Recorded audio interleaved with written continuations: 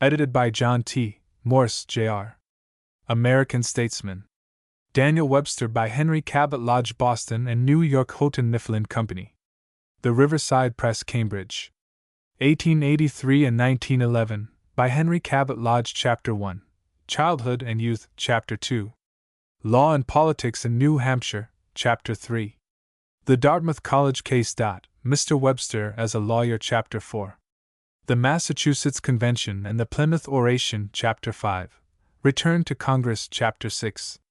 The Tariff of 1828 and the Reply to Hayne. Chapter 7. The Struggle with Jackson and the Rise of the Whig Party. Chapter 8. Secretary of State. The Ashburton Treaty. Chapter 9. Return to the Senate. The 7th of March Speech. Chapter 10. The Last Year's Daniel Webster. Note. In preparing this volume I have carefully examined all the literature contemporary and posthumous relating to Mr. Webster. I have not gone beyond the printed material, of which there is a vast mass, much of it of no value, but which contains all and more than is needed to obtain a correct understanding of the man and of his public and private life. No one can pretend to write a life of Webster without following in large measure the narrative of events as given in the elaborate, careful, and scholarly biography which we owe to Mr. George T. Curtis. In many of my conclusions I have differed widely from those of Mr. Curtis, but I desire at the outset to acknowledge fully my obligations to him. I have sought information in all directions, and have obtained some fresh material, and, as I believe, have thrown a new light upon certain points, but this does not in the least diminish the debt which I owe to the ample biography of Mr. Curtis in regard to the details as well as the general outline of Mr. Webster's public and private life. Chapter 1. Childhood and Youth. No sooner was the stout Puritan Commonwealth of Massachusetts firmly planted than it began rapidly to throw out branches in all directions. With every succeeding year the long, thin, sinuous line of settlements stretched farther and farther away to the northeast, fringing the wild shores of the Atlantic with houses and farms gathered together at the mouths or on the banks of the rivers, and with the homes of hardy fishermen which clustered in little groups beneath the shelter of the rocky headlands. The extension of these plantations was chiefly along the coast, but there was also a movement up the river courses toward the west and into the interior. The line of northeastern settlements began first to broaden in this way very slowly but still steadily from the plantations at Portsmouth and Dover, which were nearly coeval with the flourishing towns of the bay. These settlements beyond the Massachusetts line all had one common and marked characteristic. They were all exposed to Indian attack from the earliest days down to the period of the Revolution. Long after the dangers of Indian raids had become little more than a tradition to the populous and flourishing communities of Massachusetts Bay, the towns and villages of Maine and New Hampshire continued to be the outposts of a dark and bloody borderland. French and Indian warfare with all its attendant horrors was the normal condition during the latter part of the 17th and the first quarter of the 18th century. Even after the destruction of the Jesuit missions, every war in Europe was the signal for the appearance of Frenchmen and savages in northeastern New England, where their course was marked by rapine and slaughter, and lighted by the flames of burning villages. The people thus assailed were not slow in taking frequent and thorough vengeance, and so the conflict, with rare intermissions, went on until the power of France was destroyed, and the awful danger from the north, which had hung over the land for nearly a century, was finally extinguished. The people who waged this fierce war and managed to make headway in despite of it were engaged at the same time in a conflict with nature which was hardly less desperate. The soil, even in the most favored places, was none of the best, and the predominant characteristic of New Hampshire was the great rock formation which has given it the name of the Granite State. Slowly and painfully the settlers made their way back into the country, seizing on every fertile spot, and wringing subsistence, and even a certain prosperity from a niggardly soil and a harsh climate. Their little hamlets crept onward toward the base of those beautiful hills which have now become one of the favorite playgrounds of America, but which then frowned grimly even in summer, dark with trackless forests, and for the larger part of the year were sheeted with the glittering, untrampled snow from which they derive their name. Stern and strong with the force of an unbroken wilderness, they formed at all times a forbidding background to the sparse settlements in the valleys and on the seashore. This life of constant battle with nature and with the savages, this work of wresting a subsistence from the unwilling earth while the hand was always armed against a subtle and cruel foe, had, of course, a marked effect upon the people who endured it. That, under such circumstances, men should have succeeded not only in gaining a livelihood, but should have attained also a certain measure of prosperity, established a free government, founded schools and churches, and built up a small but vigorous and thriving commonwealth, is little short of marvelous. A race which could do this had an enduring strength of character which was sure to make itself felt through many generations, not only on their ancestral soil, but in every region where they wandered in search of a fortune denied to them at home. The people of New Hampshire were of the English Puritan stock. They were the borderers of New England, and were among the hardiest and boldest of their race. Their fierce battle for existence during nearly a century and a half left a deep impress upon them.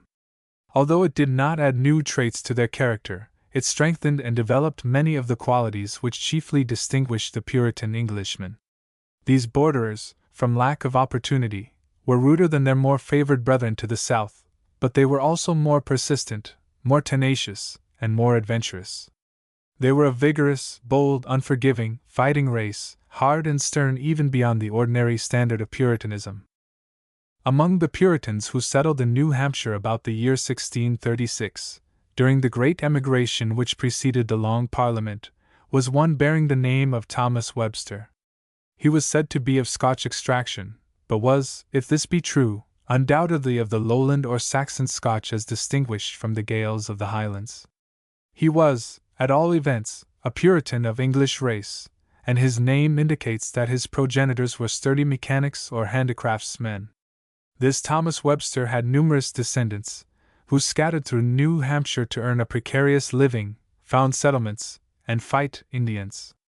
In Kingston, in the year 1739, was born one of this family named Ebenezer Webster. The struggle for existence was so hard for this particular scion of the Webster stock, that he was obliged in boyhood to battle for a living and pick up learning as he best might by the sole aid of a naturally vigorous mind. He came of age during the Great French War, and about 1760 enlisted in the then famous corps known as Rogers's Rangers. In the dangers and the successes of desperate frontier fighting, the Rangers had no equal, and of their hard and perilous experience in the wilderness, in conflict with Indians and Frenchmen, Ebenezer Webster, strong in body and daring in temperament, had his full share. When the war closed, the young soldier and Indian fighter had time to look about him for a home. As might have been expected, he clung to the frontier to which he was accustomed, and in the year 1763 settled in the northernmost part of the town of Salisbury. Here he built a log house, to which, in the following year, he brought his first wife, and here he began his career as a farmer. At that time there was nothing civilized between him and the French settlements of Canada. The wilderness stretched away from his door an ocean of forest unbroken by any white man's habitation, and in these primeval woods, although the war was ended and the French power overthrown, there still lurked roving bands of savages, suggesting the constant possibilities of a midnight foray or a noonday ambush, with their accompaniments of murder and pillage. It was a fit home, however, for such a man as Ebenezer Webster. He was a borderer in the fullest sense in a commonwealth of borderers. He was, too, a splendid specimen of the New England race, a true descendant of ancestors who had been for generations yeomen and pioneers. Tall, large, dark of hair and eyes, in the rough world in which he found himself he had been thrown at once upon his own resources without a day's schooling, and compelled to depend on his own innate force of sense and character for success. He had had a full experience of desperate fighting with Frenchmen and Indians, and, the war over, he had returned to his native town with his hard-won rank of captain. Then he had married, and had established his home upon the frontier, where he remained battling against the grim desolation of the wilderness and of the winter, and against all the obstacles of soil and climate, with the same hardy bravery with which he had faced the Indians. After 10 years of this life, in 1774, his wife died, and within a 12-month he married again. Soon after this second marriage the alarm of war with England sounded, and among the first to respond was the old ranger and Indian fighter, Ebenezer Webster. In the town which had grown up near his once solitary dwelling, he raised a company of 200 men, and marched at their head, a splendid-looking leader, dark, massive, and tall, to join the forces at Boston. We get occasional glimpses of this vigorous figure during the war. At Dorchester, Washington consulted him about the state of feeling in New Hampshire. At Bennington, we catch sight of him among the first who scaled the breastworks, and again coming out of the battle, his swarthy skin so blackened with dust and gunpowder that he could scarcely be recognized. We hear of him once more at West Point, just after Arnold's treason, on guard before the general's tent, and Washington says to him, "Captain Webster, I believe I can trust you." That was what everybody seems to have felt about this strong, silent, uneducated man. His neighbors trusted him. They gave him every office in their gift, and finally he was made judge of the local court. In the intervals of his toilsome and adventurous life he had picked up a little book learning, but the lack of more barred the way to the higher honors which would otherwise have been easily his. There were splendid sources of strength in this man, the outcome of such a race, from which his children could draw. He was, to begin with, a magnificent animal, and had an imposing bodily presence and appearance. He had courage, energy, and tenacity, all in high degree. He was businesslike, a man of few words, determined, and efficient. He had a great capacity for affection and self-sacrifice, noble aspirations, a vigorous mind, and above all, a strong, pure character which invited trust. Force of will, force of mind, force of character, these were the three predominant qualities in Ebenezer Webster. His life forms the necessary introduction to that of his celebrated son, and it is well worth study, because we can learn from it how much that son got from a father so finely endowed, and how far he profited by such a rich inheritance. By his first wife, Ebenezer Webster had 5 children. By his second wife, Abigail Eastman, a woman of good sturdy New Hampshire stock, he had likewise 5. Of these, the second son and fourth child was born on the 18th of January, 1782, and was christened Daniel. The infant was a delicate and rather sickly little being. Some cheerful neighbors predicted after inspection that it would not live long, and the poor mother, overhearing them, caught the child to her bosom and wept over it. She little dreamed of the iron constitution hidden somewhere in the small frail body, and still less of all the glory and sorrow to which her baby was destined. For many years, although the boy disappointed the village Cassandras by living, he continued weak and delicate. Manual labor, which began very early with the children of New Hampshire farmers, was out of the question in his case, and so Daniel was allowed to devote much of his time to play, for which he showed a decided aptitude. It was play of the best sort, in the woods and fields, where he learned to love nature and natural objects, to wonder at floods, to watch the habits of fish and birds, and to acquire a keen taste for field sports.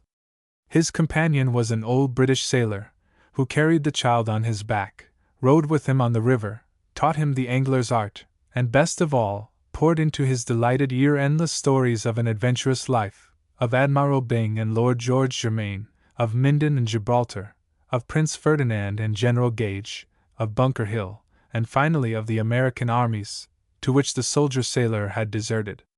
The boy repaid this devoted friend by reading the newspapers to him, and he tells us in his autobiography that he could not remember when he did not read, so early was he taught by his mother and sisters, in true New England fashion. At a very early age he began to go to school, sometimes in his native town, sometimes in another, as the district school moved from place to place. The masters who taught in these schools knew nothing but the barest rudiments, and even some of those imperfectly. One of them, who lived to a great age, enlightened perhaps by subsequent events, said that Webster had great rapidity of acquisition and was the quickest boy in school. He certainly proved himself the possessor of a very retentive memory, for when this pedagogue offered a jackknife as a reward to the boy who should be able to recite the greatest number of verses from the Bible, Webster, on the following day, when his turn came, arose and reeled off verses until the master cried, "Enough," and handed him the coveted prize.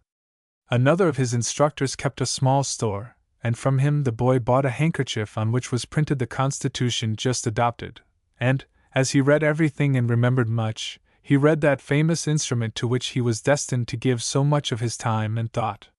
When Mr. Webster said that he read better than any of his masters, he was probably right. The power of expression and of speech and readiness in reply were his greatest natural gifts, and however much improved by cultivation, were born in him.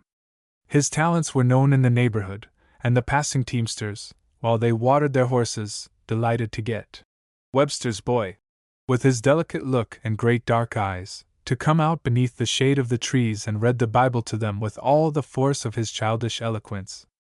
He describes his own existence at that time with perfect accuracy. I read what I could get to read, went to school when I could, and when not at school, was a farmer's youngest boy, not good for much for want of health and strength, but expected to do something. That something consisted generally in tending the sawmill, but the reading went on even there. He would set a log, and while it was going through would devour a book. There was a small circulating library in the village, and Webster read everything it contained, committing most of the contents of the precious volumes to memory, for books were so scarce that he believed this to be their chief purpose. In the year 1791 the brave old soldier, Ebenezer Webster, was made a judge of the local court, and thus got a salary of $300 or $400 a year. This accession of wealth turned his thoughts at once toward that education which he had missed, and he determined that he would give to his children what he had irretrievably lost himself. 2 years later he disclosed his purpose to his son, one hot day in the hayfield, with a manly regret for his own deficiencies and a touching pathos which the boy never forgot. The next spring his father took Daniel to Exeter Academy. This was the boy's first contact with the world, and there was the usual sting which invariably accompanies that meeting. His schoolmates laughed at his rustic dress and manners, and the poor little farm lad felt it bitterly. The natural and unconscious power by which he had delighted the teamsters was stifled, and the greatest orator of modern times never could summon sufficient courage to stand up and recite verses before these Exeter schoolboys. Intelligent masters, however, perceived something of what was in the lad, and gave him a kindly encouragement. He rose rapidly in the classes, and at the end of 9 months his father took him away in order to place him as a pupil with a neighboring clergyman. As they drove over, about a month later, to Boscawen, where Dr. Wood, the future preceptor, lived, Ebenezer Webster imparted to his son the full extent of his plan, which was to end in a college education. The joy at the accomplishment of his dearest and most fervent wish, mingled with a full sense of the magnitude of the sacrifice and of the generosity of his father, overwhelmed the boy. Always affectionate and susceptible of strong emotion, these tidings overcame him. He laid his head upon his father's shoulder and wept. With Dr. Wood Webster remained only 6 months.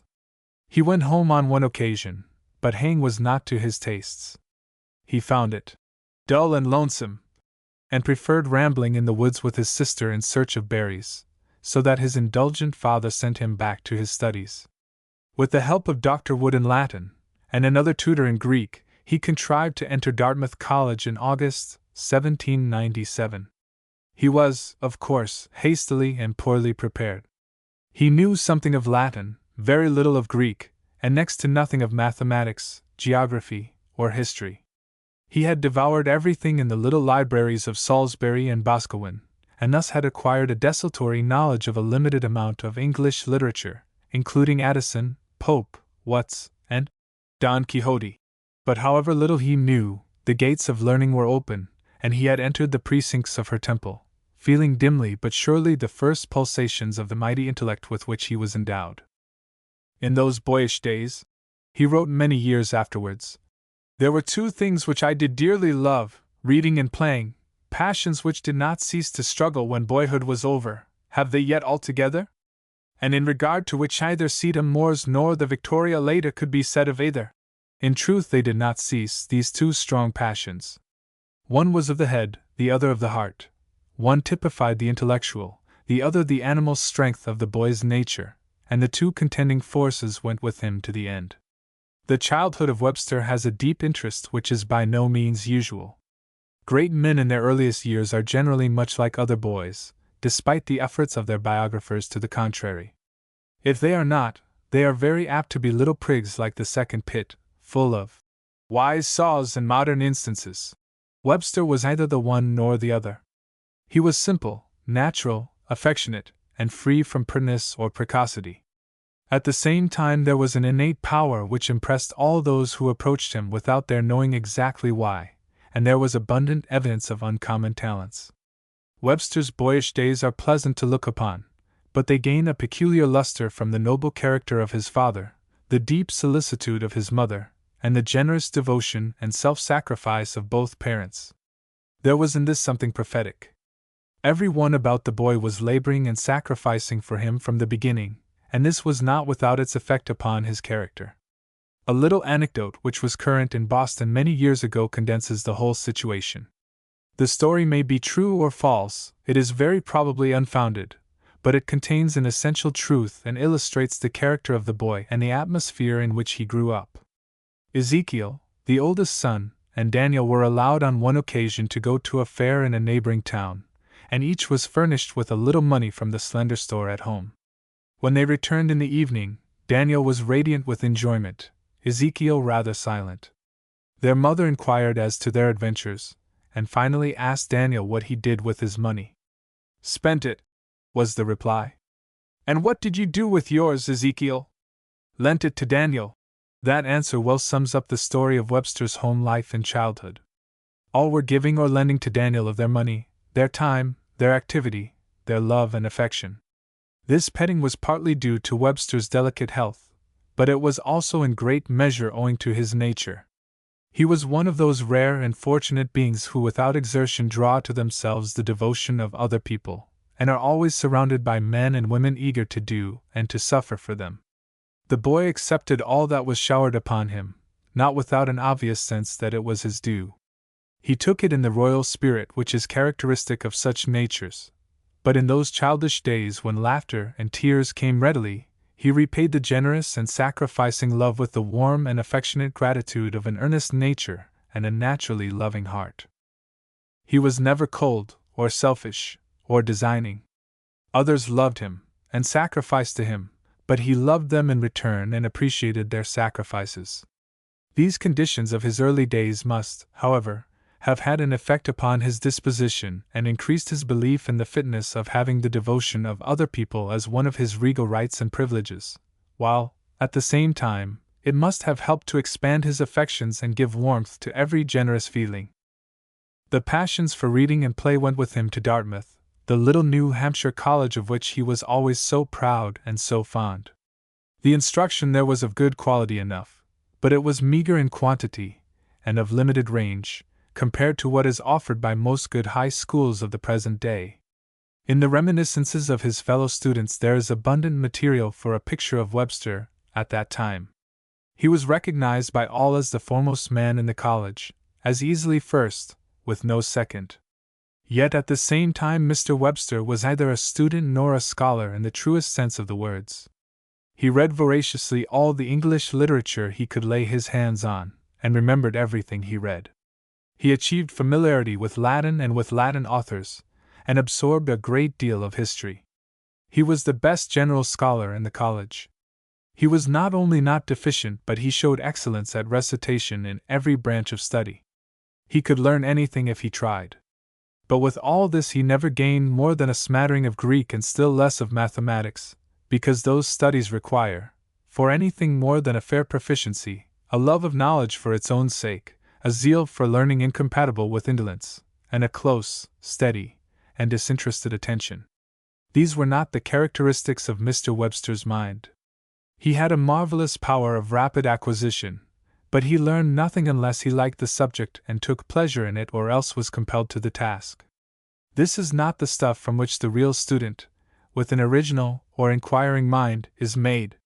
It is only fair to say that this estimate, drawn from the opinions of his fellow students, coincided with his own, for he was too large-minded and too clear-headed to have any small vanity or conceit in judging himself. He said soon after he left college, and with perfect truth, that his scholarship was not remarkable, nor equal to what he was credited with. He explained his reputation after making this confession by saying that he read carefully, meditated on what he had read, and retained it so that on any subject he was able to tell all he knew to the best advantage, and was careful never to go beyond his depth. There is no better analysis of Mr. Webster's strongest qualities of mind than this made by himself in reference to his college standing. Rapid acquisition, quick assimilation of ideas, an iron memory, and a wonderful power of stating and displaying all he knew characterized him then as in later life. The extent of his knowledge and the range of his mind, not the depth or soundness of his scholarship, were the traits which his companions remembered. One of them says that they often felt that he had a more extended understanding than the tutors to whom he recited, and this was probably true.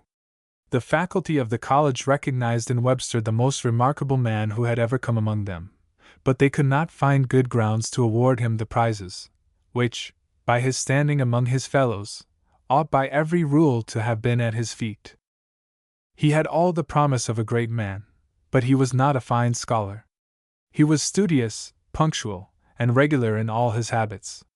He was so dignified that his friends would as soon have thought of seeing President Wheelock indulge in boyish disorders as of seeing him. But with all his dignity and seriousness of talk and manner, he was a thoroughly genial companion, full of humor and fun and agreeable conversation. He had few intimates, but many friends.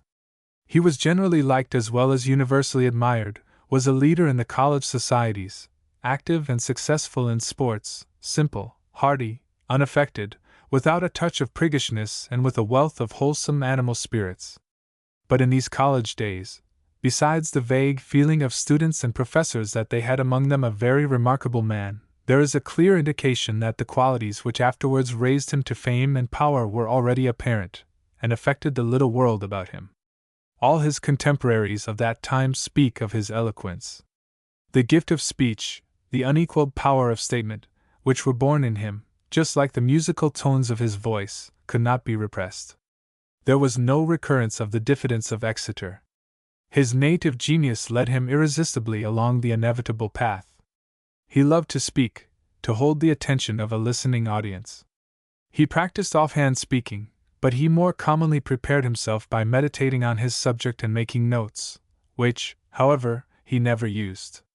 He would enter the classroom or debating society and begin in a low voice and almost sleepy manner, and would then gradually rouse himself like a lion, and pour forth his words until he had his hearers completely under his control, and glowing with enthusiasm. We see, too, at this time, the first evidence of that other great gift of bountiful nature in his commanding presence. He was then tall and thin, with high cheekbones and dark skin, but he was still impressive. The boys about him never forgot the look of his deep-set eyes, or the sound of the solemn tones of his voice, his dignity of mien, and his absorption in his subject. Above all, they were conscious of something indefinable which conveyed a sense of greatness. It is not usual to dwell so much upon mere physical attributes and appearance, but we must recur to them again and again, for Mr. Webster's personal presence was one of the great elements of his success.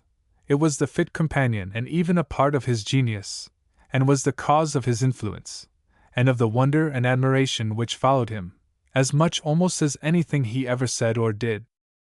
To Mr. Webster's college career belonged the first fruits of his intellect. He edited, during 1 year, a small weekly journal, and thus eked out his slender means. Besides his strictly editorial labors, he printed some short pieces of his own, which have vanished, and he also indulged in poetical effusions, which he was fond of sending to absent friends. His rhymes are without any especial character, either much better nor much worse than most college verses, and they have no intrinsic value beyond showing that their author, whatever else he might be, was no poet.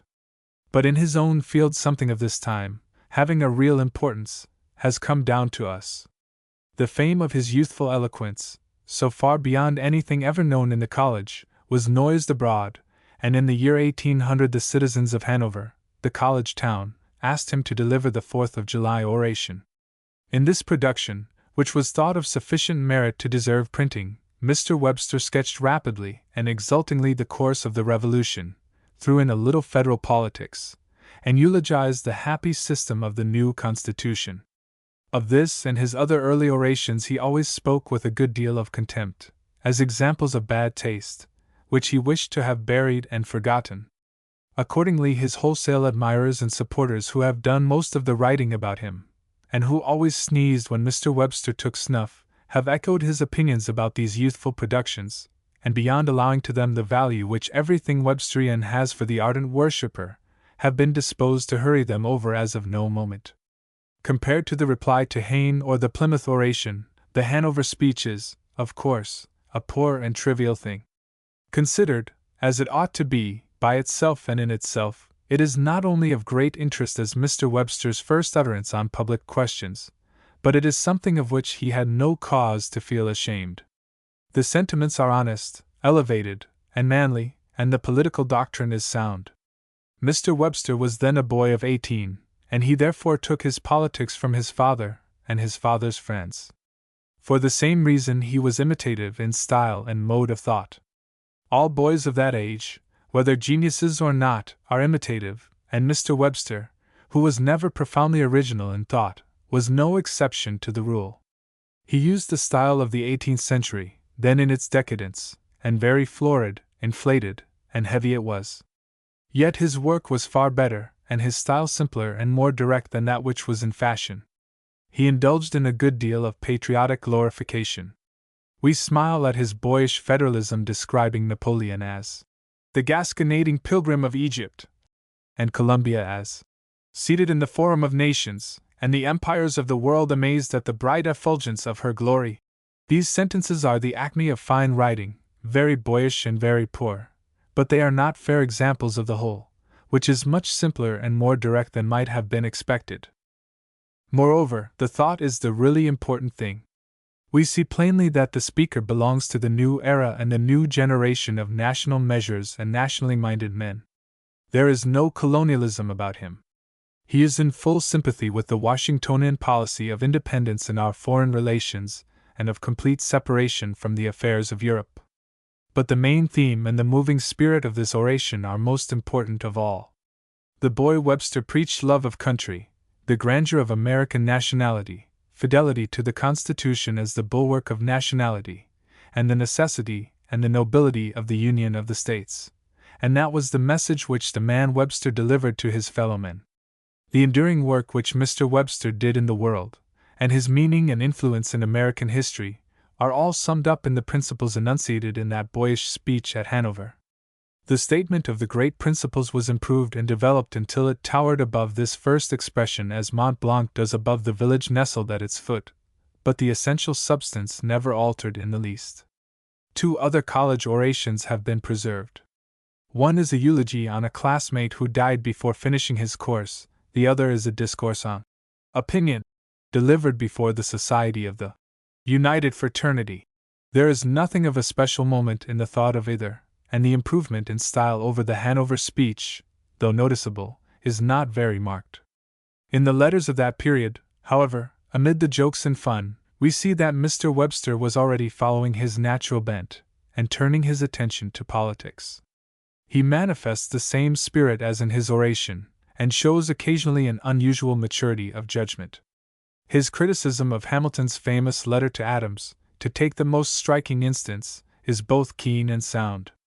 After taking his degree in due course in 1801, Mr. Webster returned to his native village, and entered the office of a lawyer next door to his father's house, where he began the study of the law in compliance with his father's wish, but without any very strong inclination of his own.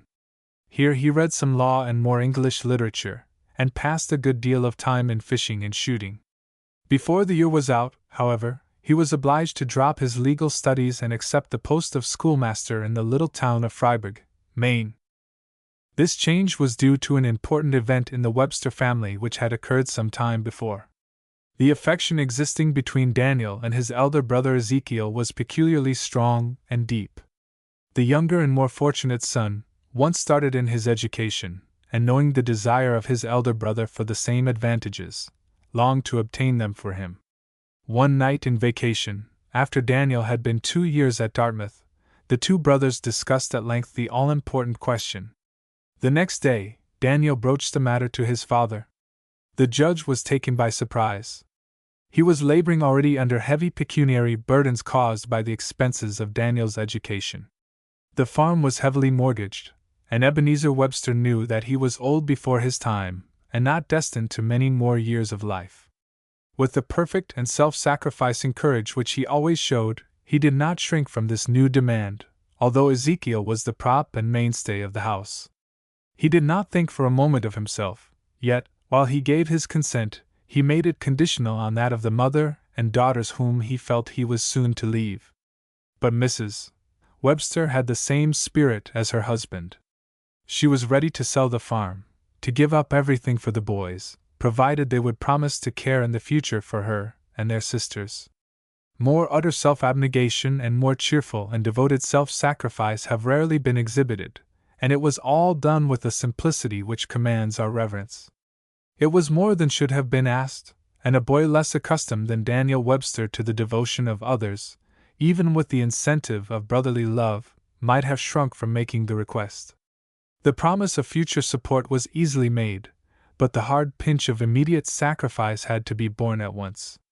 The devoted family gave themselves up to the struggle to secure an education for the two boys, and for years they did battle with debt and the pressure of poverty. Ezekiel began his studies and entered college the year Daniel graduated, but the resources were running low, so low that the law had to be abandoned and money earned without delay, and hence the schoolmastership. At no time in his life does Mr. Webster's character appear in a fairer or more lovable light than during this winter at Freiburg. He took his own share in the sacrifices he had done so much to entail, and he carried it cheerfully. Out of school hours he copied endless deeds, an occupation which he loathed above all others, in order that he might give all his salary to his brother. The burden and heat of the day in this struggle for education fell chiefly on the elder brother in the years which followed, but here Daniel did his full part, and deserves the credit for it. He was a successful teacher. His perfect dignity, his even temper, and imperturbable equanimity made his pupils like and respect him. The survivors, in their old age, recalled the impression he made upon them, and especially remembered the solemn tones of his voice at morning and evening prayer, extemporaneous exercises which he scrupulously maintained. His letters at this time are like those of his college days, full of fun and good humor and kind feeling. He had his early love affairs, but was saved from matrimony by the liberality of his affections, which were not confined to a single object. He laughs pleasantly and good-naturedly over his fortunes with the fair sex, and talks a good deal about them, but his first loves do not seem to have been very deep or lasting. Wherever he went, he produced an impression on all who saw him. In Freiburg it was his eyes which people seem to have remembered best.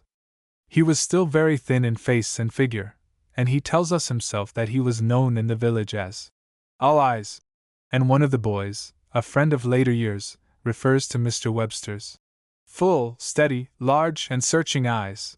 There never was a time in his life when those who saw him did not afterwards speak of his looks, generally either of the wonderful eyes or the imposing presence. There was a circulating library in Freiburg, and this he read through in his usual rapacious and retentive fashion. Here, too, he was called on for a 4th of July oration. This speech, which has been recently printed, dwells much on the Constitution and the need of adhering to it in its entirety.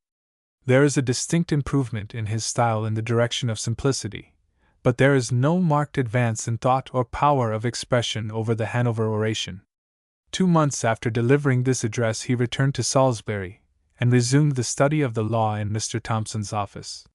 He now plunged more deeply into law books, and began to work at the law with zeal, while at the same time he read much and thoroughly in the best Latin authors. In the months which ensued his mind expanded, and ambition began to rise within him. His horizon was a limited one. The practice of his profession, as he saw it carried on about him, was small and petty, but his mind could not be shackled. He saw the lions in the path plainly, but he also perceived the great opportunities which the law was to offer in the United States, and he prophesied that we, too, should soon have our Mansfields and Kenyons. The hand of poverty was heavy upon him, and he was chafing and beating his wings against the iron bars with which circumstances had imprisoned him. He longed for a wider field, and eagerly desired to finish his studies in Boston, but saw no way to get there, except by a miracle. This miracle came through Ezekiel, who had been doing more for himself and his family than anyone else, but who, after 3 years in college, was at the end of his resources, and had taken, in his turn, to keeping school. Daniel went to Boston, and there obtained a good private school for his brother. The salary thus earned by Ezekiel was not only sufficient for himself, but enabled Daniel to gratify the cherished wish of his heart, and come to the New England capital to conclude his professional studies. The first thing to be done was to gain admittance to some good office. Mr. Webster was lucky enough to obtain an introduction to Mr. Gore, with whom, as with the rest of the world, that wonderful look and manner, apparent even then, through boyishness and rusticity, stood him in good stead. Mr. Gore questioned him, trusted him, and told him to hang up his hat, begin work as clerk at once, and write to New Hampshire for his credentials. The position thus obtained was one of fortune's best gifts to Mr. Webster. It not only gave him an opportunity for a wide study of the law under wise supervision, but it brought him into daily contact with a trained barrister and an experienced public man. Christopher Gore, one of the most eminent members of the Boston bar and a distinguished statesman, had just returned from England, whither he had been sent as one of the commissioners appointed under the Jay Treaty. He was a fine type of the aristocratic Federalist leader, one of the most prominent of that little group which from the headquarters of good principles in Boston so long controlled the politics of Massachusetts. He was a scholar, gentleman, and man of the world, and his portrait shows us a refined, high-bred face, suggesting a French marquis of the 18th century rather than the son of a New England sea captain. A few years later, Mr. Gore was chosen governor of Massachusetts, and defeated when a candidate for re-election, largely, it is supposed, because he rode in a coach and four, to which rumor added outriders, whenever he went to his estate at Waltham. This mode of travel offended the sensibilities of his Democratic constituents, but did not prevent his being subsequently chosen to the Senate of the United States, where he served a term with much distinction. The society of such a man was invaluable to Mr. Webster at this time. It taught him many things which he could have learned in no other way, and appealed to that strong taste for everything dignified and refined which was so marked a trait of his disposition and habits. He saw now the real possibilities which he had dreamed of in his native village, and while he studied law deeply and helped his brother with his school, he also studied men still more thoroughly and curiously. The professional associates and friends of Mr. Gore were the leaders of the Boston bar when it had many distinguished men whose names hold high places in the history of American law. Among them were Theophilus Parsons, Chief Justice of Massachusetts, Samuel Dexter, the ablest of them all, fresh from service in Congress and the Senate and as Secretary of the Treasury, Harrison Gray Otis, fluent and graceful as an orator, James Sullivan, and Daniel Davis, the Solicitor General. All these and many more Mr. Webster saw and watched, and he has left in his diary discriminating sketches of Parsons and Dexter, whom he greatly admired, and of Sullivan, of whom he had a poor opinion professionally. Towards the end of the year 1804, while Mr. Webster was thus pleasantly engaged in studying his profession, getting a glimpse of the world, and now and then earning a little money, an opening came to him which seemed to promise immediate and assured prosperity. The judges of his father's Court of Common Pleas offered him the vacant clerkship, worth about $1,500 annually. This was wealth to Mr. Webster. With this income he could relieve the family from debt, make his father's last years comfortable, and smooth Ezekiel's path to the bar. When, however, he announced his good luck to Mr. Gore, and his intention of immediately going home to accept the position, that gentleman, to Mr. Webster's great surprise, strongly urged a contrary course. He pointed out the possible reduction of the salary, the fact that the office depended on the favor of the judges, and above all, that it led to nothing, and destroyed the chances of any really great career. This wise mentor said, "Go on and finish your studies. You are poor enough, but there are greater evils than poverty. Live on no man's favor. What bread you do eat, let it be the bread of independence. Pursue your profession, make yourself useful to your friends and a little formidable to your enemies, and you have nothing to fear." Mr. Webster, always susceptible to outside influences, saw the wisdom of this advice, and accepted it. It would have been well if he had never swerved even by a hair's breadth from the high and sound principles which it inculcated. He acted then without delay. Going at once to Salisbury, he broke the news of his unlooked-for determination to his father, who was utterly amazed. Pride in his son's high spirit mingled somewhat with disappointment at the prospect of continued hardships. But the brave old man accepted the decision with the Puritan stoicism which was so marked a trait in his character, and the matter ended there. Returning to Boston, Mr. Webster was admitted to the bar in March, 1805.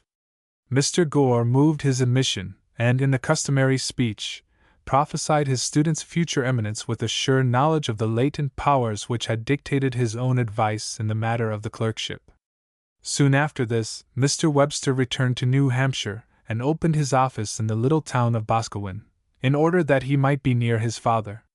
Here he devoted himself assiduously to business and study for more than 2 years, working at his profession, and occasionally writing articles for the Boston Anthology. During this time he made his first appearance in court, his father being on the bench. He gathered together a practice worth $500 or $600 a year, a very creditable sum for a young country practitioner, and won a reputation which made him known in the state. In April 1806, after a noble, toiling, unselfish life of 67 years, Ebenezer Webster died. Daniel assumed his father's debts, waited until Ezekiel was admitted to the bar, and then, transferring his business to his brother, moved, in the autumn of 1807, to Portsmouth. This was the principal town of the state, and offered, therefore, the larger field which he felt he needed to give his talents sufficient scope. Thus the first period in his life closed, and he started out on the extended and distinguished career which lay before him. These early years had been years of hardship, but they were among the best of his life. Through great difficulties and by the self-sacrifice of his family, he had made his way to the threshold of the career for which he was so richly endowed. He had passed an unblemished youth. He had led a clean, honest, hard-working life. He was simple, manly, affectionate.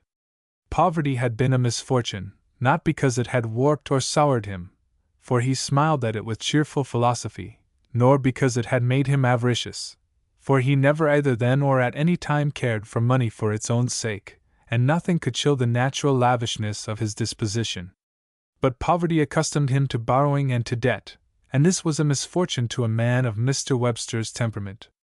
In those early days he was anxious to pay his debts, but they did not lie heavy upon him or carry a proper sense of responsibility, as they did to Ezekiel and to his father. He was deeply in debt. His books, even, were bought with borrowed money, all which was natural and inevitable, but the trouble was that it never seems to have weighed upon him or been felt by him as of much importance. He was thus early brought into the habit of debt, and was led unconsciously to regard debts and borrowing as he did the sacrifices of others, as the normal modes of existence. Such a condition was to be deplored, because it fostered an unfortunate tendency in his moral nature. With this exception, Mr. Webster's early years present a bright picture, and one which any man had a right to regard with pride and affection. Chapter 2. Law and Politics in New Hampshire. The occasion of Mr. Webster's first appearance in court has been the subject of varying tradition. It is certain, however, that in the counties where he practiced during his residence at Boscawen, he made an unusual and very profound impression. The effect then produced is described in homely phrase by one who knew him well.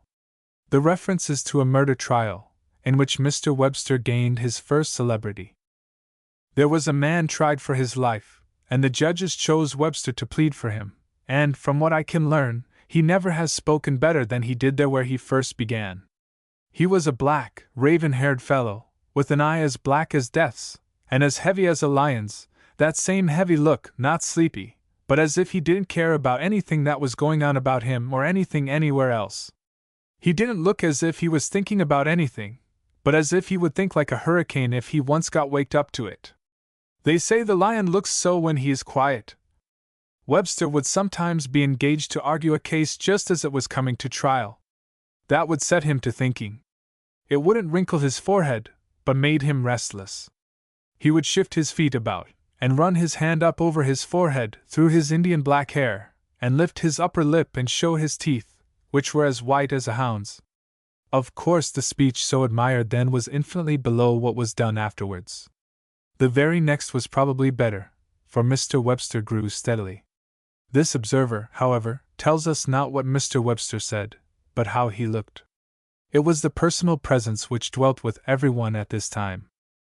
Thus, with his wonderful leonine look and large, dark eyes, and with the growing fame which he had won, Mr. Webster betook himself to Portsmouth.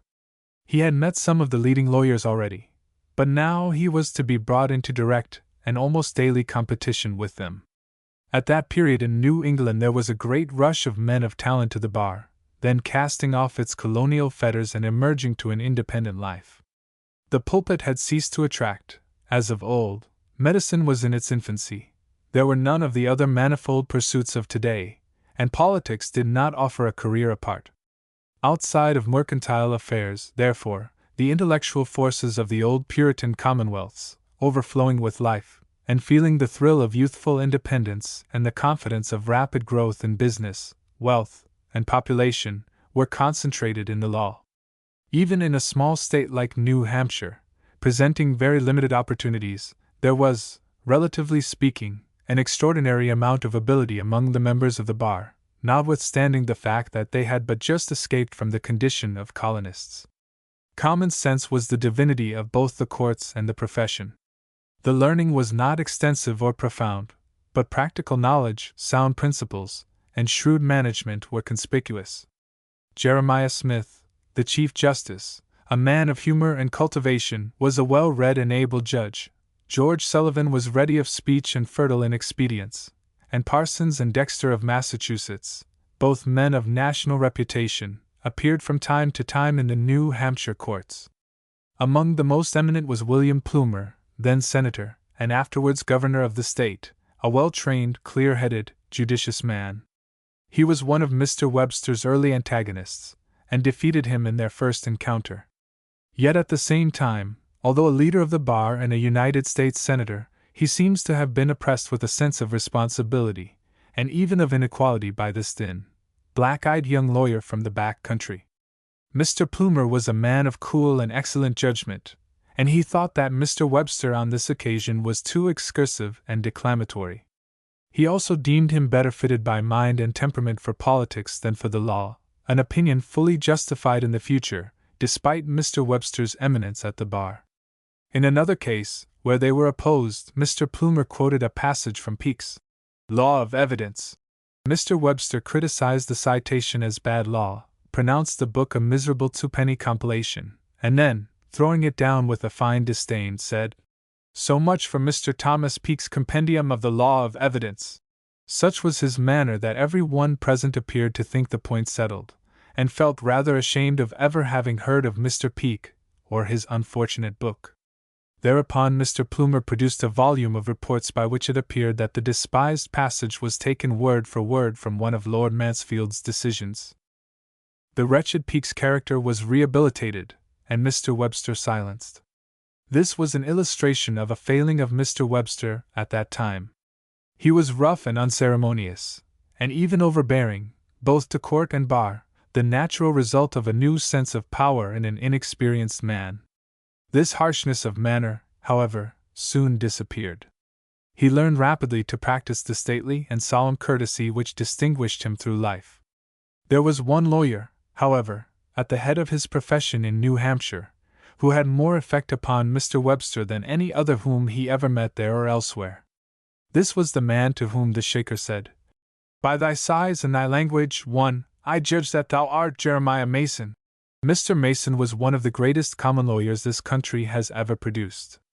Keen and penetrating in intellect, he was master of a relentless logic and of a style which, though simple and homely, was clear and correct to the last point. Slow and deliberate in his movements, and sententious in his utterances, he dealt so powerfully with evidence, and so lucidly with principles of law that he rarely failed to carry conviction to his hearers. He was particularly renowned for his success in getting verdicts.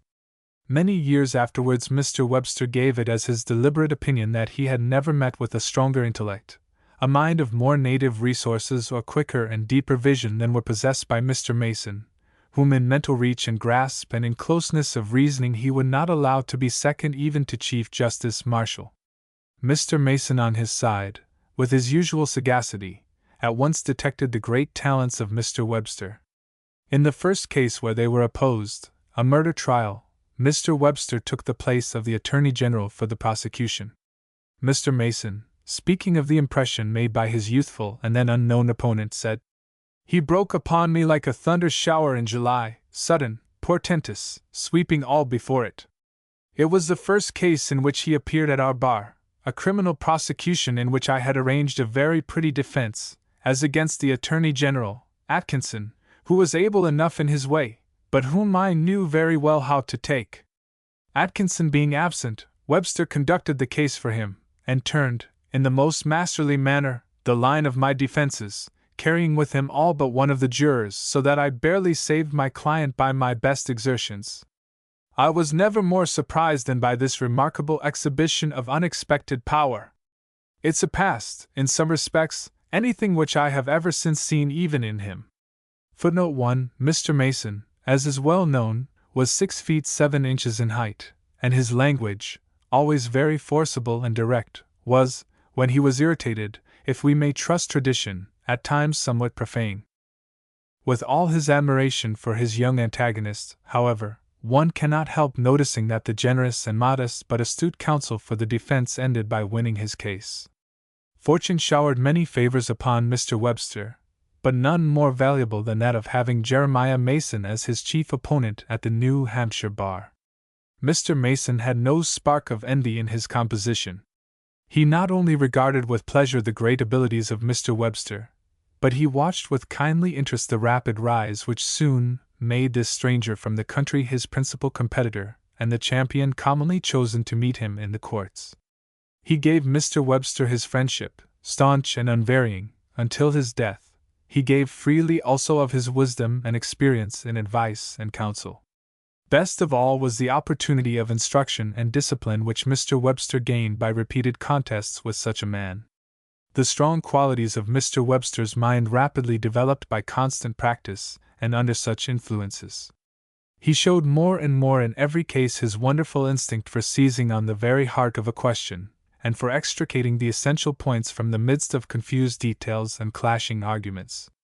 He displayed, too, more strongly every day his capacity for close, logical reasoning and for telling retort, backed by a passion and energy none the less effective from being but slowly called into activity. In a word, the unequaled power of stating facts or principles, which was the predominant quality of Mr. Webster's genius, grew steadily with a vigorous vitality, while his eloquence developed in a similar striking fashion. Much of this growth and improvement was due to the sharp competition and bright example of Mr. Mason. But the best lesson that Mr. Webster learned from his wary yet daring antagonist was in regard to style. When he saw Mr. Mason go close to the jury box, and in a plain style and conversational manner, force conviction upon his hearers, and carry off verdict after verdict, Mr. Webster felt as he had never done before the defects of his own modes of expression. His florid phrases looked rather mean, insincere, and tasteless, besides being weak and ineffective. From that time he began to study simplicity and directness, which ended in the perfection of a style unsurpassed in modern oratory. The years of Mr. Webster's professional life in Portsmouth under the tuition of Mr. Mason were of inestimable service to him. Early in this period, also, Mr. Webster gave up his bachelor existence, and made for himself a home. When he first appeared at church in Portsmouth, the minister's daughter noted and remembered his striking features and look, and regarded him as one with great capacities for good or evil. But the interesting stranger was not destined to fall a victim to any of the young ladies of Portsmouth. In the spring of 1808 he slipped away from his new friends and returned to Salisbury, where, in May, he was married. The bride he brought back to Portsmouth was Grace Fletcher, daughter of the minister of Hopkinton. Mr. Webster is said to have seen her first at church in Salisbury, whither she came on horseback in a tight-fitting black velvet dress, and looking, as he said, like an angel. She was certainly a very lovely and charming woman, of delicate and refined sensibilities and bright and sympathetic mind. She was a devoted wife, the object of her husband's first and strongest love, and the mother of his children.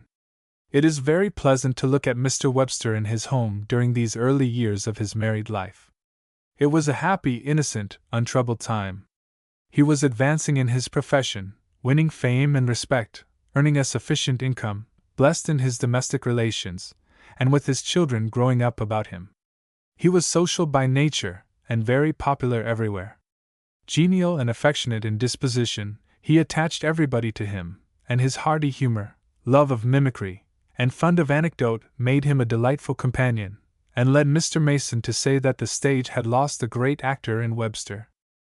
But while he was thus enjoying professional success and the contented happiness of his fireside, he was slowly but surely drifting into the current of politics, whither his genius led him, and which had for him an irresistible attraction. Mr. Webster took both his politics and his religion from his father, and does not appear to have questioned either. He had a peculiarly conservative cast of mind. In an age of revolution and skepticism, he showed no trace of the questioning spirit which then prevailed. Even in his earliest years, he was a firm believer in existing institutions, in what was fixed and established. He had a little of the disposition of Lord Thurlow, who, when asked by a dissenter why, being a notorious freethinker, he so ardently supported the established church, replied, "I support the Church of England because it is established. Establish your religion, and I'll support that." But if Mr. Webster took his religion and politics from his father in an unquestioning spirit, he accepted them in a mild form. He was a liberal federalist because he had a wide mental vision, and by nature took broad views of everything. His father, on the other hand, was a rigid, intolerant federalist of a thoroughgoing Puritan type. Being taken ill once in a town of democratic proclivities, he begged to be carried home. "I was born a Federalist," he said. "I have lived a Federalist, and I won't die in a democratic town." In the same way, Ezekiel Webster's uncompromising federalism shut him out from political preferment, and he would never modify his principles one jot in order to gain the seat in Congress which he might easily have obtained by slight concessions. The broad and liberal spirit of Daniel Webster rose superior to the rigid and even narrow opinions of his father and brother, but perhaps it would have been better for him if he had had in addition to his splendid mind the stern, unbending force of character which made his father and brother stand by their principles with immovable Puritan determination. Liberal as he was, however, in his political opinions, the same conservative spirit which led him to adopt his creed made him sustain it faithfully and constantly when he had once accepted it. He was a steady and trusted party man, although neither then nor at any time a blind, unreasoning partisan. Mr. Webster came forward gradually as a political leader by occasional addresses and speeches, at first with long intervals between them, and then becoming more frequent, until at last he found himself fairly engaged in a public career. In 1804, at the request of some of his father's friends, he published a pamphlet, entitled, "An Appeal to Old Whigs," in the interest of Gilman, the federal candidate for governor. He seems to have had a very poor opinion of this performance, and his interest in the success of the party at that juncture was very slight.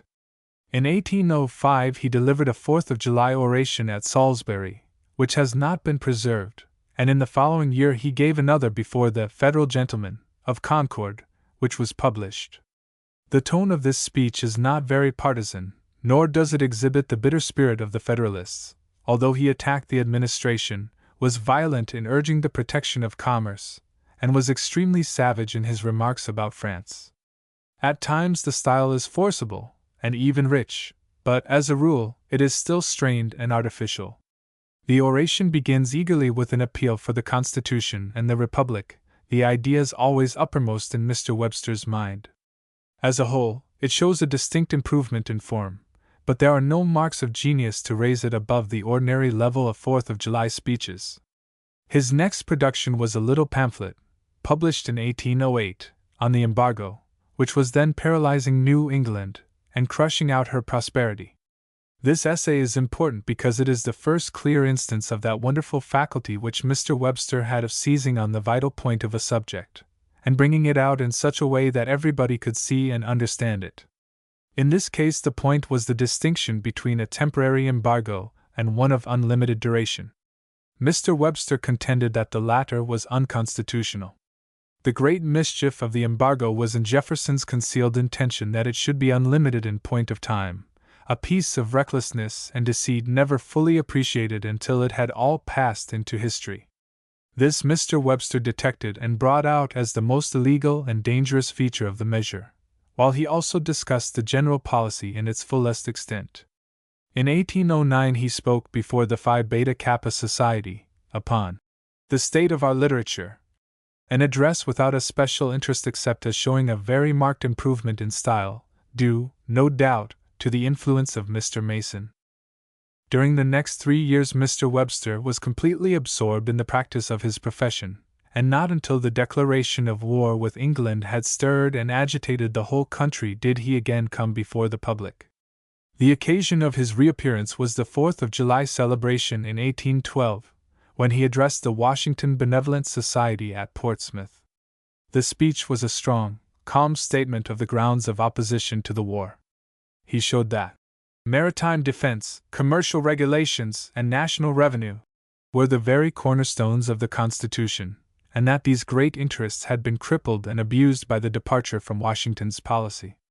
He developed, with great force, the principal and the most unanswerable argument of his party, that the Navy had been neglected and decried because it was a Federalist scheme, when a Navy was what we wanted above all things, and especially when we were drifting into a maritime conflict. He argued strongly in favor of a naval war, and measures of naval defense, instead of wasting our resources by an invasion of Canada. So far he went strictly with his party, merely invigorating and enforcing their well-known principles. But when he came to defining the proper limits of opposition to the war he modified very essentially the course prescribed by advanced Federalist opinions.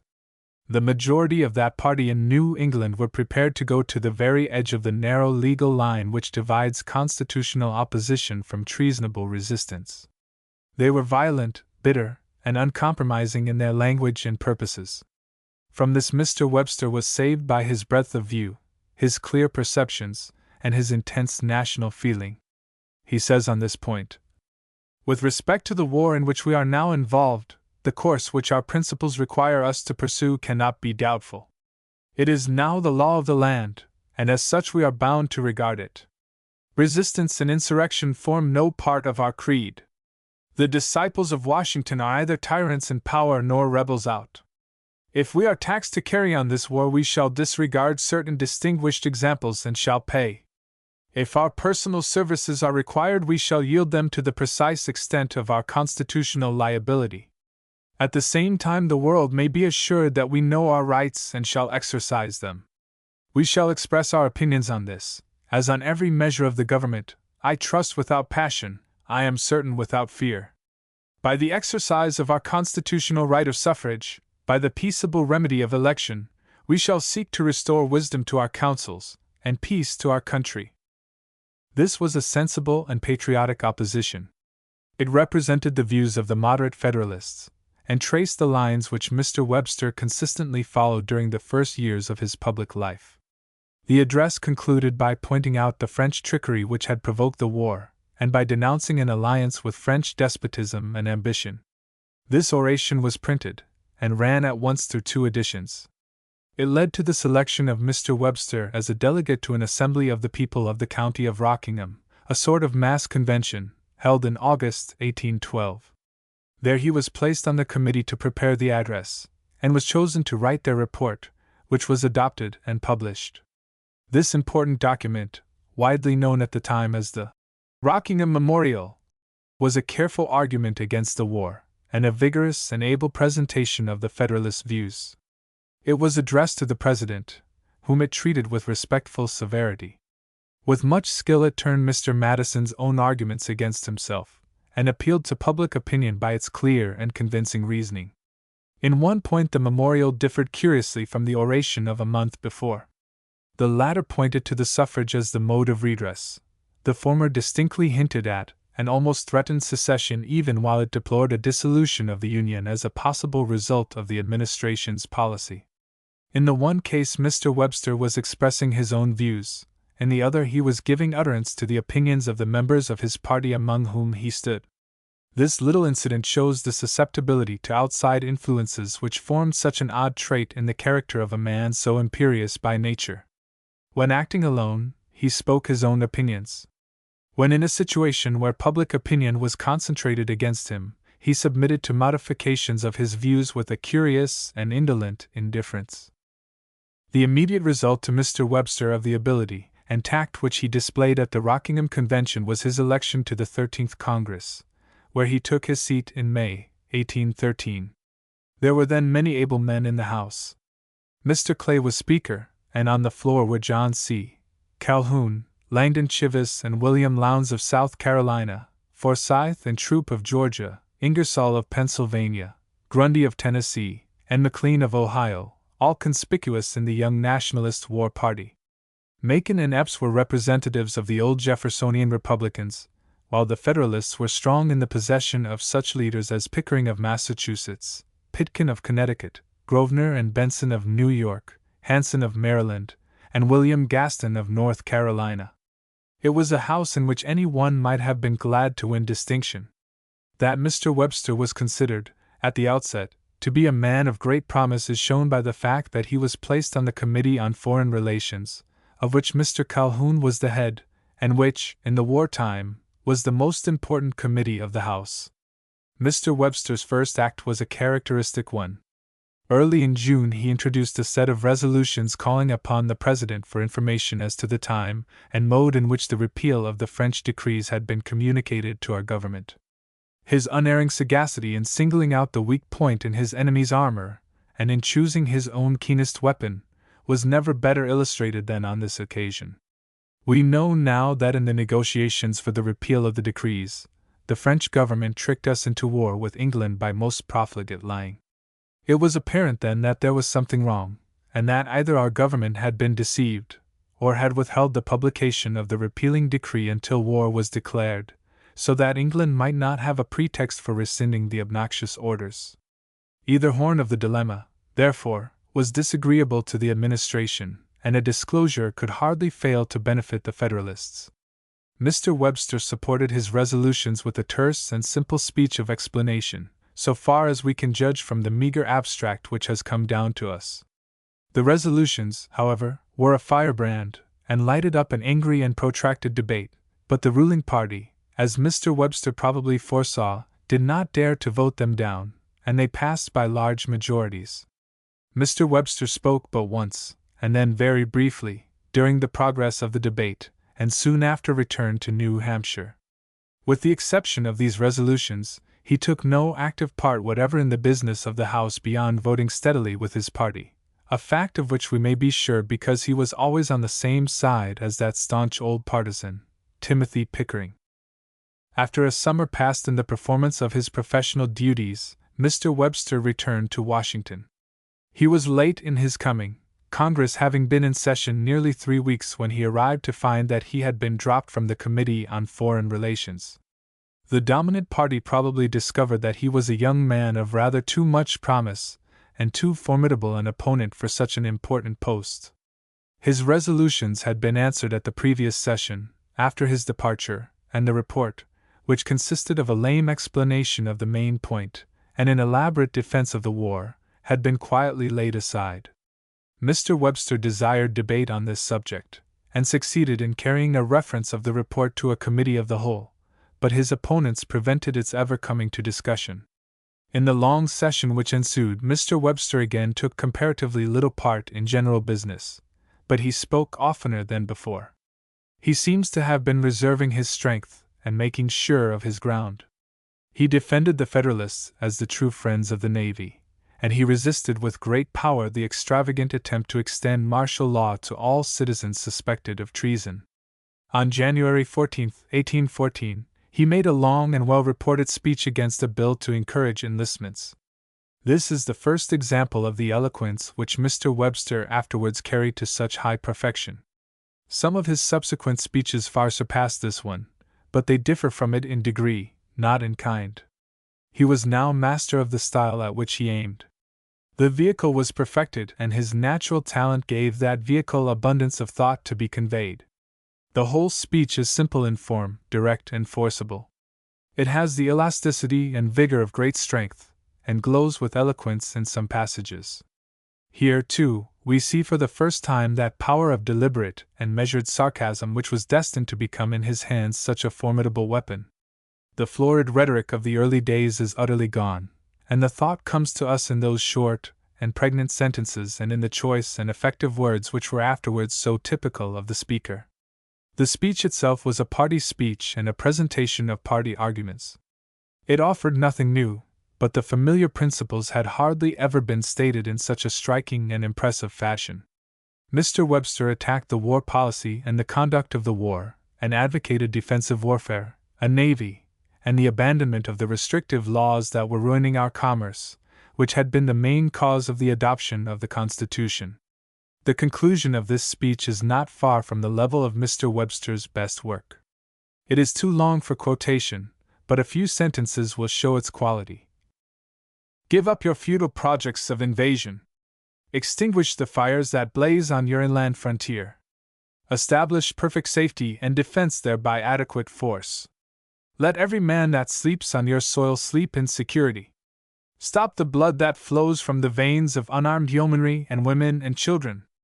Give to the living time to bury and lament their dead in the quietness of private sorrow. Having performed this work of beneficence and mercy on your inland border, turn, and look with the eye of justice and compassion on your vast population along the coast.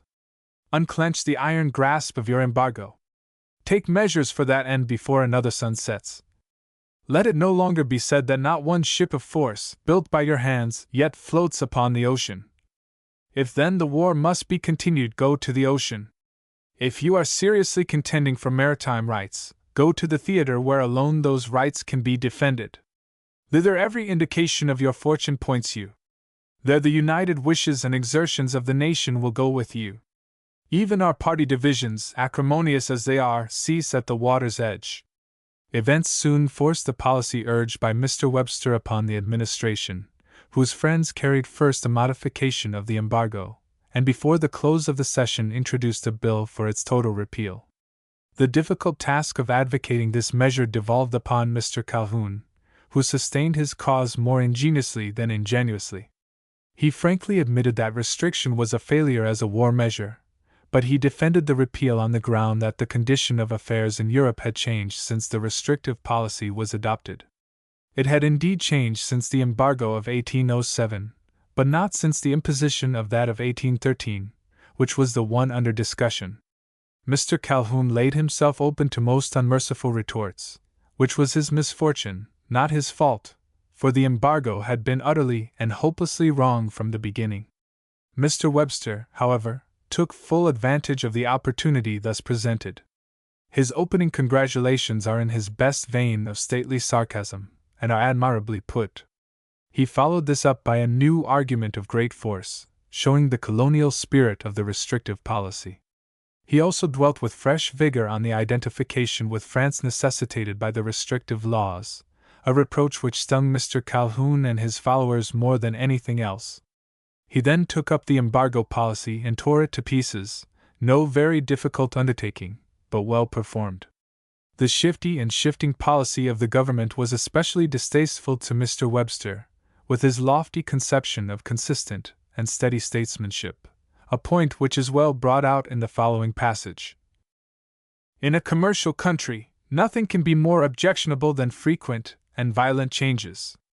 The concerns of private business do not endure such rude shocks but with extreme inconvenience and great loss.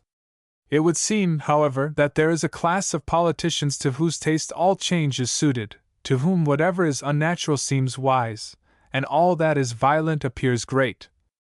The Embargo Act, the Non-Importation Act, and all the crowd of additions and supplements, together with all their garniture of messages, reports, and resolutions, are tumbling undistinguished into one common grave. But yesterday this policy had 1,000 friends and supporters. Today it is fallen and prostrate, and few so poor as to do it reverence. Sir, a government which cannot administer the affairs of a nation without so frequent and such violent alterations in the ordinary occupations and pursuits of private life, has, in my opinion, little claim to the regard of the community. All this is very characteristic of Mr. Webster's temperament in dealing with public affairs, and is a very good example of his power of dignified reproach and condemnation. Mr. Calhoun had said at the close of his speech that the repeal of the restrictive measures should not be allowed to affect the double duties which protected manufactures. Mr. Webster discussed this point at length, defining his own position, which was that of the New England Federalists, who believed in free trade as an abstract principle, and considered protection only as an expedient of which they wanted as little as possible. Mr. Webster set forth these views in his usual effective and lucid manner, but they can be considered more fitly at the period when he dealt with the tariff as a leading issue of the day and of his own public life.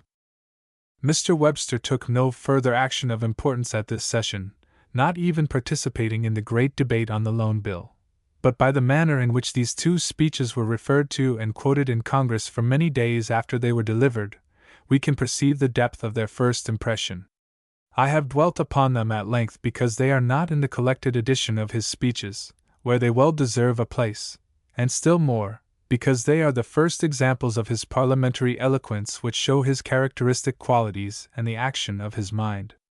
Mr. Webster was a man of slow growth, not reaching his highest point until he was nearly 50 years of age, but these two speeches mark an advanced stage in his progress. The only fresh point that he made was when he declared that the embargo was colonial in spirit, and this thought proceeded from the vital principle of Mr. Webster's public life, his intense love for nationality and union, which grew with his growth and strengthened with his strength. In other respects, these speeches presented simply the arguments and opinions of his party. They fell upon the ear of Congress and the country with a new and ringing sound because they were stated so finely and with such simplicity. Certainly one of them, and probably both, were delivered without any immediate preparation, but they really had the preparation of years, and were the utterance of thoughts which had been garnered up by long meditation. He wisely confined himself at this time to a subject which had been long before his mind, and upon which he had gathered all the essential points by observation and by a study of the multitude of speeches and essays with which the country had been deluged.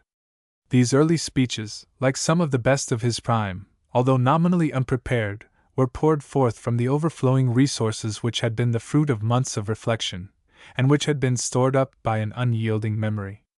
They had really been in preparation ever since the embargo pamphlet of 1808, and that was one reason for their ripeness and terseness, for their easy flow and condensed force. I have examined with care the debates in that Congress. There were many able and experienced speakers on the floor. Mr. Clay, it is true, took no part, and early in the session went to Europe. But Mr. Calhoun led in debate, and there were many others second only to him. Among all the speeches, however, Mr. Webster's stand out in sharp relief. His utterances were as clear and direct as those of Mr. Calhoun, but they had none of the South Carolinian's dryness. We can best judge of their merit and their effect by comparing them with those of his associates. They were not only forcible, but they were vivid also and full of life, and his words when he was roused fell like the blows of a hammer on an anvil. They lacked the polish and richness of his later efforts, but the force and power of statement and the purity of diction were all there, and men began to realize that one destined to great achievements had entered the field of American politics. This was very apparent when Mr. Webster came back to Washington for the extra session called in September, 1814. Although he had made previously but two set speeches, and had taken comparatively little part in everyday debate, he was now acknowledged, after his few months of service, to be one of the foremost men in the House, and the strongest leader in his party. He differed somewhat at this time from the prevailing sentiment of the Federalists in New England, for the guiding principle of his life, his love of nationality, overrode all other influences. He discountenanced the measures which led to the Hartford Convention, and he helped to keep New Hampshire out of that movement, but it is an entire mistake to represent him as an independent Federalist at this period. The days of Mr. Webster's independent politics came later, when the Federalists had ceased to exist as a party, and when no new ties had been formed. In the winter of 1814 and 1815, although, like many of the moderate Federalists, he disapproved of the separatist movement in New England, On all other party questions he acted consistently with the straightest of the sect. Sensibly enough, he did not consider the convention at Hartford, although he had nothing to do with it, either treasonable or seditious, and yet, much as he disliked its supposed purposes, he did not hesitate, in a speech on the enlistment bill, to use them as a threat to deter the administration from war measures. This was a favorite Federalist practice, gloomily to point out at this time the gathering clouds of domestic strife, in order to turn the administration back from war, that poor frightened administration of Mr. Madison, which had for months been clutching frantically at every straw which seemed to promise a chance of peace. But although Mr. Webster went as steadily and even more strongly with his party in this session, he did more and better service than ever before, partly, perhaps, because on the questions which arose, his party was, in the main, entirely right.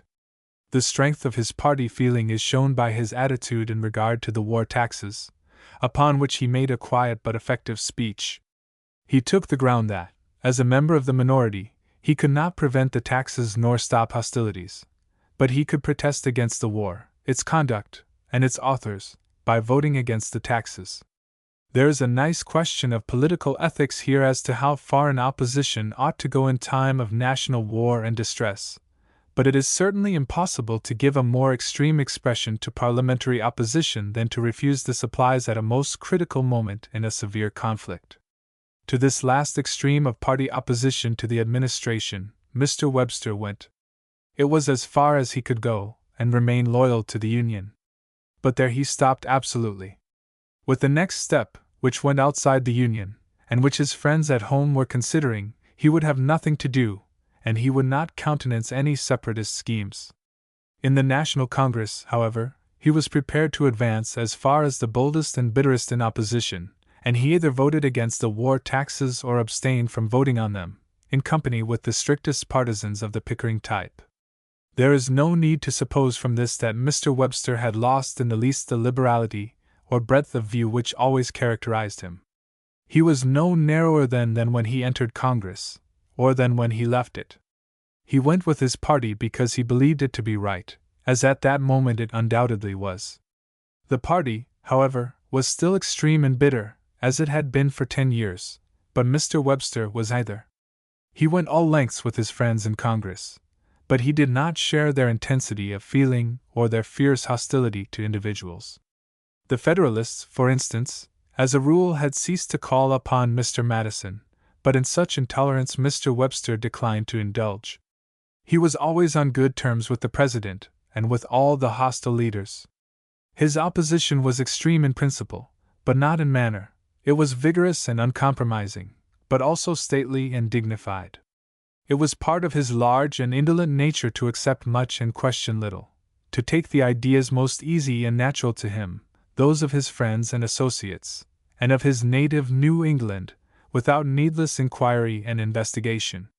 It was part of the same nature, also, to hold liberal views after he had fairly taken sides, and never, by confounding individuals with principles and purposes, to import into politics the fiery, biting element of personal hatred and malice. His position in the House once assured, we find Mr. Webster taking a much more active part in the daily debates than before. On these occasions we hear of his deliberate, conversational manner, another of the lessons learned from Mr. Mason when that gentleman, standing so close to the jury box that he could have laid his finger on the foreman's nose, as Mr. Webster said, chatted easily with each juryman, and won a succession of verdicts. But besides the daily debate, Mr. Webster spoke at length on several important occasions.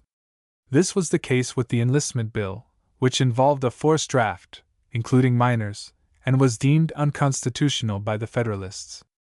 Mr. Webster had a hand, as he puts it, a strong one, we may be sure, in killing Mr. Monroe's conscription. The most important measure, however, with which Mr. Webster was called to deal, and to which he gave his best efforts, was the attempt to establish a national bank. There were 3 parties in the House on this question. The first represented the old Republican doctrines, and was opposed to any bank. The second represented the theories of Hamilton and the Federalists, and favored a bank with a reasonable capital, specie paying, and free to decide about making loans to the government. The third body was composed of members of the National War Party, who were eager for a bank merely to help the government out of its appalling difficulties. They, therefore, favored an institution of large capital, non-specie paying, and obliged to make heavy loans to the government, which involved, of course, an irredeemable paper currency. In a word, there was the party of no bank, the party of a specie bank, and the party of a huge paper money bank. The second of these parties, with which of course Mr. Webster acted, held the key of the situation. No bank could be established unless it was based on their principles.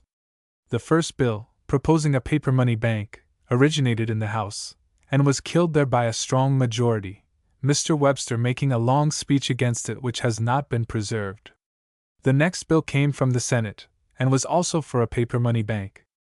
Against this scheme Mr. Webster made a second elaborate speech, which is reprinted in his works. His genius for arranging and stating facts held its full strength in questions of finance, and he now established his reputation as a master in that difficult department of statesmanship. His recent studies of economical questions in late English works and in English history gave freshness to what he said, and in clearness of argument, in range of view, and wisdom of judgment, he showed himself a worthy disciple of the school of Hamilton. His argument proceeded on the truest economical and commercial principles, and was, indeed, unanswerable. He then took his stand as the foe of irredeemable paper, whether in war or peace, and of wild, unrestrained banking, a position from which he never wavered, and in support of which he rendered to the country some of his best service as a public man. The bill was defeated by the casting vote of the Speaker. When the result was announced, Mr. Calhoun was utterly overwhelmed. He cared little for the bank but deeply for the government, which, as it was not known that peace had been made, seemed to be on the verge of ruin. He came over to Mr. Webster, and bursting into tears, begged the latter to aid in establishing a proper bank, a request which was freely granted. The vote was then reconsidered, the bill recommitted and brought back, with a reduced capital, and freed from the government power to force loans and suspend specie payments.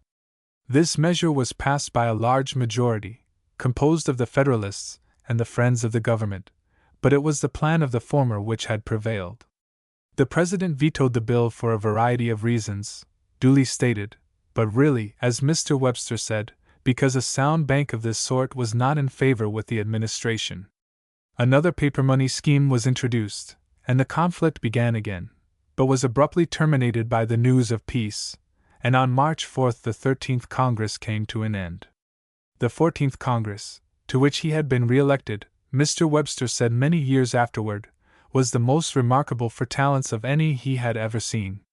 To the leaders of marked ability in the previous Congress, most of whom had been re-elected, several others were added. Mr. Clay returned from Europe to take again an active part.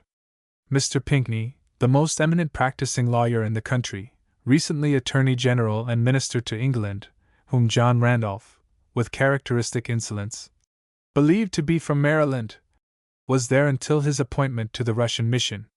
Last, but not least, there was John Randolph himself, wildly eccentric and venomously eloquent, sometimes witty, always odd and amusing, talking incessantly on everything, so that the reporters gave him up in despair, and with whom Mr. Webster came to a definite understanding before the close of the session.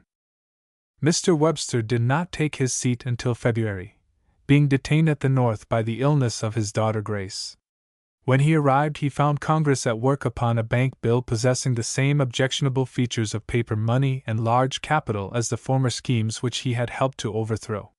He began his attack upon this dangerous plan by considering the evil condition of the currency.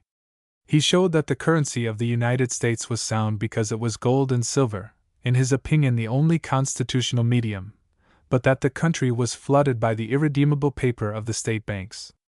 Congress could not regulate the state banks, but they could force them to specie payments by refusing to receive any notes which were not paid in specie by the bank which issued them. Passing to the proposed national bank, he reiterated the able arguments which he had made in the previous Congress against the large capital, the power to suspend specie payments, and the stock feature of the bank, which he thought would lead to speculation and control by the state banks. This last point is the first instance of that financial foresight for which Mr. Webster was so remarkable, and which shows so plainly the soundness of his knowledge in regard to economical matters.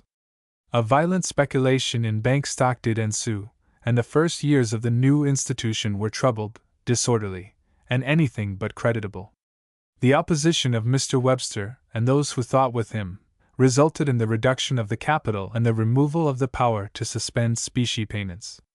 But although shorn of its most obnoxious features, Mr. Webster voted against the bill on its final passage on account of the participation permitted to the government in its management.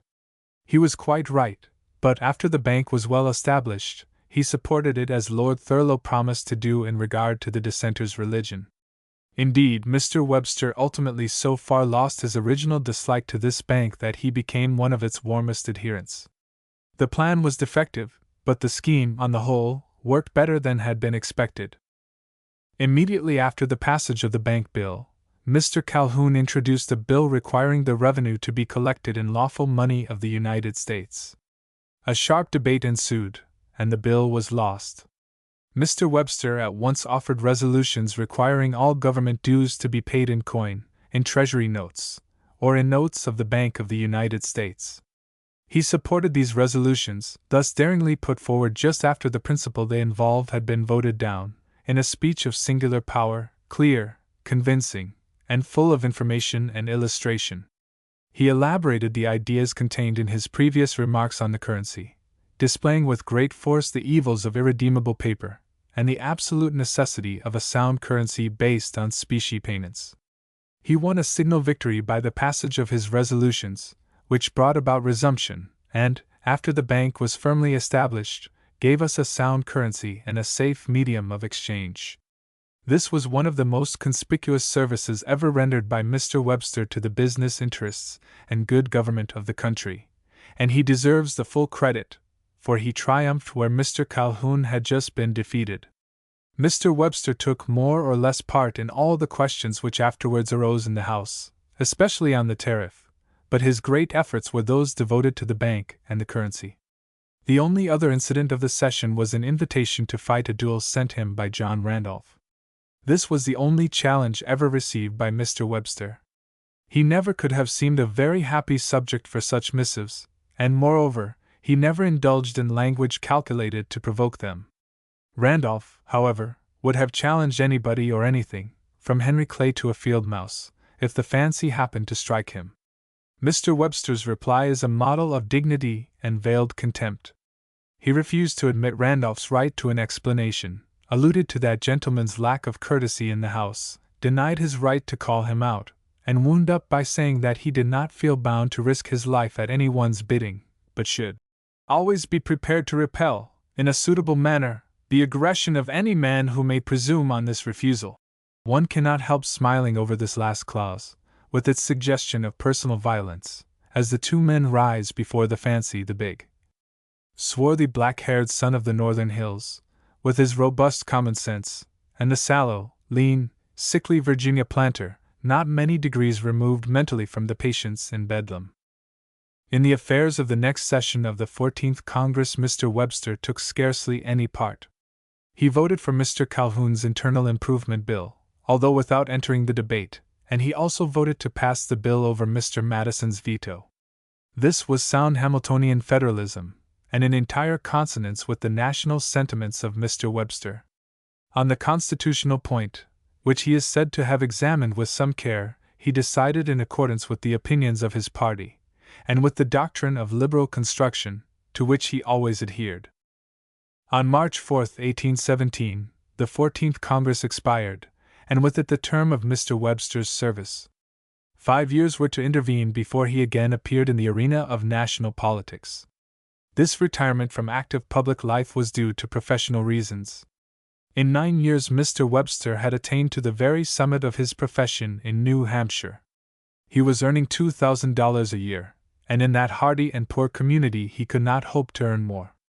To a man with such great and productive talents, and with a growing family, a larger field had become an absolute necessity. In June 1816, therefore, Mr. Webster removed from Portsmouth to Boston. That he gained by the change is apparent from the fact that the first year after his removal his professional income did not fall short of $20,000. The first suggestion of the possibilities of wealth offered to his abilities in a suitable field came from his going to Washington. There, in the winter of 1813 and 1814, he was admitted to the bar of the Supreme Court of the United States, before which he tried 2 or 3 cases, and this opened the vista of a professional career, which he felt would give him verge and room enough, as well as fit remuneration. From this beginning the Supreme Court practice, which soon led to the removal to Boston, rapidly increased, until, in the last session of his term, it occupied most of his time. This withdrawal from the duties of Congress, however, was not due to a sacrifice of his time to his professional engagements, but to the depression caused by his first great grief, which must have rendered the noise and dust of debate most distasteful to him. Mr. and Mrs. Webster had arrived in Washington for this last session, in December, 1816, and were recalled to Boston by the illness of their little daughter Grace, who was their oldest child, singularly bright and precocious, with much of her father's look and talent, and of her mother's sensibility. She was a favorite with her father, and tenderly beloved by him. After her parents' return she sank rapidly, the victim of consumption. When the last hour was at hand, the child, rousing from sleep, asked for her father. He came, raised her upon his arm, and, as he did so, she smiled upon him, and died. It is a little incident in the life of a great man, but a child's instinct does not err at such a moment, and her dying smile sheds a flood of soft light upon the deep and warm affections of Mr. Webster's solemn and reserved nature. It was the first great grief. Mr. Webster wept convulsively as he stood beside the dead, and those who saw that stately creature so wrung by anguish of the heart never forgot the sight. Thus the period which began at Portsmouth in 1807 closed in Boston, in 1817, with the death of the eldest born. In that decade Mr. Webster had advanced with great strides from the position of a raw and youthful lawyer in a back country town of New Hampshire. He had reached the highest professional eminence in his own state, and had removed to a wider sphere, where he at once took rank with the best lawyers. He was a leading practitioner in the highest national court. During his 2 terms in Congress he had become a leader of his party, and had won a solid national reputation. In those years he had rendered conspicuous service to the business interests of the nation, and had established himself as one of the ablest statesmen of the country in matters of finance. He had defined his position on the tariff as a free trader in theory and a very moderate protectionist when protection was unavoidable, a true representative of the doctrine of the New England Federalists. He had taken up his ground as the champion of specie payments and of the liberal interpretation of the Constitution, which authorized internal improvements. While he had not shrunk from extreme opposition to the administration during the war, he had kept himself entirely clear from the separatist sentiment of New England in the year 1814. He left Congress with a realizing sense of his own growing powers, and rejoicing in his strength, he turned to his profession and to his new duties in his new home. Chapter 3. The Dartmouth College Case. Mr. Webster as a lawyer. There is a vague tradition that when Mr. Webster took up his residence in Boston, some of the worthies of that ancient Puritan town were disposed at first to treat him rather cavalierly, and make him understand that because he was great in New Hampshire it did not follow that he was also great in Massachusetts. They found very quickly, however, that it was worse than useless to attempt anything of this sort with a man who, by his mere look and presence whenever he entered a room, drew all eyes to himself and hushed the murmur of conversation. It is certain that Mr. Webster soon found himself the friend and associate of all the agreeable and distinguished men of the town, and that he rapidly acquired that general popularity which, in those days, went with him everywhere.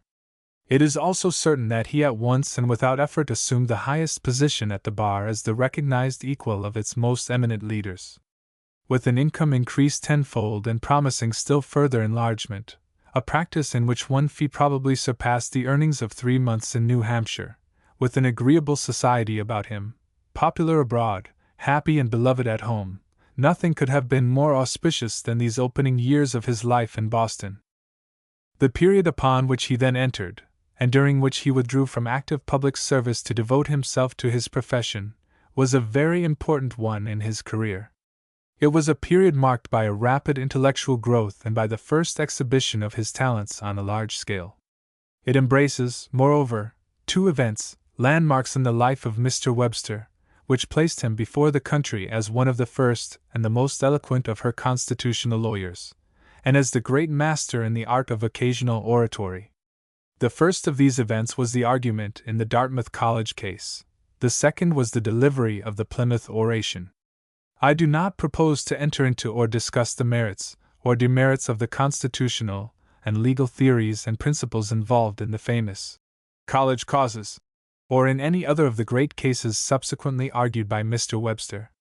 In a biography of this kind it is sufficient to examine Mr. Webster's connection with the Dartmouth College case, and endeavor, by a study of his arguments in that and in certain other hardly less important causes, to estimate properly the character and quality of his abilities as a lawyer, both in the ordinary acceptation of the term and in dealing with constitutional questions.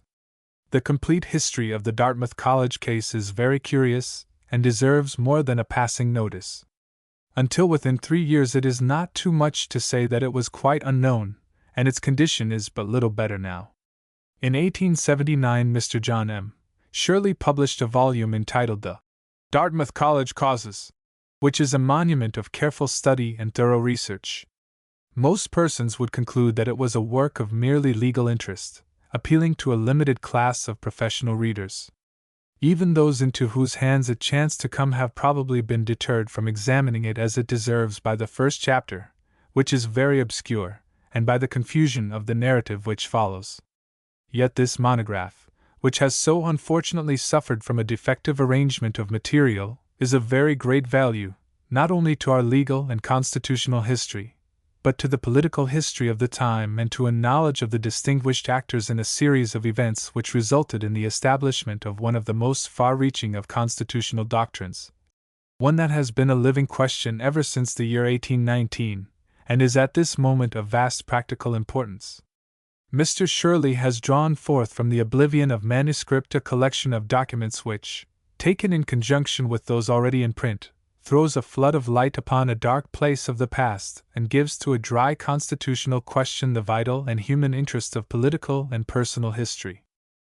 In his early days Eleazar Wheelock, the founder of Dartmouth College, had had much religious controversy with Dr. Bellamy of Connecticut, who was like himself a graduate of Yale. Wheelock was a Presbyterian and a liberal, Bellamy a Congregationalist and strictly orthodox. The charter of Dartmouth was free from any kind of religious discrimination. By his will the elder Wheelock provided in such a way that his son succeeded him in the presidency of the college.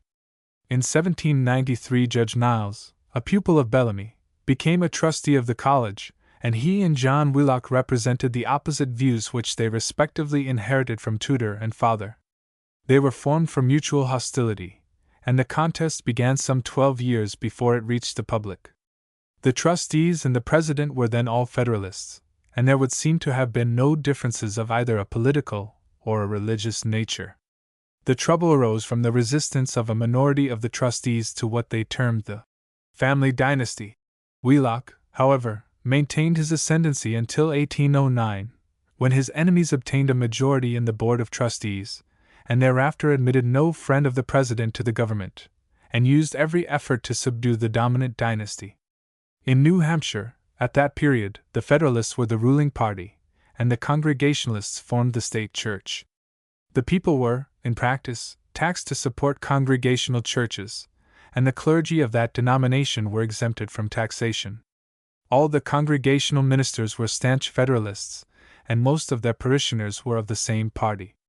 The college, the only seat of learning in the state, was one of the Federalist and Congregational strongholds. After several years of fruitless and bitter conflict, the Wheelock party, in 1815, brought their grievances before the public in an elaborate pamphlet. This led to a rejoinder, and a war of pamphlets ensued, which was soon transferred to the newspapers, and created a great sensation and a profound interest. Wheelock now contemplated legal proceedings. Mr. Plumer was in ill health, Judge Smith and Mr. Mason were allied with the trustees, and the president therefore went to Mr. Webster, consulted him professionally, paid him, and obtained a promise of his future services. About the time of this consultation, Wheelock sent a memorial to the legislature, charging the trustees with misapplication of the funds, and various breaches of trust, religious intolerance, and a violation of the charter in their attacks upon the presidential office, and prayed for a committee of investigation. The trustees met him boldly and offered a sturdy resistance, denying all the charges, especially that of religious intolerance, but the committee was voted by a large majority. On August 5, Wheelock, as soon as he learned that the committee was to have a hearing, wrote to Mr. Webster, reminding him of their consultation, enclosing a fee of $20, and asking him to appear before the committee. Mr. Webster did not come, and Wheelock had to go on as best he could without him. One of Wheelock's friends, Mr. Dunham, wrote a very indignant letter to Mr. Webster on his failure to appear, to which Mr. Webster replied that he had seen Wheelock and they had contemplated a suit in court, but that at the time of the hearing he was otherwise engaged, and moreover that he did not regard a summons to appear before a legislative committee as a professional call, adding that he was by no means sure that the president was wholly in the right. The truth was that many of Mr. Webster's strongest personal and political friends, and most of the leaders with whom he was associated in the control of the Federalist Party, were either trustees themselves or closely allied with the trustees. In the interval between the consultation with Wheelock and the committee hearing, these friends and leaders saw Mr. Webster, and pointed out to him that he must not desert them, and that this college controversy was fast developing into a party question. Mr. Webster was convinced, and abandoned Wheelock, making, as has been seen, a very unsatisfactory explanation of his conduct. In this way he finally parted company with Wheelock, and was thereafter irrevocably engaged on the side of the trustees. Events now moved rapidly. The trustees, without heeding the advice of Mr. Mason to delay, removed Wheelock from the presidency, and appointed in his place the Rev. Francis Brown. This fanned the flame of popular excitement, and such a defiance of the legislative committee threw the whole question into politics. As Mr. Mason had foreseen when he warned the trustees against hasty action, all the Democrats, all members of sects other than the Congregational, and all freethinkers generally, were united against the trustees, and consequently against the Federalists. The election came on. Wheelock, who was a Federalist, went over to the enemy, carrying his friends with him, and Mr. Plumer, the Democratic candidate, was elected governor, together with a Democratic legislature. Mr. Webster perceived at once that the trustees were in a bad position. He advised that every effort should be made to soothe the Democrats, and that the purpose of founding a new college should be noised abroad, in order to create alarm. Strategy, however, was vain. Governor Plumer declared against the trustees in his message, and the legislature in June, 1816, despite every sort of protest and remonstrance, passed an act to reorganize the college, and virtually to place it within the control of the state. The governor and council at once proceeded to choose trustees and overseers under the new law, and among those thus selected was Joseph Story of Massachusetts. Both boards of trustees assembled. The old board turned out Judge Woodward, their secretary, who was a friend to Wheelock and secretary also of the new board, and, receiving $1,000 from a friend of one of the professors, resolved to fight. President Brown refused to obey the summons of the new trustees, who expelled the old board by resolution. Thereupon the old board brought suit against Woodward for the college seal and other property, and the case came on for trial in May, 1817. Mr. Mason and Judge Smith appeared for the college, George Sullivan and Ichabod Bartlett for Woodward and the State Board.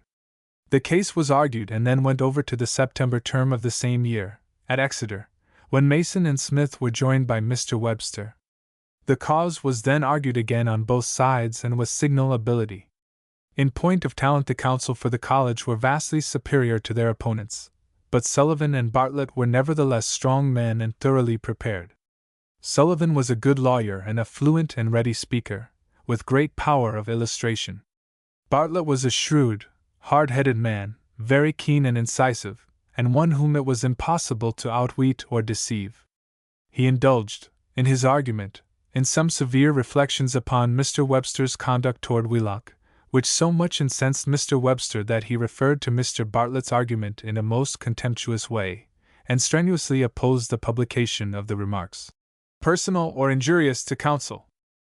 The weight of the argument for the college fell upon Mason and Smith, who spoke for 2 and 4 hours respectively. Sullivan and Bartlett occupied 3 hours, and the next day Mr. Webster closed for the plaintiffs in a speech of 2 hours.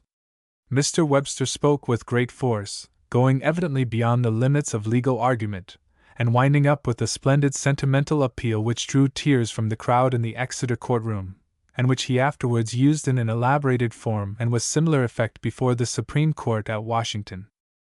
It now becomes necessary to state briefly the points at issue in this case, which were all fully argued by the counsel on both sides. Mr. Mason's brief, which really covered the whole case, was that the acts of the legislature were not obligatory, 1. Because they were not within the general scope of legislative power, 2. Because they violated certain provisions of the Constitution of New Hampshire restraining legislative power, 3. Because they violated the Constitution of the United States. In Farrar's report of Mason's speech, 23 pages are devoted to the first point, 8 to the second, and 6 to the third. In other words, the third point, involving the great constitutional doctrine on which the case was finally decided at Washington, the doctrine that the legislature, by its acts, had impaired the obligation of a contract, was passed over lightly. In so doing, Mr. Mason was not alone. Neither he nor Judge Smith nor Mr. Webster, nor the court nor the counsel on the other side, attached much importance to this point. Curiously enough, the theory had been originated many years before, by Wheelock himself, at a time when he expected that the minority of the trustees would invoke the aid of the legislature against him, and his idea had been remembered. It was revived at the time of the newspaper controversy, and was pressed upon the attention of the trustees and upon that of their counsel. But the lawyers attached little weight to the suggestion, although they introduced it and argued it briefly. Mason, Smith, and Webster all relied for success on the ground covered by the first point in Mason's brief. This is called by Mr. Shirley the Parsons view, from the fact that it was largely drawn from an argument made by Chief Justice Parsons in regard to visitatorial powers at Harvard College. Briefly stated, the argument was that the college was an institution founded by private persons for particular uses, that the charter was given to perpetuate such uses, that misconduct of the trustees was a question for the courts, and that the legislature, by its interference, transcended its powers. To these general principles, strengthened by particular clauses in the Constitution of New Hampshire, the counsel for the college trusted for victory. The theory of impairing the obligation of contracts they introduced, but they did not insist on it, or hope for much from it. On this point, however, and of course, on this alone, the case went up to the Supreme Court. In December, 1817, Mr. Webster wrote to Mr. Mason, regretting that the case went up on one point only. He occupied himself at this time in devising cases which should raise what he considered the really vital points, and which, coming within the jurisdiction of the United States, could be taken to the Circuit Court, and thence to the Supreme Court at Washington. These cases, in accordance with his suggestion, were begun, but before they came on in the Circuit Court, Mr. Webster made his great effort in Washington. 3/4 of his legal argument were there devoted to the points in the Circuit Court cases, which were not in any way before the Supreme Court in the College versus Woodward. So little, indeed, did Mr. Webster think of the great constitutional question which has made the case famous, that he forced the other points in where he admitted that they had no proper standing, and argued them at length. They were touched upon by Marshall, who, however, decided wholly upon the constitutional question, and they were all thrown aside by Judge Washington, who declared them irrelevant, and rested his decision solely and properly on the constitutional point. 2 months after his Washington argument, Mr. Webster, still urging forward the Circuit Court cases, wrote to Mr. Mason that all the questions must be brought properly before the Supreme Court, and that, on the general principle, that the state legislature could not divest vested rights, strengthened by the constitutional provisions of New Hampshire, he was sure they could defeat their adversaries. Thus this doctrine of impairing the obligation of contracts which produced a decision in its effects more far-reaching and of more general interest than perhaps any other ever made in this country, was imported into the case at the suggestion of laymen, was little esteemed by counsel, and was comparatively neglected in every argument. It is necessary to go back now, for a moment, in the history of the case. The New Hampshire court decided against the plaintiffs on every point, and gave a very strong and elaborate judgment, which Mr. Webster acknowledged was able, plausible, and ingenious. After much wrangling, the council agreed on a special verdict, and took the case up on a writ of error to the Supreme Court. Mason and Smith were unable or unwilling to go to Washington, and the case was entrusted to Mr. Webster, who secured the assistance of Mr. Joseph Hopkinson of Philadelphia. The case for the state, hitherto ably managed, was now confided to Mr. John Holmes of Maine, and Mr. Wirt, the Attorney General, who handled it very badly. Holmes, an active, fluent Democratic politician, made a noisy, rhetorical, political speech, which pleased his opponents and disgusted his clients and their friends. Mr. Wirt, loaded with business cares of every sort, came into court quite unprepared, and endeavored to make up for his deficiencies by declamation.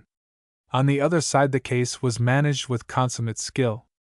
Hopkinson was a sound lawyer, and being thoroughly prepared, made a good legal argument. The burden of the conflict was, however, borne by Mr. Webster, who was more interested personally than professionally, and who, having raised money in Boston to defray the expenses of the suit, came into the arena at Washington armed to the teeth, and in the full luster of his great powers. The case was heard on March 10, 1818, and was opened by Mr. Webster. He had studied the arguments of his adversaries below, and the vigorous hostile opinion of the New Hampshire judges. He was in possession of the thorough argument emanating from the penetrating mind of Mr. Mason and fortified and extended by the ample learning and judicial wisdom of Judge Smith. To the work of his eminent associates, he could add nothing more than one not very important point, and a few cases which his far-ranging and retentive memory supplied. All the notes, minutes, and arguments of Smith and Mason were in his hands. It is only just to say that Mr. Webster tells all this himself, and that he gives all credit to his colleagues, whose arguments, he says, he clumsily put together, and of which he adds that he could only be the reciter. The faculty of obtaining and using the valuable work of other men, one of the characteristic qualities of a high and commanding order of mind, was even then strong in Mr. Webster. But in that bright period of early manhood it was accompanied by a frank and generous acknowledgment of all and more than all the intellectual aid he received from others. He truly and properly awarded to Mason and Smith all the credit for the law and for the legal points and theories set forth on their side, and modestly says that he was merely the arranger and reciter of other men's thoughts. But how much that arrangement and recitation meant! There were, perhaps, no lawyers better fitted than Mason and Smith to examine a case and prepare an argument enriched with everything that learning and sagacity could suggest. But when Mr. Webster burst upon the court and the nation with this great appeal, it was certain that there was no man in the land who could so arrange arguments and facts, who could state them so powerfully, and with such a grand and fitting eloquence. The legal part of the argument was printed in Farrar's report, and also in Wheaton's, after it had been carefully revised by Mr. Webster with the arguments of his colleagues before him. This legal and constitutional discussion shows plainly enough Mr. Webster's easy and firm grasp of facts and principles, and his power of strong, effective, and lucid statement, but it is in its very nature dry, cold, and lawyer-like. It gives no conception of the glowing vehemence of the delivery, or of those omitted portions of the speech which dealt with matters outside the domain of law, and which were introduced by Mr. Webster with such telling and important results. He spoke for 5 hours, but in the printed report his speech occupies only 3 pages more than that of Mr. Mason in the court below. Both were slow speakers, and thus there is a great difference in time to be accounted for, even after making every allowance for the peroration which we have from another source, and for the wealth of legal and historical illustration with which Mr. Webster amplified his presentation of the question. Something was left out, Mr. Webster says, and that something which must have occupied in its delivery nearly an hour was the most conspicuous example of the generalship by which Mr. Webster achieved victory, and which was wholly apart from his law. This art of management had already been displayed in the treatment of the cases made up for the circuit courts, and in the elaborate and irrelevant legal discussion which Mr. Webster introduced before the Supreme Court. But this management now entered on a much higher stage, where it was destined to win victory, and exhibited in a high degree tact and knowledge of men. Mr. Webster was fully aware that he could rely, in any aspect of the case, upon the sympathy of Marshall and Washington. He was equally certain of the unyielding opposition of Duval and Todd. The other three judges, Johnson, Livingston, and Story, were known to be adverse to the college, but were possible converts. The first point was to increase the sympathy of the Chief Justice to an eager and even passionate support. Mr. Webster knew the chord to strike, and he touched it with a master hand. This was the something left out, of which we know the general drift, and we can easily imagine the effect. In the midst of all the legal and constitutional arguments, relevant and irrelevant, even in the pathetic appeal which he used so well in behalf of his alma mater, Mr. Webster boldly and yet skillfully introduced the political view of the case. So delicately did he do it that an attentive listener did not realize that he was straying from the field of mere reason into that of political passion. Here no man could equal him or help him, for here his eloquence had full scope, and on this he relied to arouse Marshall, whom he thoroughly understood.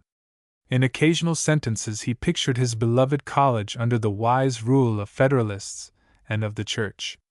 He depicted the party assault that was made upon her. He showed the citadel of learning threatened with unholy invasion and falling helplessly into the hands of Jacobins and freethinkers. As the tide of his resistless and solemn eloquence, mingled with his masterly argument, flowed on, we can imagine how the great Chief Justice roused like an old war-horse at the sound of the trumpet. The words of the speaker carried him back to the early years of the century, when, in the full flush of manhood, at the head of his court, the last stronghold of federalism, the last bulwark of sound government, he had faced the power of the triumphant Democrats. Once more it was Marshall against Jefferson, the judge against the president. Then he had preserved the ark of the Constitution. Then he had seen the angry waves of popular feeling breaking vainly at his feet. Now, in his old age, the conflict was revived. Jacobinism was raising its sacrilegious hand against the temples of learning, against the friends of order and good government. The joy of battle must have glowed once more in the old man's breast as he grasped anew his weapons and prepared with all the force of his indomitable will to raise yet another constitutional barrier across the path of his ancient enemies. We cannot but feel that Mr. Webster's lost passages, embodying this political appeal, did the work, and that the result was settled when the political passions of the Chief Justice were fairly aroused. Marshall would probably have brought about the decision by the sole force of his imperious will.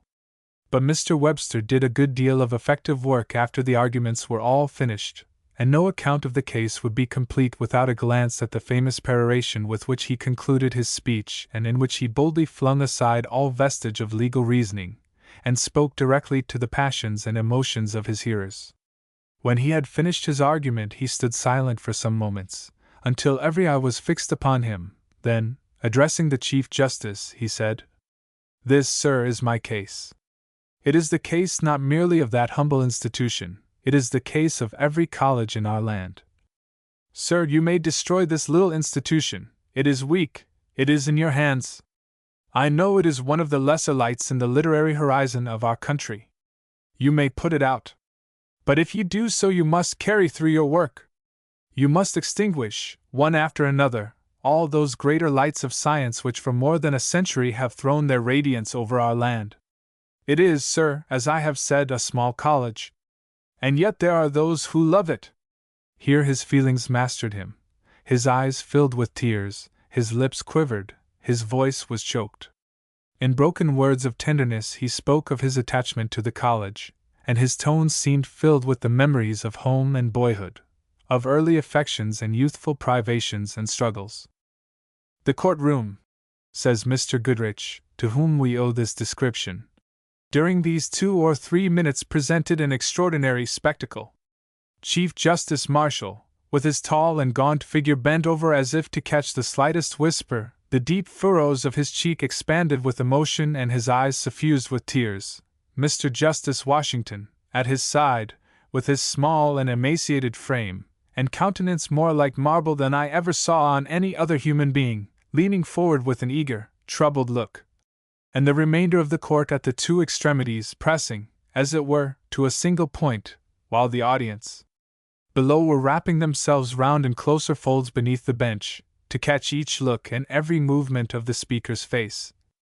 Mr. Webster had now recovered his composure, and fixing his keen eye on the Chief Justice, said in that deep tone with which he sometimes thrilled the heart of an audience, "Sir, I know not how others may feel, glancing at the opponents of the college before him, but for myself, when I see my alma mater surrounded, like Caesar in the Senate House, by those who are reiterating stab after stab, I would not, for this right hand, have her turn to me, and say, Idi tu quoque mi fili.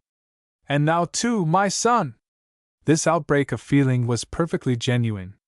Apart from his personal relations to the college, he had the true oratorical temperament, and no man can be an orator in the highest sense unless he feels intensely, for the moment at least, the truth and force of every word he utters. To move others deeply he must be deeply moved himself. Yet at the same time Mr. Webster's peroration, and indeed, his whole speech, was a model of consummate art. Great lawyer as he undoubtedly was, he felt on this occasion that he could not rely on legal argument and pure reason alone. Without appearing to go beyond the line of propriety, without indulging in a declamation unsuited to the place, he had to step outside of legal points and in a freer air, where he could use his keenest and strongest weapons, appeal to the court not as lawyers but as men subject to passion, emotion, and prejudice. This he did boldly, delicately, successfully, and thus he won his case. The replies of the opposing counsel were poor enough after such a speech. Holmes's declamation sounded rather cheap, and Mr. Wirt, thrown off his balance by Mr. Webster's exposure of his ignorance, did but slight justice to himself or his cause. March 12 the arguments were closed, and the next day, after a conference, the Chief Justice announced that the court could agree on nothing and that the cause must be continued for a year, until the next term. The fact probably was that Marshall found the judges 5-2 against the college, and that the task of bringing them into line was not a light one. In this undertaking, however, he was powerfully aided by the council and all the friends of the college. The old board of trustees had already paid much attention to public opinion. The press was largely Federalist, and under the pressure of what was made a party question, they had espoused warmly the cause of the college. Letters and essays had appeared, and pamphlets had been circulated, together with the arguments of the council at Exeter. This work was pushed with increased eagerness after the argument at Washington, and the object now was to create about the three doubtful judges an atmosphere of public opinion which should imperceptibly bring them over to the college. Johnson, Livingston, and Story were all men who would have started at the barest suspicion of outside influence even in the most legitimate form of argument, which was all that was ever thought of or attempted. This made the task of the trustees very delicate and difficult in developing a public sentiment which should sway the judges without their being aware of it. The printed arguments of Mason, Smith, and Webster were carefully sent to certain of the judges, but not to all. All documents of a similar character found their way to the same quarters. The leading Federalists were aroused everywhere, so that the judges might be made to feel their opinion. With Story, as a New England man, a Democrat by circumstances, a Federalist by nature, there was but little difficulty. A thorough review of the case, joined with Mr. Webster's argument, caused him soon to change his first impression. To reach Livingston and Johnson was not so easy, for they were out of New England, and it was necessary to go a long way round to get at them. The great legal upholder of federalism in New York was Chancellor Kent. His first impression, like that of Story, was decidedly against the college, but after much effort on the part of the trustees and their able allies, Kent was converted, partly through his reason, partly through his federalism, and then his powers of persuasion and his great influence on opinion came to bear very directly on Livingston, more remotely on Johnson. The whole business was managed like a quiet, decorous political campaign. The press and the party were everywhere actively interested. At first, and in the early summer of 1818, before Kent was converted, matters looked badly for the trustees. Mr. Webster knew the complexion of the court, and hoped little from the point raised in Trustees versus Woodward. Still, no one despaired, and the work was kept up until, in September, President Brown wrote to Mr. Webster in reference to the argument. It has already been, or shortly will be, read by all the commanding men of New England and New York, and so far as it has gone it has united them all, without a single exception within my knowledge, in one broad and impenetrable phalanx for our defense and support. New England and New York are gained. Will not this be sufficient for our present purposes? If not, I should recommend reprinting. And on this point you are the best judge. I prevailingly think, however, that the current of opinion from this part of the country is setting so strongly towards the south that we may safely trust to its force alone to accomplish whatever is necessary. The worthy clergyman writes of public opinion as if the object was to elect a president. All this effort, however, was well applied, as was found when the court came together at the next term. In the interval the state had become sensible of the defects of their counsel, and had retained Mr. Pinckney, who stood at that time at the head of the bar of the United States. He had all the qualifications of a great lawyer, except perhaps that of robustness. He was keen, strong, and learned, diligent in preparation, he was ready and fluent in action, a good debater, and master of a high order of eloquence. He was a most formidable adversary, and one whom Mr. Webster, then just at the outset of his career, had probably no desire to meet in such a doubtful case as this. Even here, however, misfortune seemed to pursue the state, for Mr. Pinckney was on bad terms with Mr. Wirt, and acted alone. He did all that was possible, prepared himself elaborately in the law and history of the case, and then went into court ready to make the wisest possible move by asking for a re-argument. Marshall, however, was also quite prepared. Turning his blind ear, as someone said, to Pinckney, he announced, as soon as he took his seat, that the judges had come to a conclusion during the vacation. He then read one of his great opinions, in which he held that the college charter was a contract within the meaning of the Constitution, and that the acts of the New Hampshire legislature impaired this contract, and were therefore void. To this decision 4 judges assented in silence, although Story and Washington subsequently wrote out opinions. Judge Todd was absent, through illness, and Judge Duval dissented. The immediate effect of the decision was to leave the college in the hands of the victorious Federalists. In the precedent which it established, however, it had much deeper and more far-reaching results.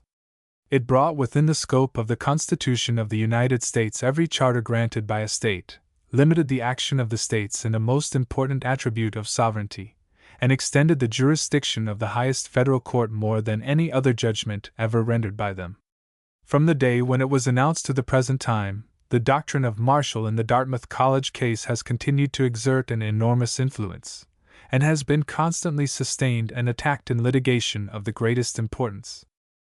Footnote 1. Mr. Peter Harvey, in his Reminiscences, page 122, has an anecdote in regard to Webster and Pinckney, which places the former in the light of a common and odious bully, an attitude as alien to Mr. Webster's character as can well be conceived. The story is undoubtedly either wholly fictitious or so grossly exaggerated as to be practically false. On the page preceding the account of this incident, Mr. Harvey makes Webster say that he never received a challenge from Randolph, whereas in Webster's own letter, published by Mr. Curtis, there is express reference to a note of challenge received from Randolph. This is a fair example of these reminiscences.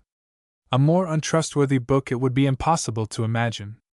There is not a statement in it which can be safely accepted, unless supported by other evidence.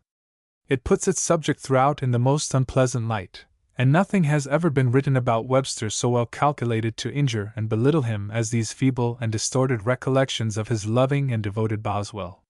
It is the reflection of a great man upon the mirror of a very small mind and weak memory. The defendant Woodward having died, Mr. Webster moved that the judgment be entered nunc pro tunc. Pinckney and Wirt objected on the ground that the other causes on the docket contained additional facts, and that no final judgment should be entered until these causes had been heard. The court, however, granted Mr. Webster's motion. Mr. Pinckney then tried to avail himself of the stipulation in regard to the special verdict, that any new and material facts might be added or any facts expunged. Mr. Webster peremptorily declined to permit any change, obtained judgment against Woodward, and obliged Mr. Pinckney to consent that the other causes should be remanded, without instructions, to the Circuit Court, where they were heard by Judge Story, who rendered a decree nisi for the college. This closed the case, and such were the last displays of Mr. Webster's dexterous and vigorous management of the famous college causes. The popular opinion of this case seems to be that Mr. Webster, with the aid of Mr. Mason and Judge Smith, developed a great constitutional argument, which he forced upon the acceptance of the court by the power of his close and logical reasoning, and thus established an interpretation of the Constitution of vast moment.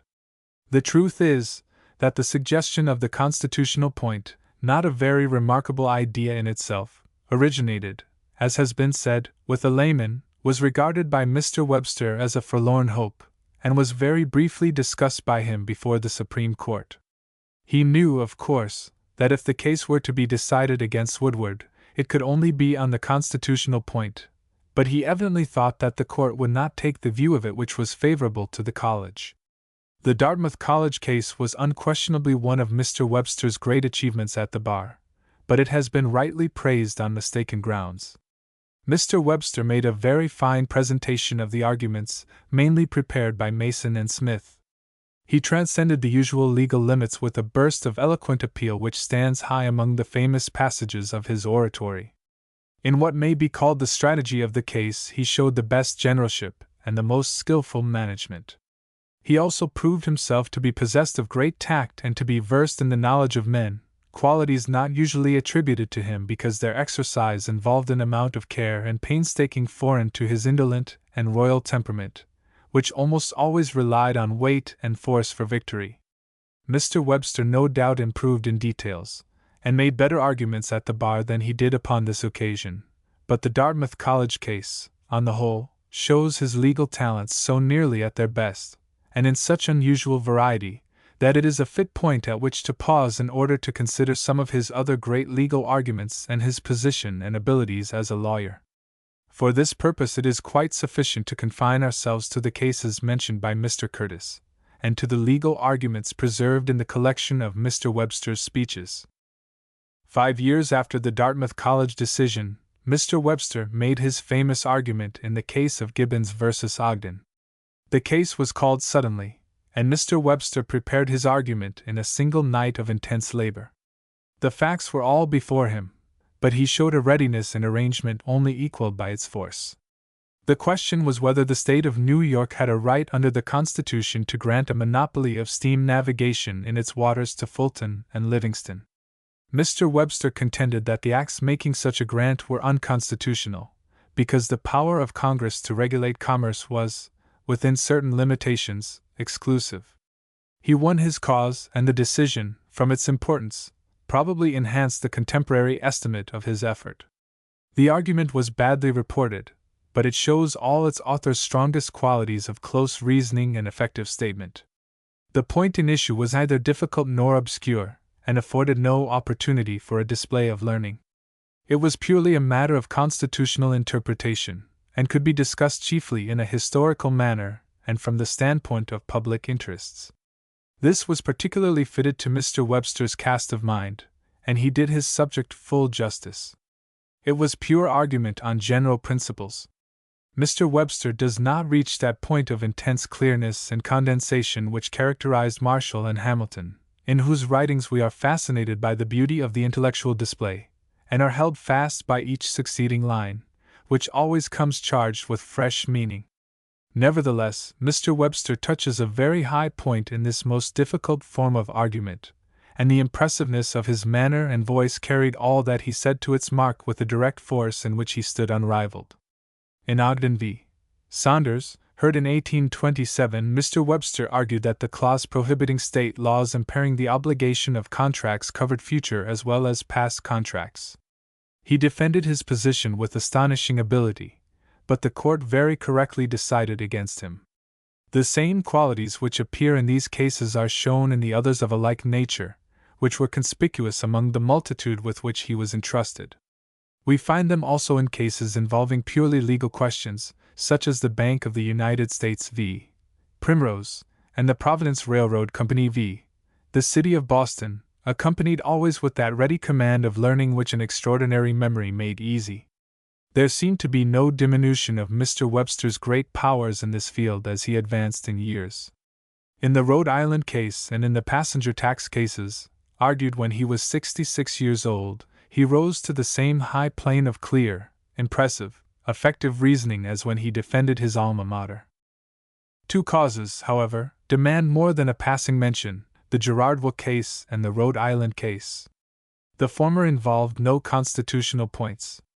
The suit was brought to break the will of Stephen Girard, and the question was whether the bequest to found a college could be construed to be a charitable device.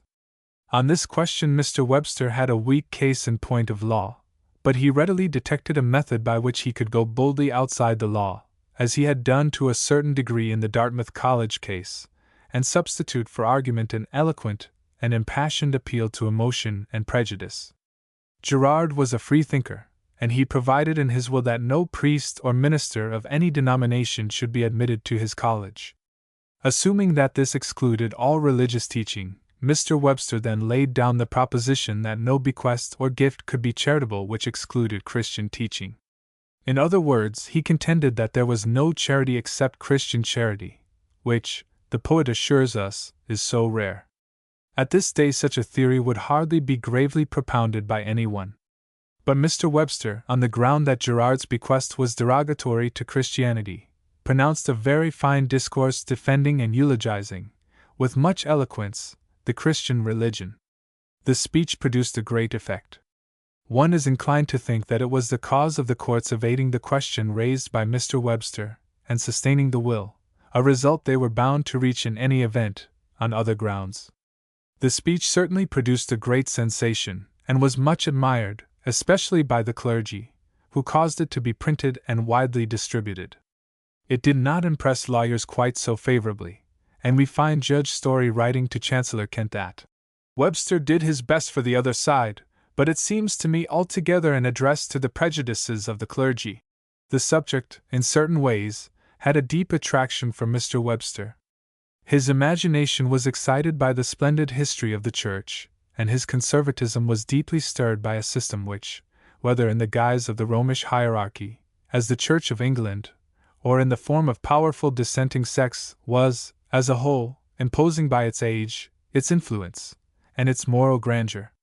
Moreover, it was one of the great established bulwarks of well-ordered and civilized society. All this appealed strongly to Mr. Webster, and he made the most of his opportunity, and of his shrewdly chosen ground. Yet the speech on the Girard will is not one of his best efforts. It has not the subdued but intense fire which glowed so splendidly in his great speeches in the Senate. It lacked the stately pathos which came always when Mr. Webster was deeply moved. It was delivered in 1844, and was slightly tinged with the pompousness which manifested itself in his late years, and especially on religious topics. No man has a right to question the religious sincerity of another, unless upon evidence so full and clear that, in such cases, it is rarely to be found. There is certainly no cause for doubt in Mr. Webster's case. He was both sincere and honest in religion, and had a real and submissive faith. But he accepted his religion as one of the great facts and proprieties of life. He did not reach his religious convictions after much burning questioning and many bitter experiences. In this he did not differ from most men of this age, and it only amounts to saying that Mr. Webster did not have a deeply religious temperament. He did not have the ardent proselyting spirit which is the surest indication of a profoundly religious nature, the spirit of the Saracen emir crying, "Forward! Paradise is under the shadow of our swords." When, therefore, he turned his noble powers to a defense of religion, he did not speak with that impassioned fervor which, coming from the depths of a man's heart, savors of inspiration and seems essential to the highest religious eloquence. He believed thoroughly every word he uttered, but he did not feel it, and in things spiritual the heart must be enlisted as well as the head. It was wittily said of a well-known anti-slavery leader, that had he lived in the Middle Ages he would have gone to the stake for a principle, under a misapprehension as to the facts. Mr. Webster not only could never have misapprehended facts, but if he had flourished in the Middle Ages he would have been a stanch and honest supporter of the strongest government and of the dominant church. Perhaps this defines his religious character as well as anything, and explains why the argument in the Girardville case, fine as it was, did not reach the elevation and force which he so often displayed on other themes. The Rhode Island case grew out of the troubles known at that period as Dorr's Rebellion. It involved a discussion not only of the constitutional provisions for suppressing insurrections and securing to every state a republican form of government, but also of the general history and theory of the American governments, both state and national. There was thus offered to Mr. Webster that full scope and large field in which he delighted, and which were always peculiarly favorable to his talents. His argument was purely constitutional, and although not so closely reasoned, perhaps, as some of his earlier efforts, is, on the whole, as fine a specimen as we have of his intellectual power as a constitutional lawyer at the bar of the highest national tribunal. Mr. Webster did not often transcend the proper limits of purely legal discussion in the courts, and yet even when the question was wholly legal, the courtroom would be crowded by ladies as well as gentlemen, to hear him speak. It was so at the hearing of the Girard suit, and during the strictly legal arguments in the Charles River Bridge case, the courtroom, Judge Story says, was filled with a brilliant audience, including many ladies, and he adds that Webster's closing reply was in his best manner, but with a little too much spirit here and there. The ability to attract such audiences gives an idea of the impressiveness of his manner and of the beauty of his voice and delivery better than anything else, for these qualities alone could have drawn the general public and held their attention to the cold and dry discussion of laws and constitutions. There is a little anecdote told by Mr. Curtis in connection with this Rhode Island case, which illustrates very well two striking qualities in Mr. Webster as a lawyer. The counsel in the court below had been assisted by a clever young lawyer named Bosworth, who had elaborated a point which he thought very important, but which his seniors rejected. Mr. Bosworth was sent to Washington to instruct Mr. Webster as to the cause, and, after he had gone through the case, Mr. Webster asked if that was all. Mr. Bosworth modestly replied that there was another view of his own which his seniors had rejected, and then stated it briefly. When he concluded, Mr. Webster started up and exclaimed, "Mr. Bosworth, by the blood of all the Bosworths who fell on Bosworth Field, that is the point of the case. Let it be included in the brief by all means." This is highly characteristic of one of Mr. Webster's strongest attributes. He always saw with an unerring glance the point of a case or a debate. A great surgeon will detect the precise spot where the knife should enter when disease hides it from other eyes, and often with apparent carelessness will make the necessary incision at the exact place when a deflection of a hair's breadth or a tremor of the hand would bring death to the patient. Mr. Webster had the same intellectual dexterity, the mingled result of nature and art. As the tiger is said to have a sure instinct for the throat of his victim, so Mr. Webster always seized on the vital point of a question. Other men would debate and argue for days, perhaps, and then Mr. Webster would take up the matter, and grasp at once the central and essential element which had been there all along, pushed hither and thither, but which had escaped all eyes but his own. He had preeminently the calm eye that seeks midst all the huddling silver little worth the one thin piece that comes, pure gold. The anecdote further illustrates the use which Mr. Webster made of the ideas of other people. He did not say to Mr. Bosworth, "Here is the true point of the case," but he saw that something was wanting, and asked the young lawyer what it was.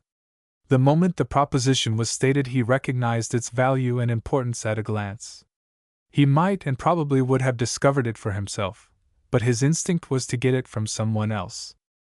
It is one of the familiar attributes of great intellectual power to be able to select subordinates wisely, to use other people and other people's labor and thought to the best advantage, and to have as much as possible done for one by others.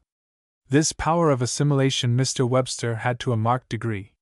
There is no depreciation in saying that he took much from others, for it is a capacity characteristic of the strongest minds, and so long as the debt is acknowledged, such a faculty is a subject for praise, not criticism. But when the recipient becomes unwilling to admit the obligation which is no detraction to himself, and without which the giver is poor indeed, the case is altered. In his earliest days Mr. Webster used to draw on one Parker Noyes, a mousing, learned New Hampshire lawyer, and freely acknowledge the debt.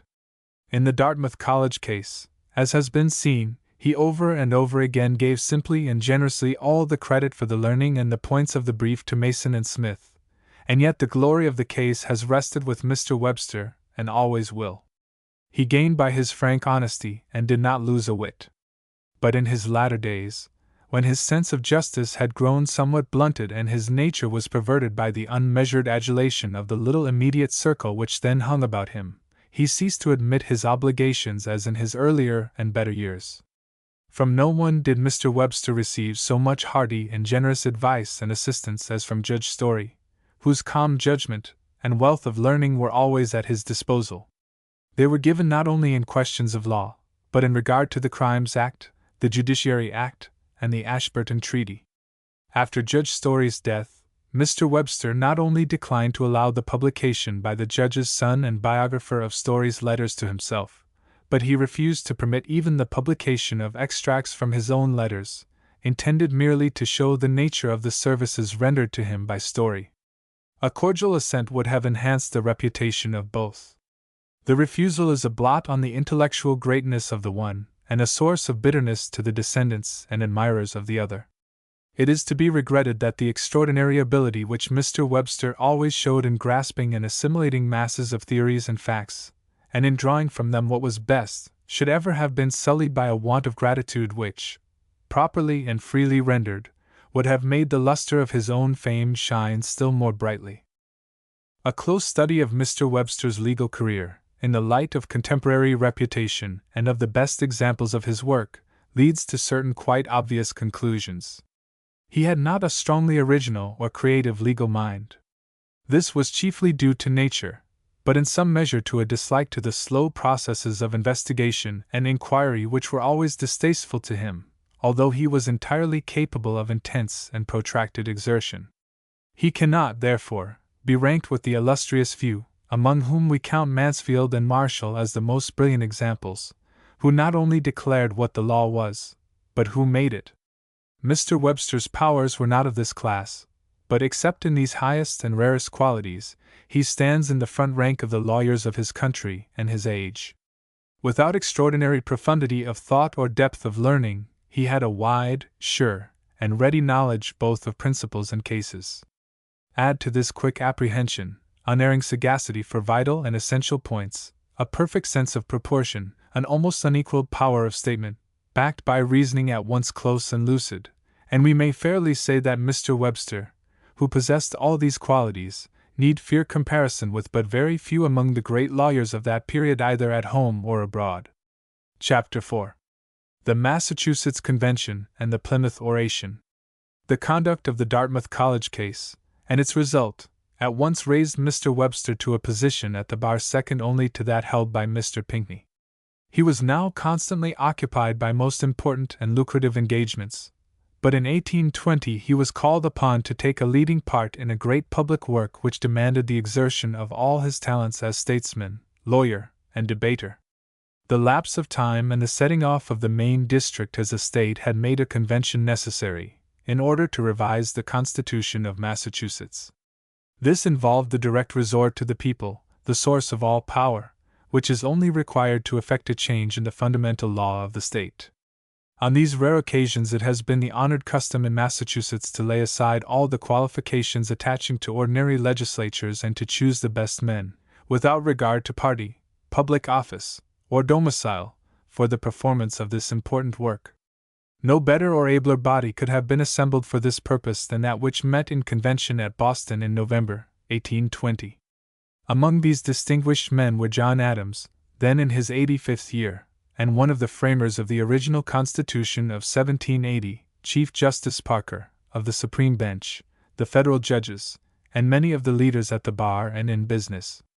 The two most conspicuous men in the convention, however, were Joseph Story and Daniel Webster, who bore the burden in every discussion, and there were three subjects, upon which Mr. Webster spoke at length, that deserve more than a passing allusion. Questions of party have, as a rule, found but little place in the constitutional assemblies of Massachusetts. This was peculiarly the case in 1820, when the old political divisions were dying out, and new ones had not yet been formed. At the same time, widely opposite views found expression in the convention. The movement toward thorough and complete democracy was gathering headway, and directing its force against many of the old colonial traditions and habits of government embodied in the existing Constitution.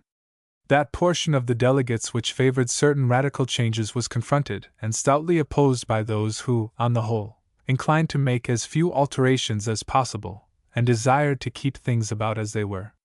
Mr. Webster, as was natural, was the leader of the Conservative Party, and his course in this convention is an excellent illustration of this marked trait in his disposition and character. One of the important questions concerned the abolition of the profession of Christian faith as a qualification for holding office. On this point, the line of argument pursued by Mr. Webster is extremely characteristic. Although an unvarying conservative throughout his life, he was incapable of bigotry or of narrow and illiberal views.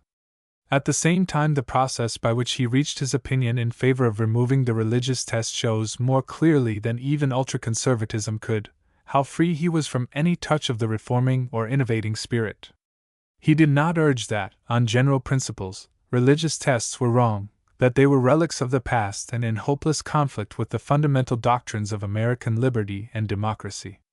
On the contrary, he implied that a religious test was far from being of necessity an evil.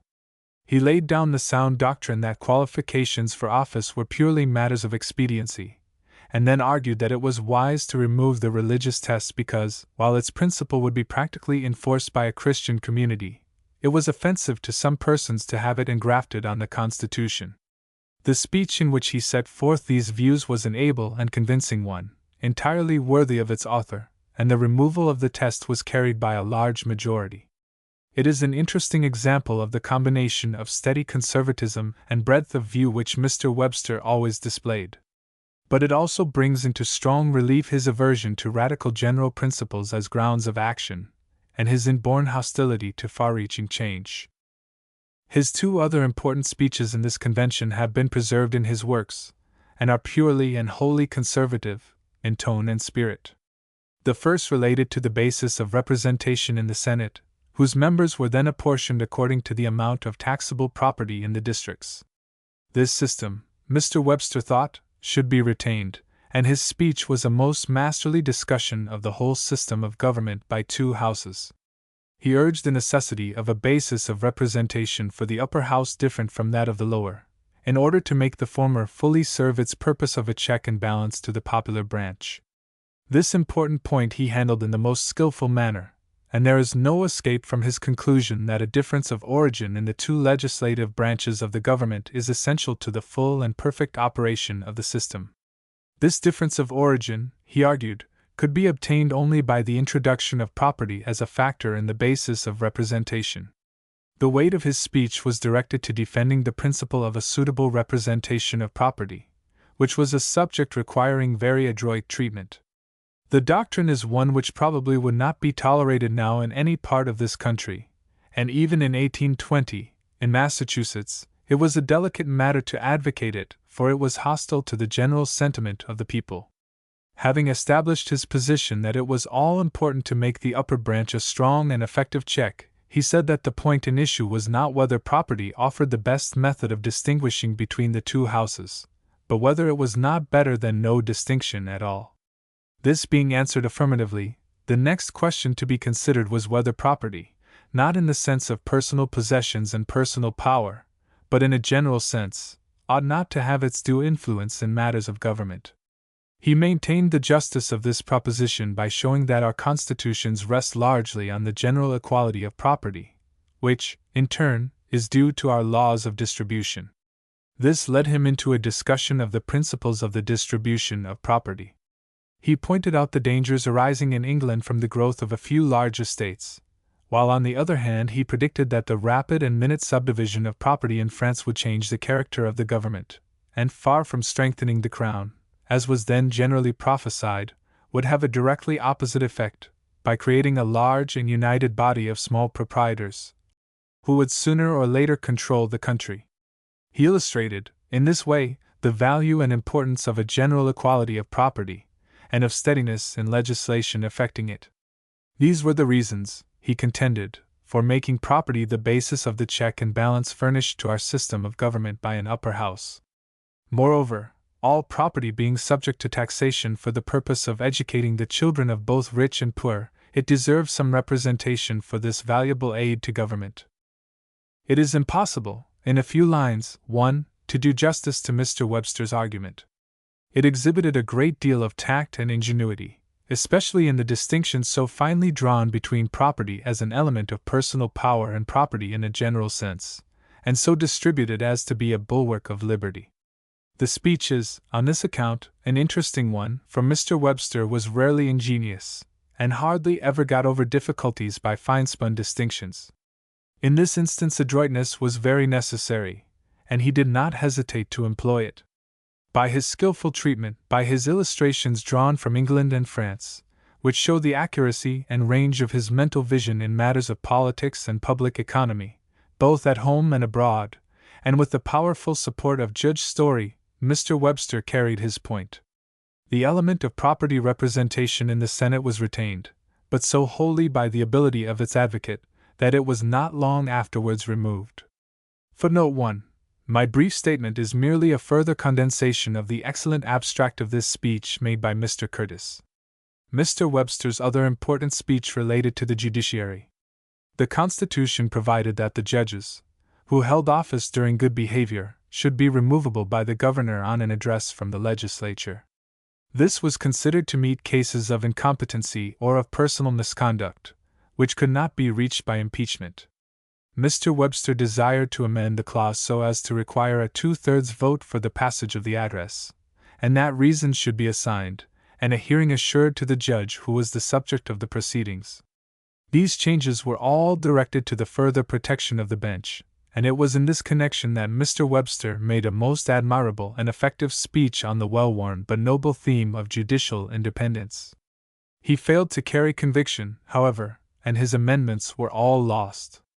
The perils which he anticipated have never arisen, and the good sense of the people of Massachusetts has prevented the slightest abuse of what Mr. Webster rightly esteemed a dangerous power.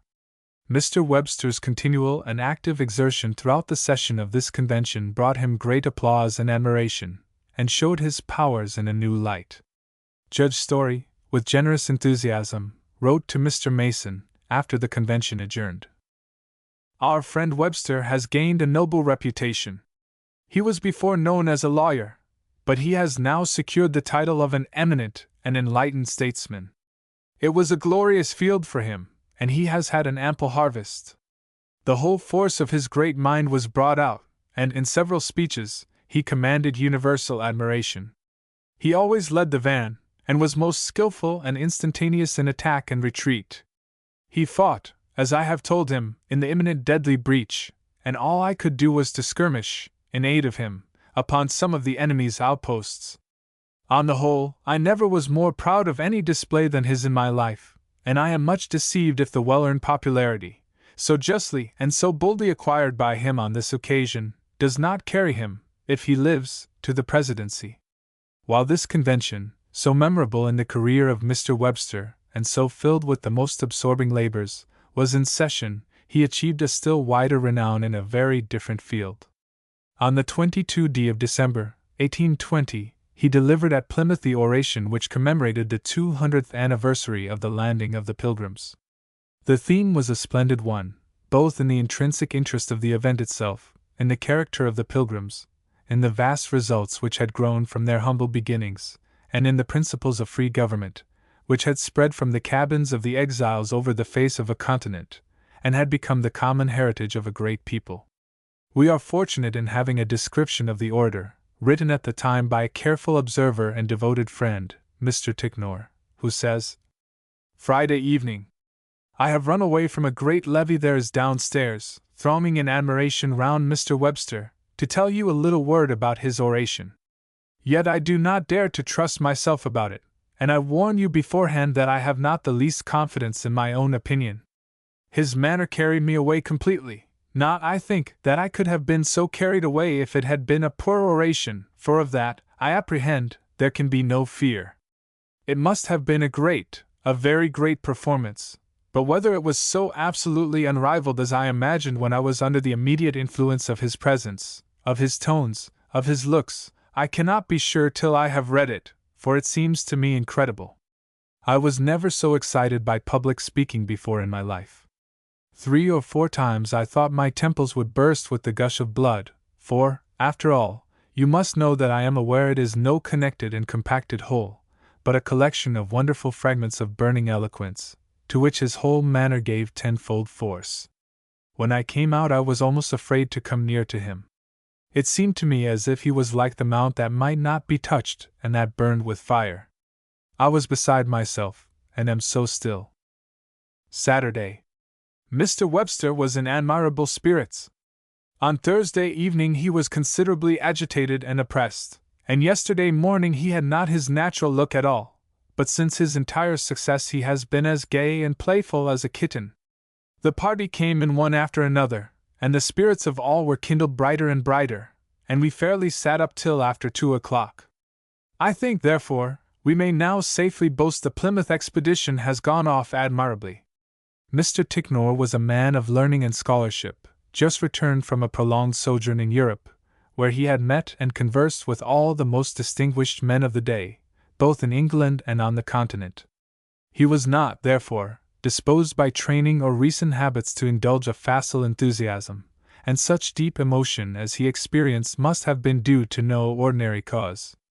He was, in fact, profoundly moved because he had been listening to one of the great masters of eloquence exhibiting, for the first time, his full powers in a branch of the art much more cultivated in America by distinguished men of all professions than is the custom elsewhere. The Plymouth oration belongs to what, for lack of a better name, we must call occasional oratory. This form of address, taking an anniversary, a great historical event or character, a celebration, or occasion of any sort as a starting point, permits either a close adherence to the original text or the widest latitude of treatment. The field is a broad and inviting one. That it promises an easy success is shown by the innumerable productions of this kind which, for many years, have been showered upon the country. That the promise is fallacious is proved by the very small number among the countless host of such addresses which survive the moment of their utterance. The facility of saying something is counterbalanced by the difficulty of saying anything worth hearing. The temptation to stray and to mistake platitude for originality is almost always fatal. Mr. Webster was better fitted than any man who has ever lived in this country for the perilous task of occasional oratory. The freedom of movement which renders most speeches of this class diluted and commonplace was exactly what he needed. He required abundant intellectual room for a proper display of his powers, and he had the rare quality of being able to range over vast spaces of time and thought without becoming attenuated in what he said. Soaring easily, with a powerful sweep he returned again to earth without jar or shock. He had dignity and grandeur of thought, expression, and manner, and a great subject never became small by his treatment of it.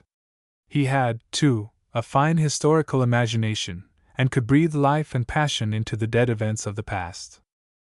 Mr. Ticknor speaks of the Plymouth oration as impressing him as a series of eloquent fragments. The impression was perfectly correct. Mr. Webster touched on the historical event, on the character of the Pilgrims, on the growth and future of the country, on liberty and constitutional principles, on education, and on human slavery.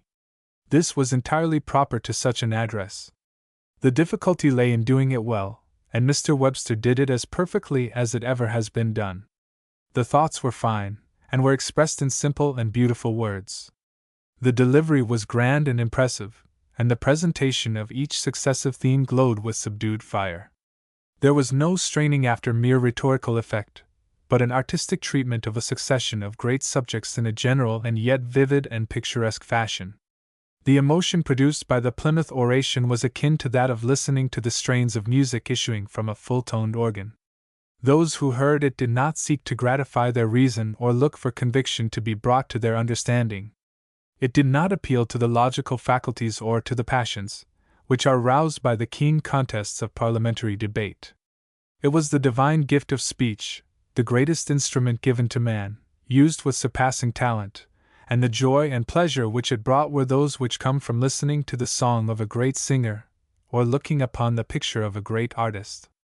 The Plymouth Oration, which was at once printed and published, was received with a universal burst of applause. It had more literary success than anything which had at that time appeared, except from the pen of Washington Irving.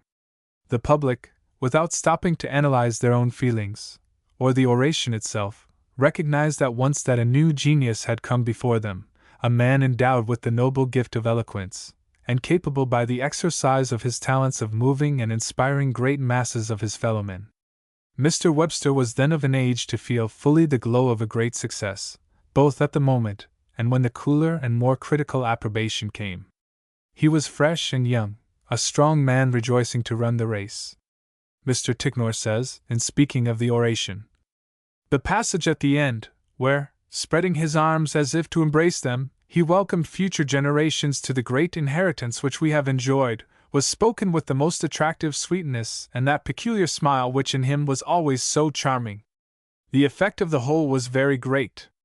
As soon as he got home to our lodgings, all the principal people then in Plymouth crowded about him. He was full of animation, and radiant with happiness. But there was something about him very grand and imposing at the same time. I never saw him at any time when he seemed to me to be more conscious of his own powers, or to have a more true and natural enjoyment from their possession." Amid all the applause and glory, there was one letter of congratulation and acknowledgment which must have given Mr. Webster more pleasure than anything else. It came from John Adams, who never did anything by halves. Whether he praised or condemned, he did it heartily and ardently, and such an oration on New England went straight to the heart of the eager, warm-blooded old patriot. His commendation, too, was worth having, for he spoke as one having authority. John Adams had been one of the eloquent men and the most forcible debater of the first Congress. He had listened to the great orators of other lands. He had heard Pitt and Fox, Burke and Sheridan, and had been present at the trial of Warren Hastings. His unstinted praise meant, and still means, a great deal, and it concludes with one of the finest and most graceful of compliments. "The oration," he says, "is the effort of a great mind, richly stored with every species of information. If there be an American who can read it without tears, I am not that American. It enters more perfectly into the genuine spirit of New England than any production I ever read. The observations on the Greeks and Romans, on colonization in general, on the West India Islands, on the past, present, and future of America, and on the slave trade, are sagacious, profound, and affecting in a high degree. Mr. Burke is no longer entitled to the praise, the most consummate orator of modern times. What can I say of what regards myself? To my humble name, exigisti monumentum ere perennius." Many persons consider the Plymouth Oration to be the finest of all Mr. Webster's efforts in this field. It is certainly one of the very best of his productions, but he showed on the next great occasion a distinct improvement, which he long maintained. 5 years after the oration at Plymouth, he delivered the address on the laying of the cornerstone of Bunker Hill Monument. The superiority to the first oration was not in essentials, but in details, the fruit of a ripening and expanding mind. At Bunker Hill, as at Plymouth, he displayed the massiveness of thought, the dignity and grandeur of expression, and the range of vision which are all so characteristic of his intellect, and which were so much enhanced by his wonderful physical attributes. But in the later oration there is a greater finish and smoothness. We appreciate the fact that the Plymouth Oration is a succession of eloquent fragments. The same is true of the Bunker Hill Address, but we no longer realize it. The continuity is, in appearance, unbroken, and the whole work is rounded and polished. The style, too, is now perfected. It is at once plain, direct, massive, and vivid. The sentences are generally short and always clear, but never monotonous. The preference for Anglo-Saxon words and the exclusion of Latin derivatives are extremely marked, and we find here in rare perfection that highest attribute of style, the union of simplicity, picturesqueness, and force. In the first Bunker Hill oration, Mr. Webster touched his highest point in the difficult task of commemorative oratory. In that field he not only stands unrivaled, but no one has approached him. The innumerable productions of this class by other men, many of a high degree of excellence, are forgotten, while those of Webster form part of the education of every American schoolboy, are widely read, and have entered into the literature and thought of the country. The orations of Plymouth and Bunker Hill are grouped in Webster's works with a number of other speeches professedly of the same kind. But only a very few of these are strictly occasional. The great majority are chiefly, if not wholly, political speeches, containing merely passages here and there in the same vein as his great commemorative addresses. Before finally leaving the subject, however, it will be well to glance for a moment at the few orations which properly belong to the same class as the first two which we have been considering. The Bunker Hill oration, after the lapse of only a year, was followed by the celebrated eulogy upon Adams and Jefferson. This usually and with justice is ranked in merit with its two immediate predecessors. As a whole it is not, perhaps, quite so much admired, but it contains the famous imaginary speech of John Adams, which is the best known and most hackneyed passage in any of these orations. The opening lines, "Sink or swim, live or die, survive or perish, I give my hand and my heart to this vote," since Mr. Webster first pronounced them in Faneuil Hall, have risen even to the dignity of a familiar quotation. The passage, indeed, is perhaps the best example we have of the power of Mr. Webster's historical imagination. He had some fragmentary sentences, the character of the man, the nature of the debate, and the circumstances of the time to build upon, and from these materials he constructed a speech which was absolutely startling in its lifelike force. The Revolutionary Congress, on the verge of the tremendous step which was to separate them from England, rises before us as we read the burning words which the imagination of the speaker put into the mouth of John Adams. They are not only instinct with life, but with the life of impending revolution, and they glow with the warmth and strength of feeling so characteristic of their supposed author. It is well known that the general belief at the time was that the passage was an extract from a speech actually delivered by John Adams. Mr. Webster, as well as Mr. Adams's son and grandson, received numerous letters of inquiry on this point, and it is possible that many people still persist in this belief as to the origin of the passage. Such an effect was not produced by mere clever imitation, for there was nothing to imitate, but by the force of a powerful historic imagination and a strong artistic sense in its management. In 1828 Mr. Webster delivered an address before the Mechanics' Institute in Boston, on "Science in Connection with the Mechanic Arts," a subject which was outside of his usual lines of thought, and offered no especial attractions to him. This oration is graceful and strong, and possesses sufficient and appropriate eloquence. It is chiefly interesting, however, from the reserve and self-control, dictated by a nice sense of fitness, which it exhibited. Omniscience was not Mr. Webster's foible. He never was guilty of Lord Brougham's weakness of seeking to prove himself master of universal knowledge. In delivering an address on science and invention, there was a strong temptation to an orator like Mr. Webster to substitute glittering rhetoric for real knowledge, but the address at the Mechanics' Institute is simply the speech of a very eloquent and a liberally educated man upon a subject with which he had only the most general acquaintance. The other orations of this class were those on the character of Washington, the second Bunker Hill address, the landing at Plymouth, delivered in New York at the dinner of the Pilgrim Society, the remarks on the death of Judge Story and of Mr. Mason, and finally the speech on laying the cornerstone for the addition to the Capitol in 1851. These were all comparatively brief speeches, with the exception of that at Bunker Hill, which, although very fine, was perceptibly inferior to his first effort when the cornerstone of the monument was laid. The address on the character of Washington, to an American the most dangerous of great and well-worn topics, is of a high order of eloquence. The theme appealed to Mr. Webster strongly and brought out his best powers, which were peculiarly fitted to do justice to the noble, massive, and dignified character of the subject. The last of these addresses, that on the addition to the Capitol, was in a prophetic vein, and while it shows but little diminution of strength, has a sadness even in its splendid anticipations of the future, which makes it one of the most impressive of its class. All those which have been mentioned, however, show the hand of the master and are worthy to be preserved in the volumes which contain the noble series that began in the early flush of genius with the brilliant oration in the Plymouth Church, and closed with the words uttered at Washington, under the shadow of the Capitol, when the light of life was fading and the end of all things was at hand. Chapter 5. Return to Congress. The thorough knowledge of the principles of government and legislation, the practical statesmanship, and the capacity for debate shown in the State Convention, combined with the splendid oration at Plymouth to make Mr. Webster the most conspicuous man in New England, with the single exception of John Quincy Adams. There was, therefore, a strong and general desire that he should return to public life. He accepted with some reluctance the nomination to Congress from the Boston district in 1822, and in December, 1823, took his seat. The 6 years which had elapsed since Mr. Webster left Washington had been a period of political quiet. The old parties had ceased to represent any distinctive principles, and the Federalists scarcely existed as an organization. Mr. Webster, during this interval, had remained almost wholly quiescent in regard to public affairs.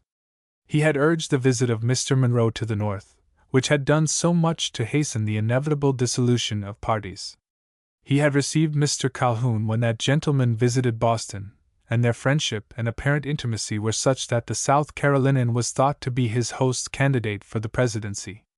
Except for this and the part which he took in the Boston opposition to the Missouri Compromise and to the tariff, matters to be noticed in connection with later events, Mr. Webster had held aloof from political conflict.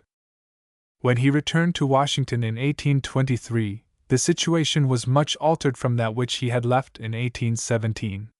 In reality, there were no parties, or only one, but the all-powerful Republicans who had adopted, under the pressure of foreign war, most of the Federalist principles so obnoxious to Jefferson and his school, were split up into as many factions as there were candidates for the presidency. It was a period of transition in which personal politics had taken the place of those founded on opposing principles, and this era of good feeling was marked by the intense bitterness of the conflicts produced by these personal rivalries. In addition to the factions which were battling for the control of the Republican Party and for the great prize of the presidency, there was still another faction, composed of the old Federalists, who, although without organization, still held to their name and their prejudices, and clung together more as a matter of habit than with any practical object. Mr. Webster had been one of the Federalist leaders in the old days, and when he returned to public life with all the distinction which he had won in other fields, he was at once recognized as the chief and head of all that now remained of the great party of Washington and Hamilton. No Federalist could hope to be president, and for this very reason Federalist support was eagerly sought by all Republican candidates for the presidency. The favor of Mr. Webster as the head of an independent and necessarily disinterested faction was, of course, strongly desired in many quarters. His political position and his high reputation as a lawyer, orator, and statesman made him, therefore, a character of the first importance in Washington, a fact to which Mr. Clay at once gave public recognition by placing his future rival at the head of the Judiciary Committee of the House. The 6 years of congressional life which now ensued were among the most useful if not the most brilliant in Mr. Webster's whole public career. He was free from the annoyance of opposition at home, and was twice returned by a practically unanimous popular vote. He held a commanding and influential and at the same time a thoroughly independent position in Washington, where he was regarded as the first man on the floor of the House in point of ability and reputation. He was not only able to show his great capacity for practical legislation, but he was at liberty to advance his own views on public questions in his own way, unburdened by the outside influences of party and of association which had affected him so much in his previous term of service and were soon to reassert their sway in all his subsequent career. His return to Congress was at once signalized by a great speech, which, although of no practical or immediate moment, deserves careful attention from the light which it throws on the workings of his mind and the development of his opinions in regard to his country. The House had been in session but a few days when Mr. Webster offered a resolution in favor of providing by law for the expenses incident to the appointment of a commissioner to Greece, should the president deem such an appointment expedient. The Greeks were then in the throes of revolution, and the sympathy for the heirs of so much glory in their struggle for freedom was strong among the American people.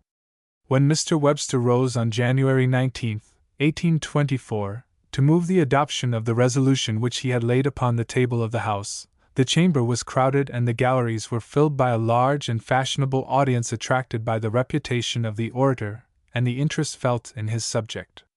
His hearers were disappointed if they expected a great rhetorical display, for which the nature of the subject and the classic memories clustering about it offered such strong temptations. Mr. Webster did not rise for that purpose, nor to make capital by an appeal to a temporary popular interest. His speech was for a wholly different purpose. It was the first expression of that grand conception of the American Union which had vaguely excited his youthful enthusiasm. This conception had now come to be part of his intellectual being, and then and always stirred his imagination and his affections to their inmost depths. It embodied the principle from which he never swerved, and led to all that he represents and to all that his influence means in our history. As the first expression of his conception of the destiny of the United States as a great and united nation, Mr. Webster was, naturally, more fond of this child than of any other of his intellectual family. The speech itself was a noble one, but it was an eloquent essay rather than a great example of the oratory of debate. This description can in no other case be applied to Mr. Webster's parliamentary efforts, but in this instance it is correct, because the occasion justified such a form.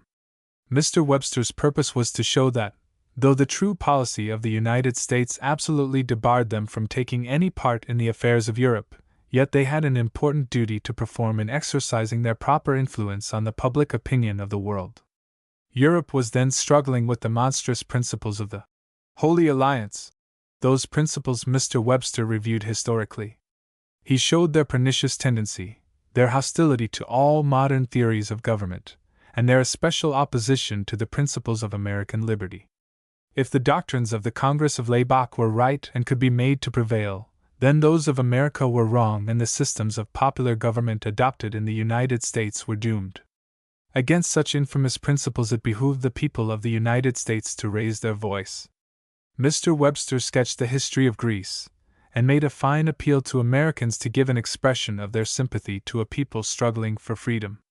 He proclaimed, so that all men might hear, the true duty of the United States toward the oppressed of any land, and the responsibility which they held to exert their influence upon the opinions of mankind. The national destiny of his country in regard to other nations was his theme, to give to the glittering declaration of Canning that he would call in the New World to redress the balance of the Old. A deep and real significance was his object. The speech touched Mr. Clay to the quick. He supported Mr. Webster's resolution with all the ardor of his generous nature, and supplemented it by another against the interference of Spain in South America. A stormy debate followed, vivified by the flings and taunts of John Randolph, but the unwillingness to take action was so great that Mr. Webster did not press his resolution to a vote. He had at the outset looked for a practical result from his resolution, and had desired the appointment of Mr. Everett as commissioner, a plan in which he had been encouraged by Mr. Calhoun, who had given him to understand that the executive regarded the Greek mission with favor. Before he delivered his speech he became aware that Calhoun had misled him, that Mr. Adams, the Secretary of State, considered Everett too much of a partisan, and that the administration was wholly averse to any action in the premises. This destroyed all hope of a practical result, and made an adverse vote certain. The only course was to avoid a decision, and trust to what he said for an effect on public opinion. The real purpose of the speech, however, was achieved. Mr. Webster had exposed and denounced the Holy Alliance as hostile to the liberties of mankind, and had declared the unalterable enmity of the United States to its reactionary doctrines.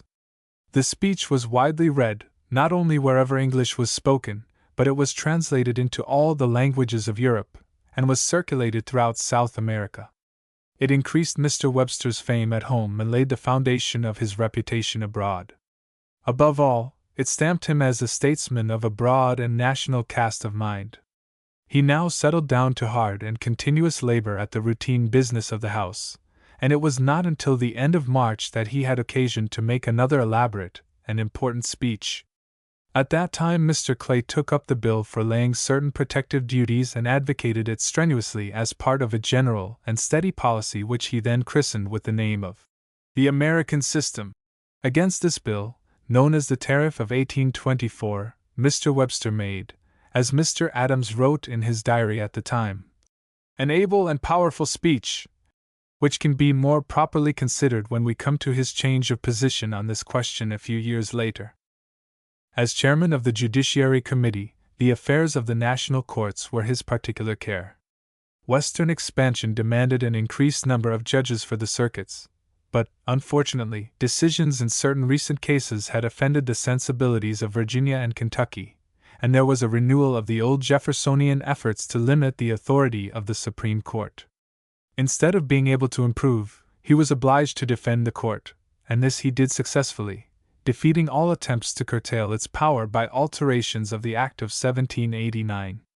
These duties and that of investigating the charges brought by Ninian Edwards against Mr. Crawford, the Secretary of the Treasury, made the session an unusually laborious one, and detained Mr. Webster in Washington until midsummer. The short session of the next winter was of course marked by the excitement attendant upon the settlement of the presidential election which resulted in the choice of Mr. John Quincy Adams by the House of Representatives. The intense agitation in political circles did not, however, prevent Mr. Webster from delivering one very important speech, nor from carrying through successfully one of the most important and practically useful measures of his legislative career. The speech was delivered in the debate on the bill for continuing the National Cumberland Road. Mr. Webster had already, many years before, defined his position on the constitutional question involved in internal improvements. He now, in response to Mr. McDuffie of South Carolina, who denounced the measure as partial and sectional, not merely defended the principle of internal improvements, but declared that it was a policy to be pursued only with the purest national feeling. It was not the business of Congress, he said, to legislate for this state or that, or to balance local interests, and because they helped one region to help another, but to act for the benefit of all the states united, and in making improvements to be guided only by their necessity. He showed that these roads would open up the West to settlement, and incidentally defended the policy of selling the public lands at a low price as an encouragement to emigration, telling his Southern friends very plainly that they could not expect to coerce the course of population in favor of their own section. The whole speech was conceived in the broadest and wisest spirit, and marks another step in the development of Mr. Webster as a national statesman. It increased his reputation, and brought to him a great accession of popularity in the West. The measure which he carried through was the famous Crimes Act, perhaps the best monument that there is of his legislative and constructive ability. The criminal law of the United States had scarcely been touched since the days of the first Congress, and was very defective and unsatisfactory. Mr. Webster's first task, in which he received most essential and valuable though unacknowledged assistance from Judge Story, was to codify and digest the whole body of criminal law. This done, the hardly less difficult undertaking followed of carrying the measure through Congress. In the latter, Mr. Webster, by his skill in debate and familiarity with his subject, and by his influence in the House, was perfectly successful. That he and Judge Story did their work well in perfecting the bill is shown by the admirable manner in which the act stood the test of time and experience. When the new Congress came together in 1825, Mr. Webster at once turned his attention to the improvement of the judiciary, which he had been obliged to postpone in order to ward off the attacks upon the court. After much deliberation and thought, aided by Judge Story, and having made some concessions to his committee, he brought in a bill increasing the Supreme Court judges to 10, making 10 instead of 7 circuits, and providing that 6 judges should constitute a quorum for the transaction of business. Although not a party question, the measure excited much opposition, and was more than a month in passing through the House. Mr. Webster supported it at every stage with great ability, and his 2 most important speeches, which are in their way models for the treatment of such a subject, are preserved in his works. The bill was carried by his great strength in debate and by height of forcible argument. But in the Senate, where it was deprived of the guardianship of its author, it hung along in uncertainty, and was finally lost through the apathy or opposition of those very Western members for whose benefit it had been devised. Mr. Webster took its ultimate defeat very coolly. The Eastern states did not require it, and were perfectly contented with the existing arrangements, and he was entirely satisfied with the assurance that the best lawyers and wisest men approved the principles of the bill. The time and thought which he had expended were not wasted so far as he was personally concerned, for they served to enhance his influence and reputation both as a lawyer and statesman. This session brought with it also occasions for debate other than those which were offered by measures of purely legislative and practical interest. The administration of Mr. Adams marks the close of the era of good feeling, as it was called, and sowed the germs of those divisions which were soon to result in new and definite party combinations. Mr. Adams and Mr. Clay represented the conservative and General Jackson and his friends the radical or democratic elements in the now all-embracing Republican Party. It was inevitable that Mr. Webster should sympathize with the former, and it was equally inevitable that in doing so he should become the leader of the administration forces in the House, where his great and commanding influence, to quote the words of an opponent, made him a host himself. The desire of Mr. Adams to send representatives to the Panama Congress, a scheme which lay very near his heart and to which Mr. Clay was equally attached, encountered a bitter and factious resistance in the Senate, sufficient to deprive the measure of any real utility by delaying its passage. In the House a resolution was introduced declaring simply that it was expedient to appropriate money to defray the expenses of the proposed mission. The opposition at once undertook by amendments to instruct the ministers, and generally to go beyond the powers of the House. The real ground of the attack was slavery, threatened, as was supposed, by the attitude of the South American republics, a fact which no one understood or cared to recognize. Mr. Webster stood forth as the champion of the executive. In an elaborate speech of great ability he denounced the unconstitutional attempt to interfere with the prerogative of the President, and discussed with much effect the treaty-making power assailed on another famous occasion, many years before, by the South, and defended at that time also by the eloquence of a representative of Massachusetts. Mr. Webster showed the nature of the Panama Congress, defended its objects and the policy of the administration, and made a full and fine exposition of the intent of the Monroe Doctrine. The speech was an important and effective one. It exhibited in an exceptional way Mr. Webster's capacity for discussing large questions of public and constitutional law and foreign policy, and was of essential service to the cause which he espoused. It was imbued, too, with that sentiment of national unity which occupied a larger space in his thoughts with each succeeding year, until it finally pervaded his whole career as a public man. At the second session of the same Congress, after a vain effort to confer upon the country the benefit of a national bankrupt law, Mr. Webster was again called upon to defend the executive, in a much more heated conflict than that aroused by the Panama Resolution. Georgia was engaged in oppressing and robbing the Creek Indians, in open contempt of the treaties and obligations of the United States. Mr. Adams sent in a message reciting the facts, and hinting pretty plainly that he intended to carry out the laws by force unless Georgia desisted. The message was received with great wrath by the Southern members. They objected to any reference to a committee, and Mr. Forsyth of Georgia declared the whole business to be base and infamous, while a gentleman from Mississippi announced that Georgia would act as she pleased. Mr. Webster, having said that she would do so at her peril, was savagely attacked as the organ of the administration, daring to menace and insult a sovereign state. This stirred Mr. Webster, although slow to anger, to a determination to carry through the reference at all hazards. He said he would tell the gentleman from Georgia that if there were rights of the Indians which the United States were bound to protect, that there were those in the House and in the country who would take their part. If we have bound ourselves by any treaty to do certain things, we must fulfill such obligation. High words will not terrify us, loud declamation will not deter us from the discharge of that duty. In my own course in this matter I shall not be dictated to by any state or the representative of any state on this floor. I shall not be frightened from my purpose, nor will I suffer harsh language to produce any reaction on my mind. I will examine with great and equal care all the rights of both parties. I have made these few remarks to give the gentleman from Georgia to understand that it was not by bold denunciation nor by bold assumption that the members of this House are to be influenced in the decision of high public concerns. When Mr. Webster was thoroughly roused and indignant, there was a darkness in his face, and a gleam of dusky light in his deep-set eyes which were not altogether pleasant to contemplate. How well Mr. Forsyth and his friends bore the words and look of Mr. Webster we have no means of knowing, but the message was referred to a select committee without a division. The interest to us in all this is the spirit in which Mr. Webster spoke.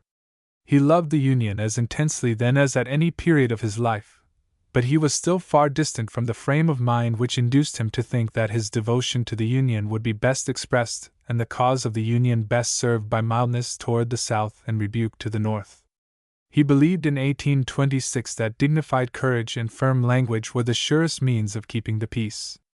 He was quite right then, and he would have been always right if he had adhered to the plain words and determined manner to which he treated Mr. Forsyth and his friends. This session was crowded with work of varying importance, but the close of Mr. Webster's career in the lower house was near at hand.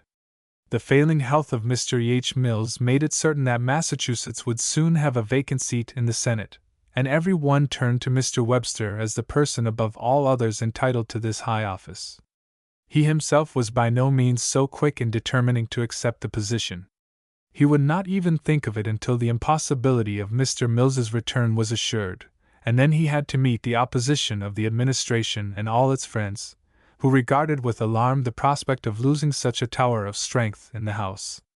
Mr. Webster, indeed, felt that he could render the best service in the lower branch, and urged the senatorship upon Governor Lincoln, who was elected, but declined.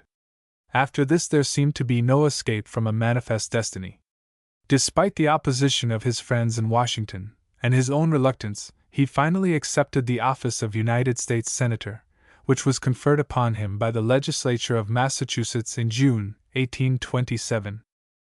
In tracing the labors of Mr. Webster during 3 years spent in the lower house, no allusion has been made to the purely political side of his career at this time, nor to his relations with the public men of the day. The period was important, generally speaking, because it showed the first signs of the development of new parties, and to Mr. Webster in particular, because it brought him gradually toward the political and party position which he was to occupy during the rest of his life. When he took his seat in Congress, in the autumn of 1823, the intrigues for the presidential succession were at their height. Mr. Webster was then strongly inclined to Mr. Calhoun, as was suspected at the time of that gentleman's visit to Boston.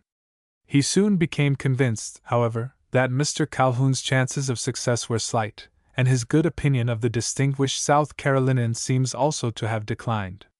It was out of the question for a man of Mr. Webster's temperament and habits of thought to think for a moment of supporting Jackson, a candidate on the ground of military glory and unreflecting popular enthusiasm. Mr. Adams, as the representative of New England, and as a conservative and trained statesman, was the natural and proper candidate to receive the aid of Mr. Webster. But here party feelings and tradition stepped in. The Federalists of New England had hated Mr. Adams with the peculiar bitterness which always grows out of domestic quarrels, whether in public or private life, and although the old strife had sunk a little out of sight, it had never been healed. The Federalist leaders in Massachusetts still disliked and distrusted Mr. Adams with an intensity none the less real because it was concealed. In the nature of things, Mr. Webster now occupied a position of political independence, but he had been a steady party man when his party was in existence, and he was still a party man so far as the old Federalist feelings retained vitality and force. He had, moreover, but a slight personal acquaintance with Mr. Adams and no very cordial feeling toward him. This disposed of 3 presidential candidates. The fourth was Mr. Clay, and it is not very clear why Mr. Webster refused an alliance in this quarter. Mr. Clay had treated him with consideration, they were personal friends, their opinions were not dissimilar, and were becoming constantly more alike. Possibly there was an instinctive feeling of rivalry on this very account. At all events, Mr. Webster would not support Clay. Only one candidate remained, Mr. Crawford, the representative of all that was extreme among the Republicans, and, in a party sense, most odious to the Federalists. But it was a time when personal factions flourished rankly in the absence of broad differences of principle. Mr. Crawford was bidding furiously for support in every and any quarter, and to Mr. Crawford, accordingly, Mr. Webster began to look as a possible leader for himself and his friends. Just how far Mr. Webster went in this direction cannot be readily or surely determined, although we get some light on the subject from an attack made on Mr. Crawford just at this time. Ninian Edwards, recently senator from Illinois, had a quarrel with Mr. Crawford, and sent in a memorial to Congress containing charges against the Secretary of the Treasury which were designed to break him down as a candidate for the presidency. Of the merits of this quarrel it is not very easy to judge, even if it were important. The character of Edwards was none of the best, and Mr. Crawford had unquestionably made a highly unscrupulous use, politically, of his position. The members of the administration, although with no great love for Edwards, who had been appointed minister to Mexico, were distinctly hostile to Mr. Crawford, and refused to attend a dinner from which Edwards had been expressly excluded. Mr. Webster's part in the affair came from his being on the committee charged with the investigation of the Edwards memorial. Mr. Adams, who was of course excited by the presidential contest, disposed to regard his rivals with extreme disfavor, and especially and justly suspicious of Mr. Crawford, speaks of Mr. Webster's conduct in the matter with the utmost bitterness. He refers to it again and again as an attempt to screen Crawford and break down Edwards, and denounces Mr. Webster as false, insidious, and treacherous.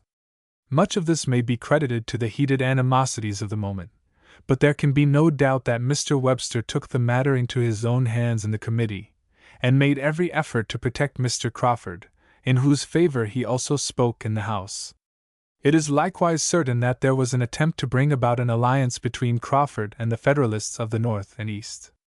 The effort was abortive, and even before the conclusion of the Edwards business Mr. Webster avowed that he should take but little part in the election, and that his only purpose was to secure the best terms possible for the Federalists, and obtain recognition for them from the next administration. At that time he wished Mr. Mason to be Attorney General, and had already turned his thoughts toward the English mission for himself. To this waiting policy he adhered, but when the popular election was over, and the final decision had been thrown into the House of Representatives, more definite action became necessary. From the questions which he put to his brother and others as to the course which he ought to pursue in the election by the House, it is obvious that he was far from anxious to secure the choice of Mr. Adams, and was weighing carefully other contingencies.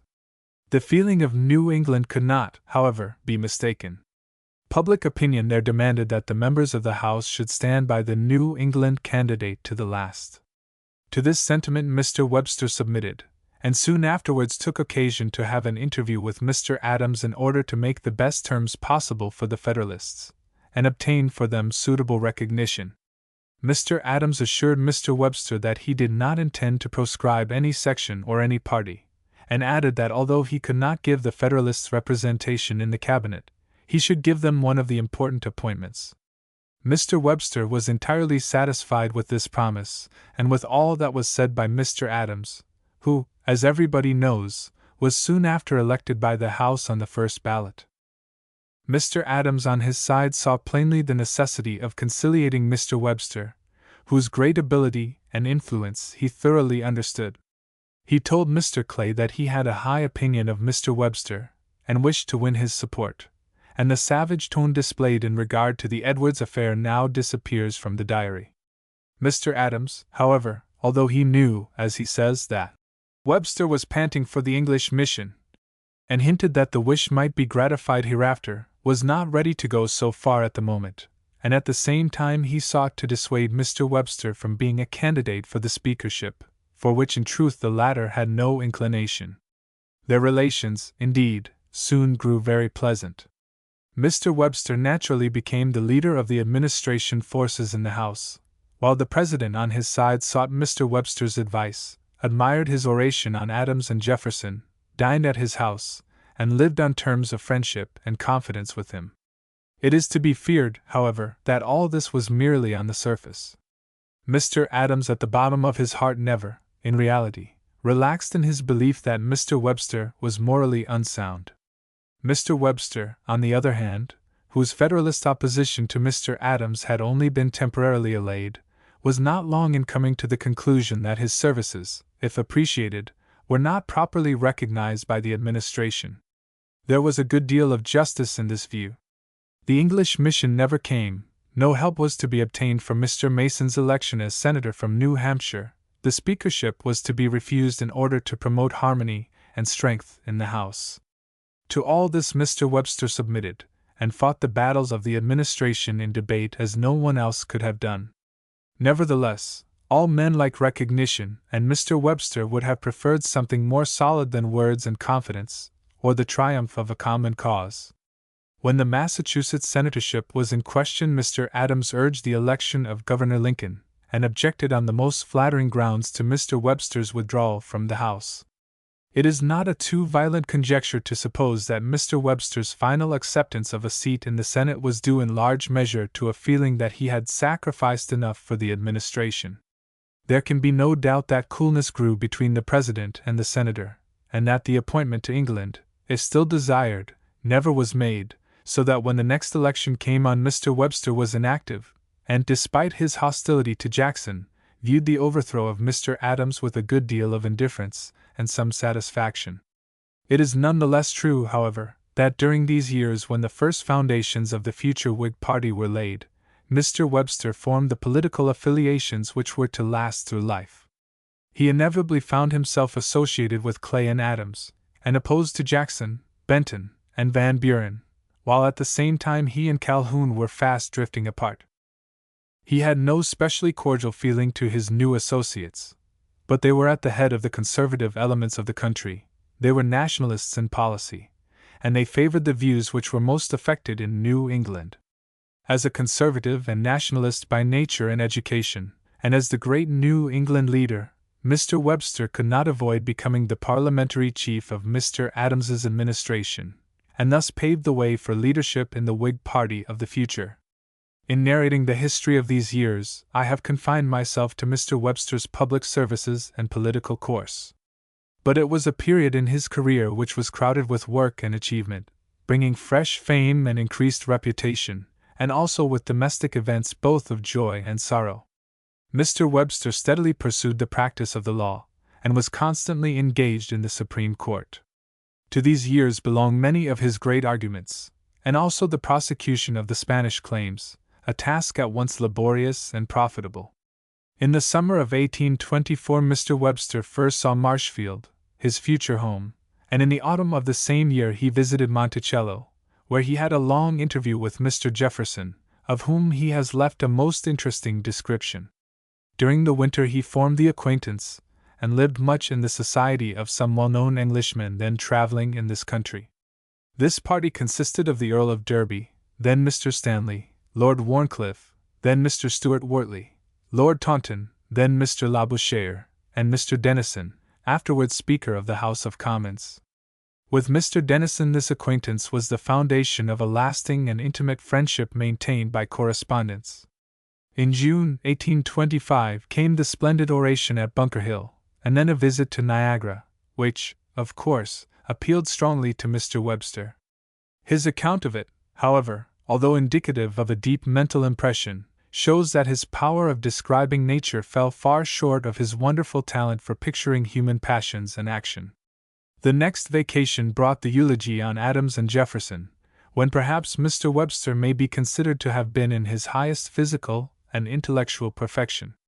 Such at least was the opinion of Mr. Ticknor, who says, "He was in the perfection of manly beauty and strength, his form filled out to its finest proportions, and his bearing, as he stood before the vast multitude, that of absolute dignity and power.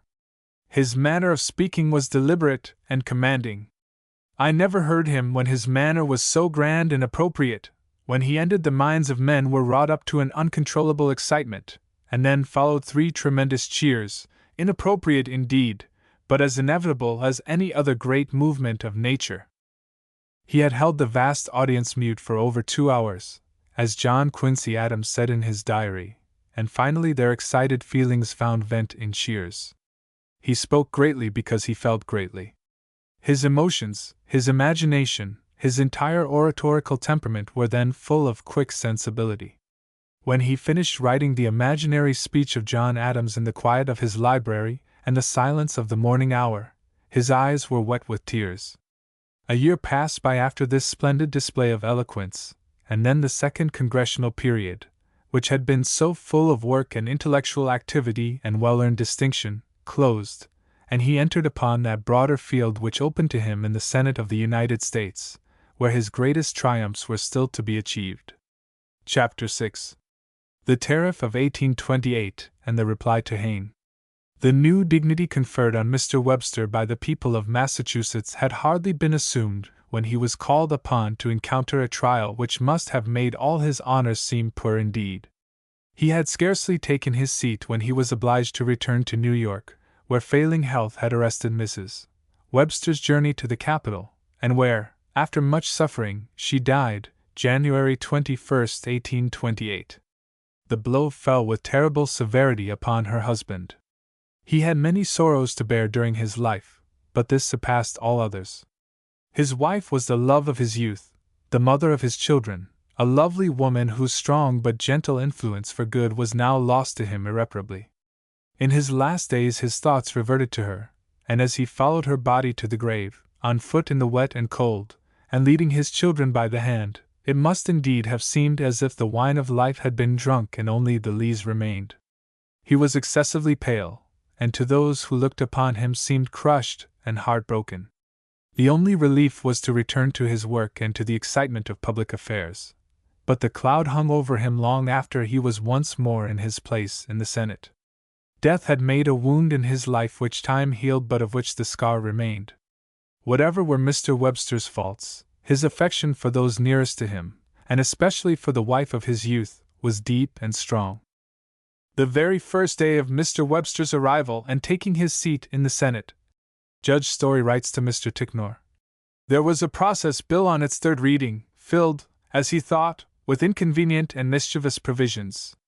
He made, in a modest undertone, some inquiries, and upon an answer being given, he expressed in a few words his doubts and fears. Immediately Mr. Tazewell from Virginia broke out upon him in a speech of 2 hours. Mr. Webster then moved an adjournment, and on the next day delivered a most masterly speech in reply, expounding the whole operation of the intended act in the clearest manner, so that a recommitment was carried almost without an effort. It was a triumph of the most gratifying nature, and taught his opponents the danger of provoking a trial of his strength, even when he was overwhelmed by calamity.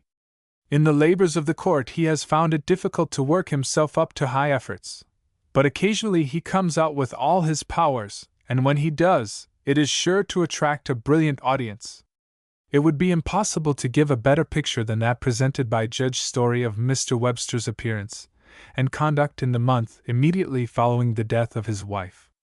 We can see how his talents, excited by the conflicts of the Senate and the court, struggled, sometimes successfully, sometimes in vain, with the sense of loss and sorrow which oppressed him. He did not again come prominently forward in the Senate until the end of April, when he roused himself to prevent injustice.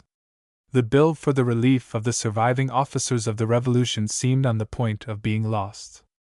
The object of the measure appealed to Mr. Webster's love for the past, to his imagination, and his patriotism. He entered into the debate, delivered the fine and dignified speech which is preserved in his works, and saved the bill. A fortnight after this he made his famous speech on the tariff of 1828, a bill making extensive changes in the rates of duties imposed in 1816 and 1824. This speech marks an important change in Mr. Webster's views and in his course as a statesman.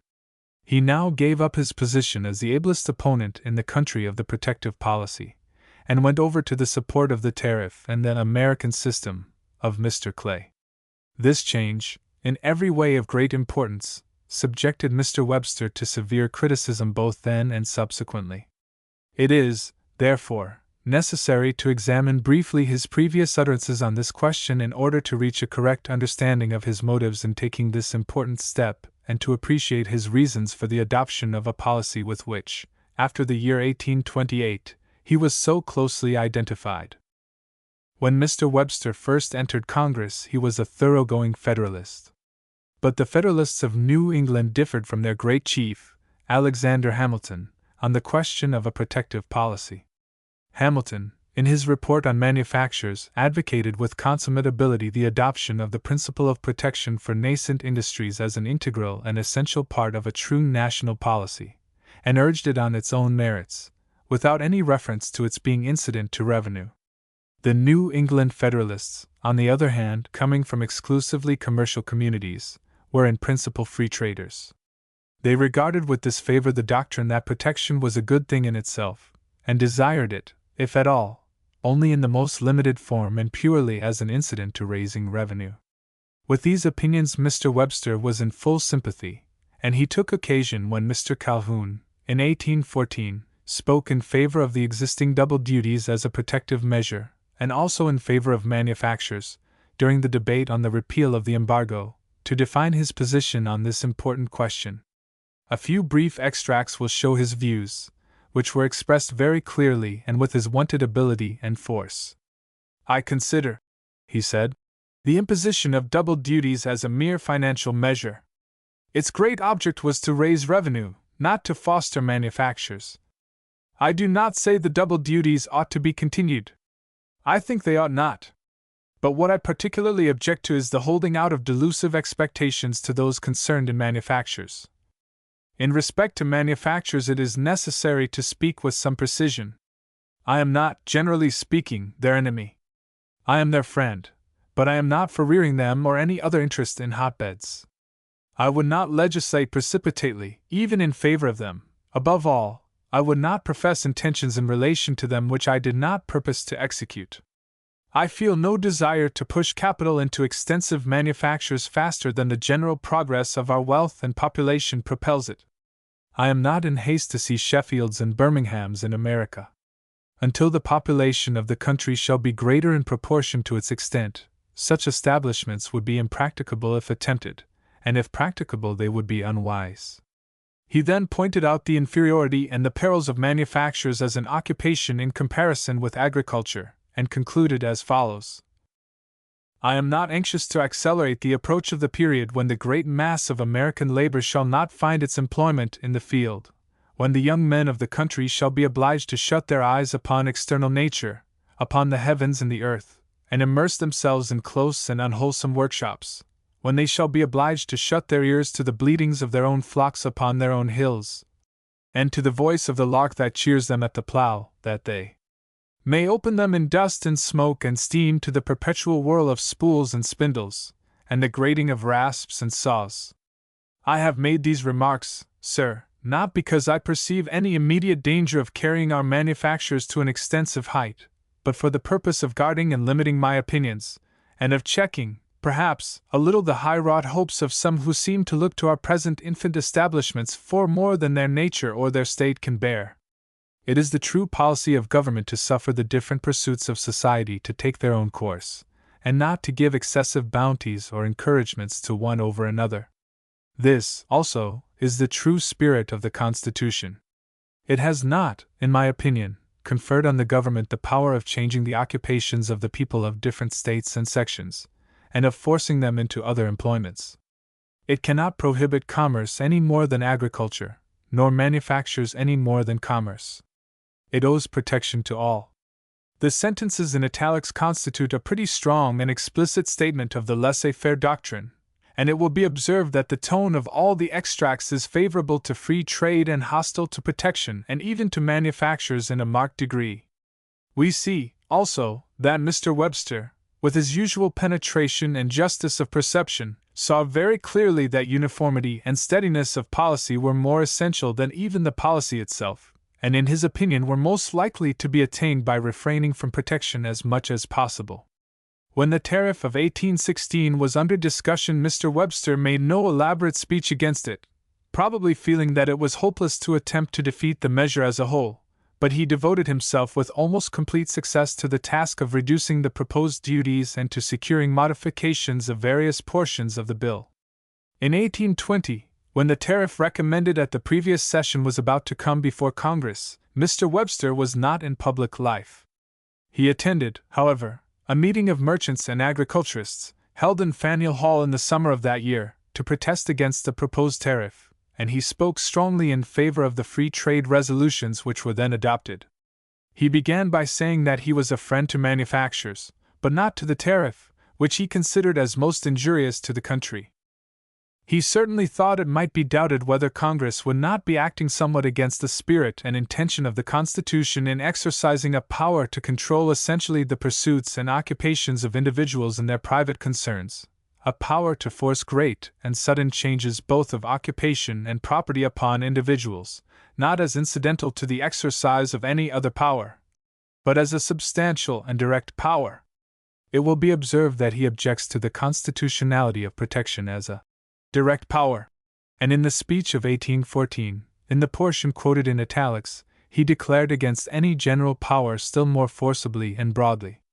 It is an impossible piece of subtlety and refining, therefore, to argue that Mr. Webster always held consistently to his views as to the limitations of the revenue power as a source of protection, and that he put protection in 1828, and subsequently sustained it after his change of position, on new and general constitutional grounds. In the speeches of 1814 and 1820 he declared expressly against the doctrine of a general power of protection, saying, in the latter instance, it would hardly be contended that Congress possessed that sort of general power by which it might declare that particular occupations should be pursued in society and that others should not. If such power belonged to any government in this country, it certainly did not belong to the general government. Mr. Webster took the New England position that there was no general power, and having so declared in this speech of 1820, he then went on to show that protection could only come as incidental to revenue, and that, even in this way, it became unconstitutional when the incident was turned into the principal and when protection and not revenue was the object of the duties. After arguing this point, he proceeded to discuss the general expediency of protection, holding it up as a thoroughly mistaken policy, a failure in England which that country would gladly be rid of, and defending commerce as the truest and best support of the government, and of general prosperity. He took up next the immediate effects of the proposed tariff, and premising that it would confessedly cause a diminution of the revenue, said, in truth, every man in the community not immediately benefited by the new duties would suffer a double loss. In the first place, by shutting out the former commodity, the price of the domestic manufacture would be raised. The consumer, therefore, must pay more for it, and insomuch as government will have lost the duty on the imported article, a tax equal to that duty must be paid to the government. The real amount, then, of this bounty on a given article will be precisely the amount of the present duty added to the amount of the proposed duty. He then went on to show the injustice which would be done to all manufacturers of unprotected articles, and ridiculed the idea of the connection between home industries artificially developed and national independence. He concluded by assailing manufacturing as an occupation, attacking it as a means of making the rich richer and the poor poorer, of injuring business by concentrating capital in the hands of a few who obtained control of the corporations, of distributing capital less widely than commerce, of breeding up a dangerous and undesirable population, and of leading to the hurtful employment of women and children. The meeting, the resolutions, and the speech were all in the interests of commerce and free trade, and Mr. Webster's doctrines were on the most approved pattern of New England federalism, which, professing a mild friendship for manufactures and unwillingly conceding the minimum of protection solely as an incident to revenue, was, at bottom, thoroughly hostile to both. In 1820 Mr. Webster stood forth, both politically and constitutionally, as a free trader, moderate but at the same time decided in his opinions.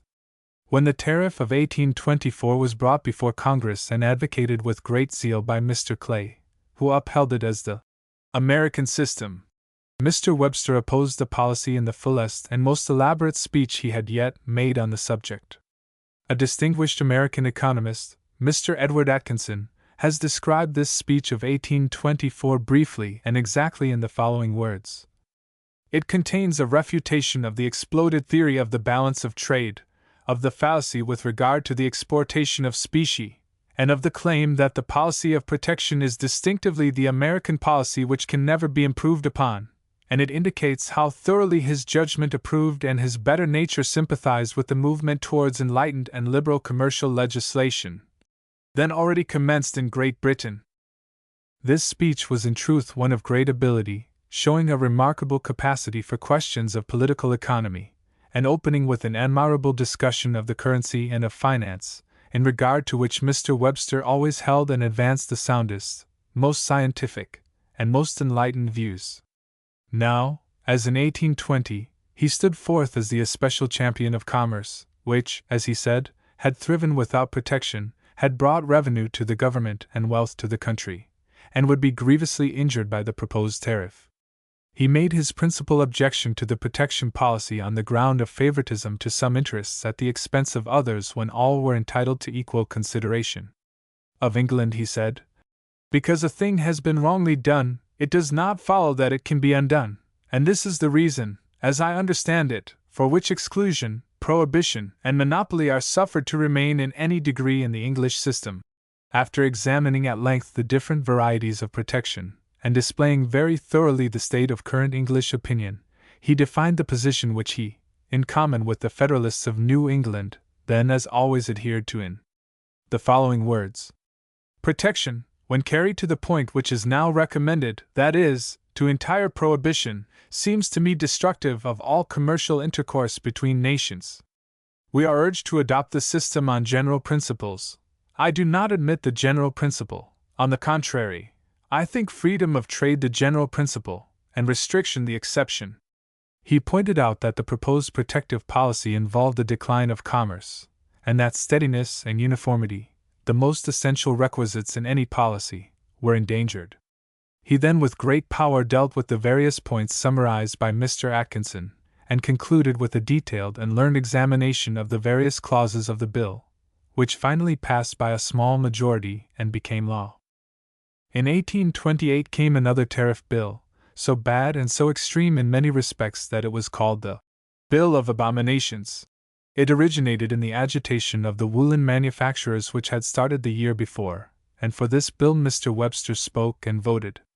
He changed his ground on this important question absolutely and entirely, and made no pretense of doing anything else. The speech which he made on this occasion is a celebrated one, but it is so solely on account of the startling change of position which it announced. Mr. Webster has been attacked and defended for his action at this time with great zeal, and all the constitutional and economic arguments for and against protection are continually brought forward in this connection. From the tone of the discussion, it is to be feared that many of those who are interested in the question have not taken the trouble to read what he said. The speech of 1828 is by no means equal in any way to its predecessors in the same field. It is brief and simple to the last degree. It has not a shred of constitutional argument, nor does it enter at all into a discussion of general principles. It makes but one point, and treats that point with great force as the only one to be made under the circumstances, and thereby presents the single and sufficient reason for its author's vote. A few lines from the speech give the marrow of the whole matter. Mr. Webster said, "New England, sir, has not been a leader in this policy. On the contrary, she held back herself and tried to hold others back from it, from the adoption of the Constitution to 1824. Up to 1824 she was accused of sinister and selfish designs, because she discountenanced the progress of this policy. Under this angry denunciation against her the Act of 1824 passed. Now the imputation is of a precisely opposite character. Both charges, sir, are equally without the slightest foundation. The opinion of New England up to 1824 was founded in the conviction that, on the whole, it was wisest and best, both for herself and others, that manufacturers should make haste slowly. When, at the commencement of the late war, duties were doubled, we were told that we should find a mitigation of the weight of taxation in the new aid and succor which would be thus afforded to our own manufacturing labor. Like arguments were urged, and prevailed, but not by the aid of New England votes, when the tariff was afterwards arranged at the close of the war in 1816. Finally, after a winter's deliberation, the Act of 1824 received the sanction of both houses of Congress and settled the policy of the country. What, then, was New England to do? Was she to hold out forever against the course of the government, and see herself losing on one side and yet make no effort to sustain herself on the other? No, sir. Nothing was left to New England but to conform herself to the will of others. Nothing was left to her but to consider that the government had fixed and determined its own policy, and that policy was protection. I believe, sir, almost every man from New England who voted against the law of 1824 declared that if, notwithstanding his opposition to that law, it should still pass, there would be no alternative but to consider the course and policy of the government as then settled and fixed, and to act accordingly. The law did pass, and a vast increase of investment in manufacturing establishments was the consequence. Opinion in New England changed for good and sufficient business reasons, and Mr. Webster changed with it. Free trade had commended itself to him as an abstract principle, and he had sustained and defended it as in the interest of commercial New England. But when the weight of interest in New England shifted from free trade to protection, Mr. Webster followed it. His constituents were by no means unanimous in support of the tariff in 1828, but the majority favored it, and Mr. Webster went with the majority. At a public dinner given to him in Boston at the close of the session, he explained to the dissentient minority the reasons for his vote, which were very simple. He thought that good predominated over evil in the bill, and that the majority throughout the whole state of which he was the representative favored the tariff, and therefore he had voted in the affirmative. Much fault has been found, as has been said, both at the time and since, with Mr. Webster's change of position on this question. It has been held up as a monument of inconsistency, and as indicating a total absence of deep conviction. That Mr. Webster was, in a certain sense, inconsistent is beyond doubt, but consistency is the bugbear of small minds, as well as a mark of strong characters, while its reverse is often the proof of wisdom. On the other hand, it may be fairly argued that, holding as he did that the whole thing was purely a business question to be decided according to circumstances, his course, in view of the policy adopted by the government, was at bottom perfectly consistent.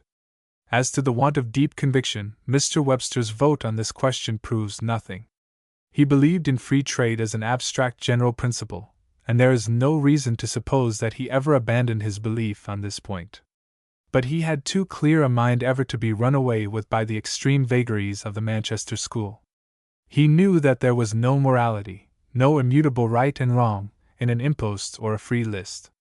It has been the fashion to refer to Mr. Disraeli's declaration that free trade was a mere question of expediency, as a proof of that gentleman's cynical indifference to moral principles.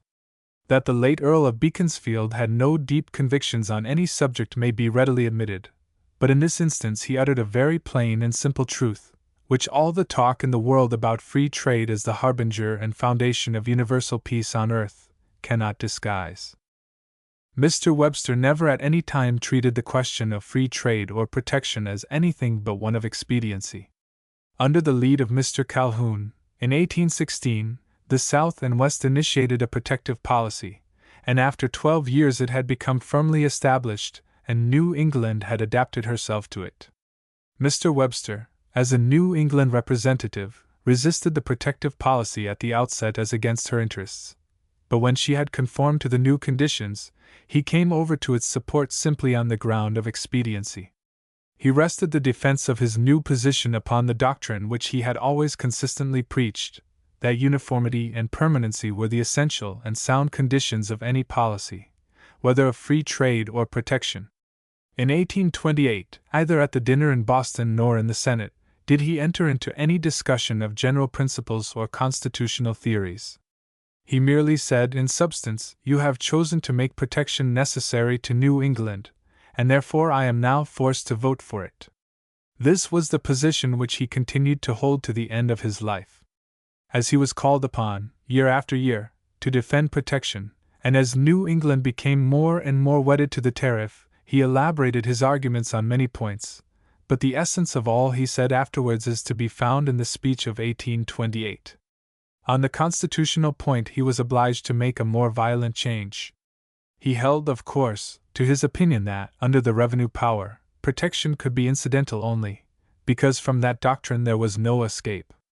but he dropped the condemnation expressed in 1814 and the doubts uttered in 1820 as to the theory that it was within the direct power of Congress to enact a protective tariff, and assumed that they had this right as one of the general powers in the Constitution, or that at all events they had exercised it, and that therefore the question was henceforward to be considered as residential adjudicata. The speech of 1828 marks the separation of Mr. Webster from the opinions of the old school of New England federalism. Thereafter he stood forth as the champion of the tariff and of the American system, of Henry Clay. Regarding protection in its true light, as a mere question of expediency, he followed the interests of New England and of the great industrial communities of the North. That he shifted his ground at the proper moment, bad as the Bill of Abominations was, and that, as a Northern statesman, he was perfectly justified in doing so, cannot be fairly questioned or criticized.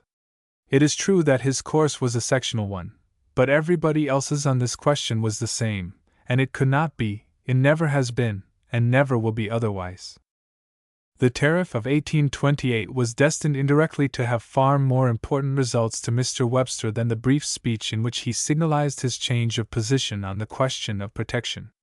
Soon after the passage of the Act, in May, 1828, the South Carolina delegation held a meeting to take steps to resist the operation of the tariff, but nothing definite was then accomplished. Popular meetings in South Carolina, characterized by much violent talk, followed, however, during the summer, and in the autumn the legislature of the state put forth the famous Exposition and Protest, which emanated from Mr. Calhoun, and embodied in the fullest and strongest terms the principles of nullification. These movements were viewed with regret and with some alarm throughout the country, but they were rather lost sight of in the intense excitement of the presidential election. The accession of Jackson then came to absorb the public attention, and brought with it the sweeping removals from office which Mr. Webster strongly denounced. At the same time he was not led into the partisan absurdity of denying the president's power of removal, and held to the impregnable position of steady resistance to the evils of patronage, which could be cured only by the operation of an enlightened public sentiment. It is obvious now that, in the midst of all this agitation about other matters, Mr. Calhoun and the South Carolinians never lost sight of the conflict for which they were preparing, and that they were on the alert to bring nullification to the front in a more menacing and pronounced fashion than had yet been attempted. The grand assault was finally made in the Senate, under the eye of the great nullifier, who then occupied the chair of the vice president, and came in an unexpected way. In December 1829, Mr. Foote of Connecticut introduced a harmless resolution of inquiry respecting the sales and surveys of the Western lands. In the long-drawn debate which ensued, General Hayne of South Carolina, on January 19, 1830, made an elaborate attack on the New England states. He accused them of a desire to check the growth of the West in the interests of the protective policy, and tried to show the sympathy which should exist between the West and South, and lead them to make common cause against the tariff. Mr. Webster felt that this attack could not be left unanswered, and the next day he replied to it. This first speech on Foote's resolution has been so obscured by the greatness of the second that it is seldom referred to and but little read. Yet it is one of the most effective retorts, one of the strongest pieces of destructive criticism, ever uttered in the Senate, although its purpose was simply to repel the charge of hostility to the West on the part of New England. The accusation was in fact absurd, and but few years had elapsed since Mr. Webster and New England had been assailed by Mr. McDuffie for desiring to build up the West at the expense of the South by the policy of internal improvements. It was not difficult, therefore, to show the groundlessness of this new attack, but Mr. Webster did it with consummate art and great force, shattering Hayne's elaborate argument to pieces and treading it underfoot. Mr. Webster only alluded incidentally to the tariff agitation in South Carolina, but the crushing nature of the reply inflamed and mortified Mr. Hayne, who, on the following day, insisted on Mr. Webster's presence, and spoke for the second time at great length. He made a bitter attack upon New England, upon Mr. Webster personally, and upon the character and patriotism of Massachusetts. He then made a full exposition of the doctrine of nullification, giving free expression of the views and principles entertained by his master and leader, who presided over the discussion. The debate had now drifted far from the original resolution, but its real object had been reached at last. The war upon the tariff had been begun, and the standard of nullification and of resistance to the Union and to the laws of Congress had been planted boldly in the Senate of the United States. The debate was adjourned and Mr. Hayne did not conclude till January 25th. The next day Mr. Webster replied in the second speech on Foot's resolution, which is popularly known as the reply to Hayne. This great speech marks the highest point attained by Mr. Webster as a public man. He never surpassed it, he never equaled it afterwards. It was his zenith intellectually, politically, and as an orator. His fame grew and extended in the years which followed, he won ample distinction in other fields, he made many other splendid speeches, but he never went beyond the reply which he made to the senator from South Carolina on January 26, 1830. The doctrine of nullification, which was the main point both with Hayne and Webster, was no new thing. The word was borrowed from the Kentucky resolutions of 1799, and the principle was contained in the more cautious phrases of the contemporary Virginia resolutions and of the Hartford Convention in 1814. The South Carolinian reproduction in 1830 was fuller and more elaborate than its predecessors and supported by more acute reasoning, but the principle was unchanged. Mr. Webster's argument was simple but overwhelming. He admitted fully the right of revolution. He accepted the proposition that no one was bound to obey an unconstitutional law, but the essential question was who was to say whether a law was unconstitutional or not. Each state has that authority, was the reply of the nullifiers, and if the decision is against the validity of the law it cannot be executed within the limits of the dissenting state. The vigorous sarcasm with which Mr. Webster depicted practical nullification, and showed that it was nothing more or less than revolution when actually carried out, was really the conclusive answer to the nullifying doctrine. But Mr. Calhoun and his school eagerly denied that nullification rested on the right to revolt against oppression. They argued that it was a constitutional right, that they could live within the Constitution and beyond it, inside the House and outside it at one and the same time. They contended that, the Constitution being a compact between the states, the federal government was the creation of the states, yet, in the same breath, they declared that the general government was a party to the contract from which it had itself emanated, in order to get rid of the difficulty of proving that, while the single dissenting state could decide against the validity of a law, the 20 or more other states, also parties to the contract, had no right to deliver an opposite judgment, which should be binding as the opinion of the majority of the court.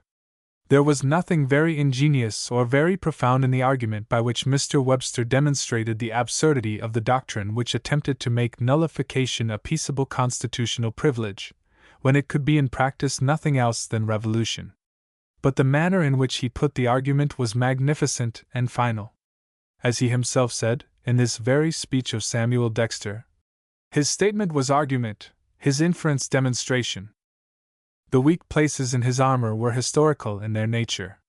It was probably necessary, at all events Mr. Webster felt it to be so, to argue that the Constitution at the outset was not a compact between the states, but a national instrument, and to distinguish the cases of Virginia and Kentucky in 1799 and of New England in 1814, from that of South Carolina in 1830.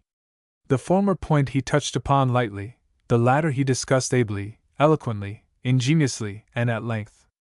Unfortunately, the facts were against him in both instances. When the Constitution was adopted by the votes of states at Philadelphia, and accepted by the votes of states in popular conventions, it is safe to say that there was not a man in the country from Washington and Hamilton on the one side, to George Clinton and George Mason on the other, who regarded the new system as anything but an experiment entered upon by the states, and from which each and every state had the right peaceably to withdraw, a right which was very likely to be exercised. When the Virginia and Kentucky resolutions appeared, they were not opposed on constitutional grounds, but on those of expediency and of hostility to the revolution which they were considered to embody. Hamilton, and no one knew the Constitution better than he, treated them as the beginnings of an attempt to change the government, as the germs of a conspiracy to destroy the Union. As Dr. Vaughan Holst tersely and accurately states it, There was no time as yet to attempt to strangle the healthy human mind in a net of logical deductions. That was the work reserved for John C. Calhoun. What is true of 1799 is true of the New England leaders at Washington when they discussed the feasibility of secession in 1804, of the declaration in favor of secession made by Josiah Quincy in Congress a few years later, of the resistance of New England during the War of 1812, and of the right of interposition set forth by the Hartford Convention. In all these instances no one troubled himself about the constitutional aspect. It was a question of expediency, of moral and political right or wrong. In every case the right was simply stated, and the uniform answer was, such a step means the overthrow of the present system. When South Carolina began her resistance to the tariff in 1830, times had changed, and with them the popular conception of the government established by the Constitution. It was now a much more serious thing to threaten the existence of the federal government than it had been in 1799, or even in 1814. The great fabric which had been gradually built up made an overthrow of the government look very terrible. It made peaceable secession a mockery, and a withdrawal from the Union equivalent to civil war. The boldest hesitated to espouse any principle which was avowedly revolutionary, and on both sides men wished to have a constitutional defense for every doctrine which they promulgated. This was the feeling which led Mr. Calhoun to elaborate and perfect with all the ingenuity of his acute and logical mind the arguments in favor of nullification as a constitutional principle. At the same time, the theory of nullification, however much elaborated, had not altered in its essence from the bald and brief statement of the Kentucky resolutions. The vast change had come on the other side of the question, in the popular idea of the Constitution. It was no longer regarded as an experiment from which the contracting parties had a right to withdraw, but as the charter of a national government. "It is a critical moment," said Mr. Bell of New Hampshire to Mr. Webster, on the morning of January 26th. "And it is high time that the people of this country should know what this Constitution is." "Then," answered Mr. Webster, "by the blessing of heaven they shall learn, this day, before the sun goes down, what I understand it to be." With these words on his lips he entered the Senate chamber, and when he replied to Hayne he stated what the Union and the government had come to be at that moment. He defined the character of the Union as it existed in 1830, and that definition so magnificently stated, and with such grand eloquence, went home to the hearts of the people, and put into noble words the sentiment which they felt but had not expressed. This was the significance of the reply to Hayne. It mattered not what men thought of the Constitution in 1789. The government which was then established might have degenerated into a confederation little stronger than its predecessor. But the Constitution did its work better, and converted a confederacy into a nation. Mr. Webster set forth the national conception of the Union. He expressed what many men were vaguely thinking and believing, and the principles which he made clear and definite went on broadening and deepening until, 30 years afterwards, they had a force sufficient to sustain the North and enable her to triumph in the terrible struggle which resulted in the preservation of national life. When Mr. Webster showed that practical nullification was revolution, he had answered completely the South Carolinian doctrine, for revolution is not susceptible of constitutional argument. But in the state of public opinion at that time it was necessary to discuss nullification on constitutional grounds also, and Mr. Webster did this as eloquently and ably as the nature of the case admitted. Whatever the historical defects of his position, he put weapons into the hands of every friend of the Union, and gave reasons and arguments to the doubting and timid. Yet, after all is said, the meaning of Mr. Webster's speech in our history and its significance to us are, that it set forth with every attribute of eloquence the nature of the Union as it had developed under the Constitution. He took the vague popular conception and gave it life and form and character. He said, as he alone could say, "The people of the United States are a nation, they are the masters of an empire, their union is indivisible," and the words which then rang out in the Senate chamber have come down through long years of political conflict and of civil war, until at last they are part of the political creed of every one of his fellow countrymen. The reply to Hayne cannot, however, be dismissed with a consideration of its historical and political meaning or of its constitutional significance. It has a personal and literary importance of hardly less moment. There comes an occasion, a period perhaps, in the life of every man when he touches his highest point, when he does his best, or even, under a sudden inspiration and excitement, something better than his best, and to which he can never again attain. At the moment it is often impossible to detect this point, but when the man and his career have passed into history, and we can survey it all spread out before us like a map, the pinnacle of success can easily be discovered.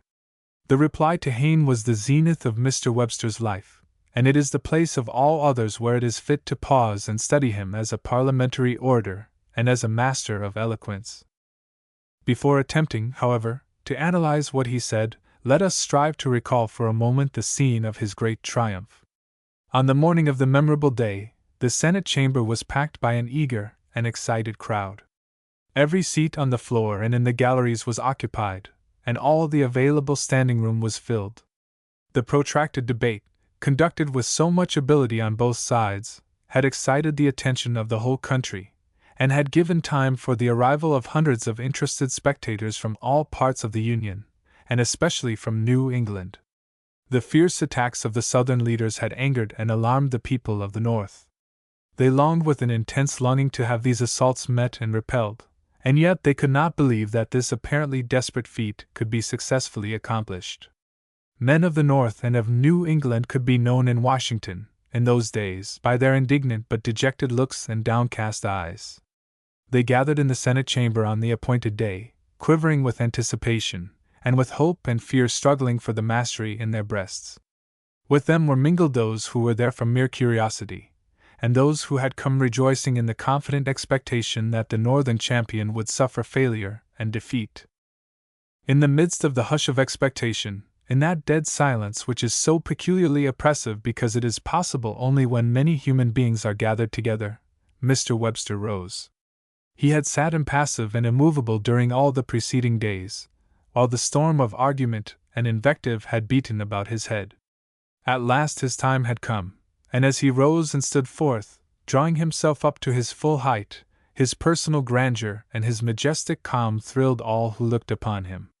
With perfect quietness, unaffected apparently by the atmosphere of intense feeling about him, he said, in a low, even tone, "Mr. President, when the mariner has been tossed for many days in thick weather and on an unknown sea, he naturally avails himself of the first pause in the storm, the earliest glance of the sun, to take his latitude and ascertain how far the elements have driven him from his true course. Let us imitate this prudence, and before we float farther on the waves of this debate, refer to the point from which we departed, that we may, at least, be able to conjecture where we now are. I ask for the reading of the resolution before the Senate." This opening sentence was a piece of consummate art. The simple and appropriate image, the low voice, the calm manner, relieved the strained excitement of the audience, which might have ended by disconcerting the speaker if it had been maintained. Every one was now at his ease, and when the monotonous reading of the resolution ceased, Mr. Webster was master of the situation, and had his listeners in complete control. With breathless attention they followed him as he proceeded. The strong masculine sentences, the sarcasm, the pathos, the reasoning, the burning appeals to love of state and country, flowed on unbroken. As his feelings warmed, the fire came into his eyes. There was a glow on his swarthy cheek. His strong right arm seemed to sweep away resistlessly the whole phalanx of his opponents, and the deep and melodious cadences of his voice sounded like harmonious organ tones as they filled the chamber with their music.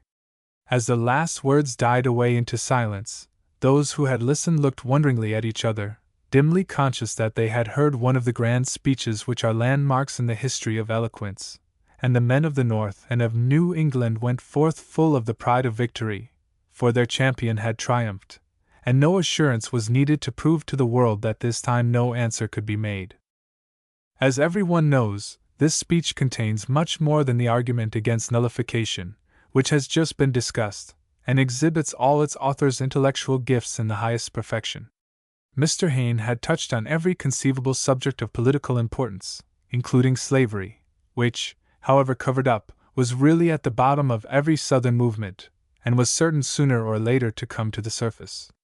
All these various topics Mr. Webster took up, one after another, displaying a most remarkable strength of grasp and ease of treatment. He dealt with them all effectively, and yet in just proportion.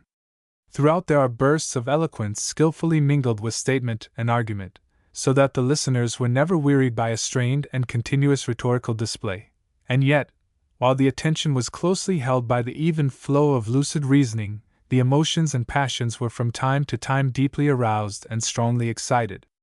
In many passages of direct retort, Mr. Webster used an irony which he employed always in a perfectly characteristic way. He had a strong natural sense of humor, but he never made fun or descended to trivial efforts to excite laughter against his opponent. He was not a witty man or a maker of epigrams, but he was a master in the use of a cold, dignified sarcasm, which at times, and in this instance particularly, he used freely and mercilessly. Beneath the measured sentences there is a lurking smile which saves them from being merely savage and cutting attacks, and yet brings home a keen sense of the absurdity of the opponent's position. The weapon resembled more the sword of Richard than the cimeter of Saladin, but it was none the less a keen and trenchant blade. There is probably no better instance of Mr. Webster's power of sarcasm than the famous passage in which he replied to Hayne's taunt about the murdered coalition, which was said to have existed between Adams and Calhoun. In a totally different vein is the passage about Massachusetts, perhaps in its way as good an example as we have of Webster's power of appealing to the higher and more tender feelings of human nature. The thought is simple and even obvious, and the expression unadorned, and yet what he said had that subtle quality which stirred and still stirs the heart of every man born on the soil of the old Puritan Commonwealth. The speech as a whole has all the qualities which made Mr. Webster a great orator, and the same traits run through his other speeches. An analysis of the reply to Hayne, therefore, gives us all the conditions necessary to forming a correct idea of Mr. Webster's eloquence, of its characteristics, and its value. The Attic school of oratory subordinated form to thought to avoid the misuse of ornament, and triumphed over the more florid practice of the so-called Asiatics. Rome gave the palm to Atticism, and modern oratory has gone still farther in the same direction, until its predominant quality has become that of making sustained appeals to the understanding. Logical vigilance and long chains of reasoning, avoided by the ancients, are the essentials of our modern oratory. Many able men have achieved success under these conditions as forcible and convincing speakers. But the grand eloquence of modern times is distinguished by the bursts of feeling, of imagery or of invective, joined with convincing argument. This combination is rare, and whenever we find a man who possesses it we may be sure that, in greater or less degree, he is one of the great masters of eloquence as we understand it. The names of those who in debate or to a jury have been in everyday practice strong and effective speakers, and also have thrilled and shaken large masses of men, readily occur to us. To this class belong Chatham and Burke, Fox, Sheridan and Erskine, Mirabeau and Vergniaud, Patrick Henry and Daniel Webster. Mr. Webster was of course essentially modern in his oratory. He relied chiefly on the sustained appeal to the understanding, and he was a conspicuous example of the prophetic character which Christianity, and Protestantism especially, has given to modern eloquence. At the same time Mr. Webster was in some respects more classical, and resembled more closely the models of antiquity, than any of those who have been mentioned as belonging to the same high class. He was wont to pour forth the copious stream of plain, intelligible observations, and indulge in the varied appeals to feeling, memory, and interest, which Lord Brougham sets down as characteristic of ancient oratory. It has been said that while Demosthenes was a sculptor, Burke was a painter. Mr. Webster was distinctly more of the former than the latter. He rarely amplified or developed an image or a description, and in this he followed the Greek rather than the Englishman. Dr. Francis Lieber wrote, "To test Webster's oratory, which has ever been very attractive to me, I read a portion of my favorite speeches of Demosthenes, and then read, always aloud, parts of Webster, then returned to the Athenian, and Webster stood the test." Apart from the great compliment which this conveys, such a comparison is very interesting as showing the similarity between Mr. Webster and the Greek orator. Not only does the test indicate the merit of Mr. Webster's speeches, but it also proves that he resembled the Athenian, and that the likeness was more striking than the inevitable difference born of race and time. Yet there is no indication that Webster ever made a study of the ancient models or tried to form himself upon them. The cause of the classic self-restraint in Webster was partly due to the artistic sense which made him so devoted to simplicity of diction, and partly to the cast of his mind. He had a powerful historic imagination, but not in the least the imagination of the poet, which bodies forth the forms of things unknown. He could describe with great vividness, brevity, and force what had happened in the past, what actually existed, or what the future promised. But his fancy never ran away with him, or carried him captive into the regions of poetry. Imagination of this sort is readily curbed and controlled, and if less brilliant, is safer than that defined by Shakespeare. For this reason, Mr. Webster rarely indulged in long, descriptive passages, and while he showed the highest power in treating anything with a touch of humanity about it, he was sparing of images drawn wholly from nature, and was not peculiarly successful in depicting in words natural scenery or phenomena. The result is, that in his highest flights, while he is often grand and affecting, full of life and power, he never shows the creative imagination. But if he falls short on the poetic side, there is the counterbalancing advantage that there is never a false note nor an overwrought description which offends our taste and jars upon our sensibilities.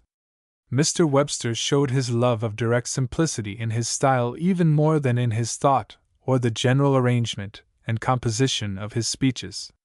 His sentences are, as a rule, short, and therefore pointed and intelligible, but they never become monotonous and harsh, the fault to which brevity is always liable. On the contrary, they are smooth and flowing, and there is always a sufficient variety of form. The choice of language is likewise simple. Mr. Webster was a remorseless critic of his own style, and he had an almost extreme preference for Anglo-Saxon words and a corresponding dislike of Latin derivatives.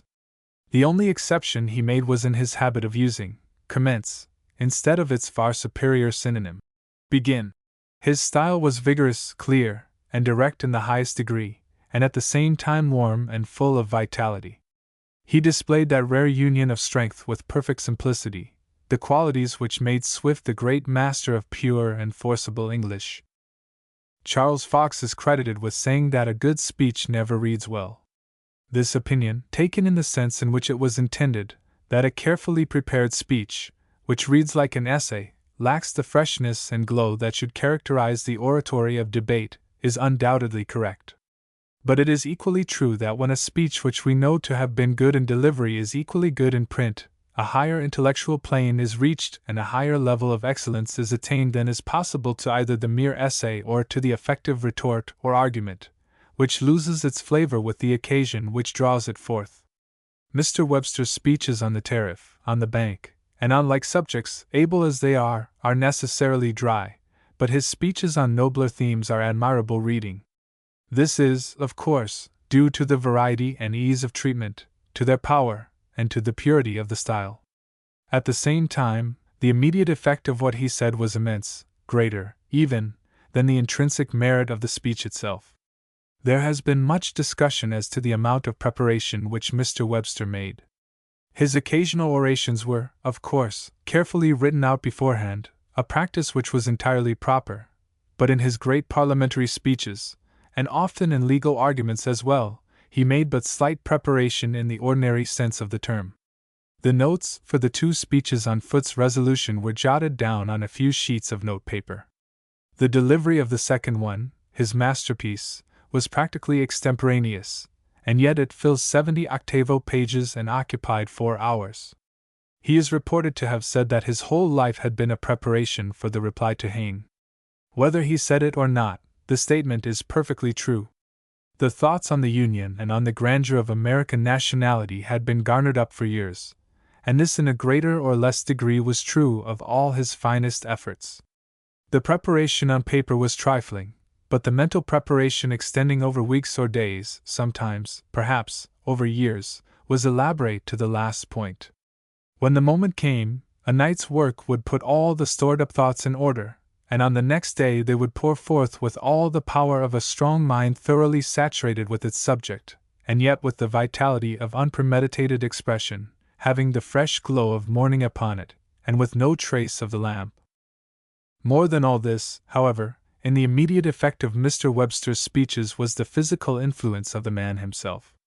We can but half understand his eloquence and its influence if we do not carefully study his physical attributes, his temperament and disposition. In face, form, and voice, nature did her utmost for Daniel Webster. No envious fairy was present at his birth to mar these gifts by her malign influence. He seemed to every one to be a giant.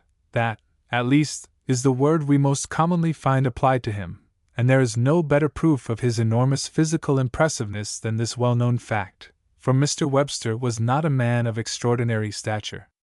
He was 5 feet 10 inches in height, and in health, weighed a little less than 200 pounds. These are the proportions of a large man, but there is nothing remarkable about them. We must look elsewhere than to mere size to discover why men spoke of Webster as a giant.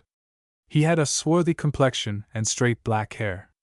His head was very large, the brain weighing, as is well known, more than any on record, except those of Cuvier and of the celebrated bricklayer.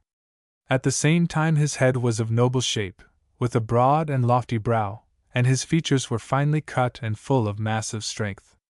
His eyes were extraordinary. They were very dark and deep-set, and, when he began to rouse himself to action, shone with the deep light of a forge fire, getting ever more glowing as excitement rose. His voice was in harmony with his appearance. It was low and musical in conversation. In debate it was high but full, ringing out in moments of excitement like a clarion, and then sinking to deep notes with the solemn richness of organ tones, while the words were accompanied by a manner in which grace and dignity mingled in complete accord. The impression which he produced upon the eye and ear it is difficult to express. There is no man in all history who came into the world so equipped physically for speech. In this direction nature could do no more. The mere look of the man and the sound of his voice made all who saw and heard him feel that he must be the embodiment of wisdom, dignity, and strength, divinely eloquent, even if he sat in dreamy silence or uttered nothing but heavy commonplaces. It is commonly said that no one of the many pictures of Mr. Webster gives a true idea of what he was.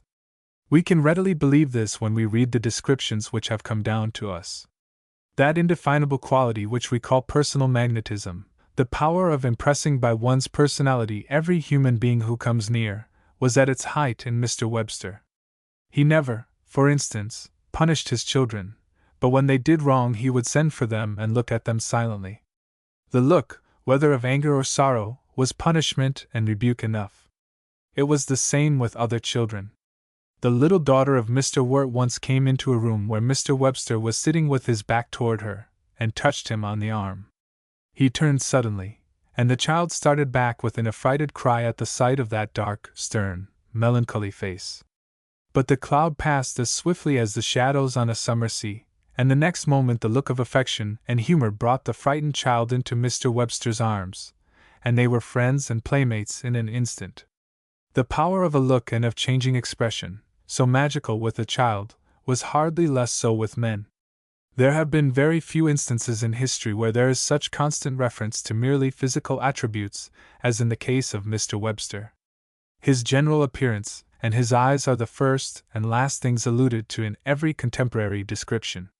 Every one is familiar with the story of the English navvy who pointed at Mr. Webster in the streets of Liverpool and said, "There goes a king!"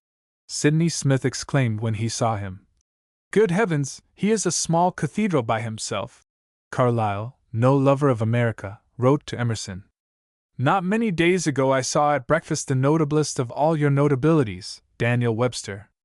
He is a magnificent specimen. You might say to all the world, this is our Yankee Englishman. Such limbs we make in Yankee land, as a logic fencer or parliamentary Hercules, one would incline to back him at first sight against all the extant world. The tanned complexion, that amorphous crag-like face, the dull black eyes under the precipice of brows, like dull anthracite furnaces needing only to be blown, the mastiff mouth accurately closed. I have not traced so much of silent berserker rage that I remember of in any man. I guess I should not like to be your nigger. Webster is not loquacious, but he is pertinent, conclusive, a dignified, perfectly bred man. Though not English in breeding, A man worthy of the best reception among us. And meeting such I understand. Such was the effect produced by Mr. Webster when in England, and it was a universal impression. Wherever he went, men felt in the depths of their being the amazing force of his personal presence. He could control an audience by a look, and could extort applause from hostile listeners by a mere glance.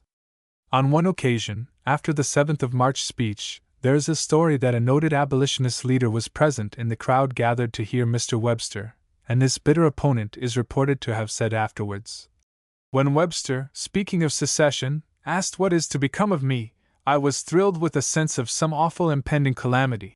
The story may be apocryphal, but there can be no doubt of its essential truth so far as the effect of Mr. Webster's personal presence goes. People looked at him, and that was enough.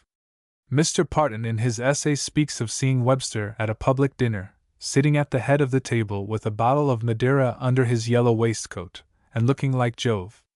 When he presided at the Cooper Memorial Meeting in New York, he uttered only a few stately platitudes, and yet every one went away with the firm conviction that they had heard him speak words of the profoundest wisdom and grandest eloquence. The temptation to rely on his marvelous physical gifts grew on him as he became older, which was to be expected with a man of his temperament. Even in his early days, when he was not in action, he had an impassible and slumberous look, and when he sat listening to the invective of Heine, no emotion could be traced on his cold, dark, melancholy face, or in the cavernous eyes shining with a dull light. This all vanished when he began to speak, and, as he poured forth his strong, weighty sentences, there was no lack of expression or of movement. But Mr. Webster, despite his capacity for work, and his protracted and often intense labor, was constitutionally indolent, and this sluggishness of temperament increased very much as he grew older. It extended from the periods of repose to those of action until, in his later years, a direct stimulus was needed to make him exert himself. Even to the last the mighty power was still there in undiminished strength, but it was not willingly put forth.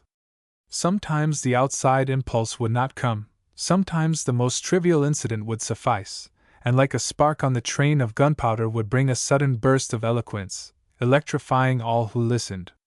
On one occasion he was arguing a case to the jury. He was talking in his heaviest and most ponderous fashion, and with half-closed eyes. The court and the jurymen were nearly asleep as Mr. Webster argued on, stating the law quite wrongly to his nodding listeners. The counsel on the other side interrupted him and called the attention of the court to Mr. Webster's presentation of the law. The judge, thus awakened, explained to the jury that the law was not as Mr. Webster stated it. While this colloquy was in progress, Mr. Webster roused up, pushed back his thick hair, shook himself, and glanced about him with the look of a caged lion. When the judge paused, he turned again to the jury, his eyes no longer half shut but wide open and glowing with excitement.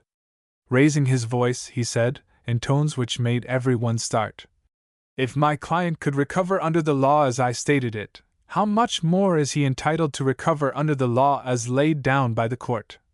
And then, the jury now being thoroughly awake, he poured forth a flood of eloquent argument, and won his case. In his latter days Mr. Webster made many careless and dull speeches and carried them through by the power of his look and manner, but the time never came when, if fairly aroused, he failed to sway the hearts and understandings of men by a grand and splendid eloquence. The lion slept very often, but it never became safe to rouse him from his slumber. It was soon after the reply to Heine that Mr. Webster made his great argument for the government in the White murder case. One other address to a jury in the Goodridge case, and the defense of Judge Prescott before the Massachusetts Senate, which is of similar character, have been preserved to us. The speech for Prescott is a strong, dignified appeal to the sober, and yet sympathetic, judgment of his hearers, but wholly free from any attempt to confuse or mislead, or to sway the decision by unwholesome pathos. Under the circumstances, which were very adverse to his client, the argument was a model of its kind, and contains some very fine passages full of the solemn force so characteristic of its author. The Goodridge speech is chiefly remarkable for the ease with which Mr. Webster unraveled a complicated set of facts, demonstrated that the accuser was in reality the guilty party, and carried irresistible conviction to the minds of the jurors. It was connected with a remarkable exhibition of his power of cross-examination, which was not only acute and penetrating, but extremely terrifying to a recalcitrant witness. The argument in the White case, as a specimen of eloquence, stands on far higher ground than either of the other two, and, apart from the nature of the subject, ranks with the very best of Mr. Webster's oratorical triumphs. The opening of the speech, comprising the account of the murder and the analysis of the workings of a mind seared with the remembrance of a horrid crime, must be placed among the very finest masterpieces of modern oratory. The description of the feelings of the murderer has a touch of the creative power, but taken in conjunction with the wonderful picture of the deed itself, the whole exhibits the highest imaginative excellence, and displays the possession of an extraordinary dramatic force such as Mr. Webster rarely exerted. It has the same power of exciting a kind of horror and of making us shudder with a creeping, nameless terror as the scene after the murder of Duncan, when Macbeth rushes out from the chamber of death, crying, "I have done the deed. Didst thou not hear a noise?" I have studied this famous exordium with extreme care, and I have sought diligently in the works of all the great modern orators, and of some of the ancient as well, for similar passages of higher merit. My quest has been in vain. Mr. Webster's description of the White murder, and of the ghastly haunting sense of guilt which pursued the assassin, has never been surpassed in dramatic force by any speaker, whether in debate or before a jury.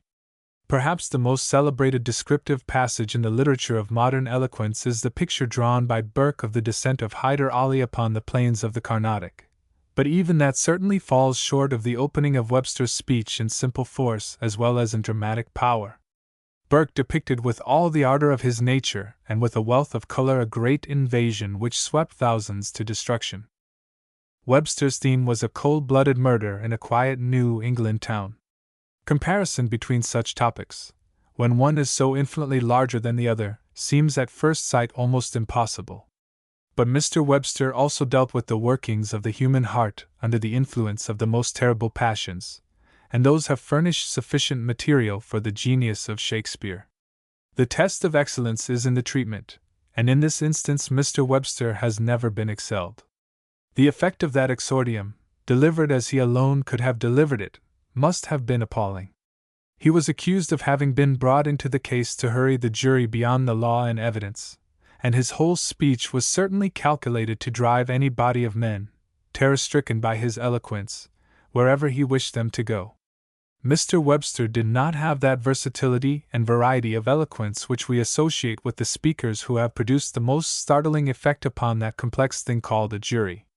He never showed that rapid alternation of wit, humor, pathos, invective, sublimity, and ingenuity which have been characteristic of the greatest advocates. Before a jury, as everywhere else, he was direct and simple. He awed and terrified jurymen, he convinced their reason, but he commanded rather than persuaded, and carried them with him by sheer force of eloquence and argument, and by his overpowering personality. The extravagant admiration which Mr. Webster excited among his followers has undoubtedly exaggerated his greatness in many respects, but high as the praise bestowed upon him as an orator has been, in that direction at least he has certainly not been overestimated. The reverse rather is true. Mr. Webster was, of course, the greatest orator this country has ever produced. Patrick Henry's fame rests wholly on tradition. The same is true of Hamilton, who, moreover, never had an opportunity adequate to his talents, which were unquestionably of the first order. Fisher Ames's reputation was due to a single speech which is distinctly inferior to many of Webster's. Clay's oratory has not stood the test of time.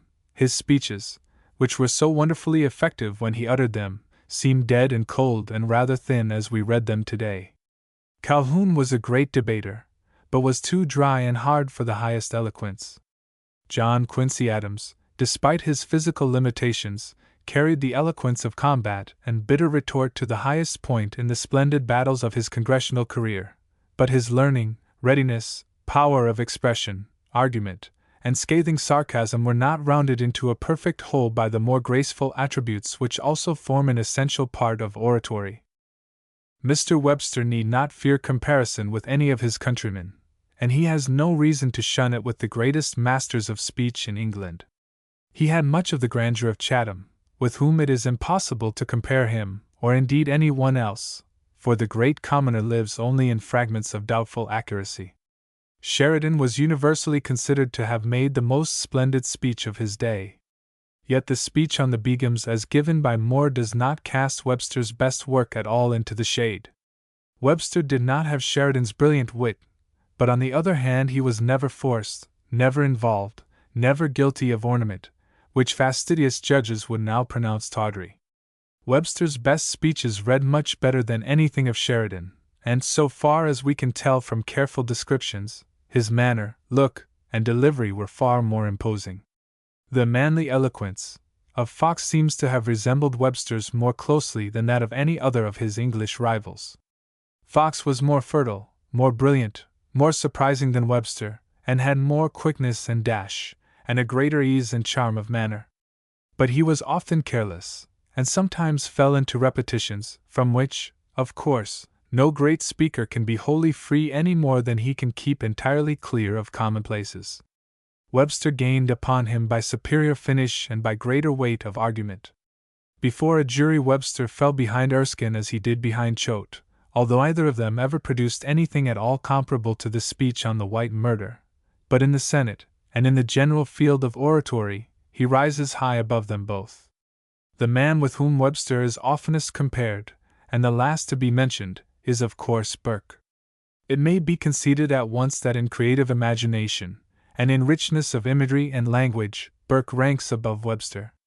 But no one would ever have said of Webster as Goldsmith did of Burke, who, too deep for his hearers, still went on refining, and thought of convincing while they thought of dining. Webster never sinned by over-refinement, or over-ingenuity, for both were utterly foreign to his nature. Still less did he impair his power in the Senate as Burke did in the Commons by talking too often and too much. If he did not have the extreme beauty and grace of which Burke was capable, he was more forcible and struck harder and more weighty blows. He was greatly aided in this by his brief and measured periods, and his strength was never wasted in long and elaborate sentences. Webster, moreover, would never have degenerated into the ranting excitement which led Burke to draw a knife from his bosom and cast it on the floor of the House. This illustrates what was, perhaps, Mr. Webster's very strongest point, his absolute good taste. He may have been ponderous at times in his later years. We know that he was occasionally heavy, pompous, and even dull, but he never violated the rules of the nicest taste.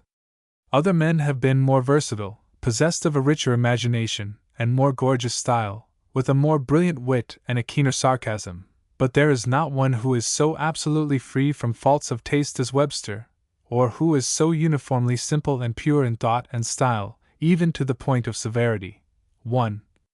Footnote 1. A volume might be written comparing Mr. Webster with other great orators.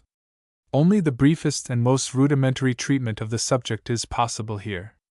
A most excellent study of the comparative excellence of Webster's eloquence has been made by Judge Chamberlain, librarian of the Boston Public Library, in a speech at the dinner of the Dartmouth alumni, which has since been printed as a pamphlet.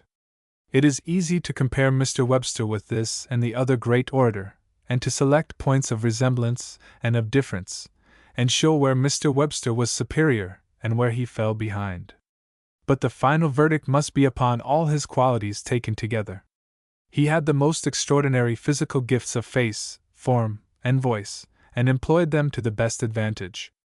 Thus equipped, he delivered a long series of great speeches which can be read today with the deepest interest, instruction, and pleasure. He had dignity, grandeur, and force, a strong historic imagination, and great dramatic power when he chose to exert it. He possessed an unerring taste, a capacity for vigorous and telling sarcasm, a glow and fire none the less intense because they were subdued, perfect clearness of statement joined to the highest skill in argument, and he was master of a style which was as forcible as it was simple and pure. Take him for all in all, he was not only the greatest orator this country has ever known, but in the history of eloquence his name will stand with those of Demosthenes and Cicero, of Chatham and Burke. Chapter 7. The Struggle with Jackson and the Rise of the Whig Party. In the year preceding the delivery of his great speech, Mr. Webster had lost his brother Ezekiel by sudden death, and he had married for his second wife Miss Leroy of New York. The former event was a terrible grief to him, and taken in conjunction with the latter seemed to make a complete break with the past, and with its struggles and privations, its joys and successes. The slender girl whom he had married in Salisbury Church and the beloved brother were both gone, and with them went those years of youth in which he had sighed deep, laughed free, starved, feasted, despaired, been happy. One cannot come to this dividing line in Mr. Webster's life without regret. There was enough of brilliant achievement and substantial success in what had gone before to satisfy any man, and it had been honest, simple, and unaffected. A wider fame and a greater name lay before him, but with them came also ugly scandals, bitter personal attacks, an ambition which warped his nature, and finally a terrible mistake. One feels inclined to say of these later years, with the Roman lover, "Shut them in with their triumphs and their glories, and the rest, love is best." The home changed first, and then the public career. The reply which, as John Quincy Adams said, utterly demolished the fabric of Hayne's speech and left scarcely a wreck to be seen, went straight home to the people of the North. It gave eloquent expression to the strong but undefined feeling in the popular mind. It found its way into every house and was read everywhere. It took its place in the school books, to be repeated by shrill boy voices, and became part of the literature and of the intellectual life of the country. In those solemn sentences men read the description of what the United States had come to be under the Constitution, and what American nationality meant in 1830. The leaders of the Young War Party in 1812 were the first to arouse the national sentiment, but no one struck the chord with such a master hand as Mr. Webster, or drew forth such long and deep vibrations. There is no single utterance in our history which has done so much by mere force of words to strengthen the love of nationality, and implant it deeply in the popular heart, as the reply to Hayne. Before the delivery of that speech Mr. Webster was a distinguished statesman, but the day after he awoke to a national fame which made all his other triumphs pale. Such fame brought with it, of course, as it always does in this country, talk of the presidency. The reply to Hayne made Mr. Webster a presidential candidate, and from that moment he was never free from the gnawing, haunting ambition to win the grand prize of American public life. There was a new force in his career, and in all the years to come the influence of that force must be reckoned and remembered. Mr. Webster was anxious that the party of opposition to General Jackson, which then passed by the name of National Republicans, should be in some way strengthened, solidified, and placed on a broad platform of distinct principles. He saw with great regret the ruin which was threatened by the anti-Masonic schism, and it would seem that he was not indisposed to take advantage of this to stop the nomination of Mr. Clay, who was peculiarly objectionable to the opponents of Masonry. He earnestly desired the nomination himself, but even his own friends in the party told him that this was out of the question, and he acquiesced in their decision. Mr. Clay's personal popularity, moreover, among the National Republicans was, in truth, invincible, and he was unanimously nominated by the convention at Baltimore. The action of the anti-Masonic element in the country doomed Clay to defeat, which he was likely enough to encounter in any event, but the consolidation of the party so ardently desired by Mr. Webster was brought about by acts of the administration, which completely overcame any intestine divisions among its opponents. The session of 1831 to 1832, when the country was preparing for the coming presidential election, marks the beginning of the fierce struggle with Andrew Jackson which was to give birth to a new and powerful organization known in our history as the Whig Party, and destined, after years of conflict, to bring overwhelming defeat to the Jacksonian democracy. There is no occasion here to enter into a history of the famous bank controversy. Established in 1816, the Bank of the United States, after a period of difficulties, had become a powerful and valuable financial organization. In 1832 it applied for a continuance of its charter, which then had 3 years still to run.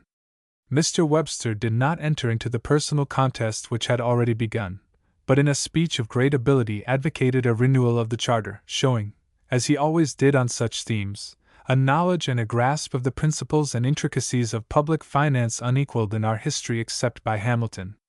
In a second speech, he made a most effective and powerful argument against the proposition to give the states authority to tax the bank, defending the doctrines laid down by Chief Justice Marshall in McCulloch v. Maryland, and denying the power of Congress to give the states the right of such taxation, because by so doing they violated the Constitution. The amendment was defeated, and the bill for the continuance of the charter passed both houses by large majorities. Jackson returned the bill with a veto. He had the audacity to rest his veto upon the ground that the bill was unconstitutional, and that it was the duty of the President to decide upon the constitutionality of every measure without feeling in the least bound by the opinion of Congress or of the Supreme Court. His ignorance was so crass that he failed to perceive the distinction between a new bill and one to continue an existing law, while his vanity and his self-assumption were so colossal that he did not hesitate to assert that he had the right and the power to declare an existing law, passed by Congress, approved by Madison, and held to be constitutional by an express decision of the Supreme Court, to be invalid, because he thought fit to say so. To overthrow such doctrines was not difficult, but Mr. Webster refuted them with a completeness and force which were irresistible. At the same time, he avoided personal attack in the dignified way which was characteristic of him, despite the extraordinary temptation to indulge in invective and telling sarcasm to which Jackson by his ignorance and presumption had so exposed himself. The bill was lost, the great conflict with the bank was begun, and the Whig party was founded. Another event of a different character, which had occurred not long before, helped to widen the breach and to embitter the contest between the parties of the administration and of the opposition. When in 1829 Mr. Maclean had received his instructions as minister to England, he had been directed by Mr. Van Buren to reopen negotiations on the subject of the West Indian trade, and in so doing the Secretary of State had reflected on the previous administration, and had said that the party in power would not support the pretensions of its predecessors. Such language was, of course, at variance with all traditions, was wholly improper, and was mean and contemptible in dealing with a foreign nation. In 1831 Mr. Van Buren was nominated as minister to England, and came up for confirmation in the Senate some time after he had actually departed on his mission. Mr. Webster opposed the confirmation in an eloquent speech full of just pride in his country, and of vigorous indignation against the slight which Mr. Van Buren had put upon her by his instructions to Mr. Maclean. He pronounced a splendid rebuke upon the first instance in which an American minister had been sent abroad as the representative of his party and not as the representative of his country. The opposition was successful, and Mr. Van Buren's nomination was rejected. It is no doubt true that the rejection was a political mistake, and that, as was commonly said at the time, it created sympathy for Mr. Van Buren and ensured his succession to the presidency. Yet no one would now think as well of Mr. Webster if, to avoid awakening popular sympathy and party enthusiasm in behalf of Mr. Van Buren, he had silently voted for that gentleman's confirmation. To do so was to approve the despicable tone adopted in the instructions to Maclean. As a patriotic American, above all as a man of intense national feelings, Mr. Webster could not have done otherwise than resist with all the force of his eloquence the confirmation of a man who had made such an undignified and unworthy exhibition of partisanship. Politically he may have been wrong, but morally he was wholly right, and his rebuke stands in our history as a reproach which Mr. Van Buren's subsequent success can neither mitigate nor impair. There was another measure, however, which had a far different effect from those which tended to build up the opposition to Jackson and his followers. A movement was begun by Mr. Clay looking to a revision and reduction of the tariff, which finally resulted in a bill reducing duties on many articles to a revenue standard, and leaving those on cotton and woolen goods and iron unchanged.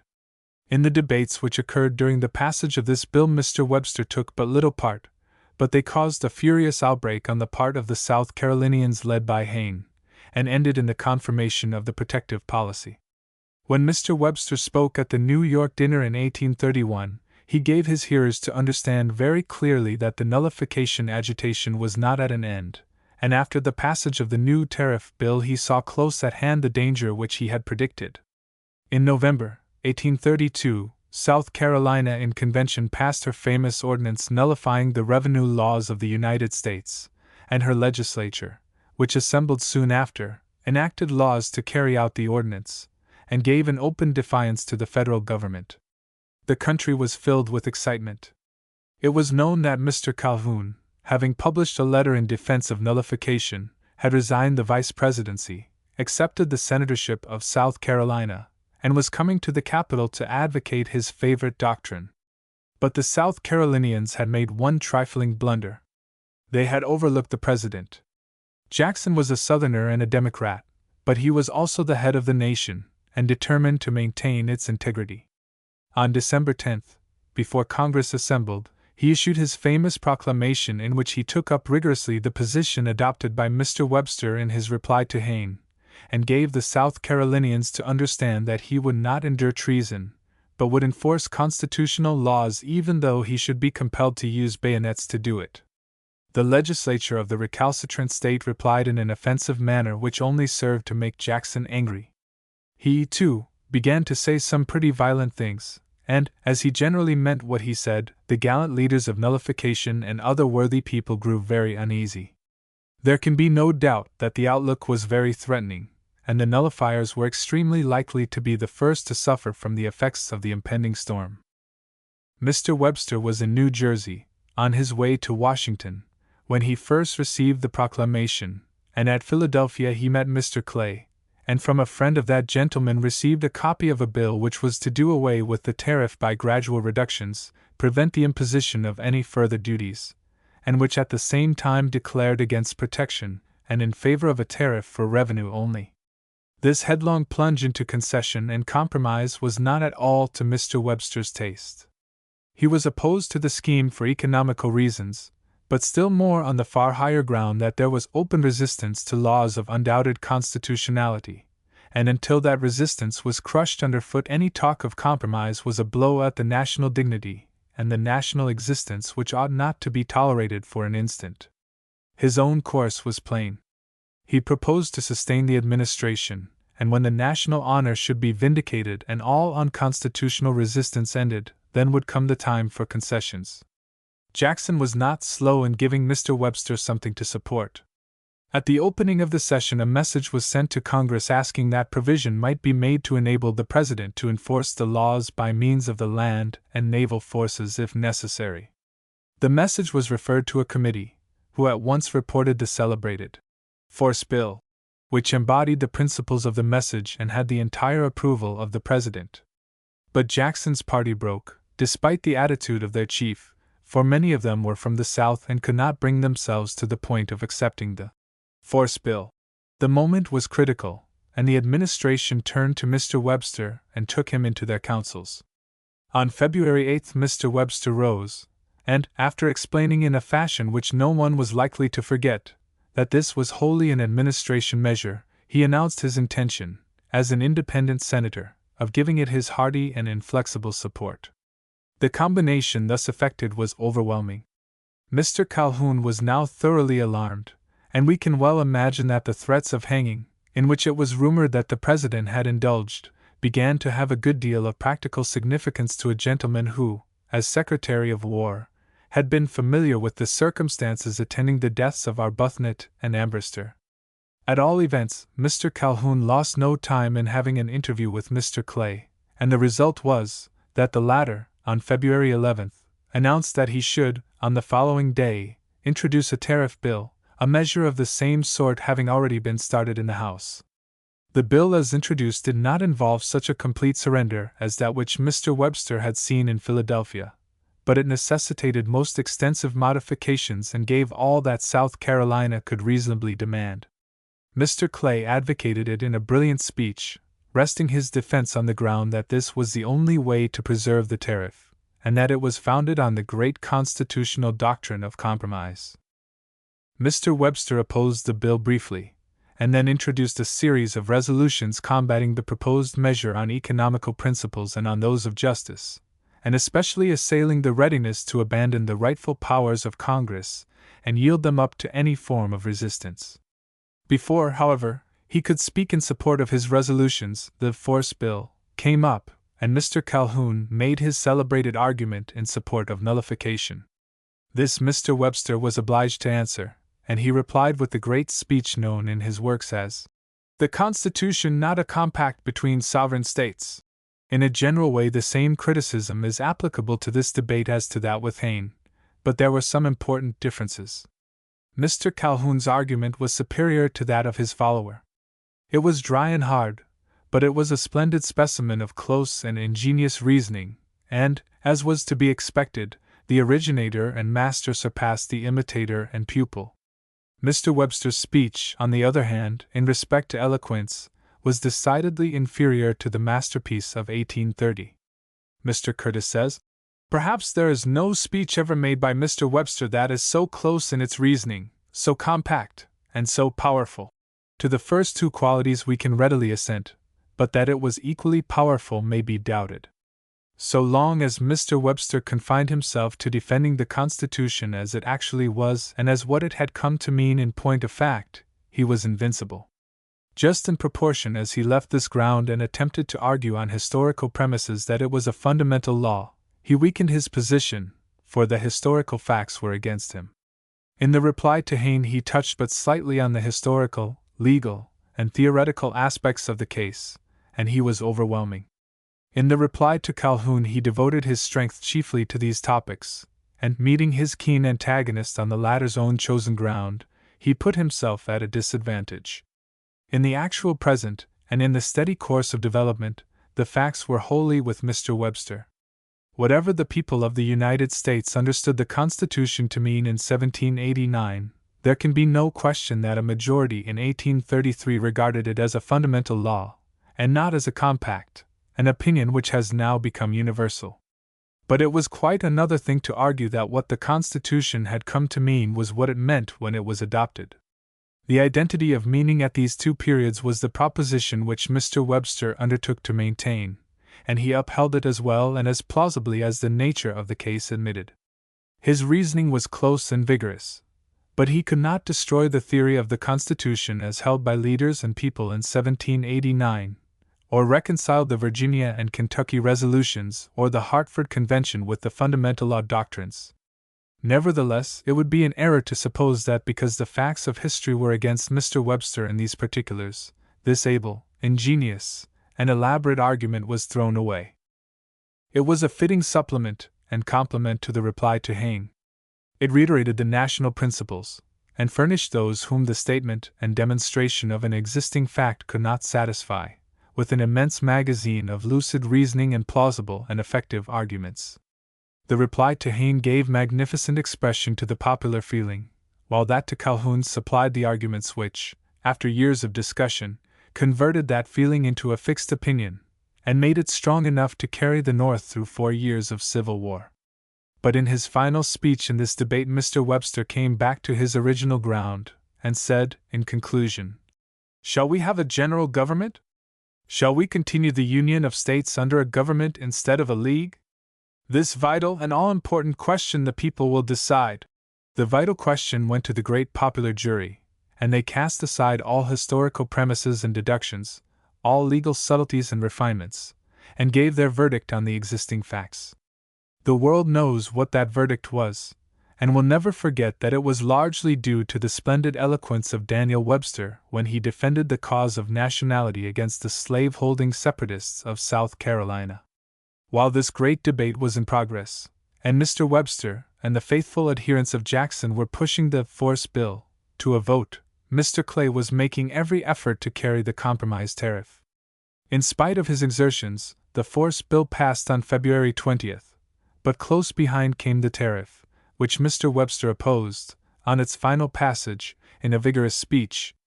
There is no need to enter into his economical objections, but he made his strongest stand against the policy of sacrificing great interests to soothe South Carolina. Mr. Clay replied, but did not then press a vote, for, with that dexterous management which he had exhibited in 1820 and was again to display in 1850, he had succeeded in getting his tariff bill carried rapidly through the House, in order to obviate the objection that all money bills must originate in the lower branch. The House bill passed the Senate, Mr. Webster voting against it, and became law. There was no further need of the force bill. Clay, Calhoun, even the daring Jackson ultimately, were very glad to accept the easy escape offered by a compromise. South Carolina had in reality prevailed, although Mr. Clay had saved protection in a modified form. Her threats of nullification had brought the United States government to terms, and the doctrines of Calhoun went home to the people of the South with the glory of substantial victory about them, to breed and foster separatism and secession, and prepare the way for armed conflict with the nobler spirit of nationality which Mr. Webster had roused in the North. Speaking of Mr. Webster at this period, Mr. Benton says, "He was the colossal figure on the political stage during that eventful time, and his labors, splendid in their day, survive for the benefit of distant posterity. It was a splendid era in his life, both for his intellect and his patriotism. No longer the advocate of classes or interests, he appeared as the great defender of the Union, of the Constitution, of the country, and of the administration to which he was opposed. Released from the bonds of party and the narrow confines of class and corporation advocacy, his colossal intellect expanded to its full proportions in the field of patriotism, luminous with the fires of genius, and commanding the homage not of party but of country. His magnificent harangues touched Jackson in his deepest seated and ruling feeling, love of country, and brought forth the response which always came from him when the country was in peril and a defender presented himself. He threw out the right hand of fellowship, treated Mr. Webster with marked distinction, commended him with public praise, and placed him on the roll of patriots. And the public mind took the belief that they were to act together in future, and that a cabinet appointment, or a high mission would be the reward of his patriotic service. It was a crisis in the life of Mr. Webster. He stood in public opposition to Mr. Clay and Mr. Calhoun. With Mr. Clay he had a public outbreak in the Senate. He was cordial with Jackson.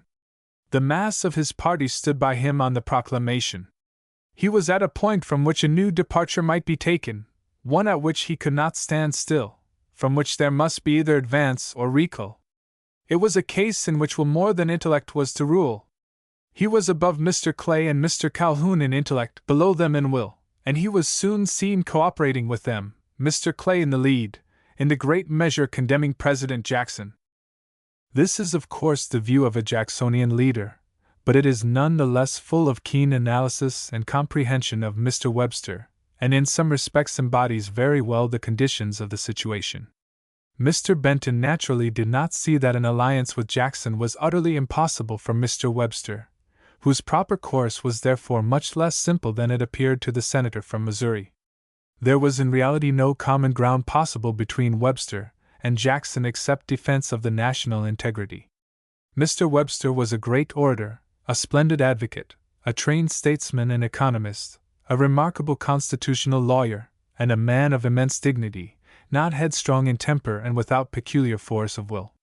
Jackson, on the other hand, was a rude soldier, unlettered, intractable, arbitrary, with a violent temper and a most despotic will. Two men more utterly incompatible it would have been difficult to find, and nothing could have been more wildly fantastic than to suppose an alliance between them, or to imagine that Mr. Webster could ever have done anything but oppose utterly those mad gyrations of personal government which the President called his policy.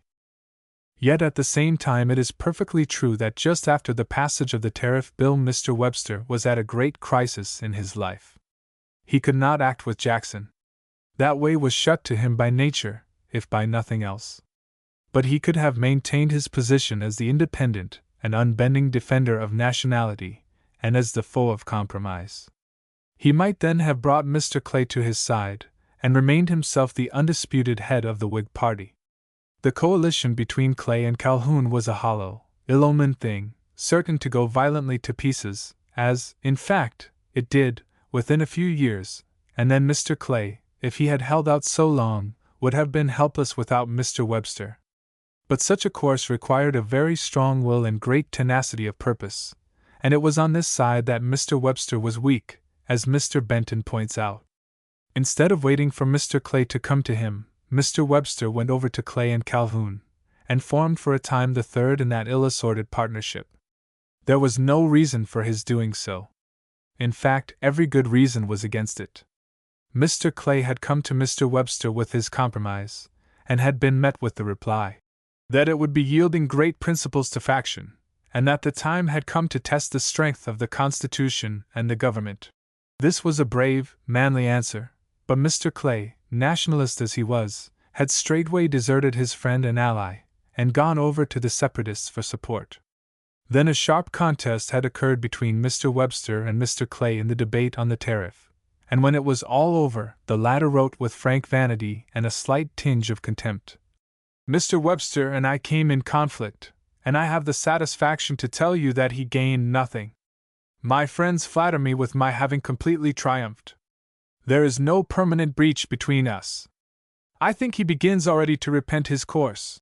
Mr. Clay was intensely national, but his theory of preserving the Union was by continual compromise, or, in other words, by constant yielding to the aggressive South. Mr. Webster's plan was to maintain a firm attitude, enforce absolute submission to all constitutional laws, and prove that agitation against the Union could lead only to defeat. This policy would not have resulted in rebellion, but if it had, the hanging of Calhoun and a few like him, and the military government of South Carolina, by the hero of New Orleans, would have taught slaveholders such a lesson that we should probably have been spared 4 years of civil war. Peaceful submission, however, would have been the sure outcome of Mr. Webster's policy. But a compromise appealed as it always does to the timid, balance of power party. Mr. Clay prevailed, and the manufacturers of New England, as well as elsewhere, finding that he had secured for them the benefit of time and of the chapter of accidents, rapidly came over to his support. The pressure was too much for Mr. Webster. Mr. Clay thought that if Mr. Webster had to go over the work of the last few weeks, he would have been for the compromise, which commands the approbation of a great majority. Whether Mr. Webster repented his opposition to the compromise no one can say, but the change of opinion in New England, the general assent of the Whig party, and the dazzling temptations of presidential candidacy prevailed with him. He fell in behind Mr. Clay, and remained there in a party sense and as a party man for the rest of his life. The terrible prize of the presidency was indeed again before his eyes. Mr. Clay's overthrow at the previous election had removed him, for the time being at least, from the list of candidates, and thus freed Mr. Webster from his most dangerous rival. In the summer of 1833 Mr. Webster made a tour through the Western states, and was received everywhere with enthusiasm, and hailed as the great expounder and defender of the Constitution. The following winter he stood forward as the preeminent champion of the bank against the president. Everything seemed to point to him as the natural candidate of the opposition. The legislature of Massachusetts nominated him for the presidency, and he himself deeply desired the office, for the fever now burned strongly within him. But the movement came to nothing. The anti-Masonic schism still distracted the opposition. The Kentucky leaders were jealous of Mr. Webster, and thought him no such man as their idol Henry Clay. They admitted his greatness and his high traits of character, but they thought his ambition mixed with too much self-love. Governor Letcher wrote to Mr. Crittenden in 1836 that Clay was more elevated, disinterested and patriotic than Webster, and that the verdict of the country had had a good effect on the latter. Despite the interest and enthusiasm which Mr. Webster aroused in the West, he had no real hold upon that section or upon the masses of the people, and the Western Whigs turned to Harrison. There was no hope in 1836 for Mr. Webster, or, for that matter, for his party either. He received the electoral vote of faithful Massachusetts, and that was all. As it was then, so it had been at the previous election, and so it was to continue to be at the end of every presidential term. There never was a moment when Mr. Webster had any real prospect of attaining to the presidency. Unfortunately, he never could realize this. He would have been more than human, perhaps, if he had done so. The tempting bait hung always before his eyes. The prize seemed to be always just coming within his reach, and was really never near it. But the longing had entered his soul. He could not rid himself of the idea of this final culmination to his success, and it warped his feelings and actions, injured his career, and embittered his last years. This notice of the presidential election of 1836 has somewhat anticipated the course of events. Soon after the tariff compromise had been effected, Mr. Webster renewed his relations with Mr. Clay, and consequently, with Mr. Calhoun, and their redoubtable antagonist in the president's chair soon gave them enough to do. The most immediate obstacle to Mr. Webster's alliance with General Jackson was the latter's attitude in regard to the bank. Mr. Webster had become satisfied that the bank was, on the whole, a useful and even necessary institution. No one was better fitted than he to decide on such a question, and few persons would now be found to differ from his judgment on this point. In a general way, he may be said to have adopted the Hamiltonian doctrine in regard to the expediency and constitutionality of a national bank. There were intimations in the spring of 1833 that the President, not content with preventing the recharter of the bank, was planning to strike it down, and practically deprive it of even the 3 years of life which still remained to it by law. The scheme was perfected during the summer, and, after changing his Secretary of the Treasury until he got one who would obey, President Jackson dealt his great blow. On September 26, Mr. Taney signed the order removing the deposits of the government from the Bank of the United States. The result was an immediate contraction of loans, commercial distress, and great confusion. The President had thrown down the gauge, and the leaders of the opposition were not slow to take it up. Mr. Clay opened the battle by introducing 2 resolutions, one condemning the action of the President as unconstitutional, the other attacking the policy of removal, and a long and bitter debate ensued. A month later, Mr. Webster came forward with resolutions from Boston against the course of the President. He presented the resolutions in a powerful and effective speech, depicting the deplorable condition of business, and the injury caused to the country by the removal of the deposits. He rejected the idea of leaving the currency to the control of the President, or of doing away entirely with paper, and advocated the recharter of the present bank, or the creation of a new one, and until the time for that should arrive, the return of the deposits, with its consequent relief to business and a restoration of stability and of confidence for the time being at least. He soon found that the administration had determined that no law should be passed, and that the doctrine that Congress had no power to establish a bank should be upheld.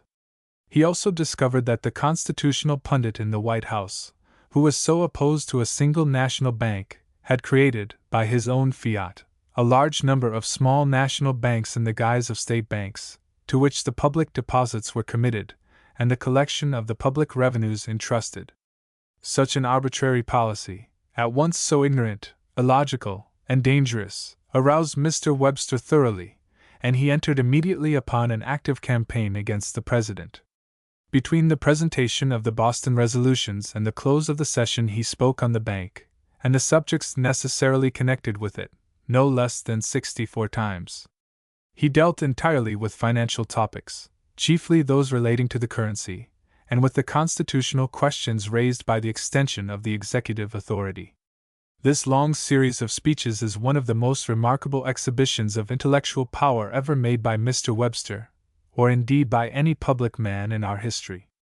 In discussing one subject in all its bearings, involving of necessity a certain amount of repetition, he not only displayed an extraordinary grasp of complicated financial problems and a wide knowledge of their scientific meaning and history, but he showed an astonishing fertility in argument, coupled with great variety and clearness of statement and cogency of reasoning. With the exception of Hamilton, Mr. Webster is the only statesman in our history who was capable of such a performance on such a subject, when a thorough knowledge had to be united with all the resources of debate and all the arts of the highest eloquence. The most important speech of all was that delivered in answer to Jackson's protest, sent in as a reply to Mr. Clay's resolutions, which had been sustained by Mr. Webster as chairman of the Committee on Finance. The protest asserted, in brief, that the legislature could not order a subordinate officer to perform certain duties free from the control of the President, that the President had the right to put his own conception of the law into execution, and if the subordinate officer refused to obey, then to remove such officer, and that the Senate had therefore no right to censure his removal of the Secretary of the Treasury, in order to reach the government deposits. To this doctrine Mr. Webster replied with great elaboration and ability. The question was a very nice one. There could be no doubt of the President's power of removal, and it was necessary to show that this power did not extend to the point of depriving Congress of the right to confer by law specified and independent powers upon an inferior officer, or of regulating the tenure of office. To establish this proposition, in such a way as to take it out of the thick and heated atmosphere of personal controversy, and put it in a shape to carry conviction to the popular understanding, was a delicate and difficult task, requiring, in the highest degree, lucidity and ingenuity of argument. It is not too high praise to say that Mr. Webster succeeded entirely. The real contest was for the possession of that debatable ground which lies between the defined limits of the executive and legislative departments. The struggle consolidated and gave coherence to the Whig party as representing the opposition to executive encroachments. At the time Jackson, by his imperious will and marvelous personal popularity, prevailed and obtained the acceptance of his doctrines. But the conflict has gone on, and the balance of advantage now rests with the legislature. This tendency is quite as dangerous as that of which Jackson was the exponent, if not more so. The executive department has been crippled, and the influence and power of Congress, and especially of the Senate, have become far greater than they should be, under the system of proportion and balance embodied in the Constitution. Despite Jackson's victory, there is, today, far more danger of undue encroachments on the part of the Senate than on that of the President. At the next session, the principal subject of discussion was the trouble with France. Irritated at the neglect of the French government to provide funds for the payment of their debt to us, Jackson sent in a message severely criticizing them, and recommending the passage of a law authorizing reprisals on French property. The President and his immediate followers were eager for war. Calhoun and his faction regarded the whole question as only matter for an action of assumpsit, while Mr. Webster and Mr. Clay desired to avoid hostilities, but wished the country to maintain a firm and dignified attitude. Under the lead of Mr. Clay, the recommendation of reprisals was rejected, and under that of Mr. Webster a clause smuggled into the fortification bill to give the President $3 millions to spend as he liked was struck out, and the bill was subsequently lost. This affair, which brought us to the verge of war with France, soon blew over, however, and caused only a temporary ripple, although Mr. Webster's attack on the fortification bill left a sting behind. In this same session Mr. Webster made an exhaustive speech on the question of executive patronage and the President's power of appointment and removal. He now went much farther than in his answer to the protest, asserting not only the right of Congress to fix the tenure of office, but also that the power of removal, like the power of appointment, was in the President and Senate jointly. The speech contained much that was valuable, but in its main doctrine was radically unsound. The construction of 1789, which decided that the power of removal belonged to the President alone, was clearly right, and Mr. Webster failed to overthrow it. His theory, embodied in a bill which provided that the President should state to the Senate, when he appointed to a vacancy caused by removal, his reasons for such removal, was thoroughly mischievous. It was more dangerous than Jackson's doctrine, for it tended to take the power of patronage still more from a single and responsible person and vested in a large and therefore wholly irresponsible body which has always been too much inclined to degenerate into an office-broking oligarchy, and thus degrade its high and important functions. Mr. Webster argued his proposition with his usual force and perspicuity, but the speech is strongly partisan and exhibits the disposition of an advocate to fit the Constitution to his particular case, instead of dealing with it on general and fundamental principles. The session closed with a resolution offered by Mr. Benton to expunge the resolutions of censure upon the President, which was overwhelmingly defeated, and was then laid upon the table, on the motion of Mr. Webster. He also took the first step to prevent the impending financial disaster growing out of the President's course toward the bank, by carrying a bill to stop the payment of Treasury warrants by the deposit banks in current banknotes, and to compel their payment in gold and silver. The rejection of Benton's resolution served to embitter the already intense conflict between the President and his antagonists, and Mr. Webster's bill, while it showed the wisdom of the opposition, was powerless to remedy the mischief which was afoot. In this same year, 1835, the independence of Texas was achieved, and in the session of 1835-36 the slavery agitation began its march, which was only to terminate on the field of battle and in the midst of contending armies. Mr. Webster's action at this time in regard to this great question, which was destined to have such an effect upon his career, can be more fitly narrated when we come to consider his whole course in regard to slavery in connection with the 7th of March speech. The other matters of this session demand but a brief notice. The President animadverted in his message upon the loss of the fortification bill, due to the defeat of the 3,000,000 clause. Mr. Webster defended himself most conclusively and effectively, and before the session closed the difficulties with France were practically settled. He also gave great attention to the ever-pressing financial question, trying to mitigate the evils which the rapid accumulation of the public funds was threatening to produce. He felt that he was powerless, that nothing indeed could be done to avert the approaching disaster, but he struggled to modify its effects and delay its progress. Complications increased rapidly during the summer. The famous specie circular, issued by the Secretary of the Treasury without authority of law, weakened all banks which did not hold the government deposits, forced them to contract their loans, and completed the derangement of domestic exchange. This grave condition of affairs confronted Congress when it assembled in December, 1836. A resolution was introduced to rescind the specie circular, and Mr. Webster spoke at length in the debate, defining the constitutional duties of the government toward the regulation of the currency, and discussing in a masterly manner the intricate questions of domestic exchanges and the excessive circulation of bank notes. On another occasion he reiterated his belief that a national bank was the true remedy for existing ills, but that only hard experience could convince the country of its necessity. At this session the resolution to expunge the vote of censure of 1833 was again brought forward by Mr. Benton.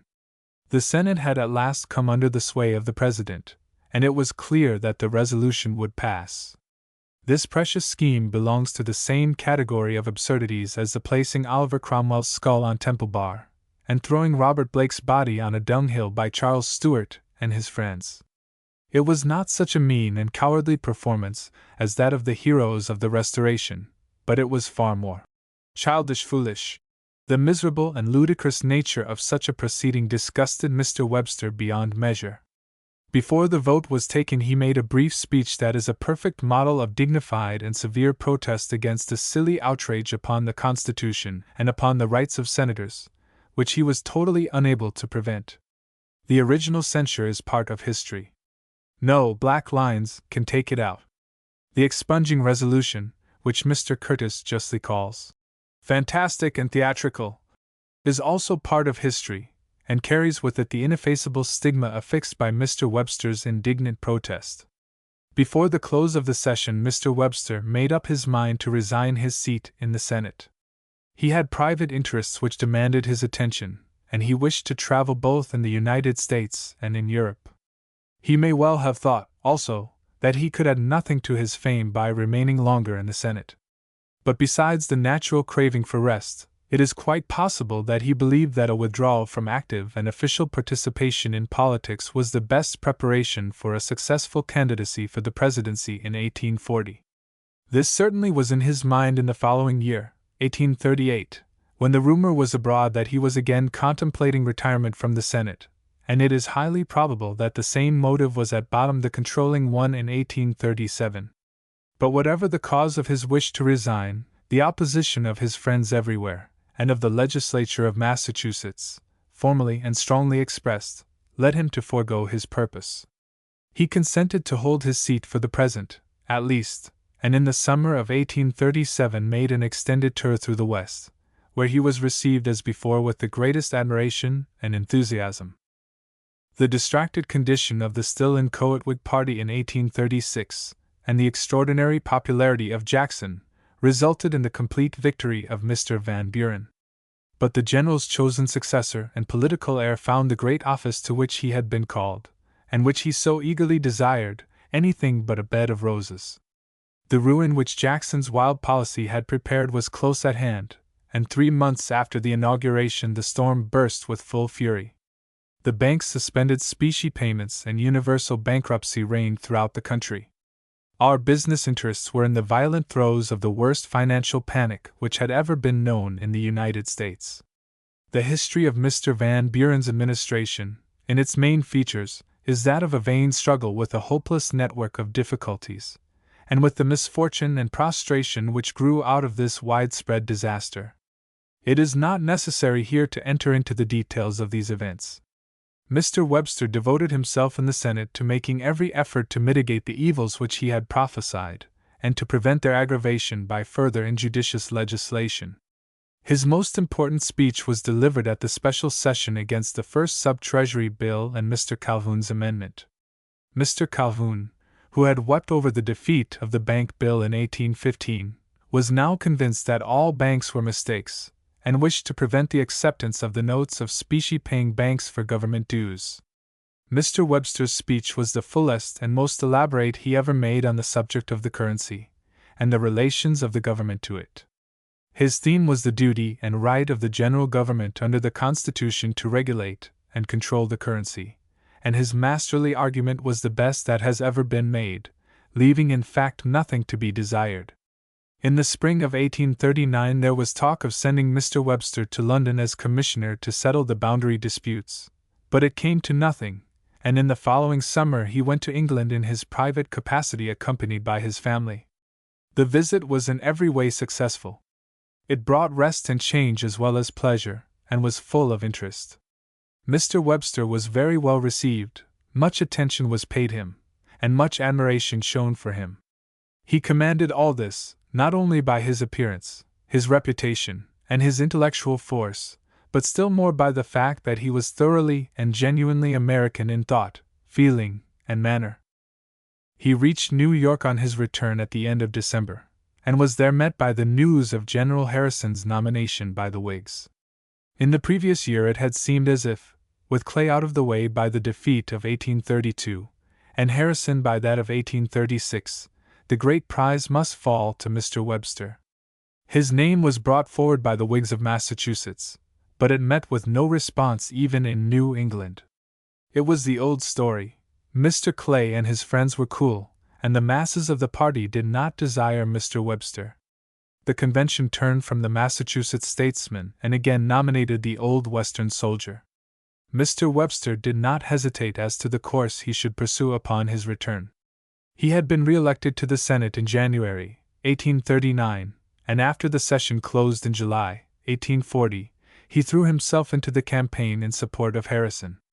The people did not desire Mr. Webster to be their president, but there was no one whom they so much wished to hear. He was besieged from all parts of the country with invitations to speak, and he answered generously to the call thus made upon him. On his way home from Washington, in March 1837, more than 3 years before, he had made a speech at Niblo's Garden in New York, the greatest purely political speech which he ever delivered. He then reviewed and arraigned with the greatest severity the history of Jackson's administration, abstaining in his characteristic way from all personal attack, but showing, as no one else could show, what had been done, and the results of the policy, which were developing as he had predicted. He also said that the worst was yet to come. The speech produced a profound impression.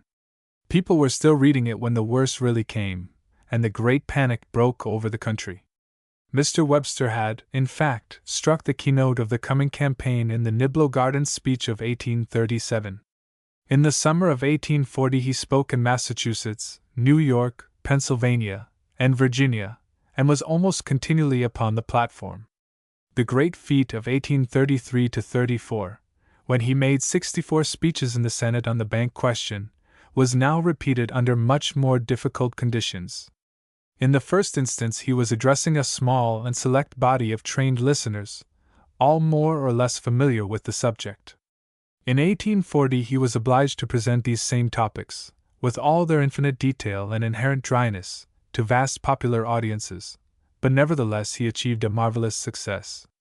The chief points which he brought out were the condition of the currency, the need of government regulation, the responsibility of the Democrats, the miserable condition of the country, and the exact fulfillment of the prophecies he had made.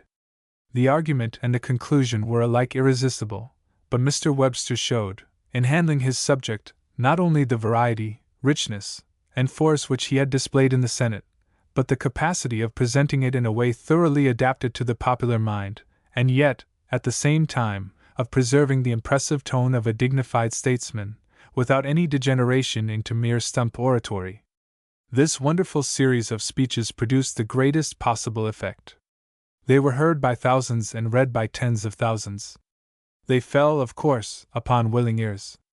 The people, smarting under bankruptcy, poverty, and business depression, were wild for a change, but nothing did so much to swell the volume of public resentment against the policy of the ruling party as these speeches of Mr. Webster, which gave character and form to the whole movement.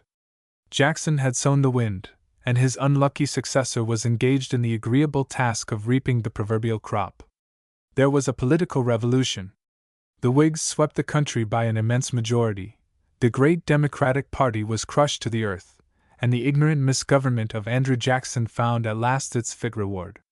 General Harrison, as soon as he was elected, turned to the two great chiefs of his party to invite them to become the pillars of his administration. Mr. Clay declined any cabinet office, but Mr. Webster, after some hesitation, accepted the Secretaryship of State. He resigned his seat in the Senate February 22, 1841, and on March 4 following took his place in the cabinet, and entered upon a new field of public service. Chapter 8. Secretary of State. The Ashburton Treaty. There is one feature in the history, or rather in the historic scenery of this period, which we are apt to overlook. The political questions, the debates, the eloquence of that day, give us no idea of the city in which the history was made, or of the life led by the men who figured in that history. Their speeches might have been delivered in any great center of civilization, and in the midst of a brilliant and luxurious society. But the Washington of 1841, when Mr. Webster took the post which is officially the first in the society of the capital and of the country, was a very odd sort of place, and widely different from what it is today. It was not a village, either was it a city.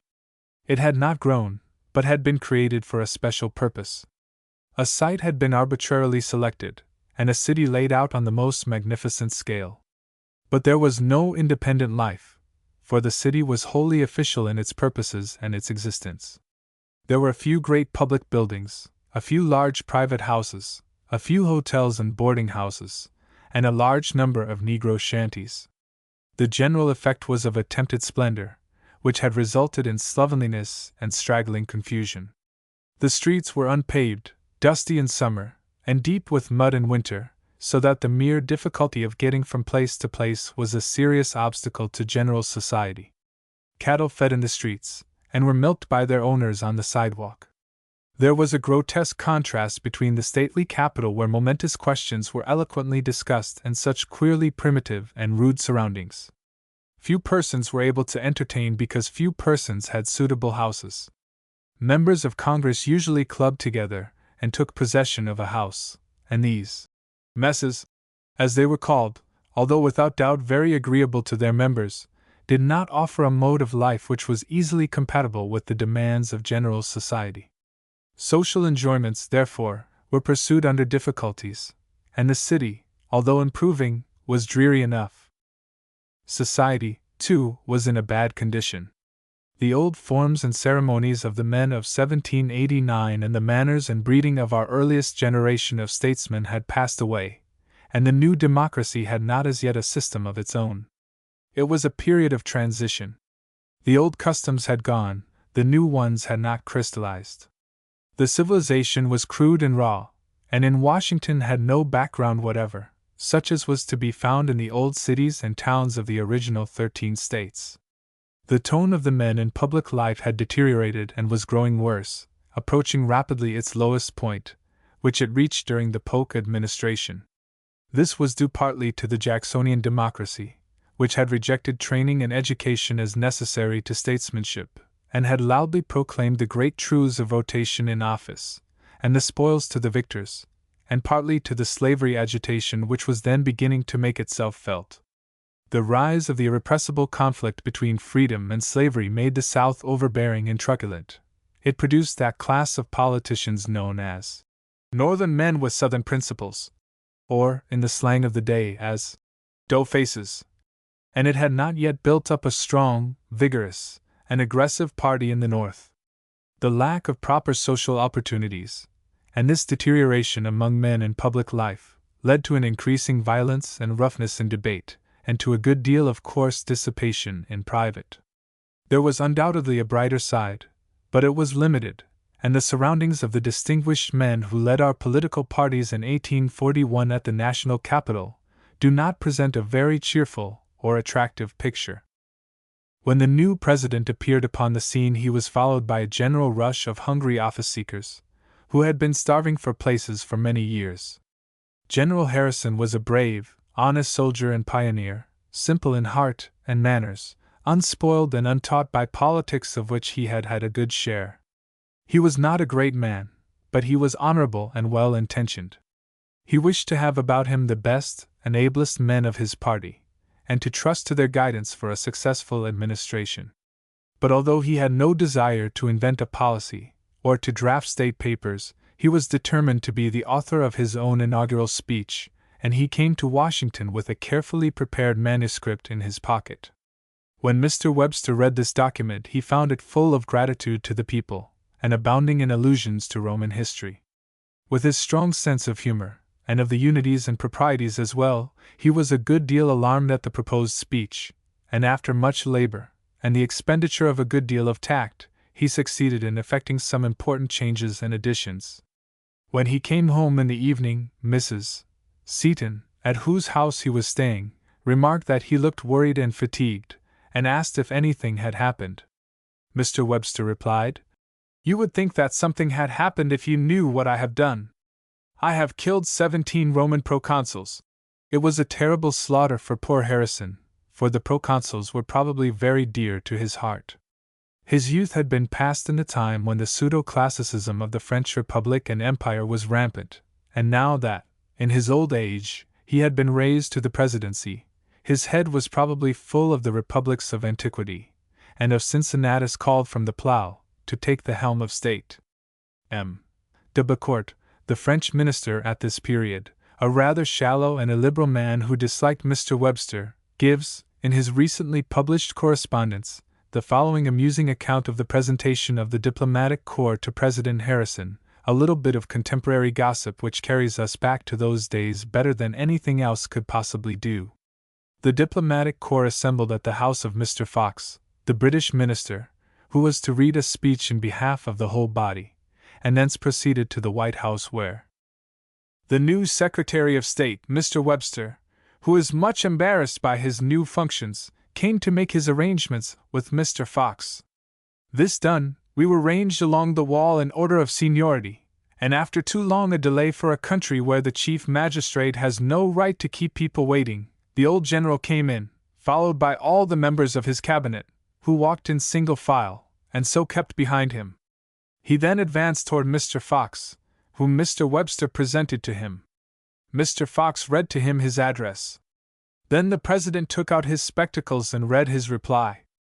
Then, after having shaken hands with the English minister, he walked from one end of our line to the other, Mr. Webster presenting each of us by name, and he shaking hands with each one without saying a word. This ceremony finished, he returned to the room whence he had come, and reappeared with Mrs. Harrison, the widow of his eldest son, upon his arm, whom he presented to the diplomatic corps en masse. Mr. Webster, who followed, then presented to us Mrs. Finley, the mother of this Mrs. Harrison, in the following terms: "Gentlemen, I introduce to you Mrs. Finley, the lady who attends Mrs.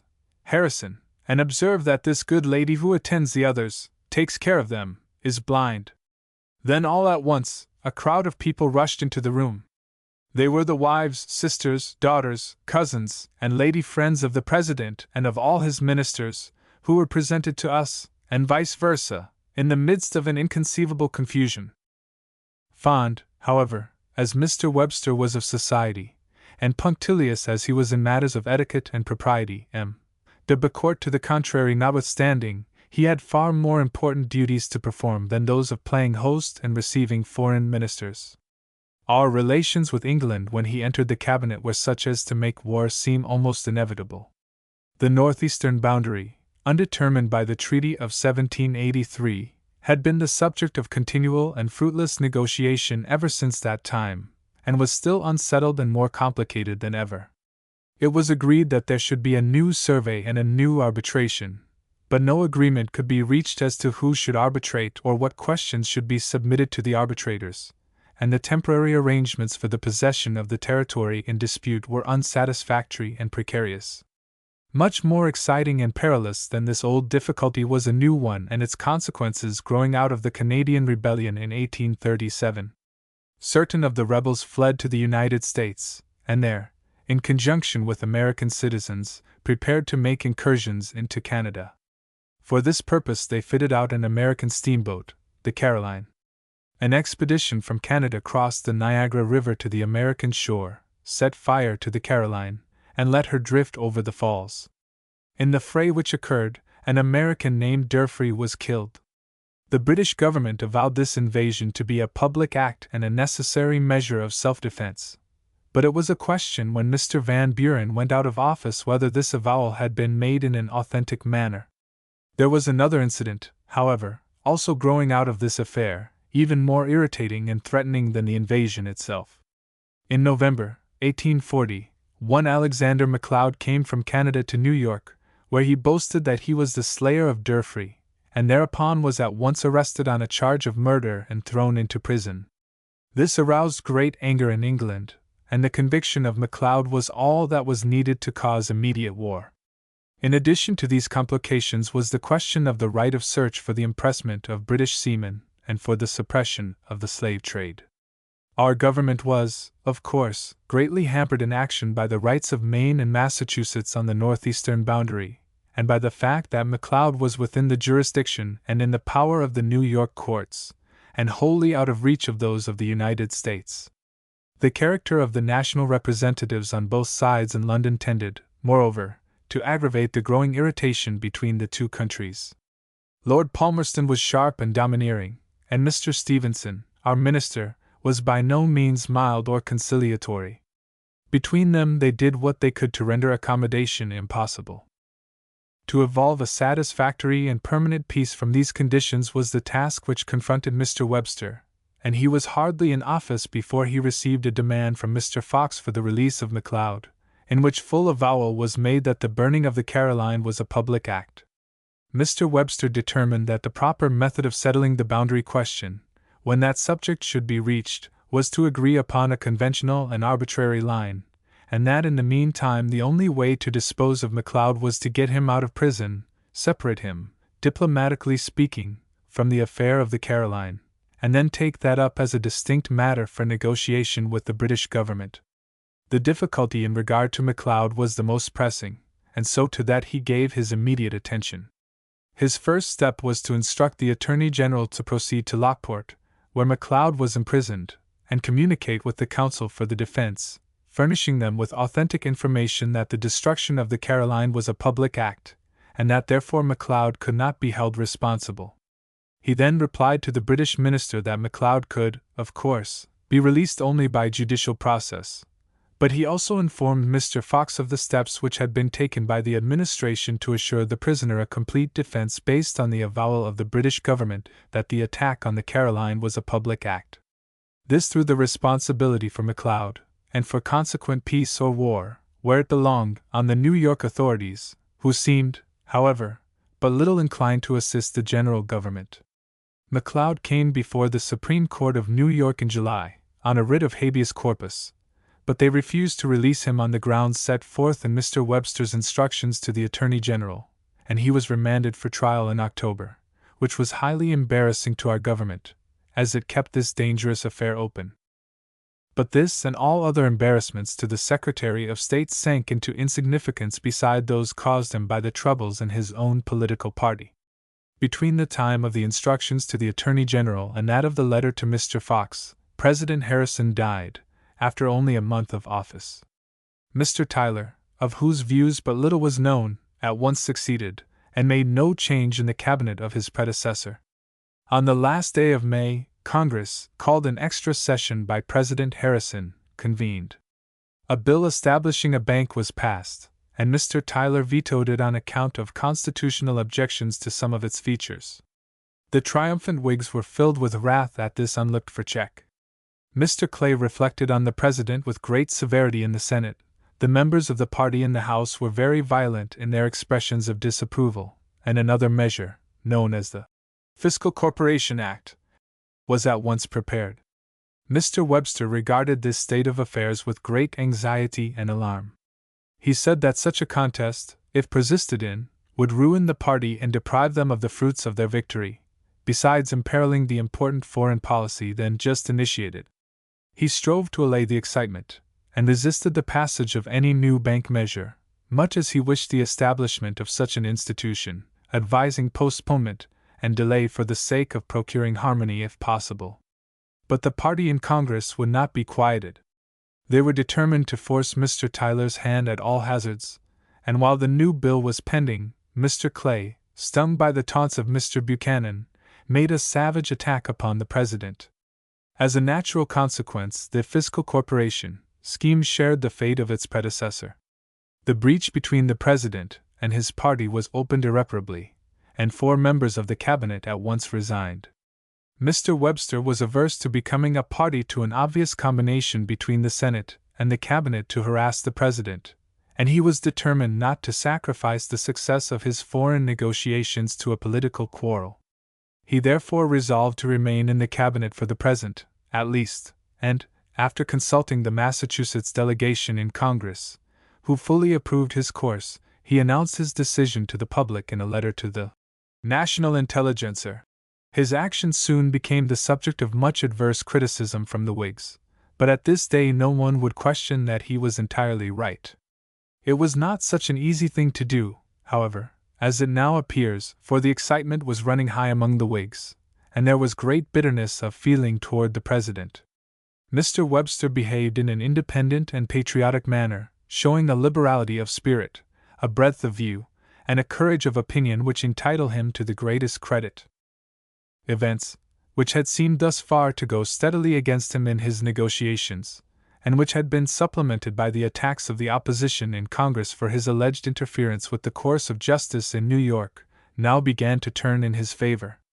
The news of the refusal of the New York court to release MacLeod on a habeas corpus had hardly reached England when the Melbourne ministry was beaten in the House of Commons, and Sir Robert Peel came in, bringing with him Lord Aberdeen as the successor of Lord Palmerston in the Department of Foreign Affairs. The new ministry was disposed to be much more peaceful than their predecessors had been, and the negotiations at once began to move more smoothly. Great care was still necessary to prevent outbreaks on the border, but in October MacLeod proved an alibi and was acquitted, and thus the most dangerous element in our relations with England was removed. Matters were still further improved by the retirement of Mr. Stevenson, whose successor in London was Mr. Everett, eminently conciliatory in disposition and in full sympathy with the Secretary of State. Mr. Webster was now able to turn his undivided attention to the long-standing boundary question. His proposition to agree upon a conventional line had been made known by Mr. Fox to his government, and soon afterwards Mr. Everett was informed that Lord Ashburton would be sent to Washington on a special mission. The selection of an envoy well known for his friendly feeling toward the United States, which was also traditional with the great banking house of his family, was in itself a pledge of conciliation and goodwill. Lord Ashburton reached Washington in April, 1842, and the negotiation at once began. It is impossible and needless to give here a detailed account of that negotiation. We can only glance briefly at the steps taken by Mr. Webster and at the results achieved by him. There were many difficulties to be overcome, and in the winter of 1841-42 the case of the Creole added a fresh and dangerous complication. The Creole was a slave ship, on which the Negroes had risen, and, taking possession, had carried her into an English port in the West Indies, where assistance was refused to the crew, and where the slaves were allowed to go free. This was an act of very doubtful legality.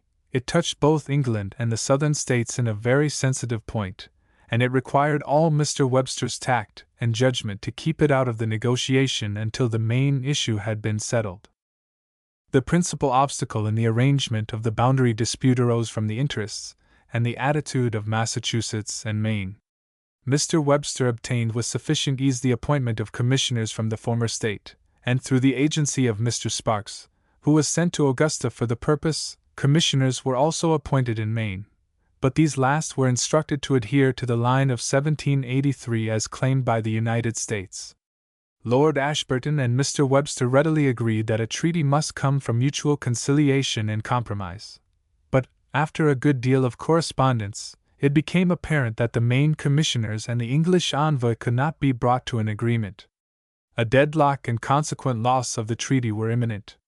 Mr. Webster then had a long interview with Lord Ashburton. By a process of give and take they agreed on a conventional line and on the concession of certain rights, which made a fair bargain, but unluckily the loss was suffered by Maine and Massachusetts, while the benefits received by the United States accrued to New York, Vermont, and New Hampshire. This brought the negotiators to the point at which they had already been forced to halt so many times before. Mr. Webster now cut the knot by proposing that the United States should indemnify Maine and Massachusetts in money for the loss they were to suffer in territory, and by his dexterous management the commissioners of the two states were persuaded to assent to this arrangement, while Lord Ashburton was induced to admit the agreement into a clause of the treaty. This disposed of the chief question in dispute, but two other subjects were included in the treaty besides the boundary. The first related to the right of search claimed by England for the suppression of the slave trade. This was met by what was called the Cruising Convention, a clause which stipulated that each nation should keep its own squadron on the coast of Africa, to enforce separately its own laws against the slave trade, but in mutual cooperation. The other subject of agreement grew out of the Creole case. England supposed that we sought the return of the Negroes because they were slaves, but Mr. Webster argued that they were demanded as mutineers and murderers. The result was an article which, while it carefully avoided even the appearance of an attempt to bind England to return fugitive slaves, provided amply for the extradition of criminals. The case of the Caroline was disposed of by a formal admission of the inviolability of national territory and by an apology for the burning of the steamboat. As to the action in regard to the slaves on the Creole, Mr. Webster could only obtain the assurance that there should be no officious interference with American vessels driven by accident or violence into British ports, and with this he was content to let the matter drop. On the subject of impressment, the old casus belli of 1812, Mr. Webster wrote a forcible letter to Lord Ashburton. In it he said that, in future, in every regularly documented American merchant vessel, the crew who navigate it will find their protection in the flag which is over them. In other words, if you take sailors out of our vessels, we shall fight, and this simple statement of fact ended the whole matter and was quite as binding on England as any treaty could have been. Thus the negotiation closed. The only serious objection to its results was that the interests of Maine were sacrificed perhaps unduly, as a recent discussion of that point seems to show. But such a sacrifice was fully justified by what was achieved. A war was averted, a long-standing and menacing dispute was settled, and a treaty was concluded which was creditable and honorable to all concerned. By his successful introduction of the extradition clause, Mr. Webster rendered a great service to civilization and to the suppression and punishment of crime. Mr. Webster was greatly aided throughout, both in his arguments and in the construction of the treaty itself, by the learned and valuable assistance freely given by Judge Story. But he conducted the whole negotiation with great ability, and in the spirit of a liberal and enlightened statesman. He displayed the highest tact and dexterity in reconciling so many clashing interests, and avoiding so many perilous side issues, until he had brought the main problem to a solution.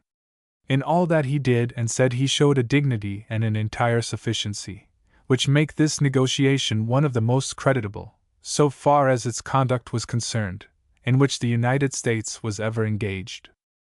While the negotiation was in progress, there was a constant murmur among the Whigs about Mr. Webster's remaining in the cabinet, and as soon as the treaty was actually signed, a loud clamor began, both among the politicians and in the newspapers, for his resignation. In the midst of this outcry, the Senate met and ratified the treaty by a vote of 39-9, a great triumph for its author. But the debate disclosed a vigorous opposition, Benton and Buchanan both assailing Mr. Webster for neglecting and sacrificing American, and particularly Southern, interests. At the same time, the controversy which Mr. Webster called the Battle of the Maps and which was made a great deal of in England, began to show itself. A map of 1783, which Mr. Webster obtained, had been discovered in Paris, sustaining the English view, while another was afterwards found in London, supporting the American claim. Neither was of the least consequence, as the new line was conventional and arbitrary, but the discoveries caused a great deal of unreasonable excitement. Mr. Webster saw very plainly that the treaty was not yet secure. It was exposed to attacks both at home and abroad, and had still to pass Parliament. Until it was entirely safe, Mr. Webster determined to remain at his post. The clamor continued about his resignation, and rose round him at his home in Marshfield, whither he had gone for rest. At the same time, the Whig Convention of Massachusetts declared formally a complete separation from the President. In the language of today, they read Mr. Tyler out of the party. There was a variety of motives for this action. One was to force Mr. Webster out of the cabinet, another to advance the fortunes of Mr. Clay, in favor of whose presidential candidacy movements had begun in Massachusetts, even among Mr. Webster's personal friends, as well as elsewhere. Mr. Webster had just declined a public dinner, but he now decided to meet his friends in Faneuil Hall. An immense audience gathered to hear him, many of them strongly disapproving his course, but after he had spoken a few moments, he had them completely under control. He reviewed the negotiation, he discussed fully the differences in the party, he deplored, and he did not hesitate strongly to condemn these quarrels, because by them the fruits of victory were lost, and Whig policy abandoned. With boldness and dignity he denied the right of the convention to declare a separation from the President, and the implied attempt to coerce himself and others. "I am, gentlemen, a little hard to coax," he said, "but as to being driven, that is out of the question. If I choose to remain in the President's councils, do these gentlemen mean to say that I cease to be a Massachusetts Whig? I am quite ready to put that question to the people of Massachusetts." He was well aware that he was losing party strength by his action. He knew that behind all these resolutions was the intention to raise his great rival to the presidency, but he did not shrink from avowing his independence and his intention of doing what he believed to be right, and what posterity admits to have been so. Mr. Webster never appeared to better advantage, and he never made a more manly speech than on this occasion, when, without any bravado, he quietly set the influence and the threats of his party at defiance. He was not mistaken in thinking that the treaty was not yet in smooth water. It was again attacked in the Senate, and it had a still more severe ordeal to go through in Parliament. The opposition, headed by Lord Palmerston, assailed the treaty, and Lord Ashburton himself, with the greatest virulence, denouncing the one as a capitulation, and the other as a grossly unfit appointment. Moreover, the language of the President's message led England to believe that we claimed that the right of search had been abandoned. After much correspondence, this misunderstanding drew forth an able letter from Mr. Webster, stating that the right of search had not been included in the treaty, but that the cruising convention had rendered the question unimportant. Finally, all complications were dispersed, and the treaty ratified, and then came an attack from an unexpected quarter. General Cass, our minister at Paris, undertook to protest against the treaty, denounce it, and leave his post on account of it. This wholly gratuitous assault led to a public correspondence, in which General Cass, on his own confession, was completely overthrown and broken down by the Secretary of State. This was the last difficulty, and the work was finally accepted and complete. During this important and absorbing negotiation, other matters of less moment, but still of considerable consequence, had been met by Mr. Webster, and successfully disposed of. He made a treaty with Portugal, respecting duties on wines. He carried on a long correspondence with our minister to Mexico in relation to certain American prisoners. He vindicated the course of the United States in regard to the independence of Texas, teaching M. de Bocanegra, the Mexican Secretary of State, a lesson as to the duties of neutrality, and administering a severe reproof to that gentleman for imputing bad faith to the United States. He conducted the correspondence, and directed the policy of the government in regard to the troubles in Rhode Island. He made an effort to settle the Oregon boundary, and finally, he set on foot the Chinese mission, which, after being offered to Mr. Everett, was accepted by Mr. Cushing with the best results. But his real work came to an end with the correspondence with General Cass at the close of 1842, and in May of the following year he resigned the secretaryship. In the 2 years during which he had been at the head of the cabinet, he had done much. His work added to his fame by the ability which it exhibited in a new field, and has stood the test of time. In a period of difficulty, and even danger, he proved himself singularly well adapted for the conduct of foreign affairs, a department which is most peculiarly and traditionally the employment and test of a highly trained statesman. It may be fairly said that no one, with the exception of John Quincy Adams, has ever shown higher qualities, or attained greater success in the administration of the State Department, than Mr. Webster did while in Mr. Tyler's cabinet. On his resignation, he returned at once to private life, and passed the next summer on his farm at Marshfield, now grown into a large estate, which was a source of constant interest and delight, and where he was able to have beneath his eyes his beloved sea. His private affairs were in disorder, and required his immediate attention. He threw himself into his profession, and his practice at once became active, lucrative, and absorbing. To this period of retirement belonged the second Bunker Hill oration and the Girard argument, which made so much noise in its day. He kept himself aloof from politics, but could not wholly withdraw from them. The feeling against him, on account of his continuance in the cabinet, had subsided, and there was a feeble and somewhat fitful movement to drop Clay, and present Mr. Webster, as a candidate for the presidency. Mr. Webster, however, made a speech at Andover, defending his course and advocating Whig principles, and declared that he was not a candidate for office. He also refused to allow New Hampshire to mar party harmony by bringing his name forward. When Mr. Clay was nominated, in May, 1844, Mr. Webster, who had beheld with anxiety the rise of the Liberty Party and prophesied the annexation of Texas, decided, although he was dissatisfied with the silence of the Whigs on this subject, to sustain their candidate. This was undoubtedly the wisest course, and having once enlisted, he gave Mr. Clay a hearty and vigorous support, making a series of powerful speeches, chiefly on the tariff, and second in variety and ability only to those which he had delivered in the Harrison campaign. Mr. Clay was defeated largely by the action of the Liberty Party, and the silence of the Whigs about Texas and slavery cost them the election.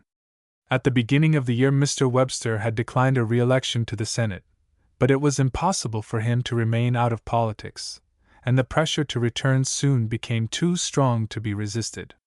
When Mr. Choate resigned in the winter of 1844-45, Mr. Webster was re-elected senator, from Massachusetts. On the 1st of March the intrigue, to perfect which Mr. Calhoun had accepted the State Department, culminated, and the resolutions for the annexation of Texas passed both branches of Congress. 4 days later Mr. Polk's administration, pledged to the support and continuance of the annexation policy, was in power, and Mr. Webster had taken his seat in the Senate for his last term. Chapter 9. Return to the Senate. The 7th of March speech. The principal events of Mr. Polk's administration belonged to or grow out of the slavery agitation, then beginning to assume most terrible proportions. So far as Mr. Webster is concerned, they form part of the history of his course on the slavery question, which culminated in the famous speech of March 7, 1850. Before approaching that subject, however, it will be necessary to touch very briefly on 1 or 2 points of importance in Mr. Webster's career, which have no immediate bearing on the question of slavery, and no relation to the final and decisive stand which Mr. Webster took in regard to it. The Ashburton Treaty was open to one just criticism. It did not go far enough. It did not settle the northwestern as it did the northeastern boundary. Mr. Webster, as has been said, made an effort to deal with the former as well as the latter, but he met with no encouragement, and as he was then preparing to retire from office, the matter dropped. In regard to the northwestern boundary, Mr. Webster agreed with the opinion of Mr. Monroe's cabinet, that the 49th parallel was a fair and proper line, but the British undertook to claim the line of the Columbia River, and this excited corresponding claims on our side. The democracy for political purposes became especially warlike and patriotic. They declared in their platform that we must have the whole of Oregon and reoccupy it at once. Mr. Polk embodied this view in his message, together with the assertion that our rights extended to the line of 54 degrees 40 minutes north, and a shout of 54-40 or fight went through the land from the enthusiastic democracy. If this attitude meant anything, it meant war, inasmuch as our proposal for the 49th parallel, and the free navigation of the Columbia River, made in the autumn of 1845, had been rejected by England, and then withdrawn by us. Under these circumstances, Mr. Webster felt it his duty to come forward and exert all his influence to maintain peace, and to promote a clear comprehension, both in the United States and in Europe, of the points at issue. His speech on this subject and with this aim was delivered in Faneuil Hall. He spoke of the necessity of peace, of the fair adjustment offered by an acceptance of the 49th parallel, and derided the idea of casting two great nations into war for such a question as this. He closed with a forcible and solemn denunciation of the president or minister who should dare to take the responsibility for kindling the flames of war on such a pretext. This speech was widely read. It was translated into nearly all the languages of Europe, and on the continent had a great effect. About a month later he wrote to Mr. MacGregor of Glasgow, suggesting that the British government should offer to accept the 49th parallel, and his letter was shown to Lord Aberdeen, who at once acted upon the advice it contained. While this letter, however, was on its way, certain resolutions were introduced in the Senate relating to the national defenses, and to give notice of the termination of the convention for the joint occupation of Oregon, which would of course have been nearly equivalent to a declaration of war. Mr. Webster opposed the resolutions, and insisted that, while the executive, as he believed, had no real wish for war, this talk was kept up about all or none, which left nothing to negotiate about. The notice finally passed, but before it could be delivered by our minister in London, Lord Aberdeen's proposition of the 49th parallel, as suggested by Mr. Webster, had been received at Washington, where it was accepted by the truculent administration, agreed to by the Senate, and finally embodied in a treaty.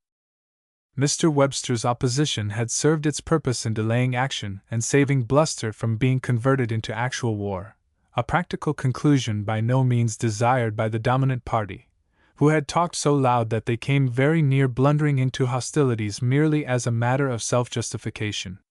The declarations of the Democratic Convention and of the Democratic President in regard to England were really only sound and fury, although they went so far that the final retreat was noticeable and not very graceful. The Democratic leaders had had no intention of fighting with England when all they could hope to gain would be glory and hard knocks, but they had a very definite idea of attacking without bluster and in good earnest another nation where there was territory to be obtained for slavery.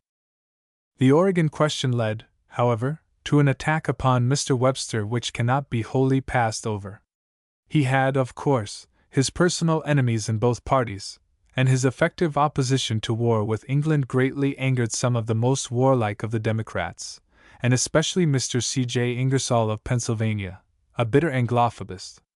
Mr. Ingersoll, in February, made a savage attack upon the Ashburton negotiation, the Treaty of Washington, and upon Mr. Webster personally, alleging that as Secretary of State he had been guilty of a variety of grave misdemeanors, including a corrupt use of the public money.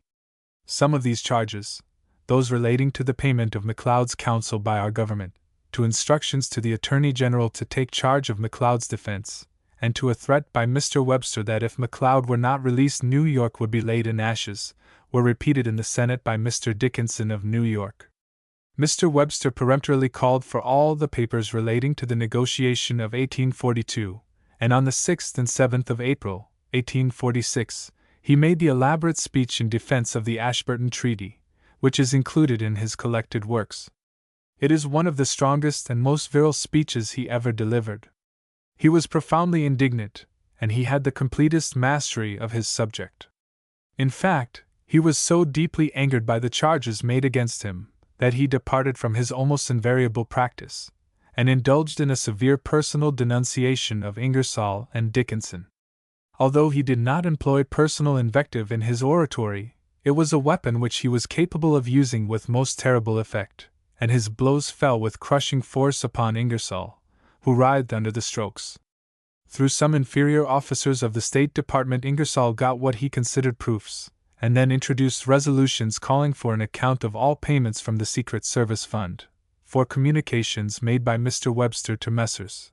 Adams and Gushing of the Committee on Foreign Affairs, for all papers relating to McLeod, and for the minutes of the Committee on Foreign Affairs, to show that Mr. Webster had expressed an opinion adverse to our claim in the Oregon dispute. Mr. Ingersoll closed his speech by a threat of impeachment as the result and reward of all this evil-doing, and an angry debate followed, in which Mr. Webster was attacked and defended with equal violence. President Polk replied to the call of the House by saying that he could not feel justified, either morally or legally, in revealing the uses of the Secret Service Fund. Meantime, a similar resolution was defeated in the Senate by a vote of 44-1, Mr. Webster remarking that he was glad that the President had refused the request of the House, that he should have been sorry to have seen an important principle violated, and that he was not in the least concerned at being thus left without an explanation. He needed no defense, he said, against such attacks. Mr. Ingersoll, rebuffed by the President, then made a personal explanation, alleging specifically that Mr. Webster had made an unlawful use of the Secret Service money, that he had employed it to corrupt the press, and that he was a defaulter. Mr. Ashmun of Massachusetts replied with great bitterness, and the charges were referred to a committee. It appeared, on investigation, that Mr. Webster had been extremely careless in his accounts, and had delayed in making them up and in rendering vouchers, faults to which he was naturally prone.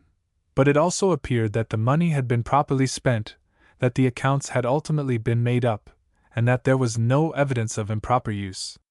The committee's report was laid upon the table, the charges came to nothing, and Mr. Ingersoll was left in a very unpleasant position with regard to the manner in which he had obtained his information from the State Department. The affair is of interest now merely as showing how deeply rooted was Mr. Webster's habitual carelessness in money matters, even when it was liable to expose him to very grave imputations, and what a very dangerous man he was to arouse and put on the defensive. Mr. Webster was absent when the intrigue and scheming of Mr. Polk culminated in war with Mexico, and so his vote was not given either for or against it. He opposed the volunteer system as a mongrel contrivance, and resisted it as he had the conscription bill in the War of 1812, as unconstitutional. He also opposed the continued prosecution of the war, and when it drew toward a close, was most earnest against the acquisition of new territory. In the summer of 1847 he made an extended tour through the southern states, and was received there, as he had been in the West, with every expression of interest and admiration. The Mexican War, however, cost Mr. Webster far more than the anxiety and disappointment which it brought to him as a public man. His second son, Major Edward Webster, died near the city of Mexico, from disease contracted by exposure on the march. This melancholy news reached Mr. Webster when important matters which demanded his attention were pending in Congress. Measures to continue the war were before the Senate even after they had ratified the peace. These measures Mr. Webster strongly resisted, and he also opposed, in a speech of great power, the acquisition of new territories by conquest, as threatening the very existence of the nation, the principles of the Constitution, and the Constitution itself. The increase of senators, which was, of course, the object of the South in annexing Texas and in the proposed additions from Mexico, he regarded as destroying the balance of the government, and therefore he denounced the plan of acquisition by conquest in the strongest terms. The course about to be adopted, he said, will turn the Constitution into a deformity, into a curse rather than a blessing. It will make a frame of government founded on the grossest inequality, and will imperil the existence of the Union. With this solemn warning he closed his speech, and immediately left Washington for Boston, where his daughter, Mrs. Appleton, was sinking in consumption. She died on April 28 and was buried on May 1.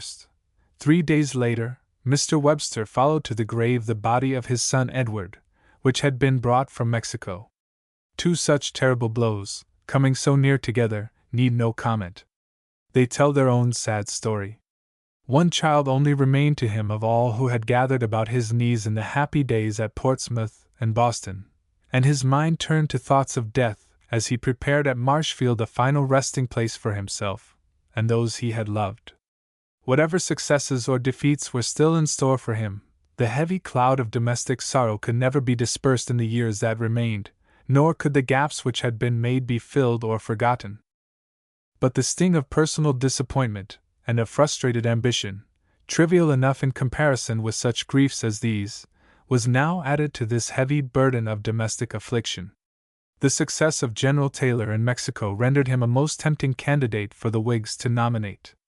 His military services and his personal popularity promised victory, and the fact that no one knew Taylor's political principles, or even whether he was a Whig or a Democrat, seemed rather to increase than diminish his attractions in the eyes of the politicians. A movement was set on foot to bring about this nomination, and its managers planned to make Mr. Webster vice president on the ticket with the victorious soldier. Such an offer was a melancholy commentary on his ambitious hopes. He spurned the proposition as a personal indignity, and disapproving always of the selection of military men for the presidency, openly refused to give his assent to Taylor's nomination. Other trials, however, were still in store for him. Mr. Clay was a candidate for the nomination, and many Whigs, feeling that his success meant another party defeat, turned to Taylor as the only instrument to prevent this danger. In February 1848, a call was issued in New York for a public meeting to advance General Taylor's candidacy, which was signed by many of Mr. Webster's personal and political friends. Mr. Webster was surprised and grieved, and bitterly resented this action. His biographer, Mr. Curtis, speaks of it as a blunder which rendered Mr. Webster's nomination hopeless. The truth is, that it was a most significant illustration of the utter futility of Mr. Webster's presidential aspirations.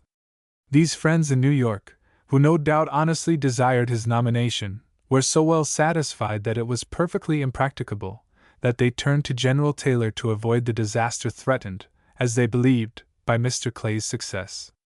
Mr. Webster predicted truly that Clay and Taylor would be the leading candidates before the convention, but he was wholly mistaken in supposing that the movement in New York would bring about the nomination of the former. His friends had judged rightly. Taylor was the only man who could defeat Clay, and he was nominated on the fourth ballot.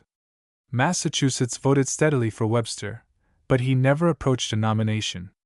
Even Scott had twice as many votes. The result of the convention led Mr. Webster to take a very gloomy view of the prospects of the Whigs, and he was strongly inclined to retire to his tent and let them go to deserved ruin. In private conversation he spoke most disparagingly of the nomination, the Whig party, and the Whig candidate.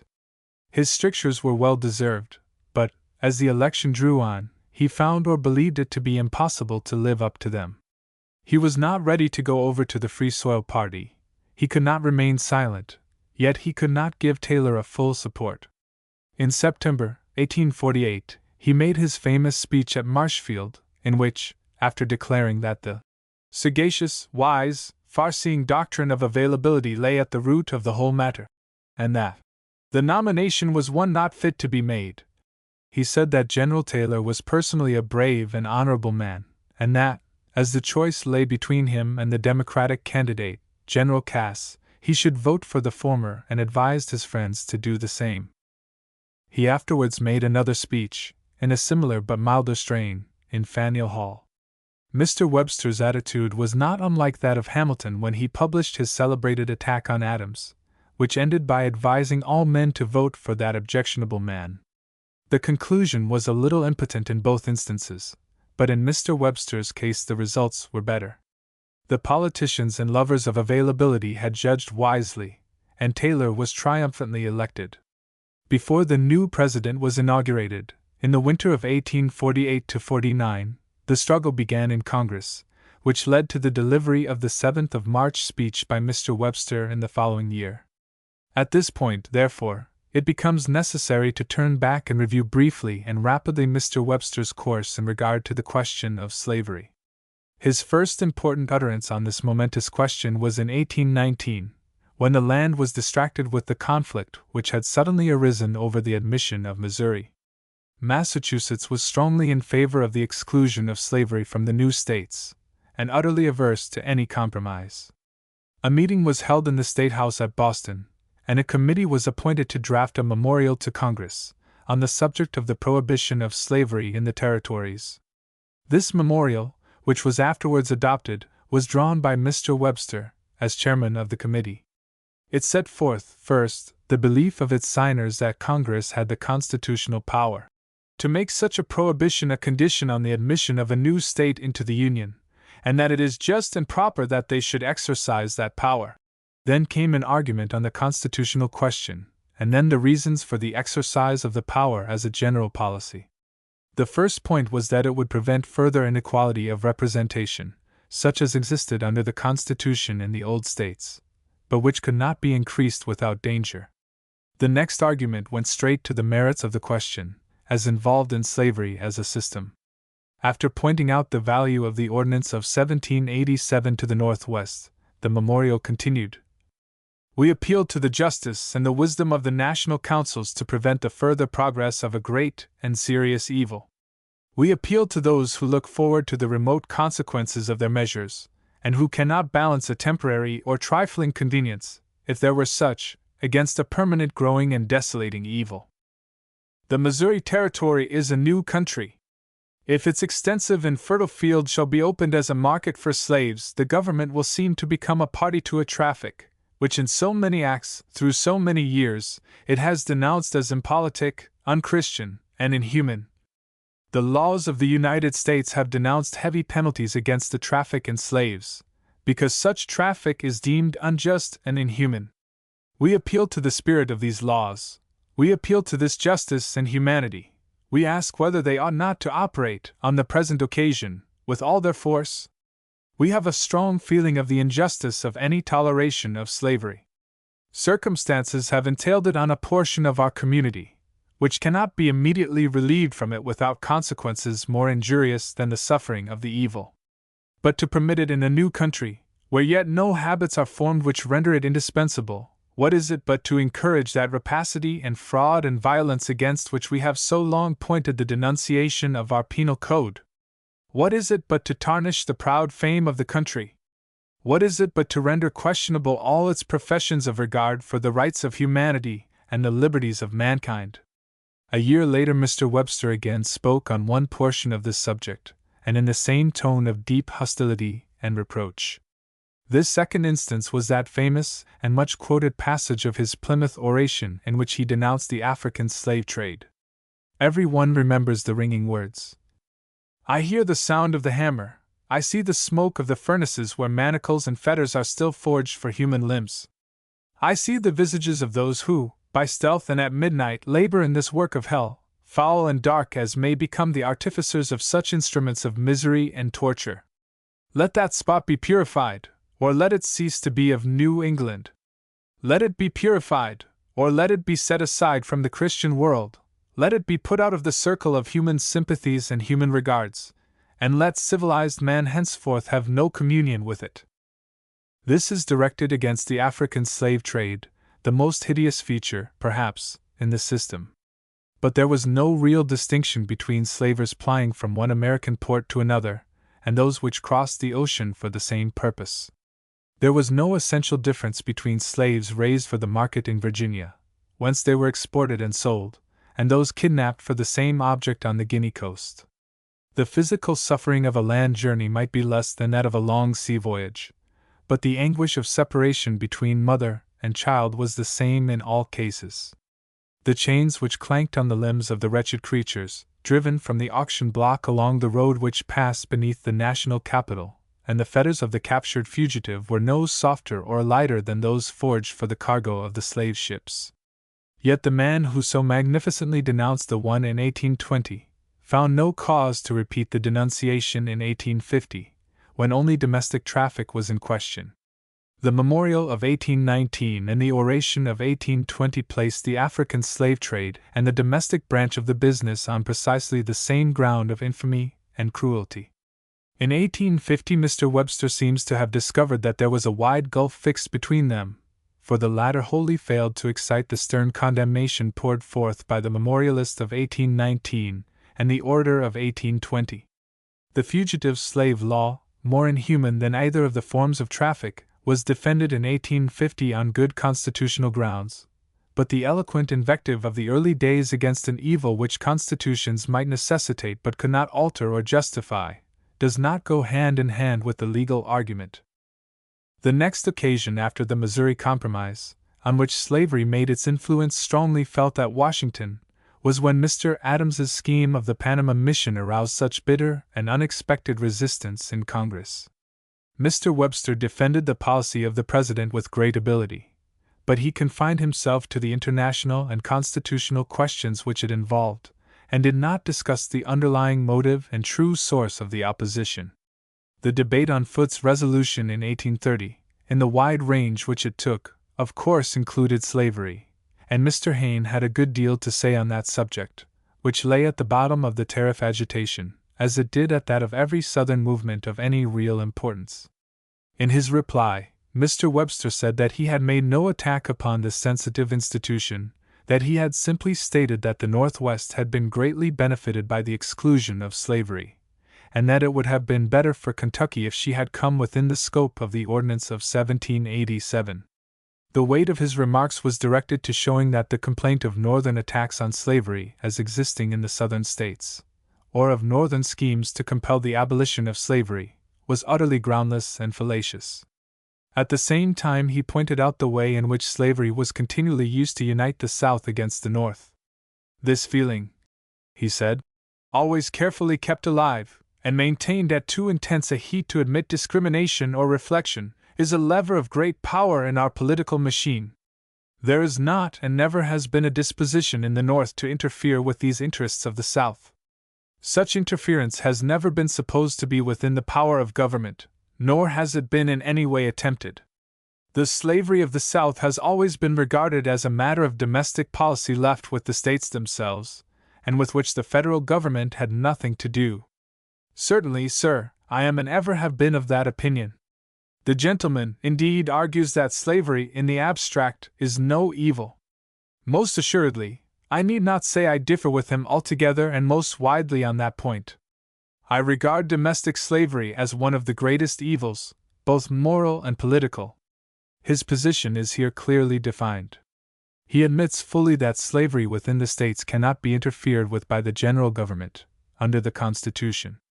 But he also insists that it is a great evil, and the obvious conclusion is that its extension, over which the government does have control, must and should be checked. This is the attitude of the memorial and the oration. Nothing has yet changed. There is less fervor in the denunciation of slavery, but that may be fairly attributed to circumstances which made the maintenance of the general government and the enforcement of the revenue laws the main points in issue. In 1836, the anti-slavery movement, destined to grow to such vast proportions, began to show itself in the Senate. The first contest came on the reception of petitions for the abolition of slavery in the District of Columbia. Mr. Calhoun moved that these petitions should not be received, but his motion was rejected by a large majority. The question then came on the petitions themselves, and by a vote of 34-6, their prayer was rejected, Mr. Webster voting with the minority because he disapproved this method of disposing of the matter. Soon after, Mr. Webster presented 3 similar petitions, 2 from Massachusetts and 1 from Michigan, and moved their reference to a committee of inquiry. He stated that, while the government had no power whatever over slavery in the states, it had complete control over slavery in the district, which was a totally distinct affair. He urged a respectful treatment of the petitions, and defended the right of petition and the motives and characters of the petitioners.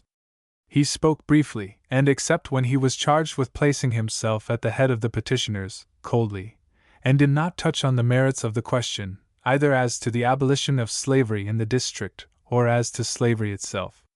The Southerners, especially the extremists and the nullifiers, were always more ready than any one else to strain the powers of the central government to the last point, and use them most tyrannically and illegally in their own interest and in that of their pet institution. The session of 1836 furnished a striking example of this characteristic quality. Mr. Calhoun at that time introduced his monstrous bill to control the United States mails in the interests of slavery, by authorizing postmasters to seize and suppress all anti-slavery documents. Against this measure Mr. Webster spoke and voted, resting his opposition on general grounds, and sustaining it by a strong and effective argument. In the following year, on his way to the North, after the inauguration of Mr. Van Buren, a great public reception was given to him in New York, and on that occasion he made the speech in Niblo's Garden, where he defined the Whig principles, arraigned so powerfully the policy of Jackson, and laid the foundation for the triumphs of the Harrison campaign. In the course of that speech he referred to Texas, and strongly expressed his belief that it should remain independent and should not be annexed. This led him to touch upon slavery. He said, "I frankly avow my entire unwillingness to do anything that shall extend the slavery of the African race on this continent, or at other slave-holding states to the Union. When I say that I regard slavery in itself as a great moral, social, and political evil, I only use the language which has been adopted by distinguished men, themselves citizens of slave-holding states. I shall do nothing, therefore, to favor or encourage its further extension. We have slavery already amongst us. The Constitution founded in the Union, it recognized it, and gave it solemn guarantees. To the full extent of the guarantees we are all bound in honor, in justice, and by the Constitution. But when we come to speak of admitting new states, the subject assumes an entirely different aspect. In my opinion, the people of the United States will not consent to bring into the Union a new, vastly extensive, and slave-holding country, large enough for half a dozen or a dozen states. In my opinion, they ought not to consent to it. On the general question of slavery, a great portion of the community is already strongly excited. The subject has not only attracted attention as a question of politics, but it has struck a far deeper toned chord. It has arrested the religious feeling of the country, it has taken strong hold on the consciences of men. He is a rash man, indeed, and little conversant with human nature, and especially has he a very erroneous estimate of the character of the people of this country, who supposes that a feeling of this kind is to be trifled with or despised. It will assuredly cause itself to be respected. It may be reasoned with, it may be made willing, I believe it is entirely willing, to fulfill all existing engagements and all existing duties, to uphold and defend the Constitution as it is established, with whatever regrets about some provisions which it does actually contain. But to coerce it into silence, to endeavor to restrain its free expression, to seek to compress and confine it, warm as it is and more heated as such endeavors would inevitably render it, should this be attempted, I know nothing, even in the Constitution or in the Union itself, which would not be endangered by the explosion which might follow." Thus Mr. Webster spoke on slavery and upon the agitation against it, in 1837. The tone was the same as in 1820, and there was the same ring of dignified courage and unyielding opposition to the extension and perpetuation of a crying evil. In the session of Congress preceding the speech at Niblo's Garden, numerous petitions for the abolition of slavery in the district had been offered. Mr. Webster reiterated his views as to the proper disposition to be made of them, but announced that he had no intention of expressing an opinion as to the merits of the question. Objections were made to the reception of the petitions, the question was stated on the reception, and the whole matter was laid on the table. The Senate, under the lead of Calhoun, was trying to shut the door against the petitioners, and stifle the right of petition, and there was no John Quincy Adams among them to do desperate battle against this infamous scheme. In the following year came more petitions, and Mr. Calhoun now attempted to stop the agitation in another fashion. He introduced a resolution to the effect that these petitions were a direct and dangerous attack on the institution of the slave-holding states. This Mr. Clay improved in a substitute, which stated that any act or measure of Congress looking to the abolition of slavery in the district would be a violation of the faith implied in the cession by Virginia and Maryland, a just cause of alarm to the South, and having a direct tendency to disturb and endanger the Union. Mr. Webster wrote to a friend that this was an attempt to make a new Constitution, and that the proceedings of the Senate, when they passed the resolutions, drew a line which could never be obliterated. Mr. Webster also spoke briefly against the resolutions, confining himself strictly to demonstrating the absurdity of Mr. Clay's doctrine of plighted faith. He disclaimed carefully, and even anxiously, any intention of expressing an opinion on the merits of the question, although he mentioned one or two reasonable arguments against abolition.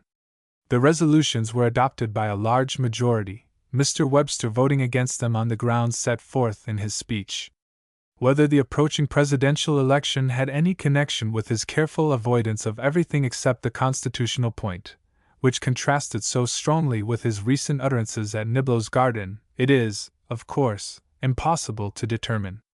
John Quincy Adams, who had no love for Mr. Webster, and who was then in the midst of his desperate struggle for the right of petition, says, in his diary, in March 1838, speaking of the delegation from Massachusetts, "Their policy is dalliance with the South, and they care no more for the right of petition than is absolutely necessary to satisfy the feeling of their constituents.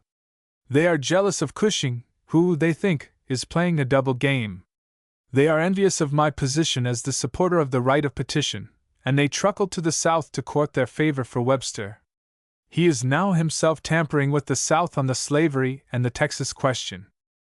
This harsh judgment may or may not be correct, but it shows very plainly that Mr. Webster's caution in dealing with these topics was noticed and criticized at this period.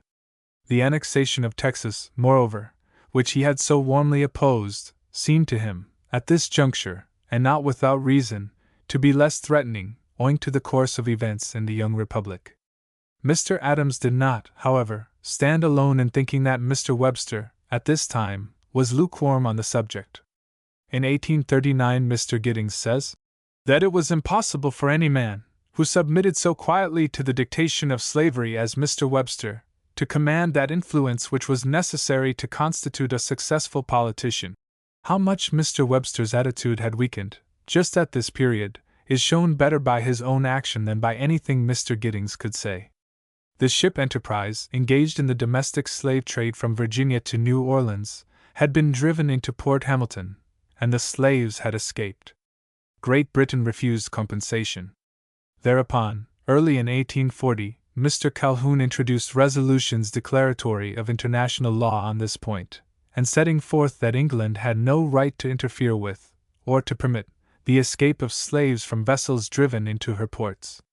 The resolutions were idle, because they could effect nothing, and mischievous because they represented that the sentiment of the Senate was in favor of protecting the slave trade. Upon these resolutions, absurd in character and barbarous in principle, Mr. Webster did not even vote. There is a strange contrast here between the splendid denunciation of the Plymouth Oration and this utter lack of opinion, upon resolutions designed to create a sentiment favorable to the protection of slave ships engaged in the domestic traffic. Soon afterwards, when Mr. Webster was Secretary of State, he advanced much the same doctrine in the discussion of the Creole case, and his letter was approved by Calhoun.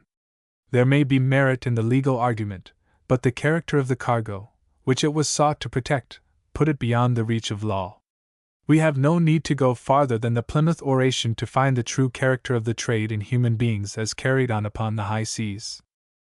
After leaving the cabinet, and resuming his law practice, Mr. Webster, of course, continued to watch with attention the progress of events.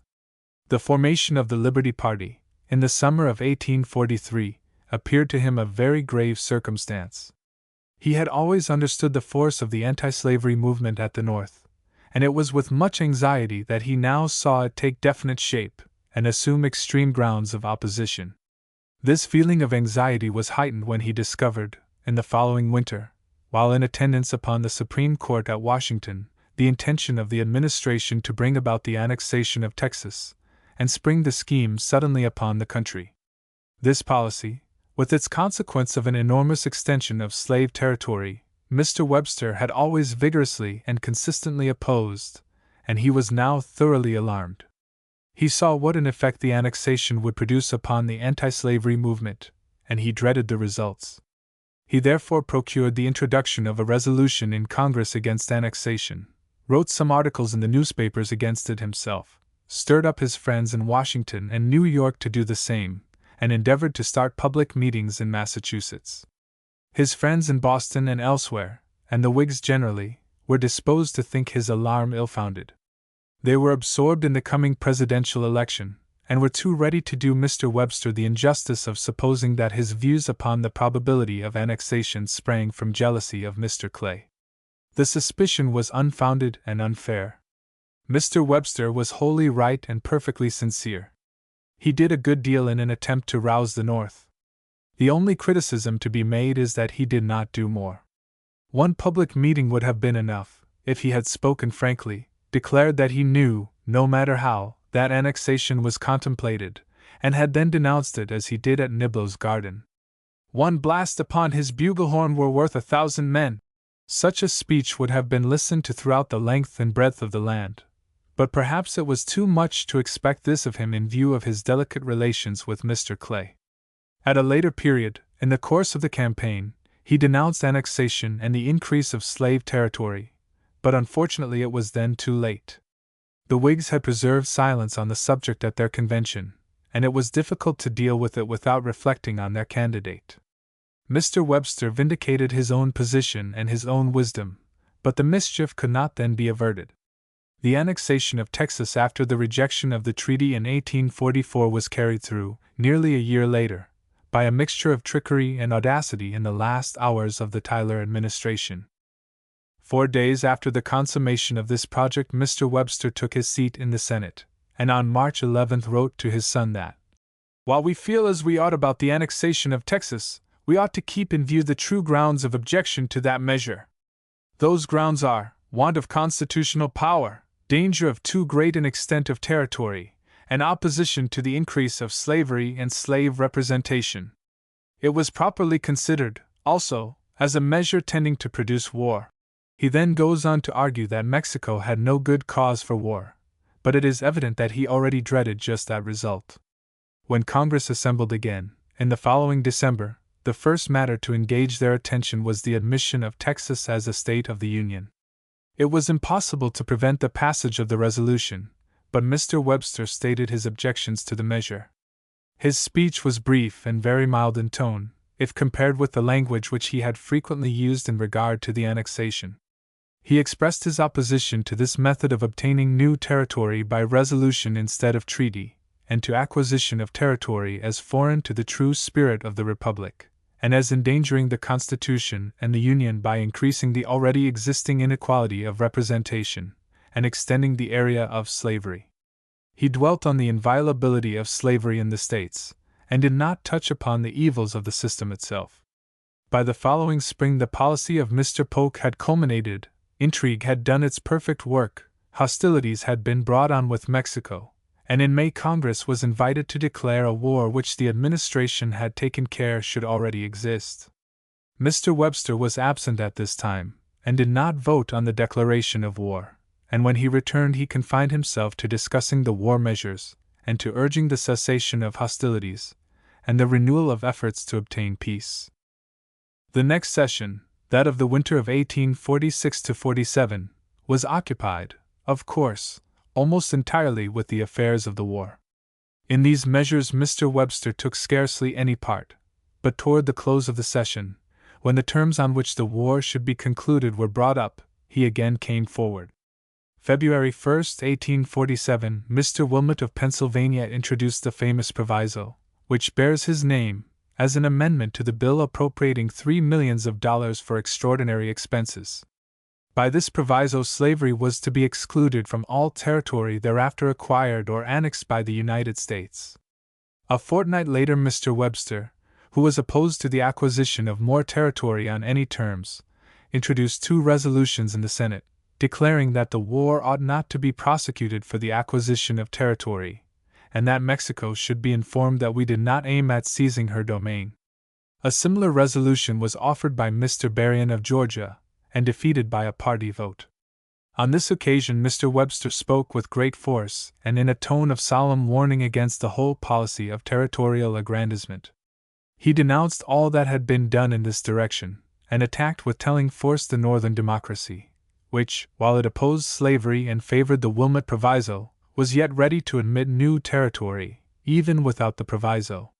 His attitude at this time, in opposition to any further acquisition of territory on any terms, was strong and determined, but his policy was a terrible confession of weakness. It amounted to saying that we must not acquire territory because we had not sufficient courage to keep slavery out of it. The Whigs were in a minority, however, and Mr. Webster could effect nothing.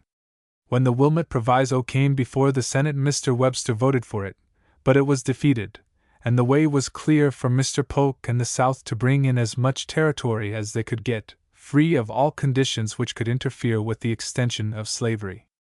In September 1847, after speaking and voting as has just been described in the previous session of Congress, Mr. Webster addressed the Whig convention at Springfield on the subject of the Wilmot Proviso. What he then said is of great importance in any comparison which may be made between his earlier views and those which he afterwards put forward, in March 1850, on the same subject. The passage is as follows. We hear much just now of a panacea for the dangers and evils of slavery and slave annexation, which they call the Wilmot Proviso.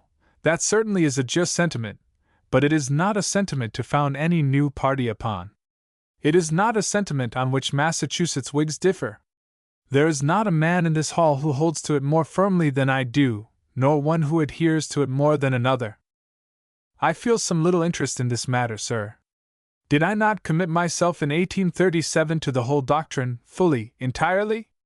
And I must be permitted to say that I cannot quite consent that more recent discoverers should claim the merit, and take out a patent. I deny the priority of their invention. Allow me to say, sir, it is not their thunder. There is no one who can complain of the North for resisting the increase of slave representation, because it gives power to the minority in a manner inconsistent with the principles of our government.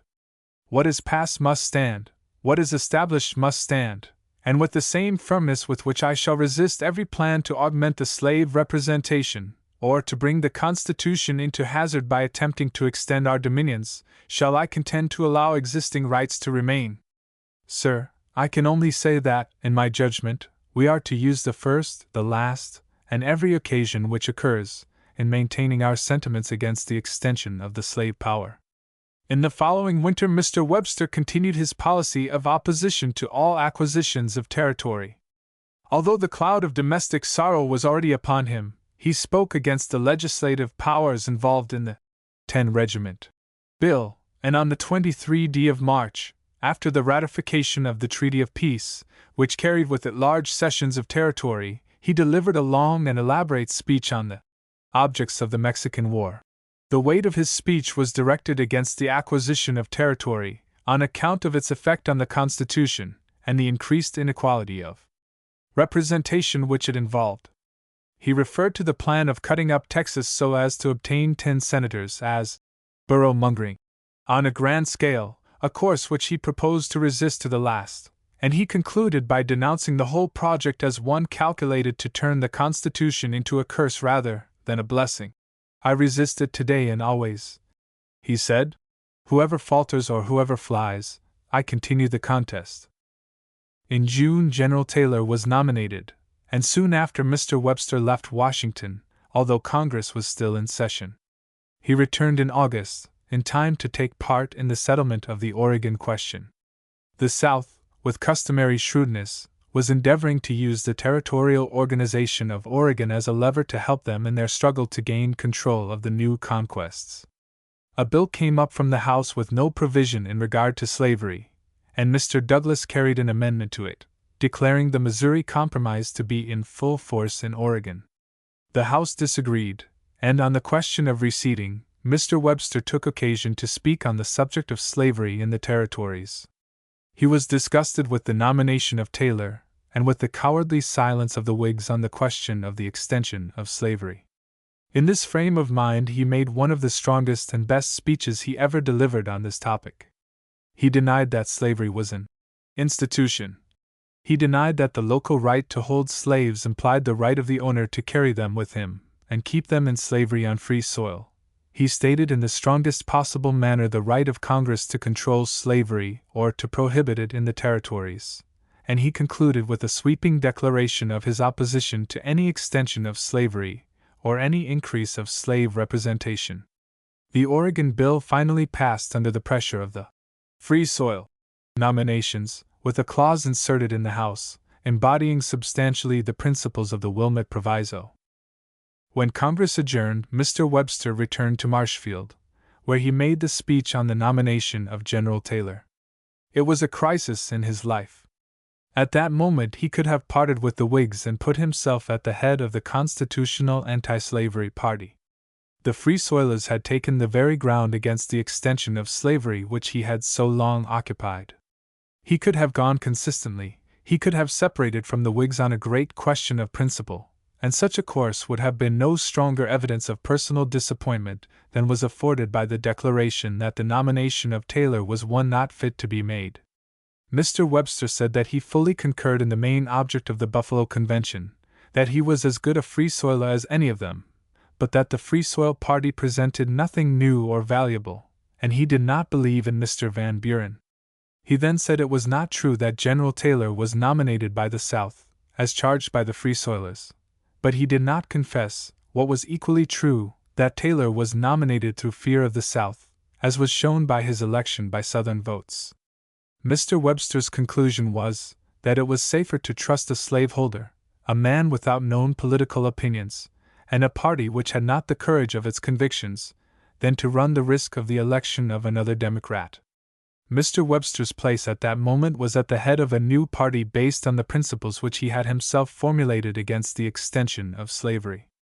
Such a change might have destroyed his chances for the presidency, if he had any, but it would have given him one of the greatest places in American history, and made him the leader in the new period. He lost his opportunity. He did not change his party, but he soon after accepted the other alternative and changed his opinions. His course once taken, he made the best of it, and delivered a speech in Faneuil Hall, in which it is painful to see the effort to push aside slavery and bring forward the tariff and the sub-treasury. He scoffed at this absorption in one idea, and strove to thrust it away.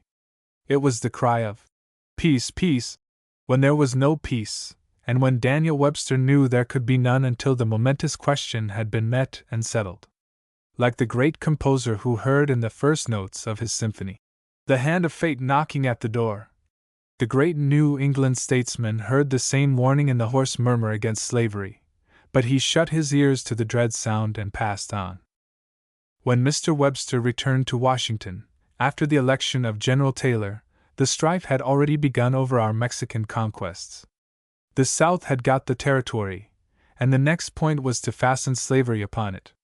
The North was resolved to prevent the further spread of slavery, but was by no means so determined or so clear in its views as its opponent.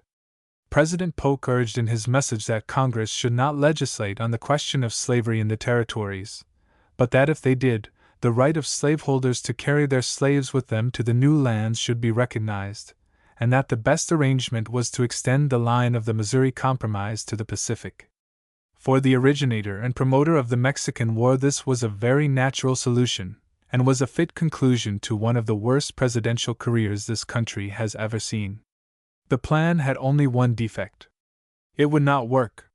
One scheme after another was brought before the Senate, only to fail.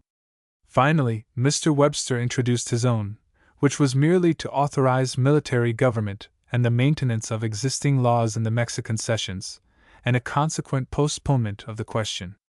The proposition was reasonable and sensible, but it fared little better than the others. The Southerners found, as they always did sooner or later, that facts were against them. The people of New Mexico petitioned for a territorial government and for the exclusion of slavery. Mr. Calhoun pronounced this action insolent.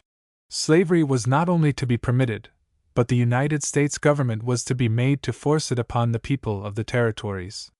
Finally, a resolution was offered to extend the Constitution to the territories, one of those utterly vague propositions in which the South delighted to hide well-defined schemes for extending, not the Constitution, but slaveholding, to fresh fields and virgin soil.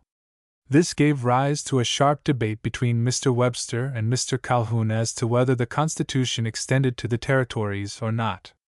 Mr. Webster upheld the latter view, and the discussion is chiefly interesting from the fact that Mr. Webster got the better of Mr. Calhoun in the argument, and as an example of the latter's excessive ingenuity in sustaining and defending a more than doubtful proposition.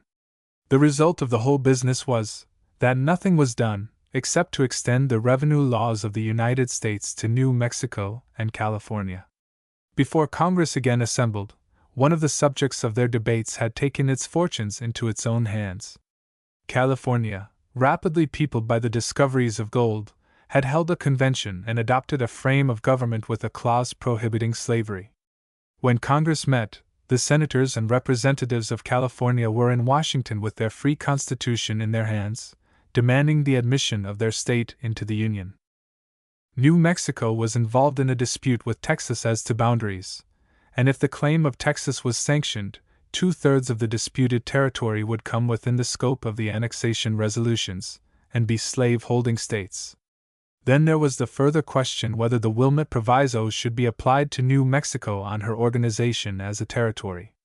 The President, acting under the influence of Mr. Seward, advised that California should be admitted, and the question of slavery in the other territories be decided when they should apply for admission. Feeling was running very high in Washington, and there was a bitter and protracted struggle of 3 weeks before the House succeeded in choosing a speaker. The state legislatures on both sides took up the burning question, and debated and resolved one way or the other with great excitement. The Southern members held meetings, and talked about secession and about withdrawing from Congress. The air was full of murmurs of dissolution and intestine strife. The situation was grave and even threatening. In this state of affairs Mr. Clay, now an old man, and with but a short term of life before him, resolved to try once more to solve the problem and tide over the dangers by a grand compromise.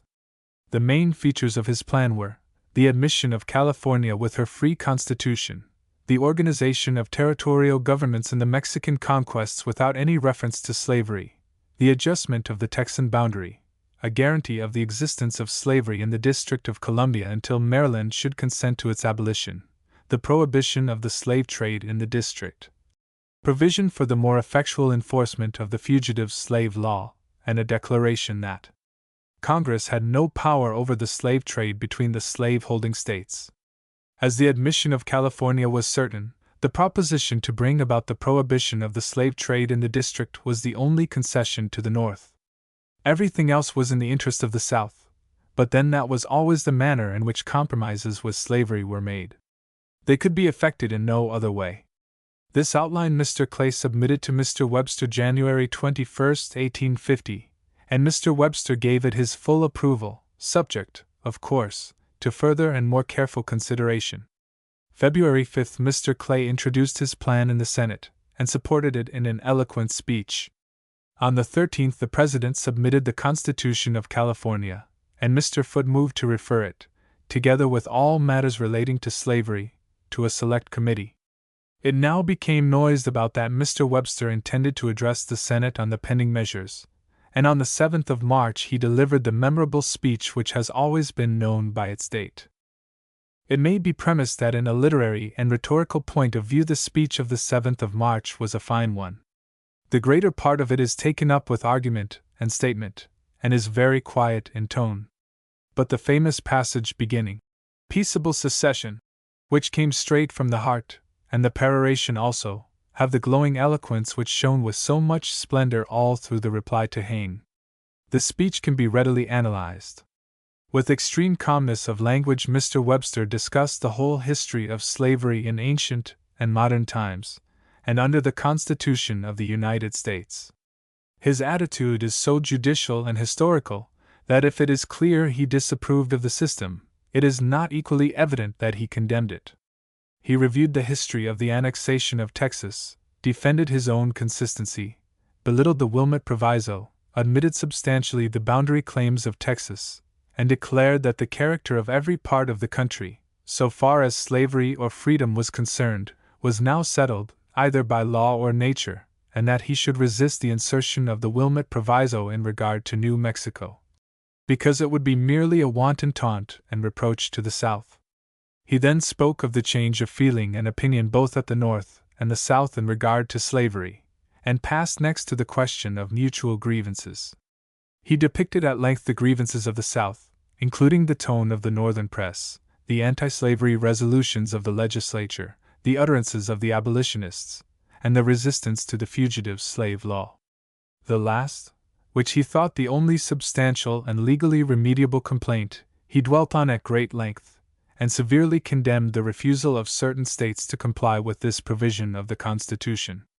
Then came the grievances of the North against the South, which were dealt with very briefly. In fact, the Northern grievances, according to Mr. Webster, consisted of the tone of the Southern press and of Southern speeches which, it must be confessed, were at times a little violent and somewhat offensive.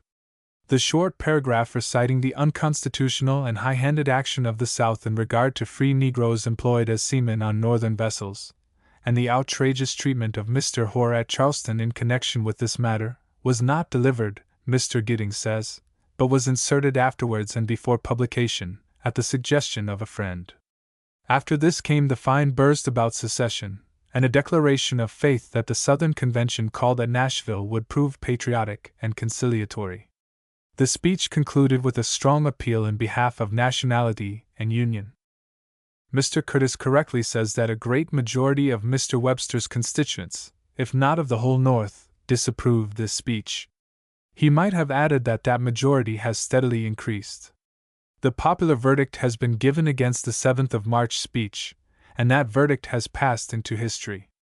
Nothing can now be said or written which will alter the fact that the people of this country who maintained and saved the Union have passed judgment upon Mr. Webster, and condemned what he said on the 7th of March, 1850, as wrong in principle and mistaken in policy. This opinion is not universal, no opinion is, but it is held by the great body of mankind who know or care anything about the subject, and it cannot be changed or substantially modified, because subsequent events have fixed its place and worth irrevocably. It is only necessary, therefore, to examine very briefly the grounds of this adverse judgment, and the pleas put in against it by Mr. Webster and by his most devoted partisans. From the sketch which has been given of Mr. Webster's course on the slavery question, we see that in 1819 and 1820 he denounced in the strongest terms slavery and every form of slave trade, that while he fully admitted that Congress had no power to touch slavery in the States, he asserted that it was their right and their paramount duty absolutely to stop any further extension of slave territory. In 1820 he was opposed to any compromise on this question. 10 years later he stood out to the last, unaffected by defeat, against the principle of compromise which sacrificed the rights and the dignity of the general government to the resistance and threatened secession of a state. After the reply to Hayne in 1830, Mr. Webster became a standing candidate for the presidency, or for the Whig nomination to that office. From that time forth, the sharp denunciation of slavery and traffic in slaves disappears, although there is no indication that he ever altered his original opinion on these points. But he never ceased, sometimes mildly, sometimes in the most vigorous and sweeping manner, to attack and oppose the extension of slavery to new regions, and the increase of slave territory. If then, in the 7th of March speech, he was inconsistent with his past, such inconsistency must appear, if at all, in his general tone in regard to slavery, in his views as to the policy of compromise, and in his attitude toward the extension of slavery, the really crucial question of the time. As to the first point, there can be no doubt that there is a vast difference between the tone of the Plymouth oration and the Boston memorial towards slavery and the slave trade, and that of the 7th of March speech in regard to the same subjects. For many years Mr. Webster had had but little to say against slavery as a system, but in the 7th of March speech, in reviewing the history of slavery, he treats the matter in such a very calm manner, that he not only makes the best case possible for the South, but his tone is almost apologetic when speaking in their behalf. To the grievances of the South he devotes more than 5 pages of his speech, to those of the North less than 2. As to the infamy of making the national capital a great slave mart, he has nothing to say, although it was a matter which figured as one of the elements in Mr. Clay's scheme. But what most shocked the North in this connection were his utterances in regard to the fugitive slave law. There can be no doubt that under the Constitution the South had a perfect right to claim the extradition of fugitive slaves. The legal argument in support of that right was excellent, but the Northern people could not feel that it was necessary for Daniel Webster to make it. The fugitive slave law was in absolute conflict with the awakened conscience and moral sentiment of the North. To strengthen that law, and urge its enforcement, was a sure way to make the resistance to it still more violent and intolerant. Constitutions and laws will prevail over much, and allegiance to them is a high duty, but when they come into conflict with a deep-rooted moral sentiment, and with the principles of liberty and humanity, they must be modified, or else they will be broken to pieces. That this should have been the case in 1850 was no doubt to be regretted, but it was none the less a fact. To insist upon the constitutional duty of returning fugitive slaves, to upbraid the North with their opposition, and to urge upon them and upon the country the strict enforcement of the extradition law, was certain to embitter and intensify the opposition to it.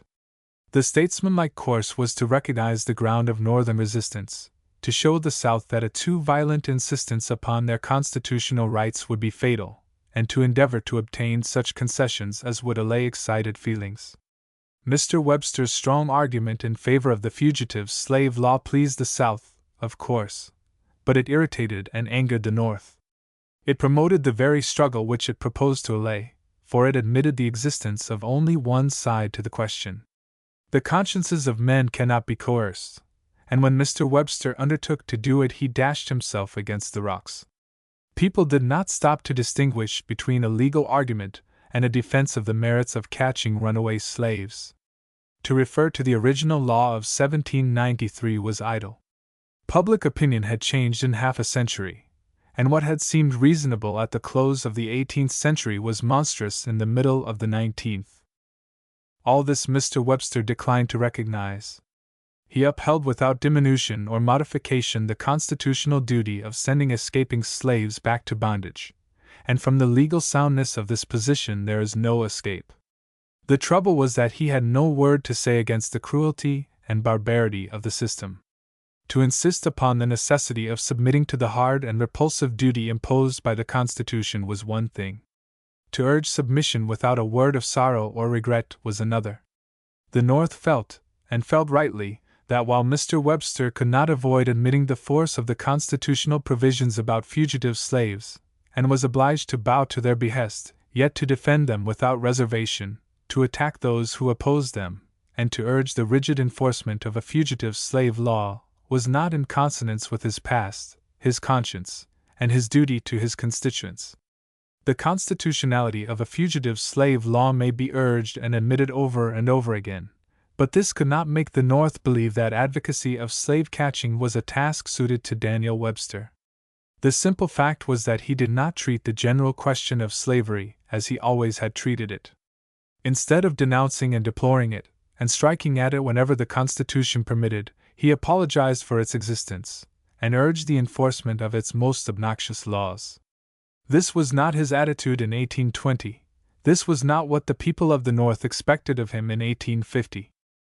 In regard to the policy of compromise, there is a much stronger contrast between Mr. Webster's attitude in 1850 and his earlier course than in the case of his views on the general subject of slavery. In 1819, although not in public life, Mr. Webster, as is clear from the tone of the Boston Memorial, was opposed to any compromise involving an extension of slavery. In 1832-33 he was the most conspicuous and unyielding enemy of the principle of compromise in the country. He then took the ground that the time had come to test the strength of the Constitution and the Union, and that any concession would have a fatally weakening effect. In 1850 he supported a compromise which was so one-sided that it hardly deserves the name.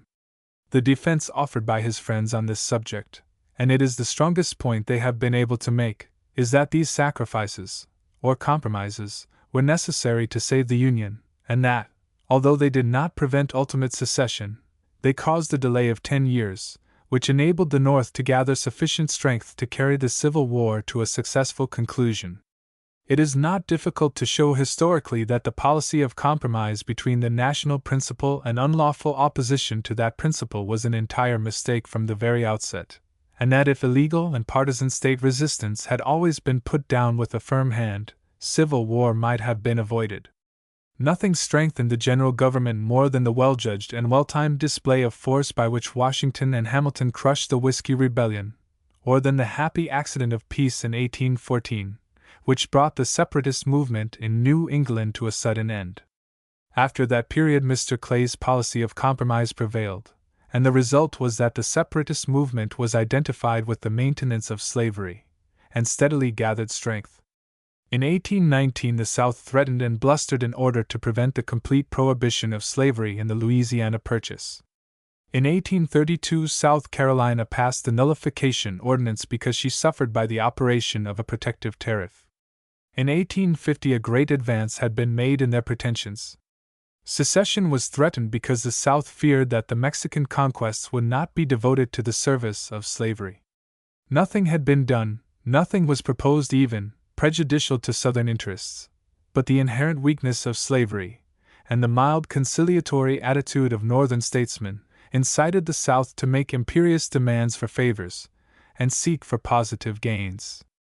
They succeeded in 1850, and in 1860 they had reached the point at which they were ready to plunge the country into the horrors of civil war solely because they lost an election. They believed, first, that the North would yield everything for the sake of union, and secondly, that if there was a limit to their capacity for surrender in this direction, yet a people capable of so much submission in the past would never fight to maintain the Union. The South made a terrible mistake, and was severely punished for it, but the compromises of 1820, 1833, and 1850 furnished some excuse for the wild idea that the North would not, and could not fight. Whether a strict adherence to the strong, fearless policy of Hamilton, which was adopted by Jackson and advocated by Webster in 1832-33, would have prevented civil war, must, of course, remain matter of conjecture. It is at least certain that in that way alone could war have been avoided, and that the Clay policy of compromise made war inevitable by encouraging slaveholders to believe that they could always obtain anything they wanted by a sufficient show of violence. It is urged, however, that the policy of compromise having been adopted, a change in 1850 would have simply precipitated the sectional conflict. In judging Mr. Webster, the practical question, of course, is as to the best method of dealing with matters as they actually were and not as they might have been had a different course been pursued in 1820 and 1832. The partisans of Mr. Webster have always taken the ground that in 1850 the choice was between compromise and secession, that the events of 1861 showed that the South, in 1850, was not talking for mere effect, that the maintenance of the Union was the paramount consideration of a patriotic statesman, and that the only practicable and proper course was to compromise. Admitting fully that Mr. Webster's first and highest duty was to preserve the Union, it is perfectly clear now, when all these events have passed into history, that he took the surest way to make civil war inevitable, and that the position of 1832 should not have been abandoned. In the first place, the choice was not confined to compromise or secession. The President, the official head of the Whig Party, had recommended the admission of California, as the only matter actually requiring immediate settlement, and that the other questions growing out of the new territories should be dealt with as they arose. Mr. Curtis, Mr. Webster's biographer, says this was an impracticable plan, because peace could not be kept between New Mexico and Texas, and because there was great excitement about the slavery question throughout the country. These seem very insufficient reasons, and only the first has any practical bearing on the matter. General Taylor said, "Admit California, for that is an immediate and pressing duty, and I will see to it that peace is preserved on the Texan boundary." Zachary Taylor may not have been a great statesman, but he was a brave and skillful soldier, and an honest man, resolved to maintain the Union, even if he had to shoot a few Texans to do it. His policy was bold and manly, and the fact that it was said to have been inspired by Mr. Seward, a leader in the only Northern party which had any real principle to fight for, does not seem such a monstrous idea as it did in 1850 or does still to those who sustain Mr. Webster's action. That General Taylor's policy was not so wild and impracticable as Mr. Webster's friends would have us think, is shown by the fact that Mr. Benton, Democrat and Southerner as he was, but imbued with the vigor of the Jackson School, believed that each question should be taken up by itself and settled on its own merits. A policy which seemed wise to three such different men as Taylor, Seward, and Benton, could hardly have been so utterly impracticable and visionary as Mr. Webster's partisans would like the world to believe. It was in fact one of the cases which that extremely practical statesman Niccolò Machiavelli had in mind when he wrote that dangers that are seen afar off are easily prevented, but protracting till they are near at hand, The remedies grow unseasonable and the malady incurable. It may be readily admitted that there was a great and perilous political crisis in 1850, as Mr. Webster said. In certain quarters, in the excitement of party strife, there was a tendency to deride Mr. Webster as a Union saver, and to take the ground that there had been no real danger of secession. This, as we can see now very plainly, was an unfounded idea. When Congress met, the danger of secession was very real, although perhaps not very near. The South, although they intended to secede as a last resort, had no idea that they should be brought to that point. Menaces of disunion, ominous meetings and conventions, they probably calculated, would effect their purpose and obtain for them what they wanted, and subsequent events proved that they were perfectly right in this opinion. On February 14 Mr. Webster wrote to Mr. Harvey, "I do not partake in any degree in those apprehensions which you say some of our friends entertain of the dissolution of the Union, or the breaking up of the government. I am mortified, it is true, at the violent tone assumed here by many persons, because such violence in debate only leads to irritation, and is, moreover, discreditable to the government and the country. But there is no serious danger, be assured, and so assure our friends." The next day he wrote to Mr. Furness, a leader of the anti-slavery party, expressing his abhorrence of slavery as an institution, his unwillingness to break up the existing political system to secure its abolition, and his belief that the whole matter must be left with divine providence. It is clear from this letter that he had dismissed any thought of assuming an aggressive attitude toward slavery, but there is nothing to indicate that he thought the Union could be saved from wreck only by substantial concessions to the South. Between the date of the letter to Harvey and March 7, Mr. Curtis says that the aspect of affairs had materially changed, and that the Union was in serious peril. There is nothing to show that Mr. Webster thought so, or that he had altered the opinion which he had expressed on February 14. In fact, Mr. Curtis's view is the exact reverse of the true state of affairs.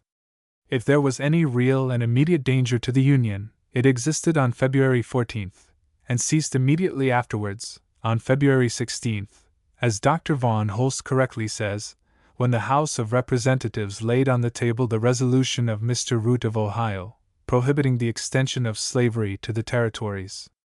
By that vote, the victory was won by the slave power, and the peril of speedy disunion vanished. Nothing remained but to determine how much the South would get from their victory, and how hard a bargain they could drive. The admission of California was no more of a concession than a resolution not to introduce slavery in Massachusetts would have been. All the rest of the compromise plan, with the single exception of the prohibition of the slave trade in the District of Columbia, was made up of concessions to the Southern and slave-holding interest. That Henry Clay should have originated and advocated this scheme was perfectly natural. However wrong or mistaken, this had been his steady and unbroken policy from the outset, as the best method of preserving the Union and advancing the cause of nationality. Mr. Clay was consistent and sincere, and however much he may have erred in his general theory, he never swerved from it. But with Mr. Webster the case was totally different. He had opposed the principle of compromise from the beginning, and in 1833, when concession was more reasonable than in 1850, he had offered the most strenuous and unbending resistance. Now he advocated a compromise which was in reality little less than a complete surrender on the part of the North. On the general question of compromise he was, of course, grossly inconsistent, and the history of the time, as it appears in the cold light of the present day, shows plainly that, while he was brave and true and wise in 1833, in 1850 he was not only inconsistent, but that he erred deeply in policy and statesmanship. It has also been urged in behalf of Mr. Webster that he went no farther than the Republicans in 1860 in the way of concession, and that as in 1860 so in 1850, anything was permissible which served to gain time. In the first place, the tu quoque argument proves nothing and has no weight. In the second place, the situations in 1850 and in 1860 were very different. There were at the former period, in reference to slavery, 4 parties in the country: the Democrats, the Free Soilers, the Abolitionists, and the Whigs. The 3 first had fixed and widely varying opinions. The last was trying to live without opinions, and soon died. The pro-slavery Democrats were logical and practical. The abolitionists were equally logical but thoroughly impracticable and unconstitutional, avowed nullifiers and secessionists. The Free Soilers were illogical, constitutional, and perfectly practical. As Republicans, the Free Soilers proved the correctness and good sense of their position by bringing the great majority of the Northern people to their support. But at the same time, their position was a difficult one, for while they were an anti-slavery party and had set on foot constitutional opposition to the extension of slavery, their fidelity to the Constitution compelled them to admit the legality of the fugitive slave law and of slavery in the states. They aimed, of course, first to check the extension of slavery and then to efface it by gradual restriction and full compensation to slaveholders. When they had carried the country in 1860, they found themselves face to face with a breaking Union and an impending war. That many of them were seriously frightened, and to avoid war and dissolution, would have made great concessions, cannot be questioned, but their controlling motive was to hold things together by any means, no matter how desperate, until they could get possession of the government. This was the only possible and the only wise policy, but that it involved them in some contradictions in that winter of excitement and confusion is beyond doubt. History will judge the men and events of 1860 according to the circumstances of the time, but nothing that happened then has any bearing on Mr. Webster's conduct. He must be judged according to the circumstances of 1850, and the first and most obvious fact is that he was not fighting merely to gain time and obtain control of the general government. The crisis was grave and serious in the extreme, but neither war nor secession were imminent or immediate, nor did Mr. Webster ever assert that they were. He thought war and secession might come, and it was against this possibility and probability that he sought to provide. He wished to solve the great problem, to remove the source of danger, to set the menacing agitation at rest. He aimed at an enduring and definite settlement, and that was the purpose of the 7th of March speech. His reasons, and of course they were clear and weighty in his own mind, proceeded from the belief that this wretched compromise measure offered a wise, judicious, and permanent settlement of questions which, in their constant recurrence, threatened more and more the stability of the Union. History has shown how woefully mistaken he was in this opinion.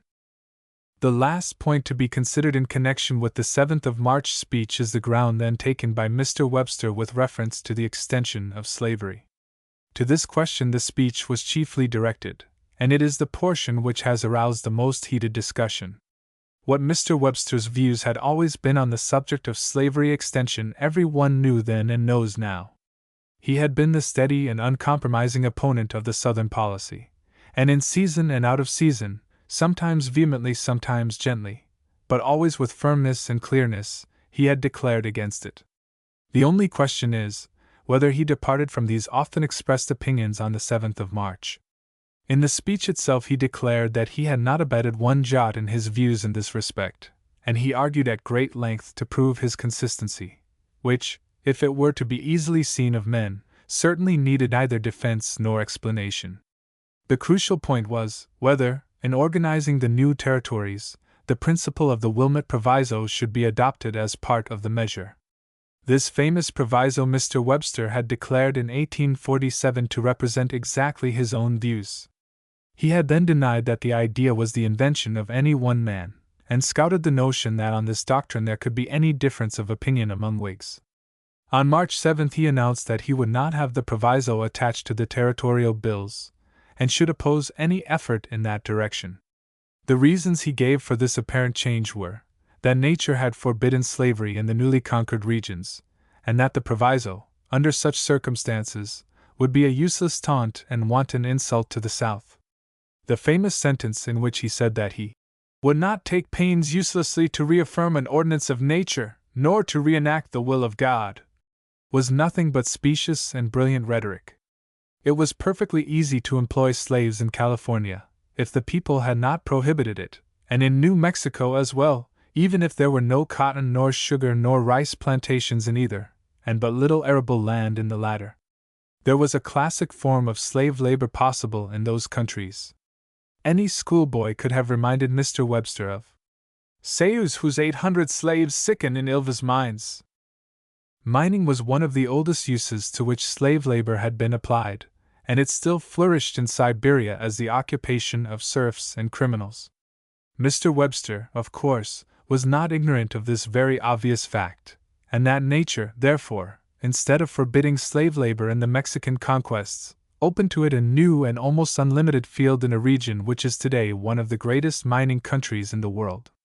Still less could he have failed to know that this form of employment for slaves was eagerly desired by the South, that the slaveholders fully recognized their opportunity, announced their intention of taking advantage of it, and were particularly indignant at the action of California because it had closed to them this inviting field. Mr. Clingman of North Carolina, on January 22, when engaged in threatening war in order to bring the North to terms, had said, in the House of Representatives, "But for the anti-slavery agitation, our Southern slaveholders would have carried their Negroes into the mines of California in such numbers that I have no doubt but that the majority there would have made it a slave-holding state." 1. At a later period, Mr. Mason of Virginia declared, in the Senate, that he knew of no law of nature which excluded slavery from California. "On the contrary," he said, "if California had been organized with a territorial form of government only, the people of the Southern states would have gone there freely, and have taken their slaves there in great numbers. They would have done so because the value of the labor of that class would have been augmented to them many hundredfold." 2. These were the views of practical men and experienced slave owners who represented the opinions of their constituents, and who believed that domestic slavery could be employed to advantage anywhere.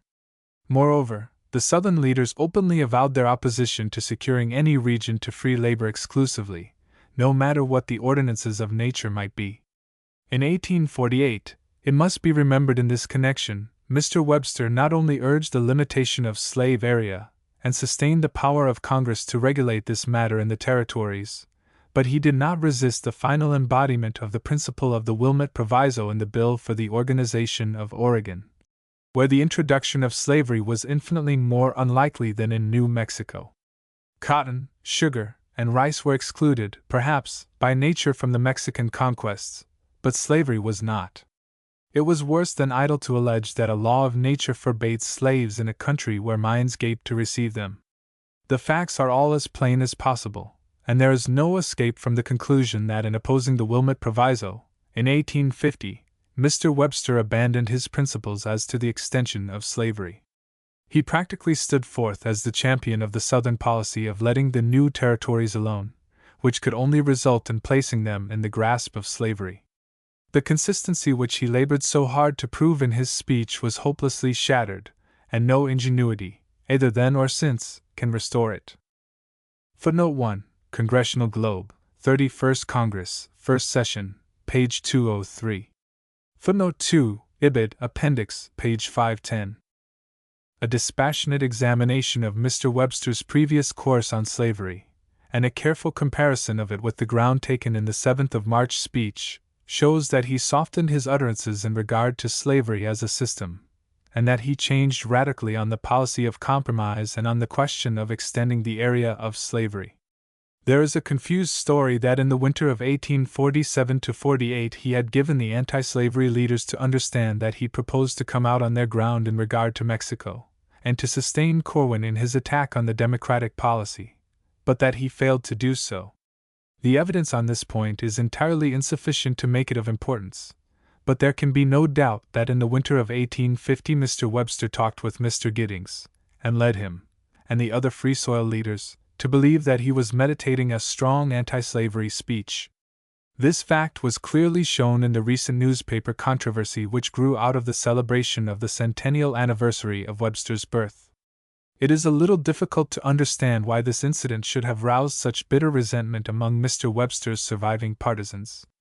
To suppose that Mr. Webster made the 7th of March speech after long deliberation, without having a moment's hesitation in the matter, is to credit him with a shameless disregard of principle and consistency, of which it is impossible to believe him guilty. He undoubtedly hesitated, and considered deeply whether he should assume the attitude of 1833, and stand out unrelentingly against the encroachments of slavery. He talked with Mr. Clay on one side. He talked with Mr. Giddings, and other Free Soilers, on the other. With the latter the wish was no doubt father to the thought, and they may well have imagined that Mr. Webster had determined to go with them, when he was still in doubt and merely trying the various positions. There is no need, however, to linger over matters of this sort. The change made by Mr. Webster can be learned best by careful study of his own utterances, and of his whole career. Yet, at the same time, the greatest trouble lies not in the shifting and inconsistency revealed by an examination of the specific points which have just been discussed, but in the speech as a whole. In that speech Mr. Webster failed quite as much by omissions as by the opinions which he actually announced. He was silent when he should have spoken, and he spoke when he should have held his peace. The speech, if exactly defined, is, in reality, a powerful effort, not for compromise or for the fugitive slave law, or any other one thing, but to arrest the whole anti-slavery movement, and in that way put an end to the dangers which threaten the Union and restore lasting harmony between the jarring sections. It was a mad project. Mr. Webster might as well have attempted to stay the incoming tide at Marshfield with a rampart of sand as to seek to check the anti-slavery movement by a speech. Nevertheless, he produced a great effect.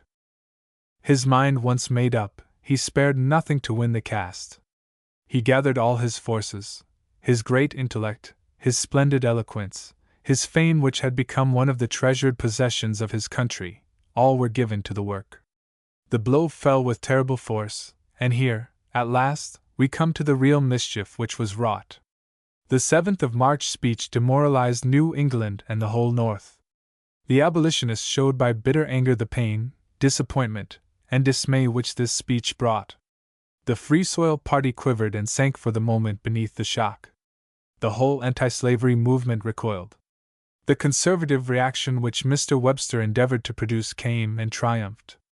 Chiefly by his exertions the compromise policy was accepted and sustained by the country. The conservative elements everywhere rallied to his support, and by his ability and eloquence it seemed as if he had prevailed and brought the people over to his opinions. It was a wonderful tribute to his power and influence, but the triumph was hollow and short-lived. He had attempted to compass an impossibility. Nothing could kill the principles of human liberty, not even a speech by Daniel Webster, backed by all his intellect and knowledge, his eloquence, and his renown. The anti-slavery movement was checked for the time, and pro-slavery democracy, the only other positive political force, reigned supreme. But amid the falling ruins of the Whig party, and the evanescent success of the Native Americans, the party of human rights revived, and when it rose again, taught by the trials and misfortunes of 1850, it rose with a strength which Mr. Webster had never dreamed of, and in 1856 polled nearly 1.5 million of votes for Fremont. The rise and final triumph of the Republican Party was the condemnation of the 7th of March speech and of the policy which put the government of the country in the hands of Franklin Pierce and James Buchanan. When the war came, inspiration was not found in the 7th of March speech. In that dark hour, men remembered the Daniel Webster who replied to Hayne, and turned away from the man who had sought for peace by advocating the great compromise of Henry Clay. The disapprobation and disappointment which were manifested in the North after the 7th of March speech could not be overlooked. Men thought and said that Mr. Webster had spoken in behalf of the South and of slavery. Whatever his intentions may have been, this was what the speech seemed to mean, and this was its effect, and the North saw it more and more clearly as time went on. Mr. Webster never indulged in personal attacks, but at the same time he was too haughty a man ever to engage in an exchange of compliments in debate. He never was in the habit of saying pleasant things to his opponents in the Senate merely as a matter of agreeable courtesy. In this direction, as in its opposite, he usually maintained a cold silence. But on the 7th of March he elaborately complimented Calhoun, and went out of his way to flatter Virginia and Mr. Mason personally. This struck close observers with surprise, but it was the real purpose of the speech which went home to the people of the North. He had advocated measures which with slight exceptions were altogether what the South wanted, and the South so understood it. On the 30th of March Mr. Morehead wrote to Mr. Crittenden that Mr. Webster's appointment as Secretary of State would now be very acceptable to the South. No more bitter commentary could have been made. The people were blinded and dazzled at first, but they gradually awoke and perceived the error that had been committed. Mr. Webster, however, needed nothing from outside to inform him as to his conduct and its results. At the bottom of his heart, and in the depths of his conscience, he knew that he had made a dreadful mistake. He did not flinch. He went on in his new path without apparent faltering. His speech on the compromise measures went farther than that of the 7th of March. But if we study his speeches and letters between 1850 and the day of his death, we can detect changes in them, which show plainly enough that the writer was not at ease, that he was not master of that real conscience of which he boasted. His friends, after the first shock of surprise, rallied to his support, and he spoke frequently at Union meetings, and undertook, by making immense efforts, to convince the country that the compromise measures were right and necessary, and that the doctrines of the 7th of March speech ought to be sustained. In pursuance of this object, during the winter of 1850 and the summer of the following year, he wrote several public letters on the compromise measures, and he addressed great meetings on various occasions, in New England, New York, and as far south as Virginia. We are at once struck by a marked change in the character and tone of these speeches, which produced a great effect in establishing the compromise policy. It had never been Mr. Webster's habit to misrepresent or abuse his opponents. Now he confounded the extreme separatism of the abolitionists and the constitutional opposition of the Free Soil party, and involved all opponents of slavery in a common condemnation. It was willful misrepresentation to talk of the Free Soilers as if they were identical with the abolitionists, and no one knew better than Mr. Webster the distinction between the two, one being ready to secede to get rid of slavery, the other offering only a constitutional resistance to its extension. His tone toward his opponents was correspondingly bitter. When he first arrived in Boston, after his speech, and spoke to the great crowd in front of the Revere House, he said, "I shall support no agitations having their foundations in unreal, ghostly abstractions." Slavery had now become an unreal, ghostly abstraction, although it must still have appeared to the Negroes something very like a hard fact. There were men in that crowd, too, who had not forgotten the noble words with which Mr. Webster in 1837 had defended the character of the opponents of slavery, and the sound of this new gospel from his lips fell strangely on their ears. So he goes on from one Union meeting to another, and in speech after speech there is the same bitter tone which had been so foreign to him in all his previous utterances. The supporters of the anti-slavery movement he denounces as insane. He reiterates his opposition to slave extension, and in the same breath argues that the Union must be preserved by giving way to the South. The feeling is upon him that the old parties are breaking down under the pressure of this ghostly abstraction. This agitation which he tries to prove to the young men of the country, and to his fellow citizens everywhere, is wholly factitious. The fugitive slave law is not in the form which he wants, but still he defends it and supports it. The first fruits of his policy of peace are seen in riots in Boston, and he personally advises with the Boston lawyer who has undertaken the cases against the fugitive slaves. It was undoubtedly his duty, as Mr. Curtis says, to enforce and support the law as the President's adviser, but his personal attention and interest were not required in slave cases, nor would they have been given a year before. The Wilmot Proviso, that doctrine which he claimed as his own in 1847, when it was a sentiment on which Whigs could not differ, he now calls a mere abstraction. He struggles to put slavery aside for the tariff, but it will not down at his bidding, and he himself cannot leave it alone. Finally, he concludes this compromise campaign with a great speech on laying the foundation of the capital extension, and makes a pathetic appeal to the South to maintain the Union. They are not pleasant to read, these speeches in the Senate, and before the people in behalf of the compromise policy. They are harsh and bitter, they do not ring true. Daniel Webster knew when he was delivering them that that was not the way to save the Union, or that, at all events, it was not the right way for him to do it. The same peculiarity can be discerned in his letters. The fun and humor which had hitherto run through his correspondence seems now to fade away as if blighted. On September 10, 1850, he writes to Mr. Harvey that since March 7 there has not been an hour in which he has not felt a crushing sense of anxiety and responsibility. He couples this with the declaration that his own part is acted and he is satisfied. But if his anxiety was solely of a public nature, why did it date from March 7, when, prior to that time, there was much greater cause for alarm than afterwards. In everything he said or wrote he continually recurs to the slavery question, and always in a defensive tone, usually with a sneer or a fling at the abolitionists and anti-slavery party. The spirit of unrest had seized him. He was disturbed and ill at ease. He never admitted it, even to himself, but his mind was not at peace, and he could not conceal the fact. Posterity can see the evidences of it plainly enough, and a man of his intellect and fame knew that with posterity the final reckoning must be made. No man can say that Mr. Webster anticipated the unfavorable judgment which his countrymen have passed upon his conduct, but that in his heart he feared such a judgment cannot be doubted. It is impossible to determine with perfect accuracy any man's motives in what he says or does. They are so complex, they are so often undefined, even in the mind of the man himself, that no one can pretend to make an absolutely correct analysis. There have been many theories as to the motives which led Mr. Webster to make the 7th of March speech. In the heat of contemporary strife his enemies set it down as a mere bid to secure Southern support for the presidency, but this is a harsh and narrow view. The longing for the presidency weakened Mr. Webster as a public man from the time when it first took possession of him after the reply to Hayne. It undoubtedly had a weakening effect upon him in the winter of 1850, and had some influence upon the speech of the 7th of March. But it is unjust to say that it did more. It certainly was far removed from being a controlling motive.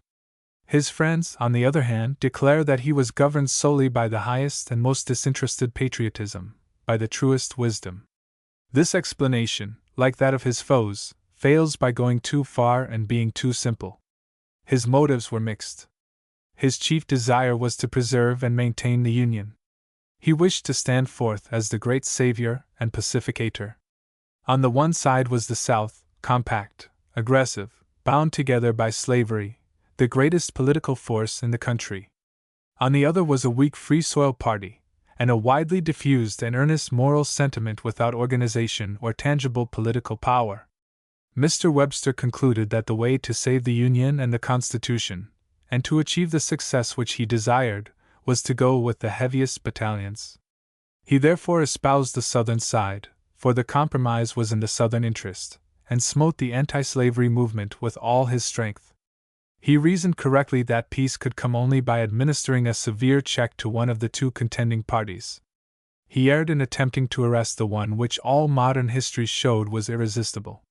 It is no doubt true, as appears by his cabinet opinion recently printed, that he stood ready to meet the first overt act on the part of the South with force.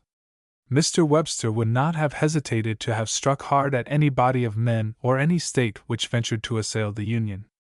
But he also believed that the true way to prevent any overt act on the part of the South was by concession, and that was precisely the object which the Southern leaders sought to obtain. We may grant all the patriotism and all the sincere devotion to the cause of the Constitution which is claimed for him, but nothing can acquit Mr. Webster of error in the methods which he chose to adopt for the maintenance of peace and the preservation of the Union.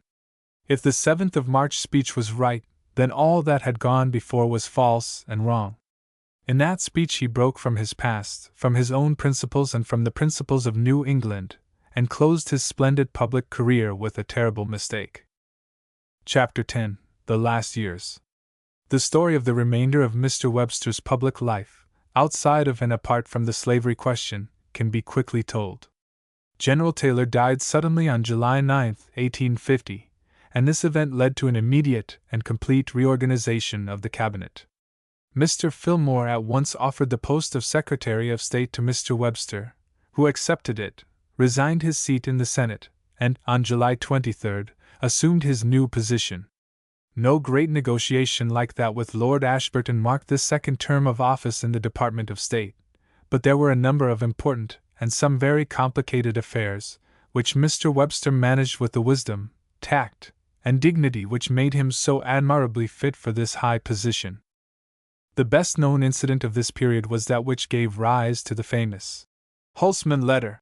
President Taylor had sent an agent to Hungary to report upon the condition of the revolutionary government, with the intention of recognizing it if there were sufficient grounds for doing so. When the agent arrived, the revolution was crushed, and he reported to the President against recognition. These papers were transmitted to the Senate in March 1850.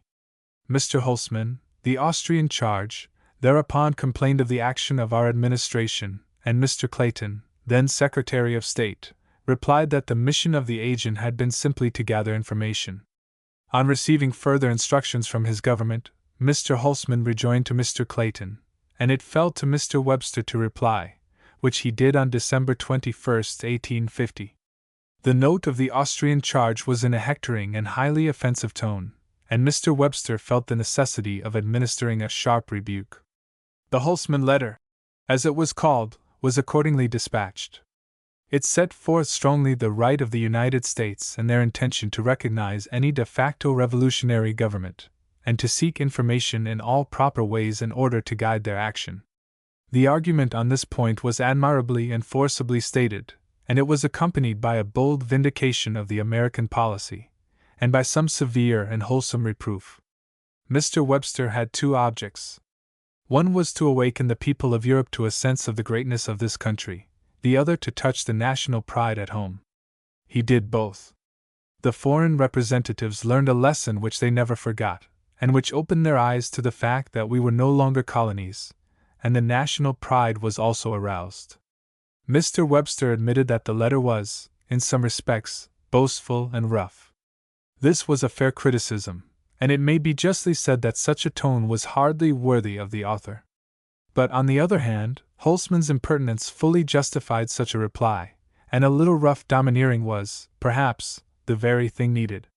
It is certain that the letter fully answered Mr. Webster's purpose, and excited a great deal of popular enthusiasm. The affair did not, however, end here. Mr. Holzmann became very mild, but he soon lost his temper again. Kossuth and the refugees in Turkey were brought to this country in a United States frigate. The Hungarian hero was received with a burst of enthusiasm that induced him to hope for substantial aid, which was, of course, wholly visionary. The popular excitement made it difficult for Mr. Webster to steer a proper course, but he succeeded, by great tact, in showing his own sympathy, and so far as possible, that of the government, for the cause of Hungarian independence and for its leader, without going too far or committing any indiscretion which could justify a breach of international relations with Austria.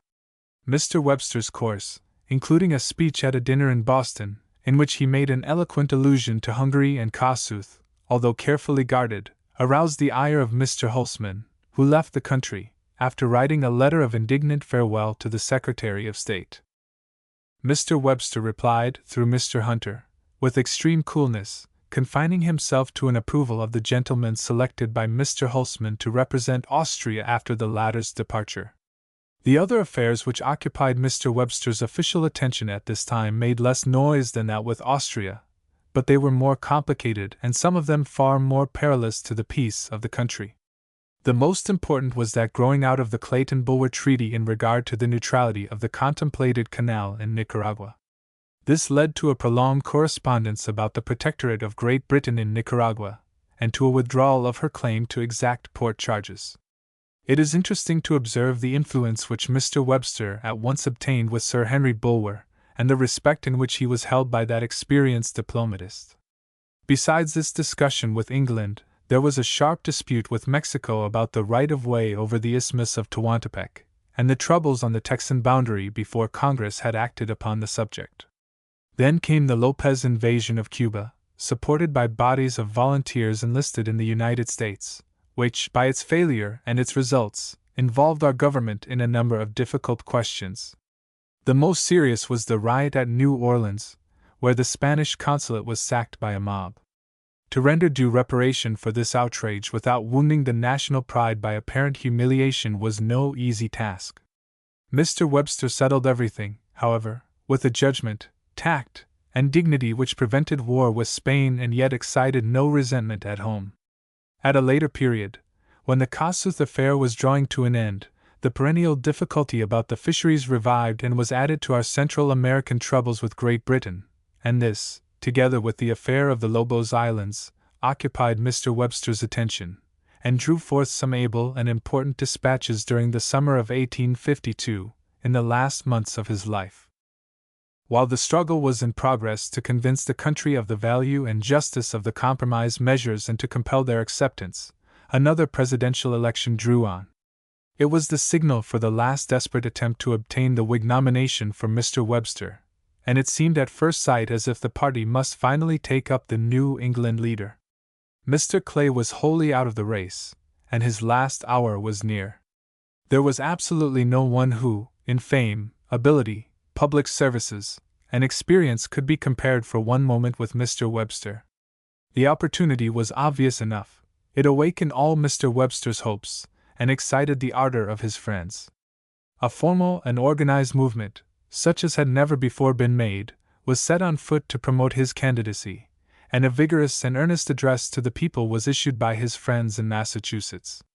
The result demonstrated, if demonstration were needed, that Mr. Webster had not, even under the most favorable circumstances, the remotest chance for the presidency. His friends saw this plainly enough before the convention met, but he himself regarded the great prize as at last surely within his grasp. Mr. Choate, who was to lead the Webster delegates, went to Washington the day before the convention assembled. He called on Mr. Webster and found him so filled with the belief that he should be nominated that it seemed cruel to undeceive him. Mr. Choate, at all events, had not the heart for the task, and went back to Baltimore to lead the forlorn hope with gallant fidelity, and with an eloquence as brilliant if not so grand as that of Mr. Webster himself. A majority, of the convention divided their votes very unequally between Mr. Fillmore and Mr. Webster, the former receiving 133, the latter 29, on the first ballot, while General Scott had 131.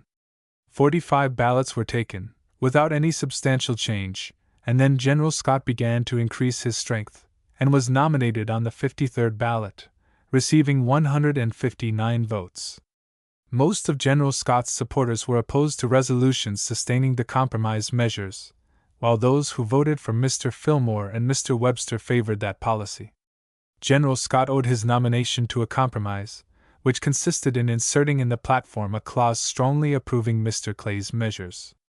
Mr. Webster expected the Fillmore delegates to come to him, an unlikely event when they were so much more numerous than his friends, and moreover, they never showed the slightest inclination to do so. They were chiefly from the South, and as they chose to consider Mr. Fillmore and not his secretary the representative of compromise, they reasonably enough expected the latter to give way. The desperate stubbornness of Mr. Webster's adherents resulted in the nomination of Scott. It seemed hard that the Southern Whigs should have done so little for Mr. Webster after he had done and sacrificed so much to advance and defend their interests.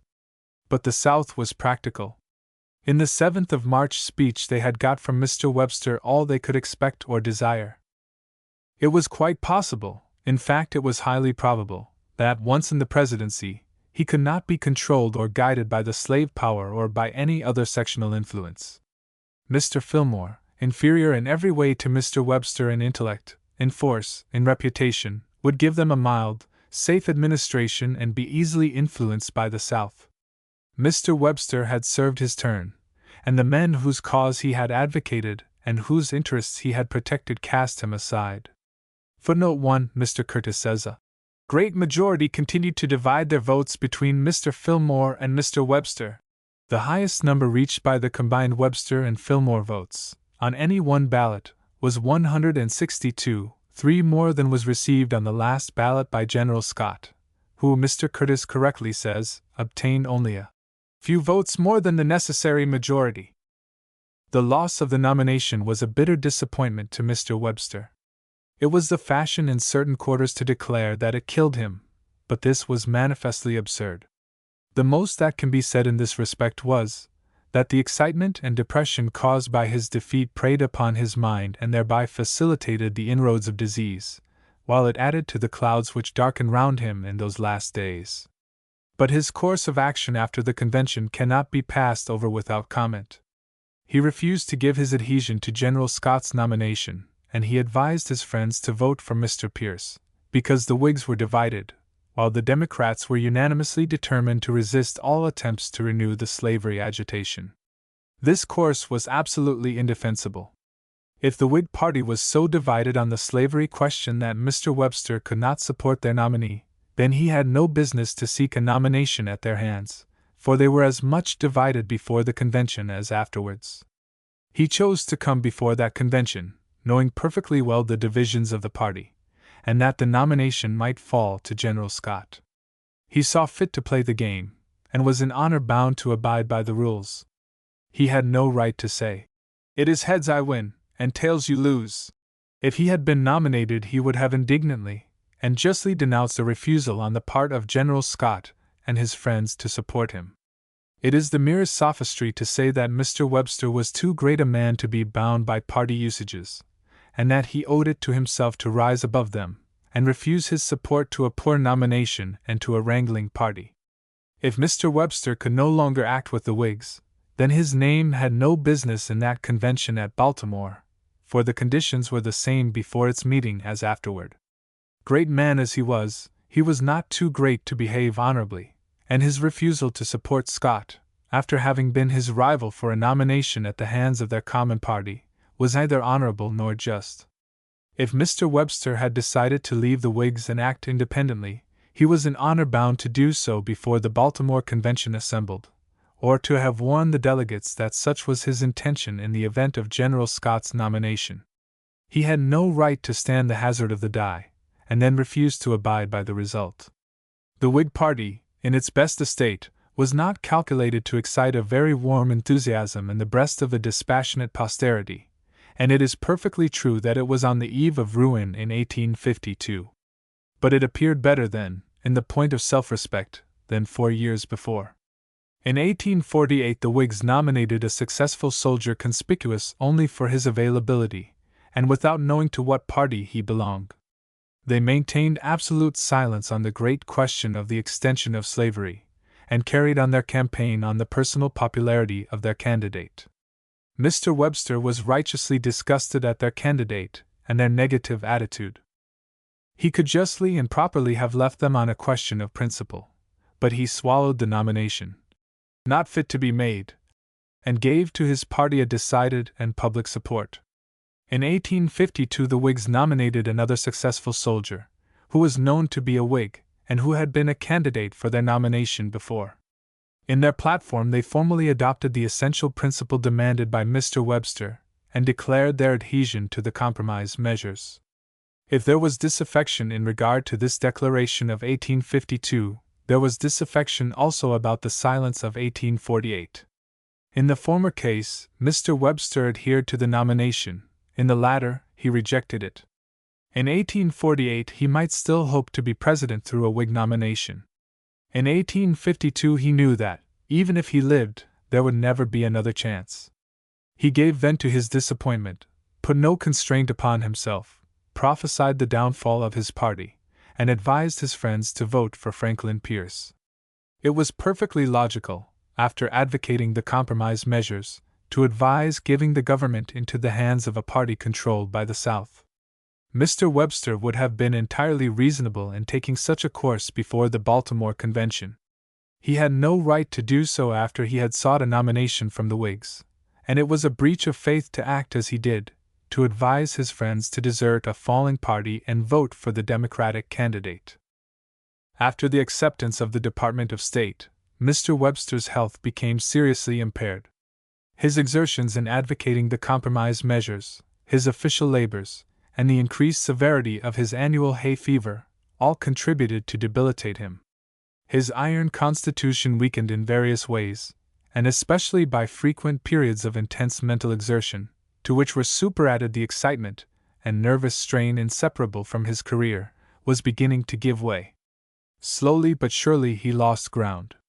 His spirits began to lose their elasticity, and he rarely spoke without a tinge of deep sadness being apparent in all he said. In May 1852, while driving near Marshfield, he was thrown from his carriage with much violence, injuring his wrists, and receiving other severe contusions. The shock was very great, and undoubtedly accelerated the progress of the fatal organic disease which was sapping his life. This physical injury was followed by the keen disappointment of his defeat at Baltimore, which preyed upon his heart and mind. During the summer of 1852 his health gave way more rapidly. He longed to resign, but Mr. Fillmore insisted on his retaining his office. In July he came to Boston, where he was welcomed by a great public meeting, and hailed with enthusiastic acclamations, which did much to soothe his wounded feelings. He still continued to transact the business of his department, and in August went to Washington, where he remained until the 8th of September, when he returned to Marshfield. On the 20th he went to Boston, for the last time, to consult his physician. He appeared at a friend's house, one evening, for a few moments, and all who then saw him were shocked at the look of illness and suffering in his face. It was his last visit. He went back to Marshfield the next day, never to return. He now failed rapidly. His nights were sleepless, and there were scarcely any intervals of ease or improvement. The decline was steady and sure, and as October wore away the end drew near. Mr. Webster faced it with courage, cheerfulness, and dignity, in a religious and trusting spirit, with a touch of the personal pride which was part of his nature. He remained perfectly conscious and clear in his mind almost to the very last moment, bearing his sufferings with perfect fortitude, and exhibiting the tenderest affection toward the wife and son and friends who watched over him. On the evening of October 23 it became apparent that he was sinking, but his one wish seemed to be that he might be conscious when he was actually dying. After midnight he roused from an uneasy sleep, struggled for consciousness, and ejaculated, "I still live!" These were his last words. Shortly after 3 o'clock the labored breathing ceased, and all was over. A hush fell upon the country as the news of his death sped over the land. A great gap seemed to have been made in the existence of every one. Men remembered the grandeur of his form and the splendor of his intellect, and felt as if one of the pillars of the state had fallen. The profound grief and deep sense of loss produced by his death were the highest tributes, and the most convincing proofs of his greatness. In accordance with his wishes, all public forms and ceremonies were dispensed with. The funeral took place at his home on Friday, October 29. Thousands flocked to Marshfield to do honor to his memory, and to look for the last time at that noble form. It was one of those beautiful days of the New England autumn, when the sun is slightly veiled, and a delicate haze hangs over the sea, shining with a tender silvery light. There is a sense of infinite rest and peace on such a day which seems to shut out the noise of the busy world and breathe the spirit of unbroken calm. As the crowds poured in through the gates of the farm, they saw before them on the lawn, resting upon a low mound of flowers, the majestic form, as impressive in the repose of death as it had been in the fullness of life and strength. There was a wonderful fitness in it all. The vault of heaven and the spacious earth seemed in their large simplicity the true place for such a man to lie in state. There was a brief and simple service at the house, and then the body was borne on the shoulders of Marshfield farmers, and laid in the little graveyard which already held the wife and children who had gone before, and where could be heard the eternal murmur of the sea. In May 1852, Mr. Webster said to Professor Silliman, "I have given my life to law and politics. Law is uncertain and politics are utterly vain." It is a sad commentary for such a man to have made on such a career, but it fitly represents Mr. Webster's feelings as the end of life approached. His last years were not his most fortunate, and still less his best years. Domestic sorrows had been the prelude to a change of policy, which had aroused a bitter opposition, and to the pangs of disappointed ambition. A sense of mistake and failure hung heavily upon his spirits, and the cry of "Vanity, vanity, all is vanity," came readily to his lips. There is an infinite pathos in those melancholy words which have just been quoted. The sun of life, which had shone so splendidly at its meridian, was setting amid clouds. The darkness which overspread him came from the action of the 7th of March, and the conflict which it had caused.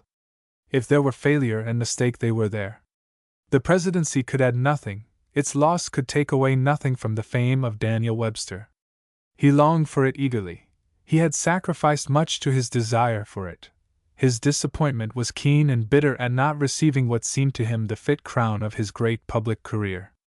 But this grief was purely personal, and will not be shared by posterity, who feel only the errors of those last years coming after so much glory, and who care very little for the defeat of the ambition which went with them. Those last 2 years awakened such fierce disputes, and had such an absorbing interest, that they have tended to overshadow the half-century of distinction and achievement which preceded them. Failure and disappointment on the part of such a man as Webster seem so great, that they too easily dwarf everything else, and hide from us a just and well-proportioned view of the whole career. Mr. Webster's success had, in truth, been brilliant, hardly equaled in measure or duration by that of any other eminent man in our history. For 30 years he had stood at the head of the bar and of the Senate, the first lawyer and the first statesman of the United States. This is a long tenure of power for one man in 2 distinct departments. It would be remarkable anywhere. It is especially so in a democracy. This great success Mr. Webster owed solely to his intellectual power supplemented by great physical gifts. No man ever was born into the world better formed by nature for the career of an orator and statesman. He had everything to compel the admiration and submission of his fellowmen. The front of Jove himself, an eye like Mars to threaten and command, a station like the herald Mercury new lighted on a heaven-kissing hill, a combination and a form indeed, where every god did seem to set his seal, to give the world assurance of a man. Hamlet's words are a perfect picture of Mr. Webster's outer man, and we have but to add to the description a voice of singular beauty and power with the tone and compass of an organ. The look of his face and the sound of his voice were in themselves as eloquent as anything Mr. Webster ever uttered. But the imposing presence was only the outward sign of the man. Within was a massive and powerful intellect, not creative or ingenious, but with a wonderful vigor of grasp, capacious, penetrating, far-reaching. Mr. Webster's strongest and most characteristic mental qualities were weight and force. He was peculiarly fitted to deal with large subjects in a large way. He was by temperament extremely conservative. There was nothing of the reformer or the zealot about him. He could maintain or construct where other men had built. He could not lay new foundations or invent. We see this curiously exemplified in his feeling toward Hamilton and Madison. He admired them both, and to the former he paid a compliment which has become a familiar quotation. But Hamilton's bold, aggressive genius, his audacity, fertility, and resource, did not appeal to Mr. Webster as did the prudence, the constructive wisdom, and the safe conservatism of the gentle Madison, whom he never wearied of praising. The same description may be given of his imagination, which was warm, vigorous, and keen, but not poetic. He used it well, it never led him astray, and was the secret of his most conspicuous oratorical triumphs.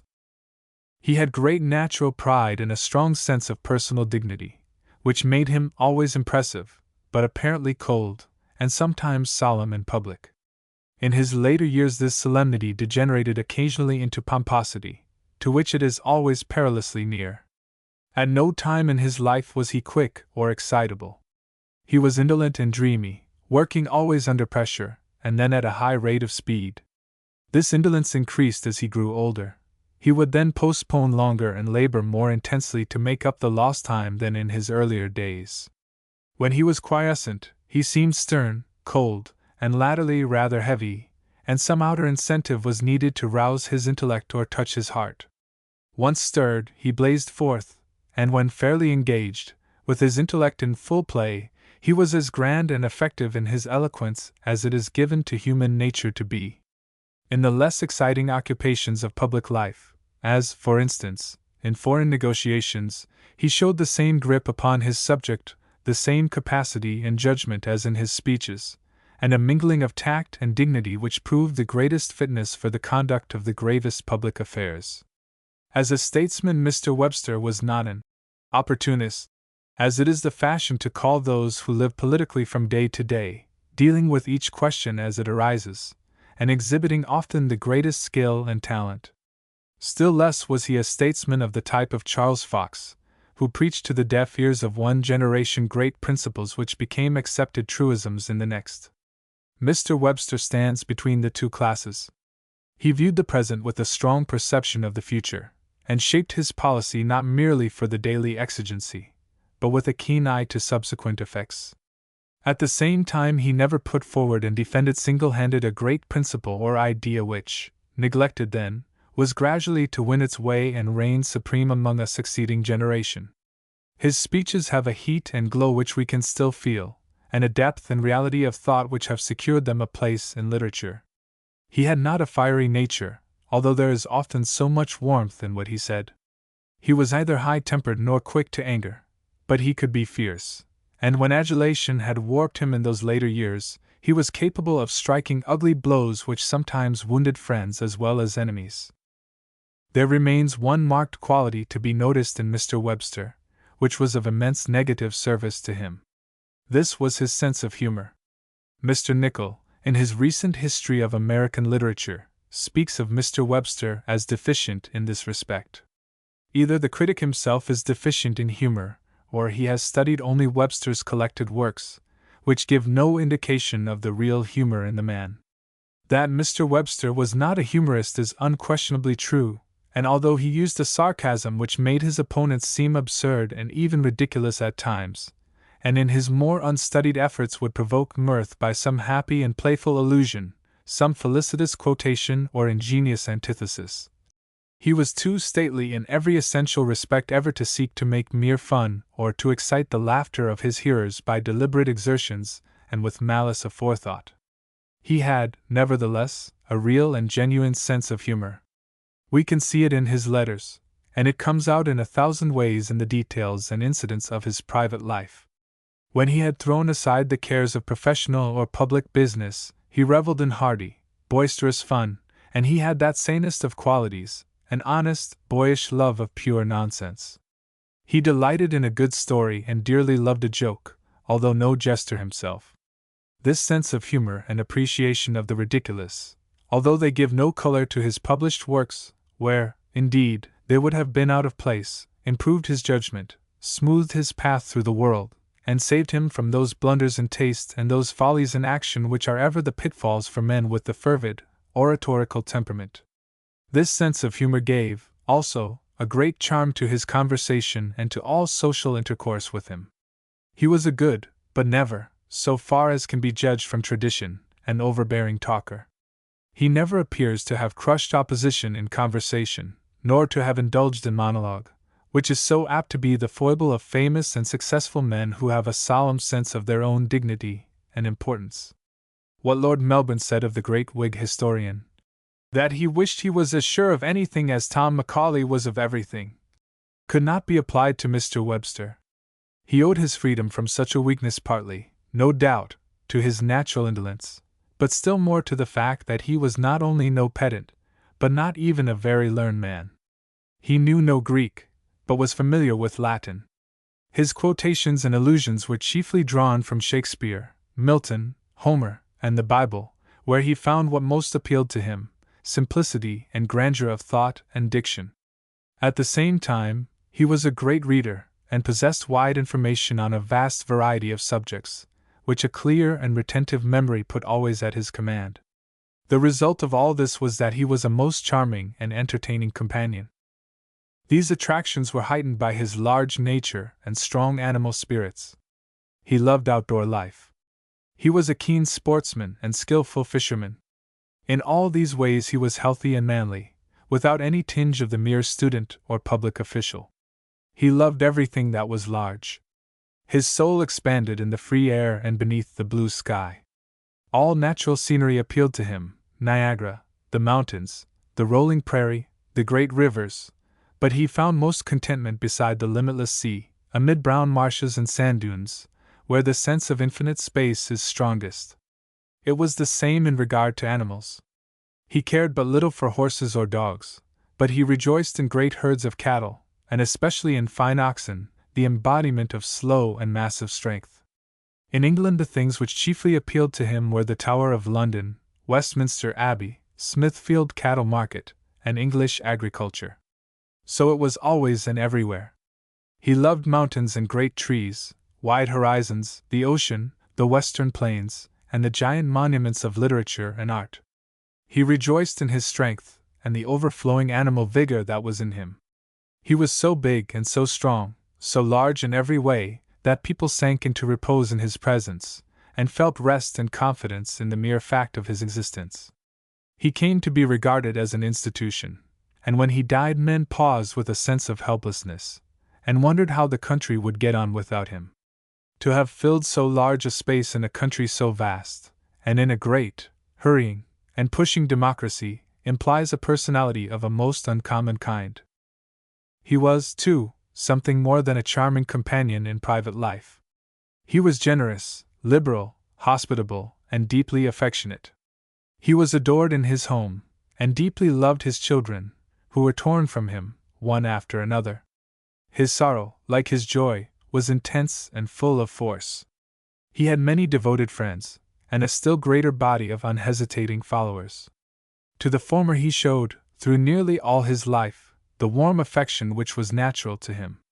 It was not until adulation and flattery had deeply injured him, and the frustrated ambition for the presidency had poisoned both heart and mind, that he became dictatorial and overbearing. Not till then did he quarrel with those who had served and followed him, as when he slighted Mr. Lawrence for expressing independent opinions, and refused to do justice to the memory of Story because it might impair his own glories. They do not present a pleasant picture, these quarrels with friends, but they were part of the deterioration of the last years, and they furnish in a certain way the key to his failure to attain the presidency. The country was proud of Mr. Webster, proud of his intellect, his eloquence, his fame. He was the idol of the capitalists, the merchants, the lawyers, the clergy, the educated men of all classes in the East. The politicians dreaded and feared him because he was so great, and so little in sympathy with them, but his real weakness was with the masses of the people. He was not popular in the true sense of the word. For years the Whig party and Henry Clay were almost synonymous terms, but this could never be said of Mr. Webster. His following was strong in quality, but weak numerically. Clay touched the popular heart. Webster never did. The people were proud of him, wondered at him, were awed by him, but they did not love him, and that was the reason he was never president, for he was too great to succeed to the high office, as many men have, by happy or unhappy accident. There was also another feeling which is suggested by the differences with some of his closest friends. There was a lurking distrust of Mr. Webster's sincerity. We can see it plainly in the correspondence of the Western Whigs, who were not, perhaps, wholly impartial. But it existed, nevertheless. There was a vague, ill-defined feeling of doubt in the public mind, a suspicion that the spirit of the advocate was the ruling spirit in Mr. Webster, and that he did not believe with absolute and fervent faith in one side of any question.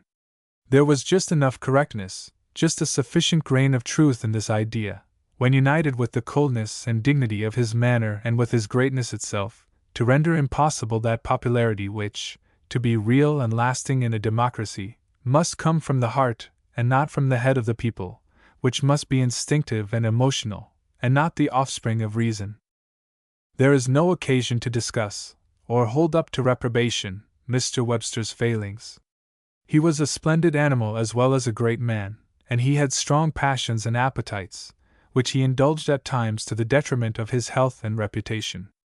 These errors may be mostly fitly consigned to silence. But there was one failing which cannot be passed over in this way. This was in regard to money. His indifference to debt was perceptible in his youth, and for many years showed no sign of growth. But in his later years it increased with terrible rapidity. He earned $20,000 a year when he first came to Boston, a very great income for those days. His public career interfered, of course, with his law practice, but there never was a period when he could not, with reasonable economy, have laid up something at the end of every year, and gradually amassed a fortune. But he not only never saved, he lived habitually beyond his means. He did not become poor by his devotion to the public service, but by his own extravagance. He loved to spend money and to live well. He had a fine library and handsome plate. He bought fancy cattle. He kept open house, and indulged in that most expensive of all luxuries, gentleman farming. He never stinted himself in any way, and he gave away money with reckless generosity and heedless profusion, often not stopping to inquire who the recipient of his bounty might be. The result was debt, then subscriptions among his friends to pay his debts, then a fresh start and more debts, and more subscriptions and funds for his benefit, and gifts of money for his table, and checks or notes, for several $1,000s in token of admiration of the 7th of March speech. 1. This was, of course, utterly wrong and demoralizing, but Mr. Webster came, after a time, to look upon such transactions as natural and proper. In the Ingersoll debate, Mr. Yancey accused him of being in the pay of the New England manufacturers, and his biographer has replied to the charge at length. That Mr. Webster was in the pay of the manufacturers in the sense that they hired him, and bade him do certain things, is absurd. That he was maintained and supported in a large degree by New England manufacturers and capitalists cannot be questioned, but his attitude toward them was not that of servant and dependent. He seems to have regarded the merchants and bankers of State Street very much as a feudal baron regarded his peasantry.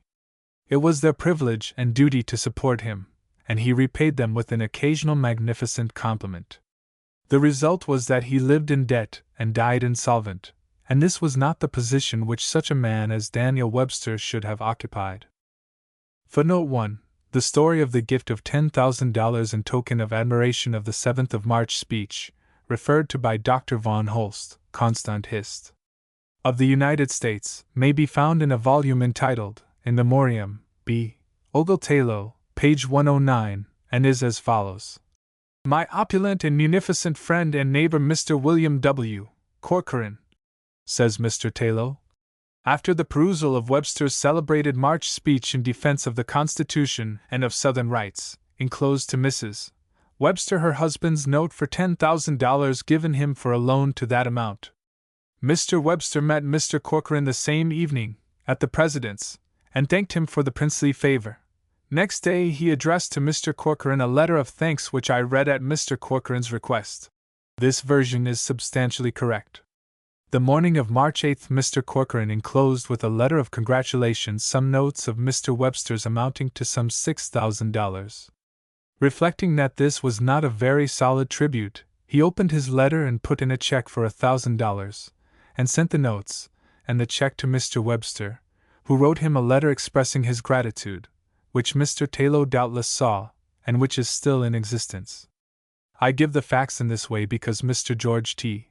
Curtis, in a newspaper interview, referring to an article of mine in the Atlantic Monthly, said, with regard to the story of the $10,000 check, which story Mr. Lodge gives us to understand he found in the pages of that very credulous writer Dr. von Holst, although I have not looked into his volumes to see whether he makes the charge, I have only to say that I never heard of such an occurrence before, and that it would require the oath of a very credible witness to the fact to make me believe it.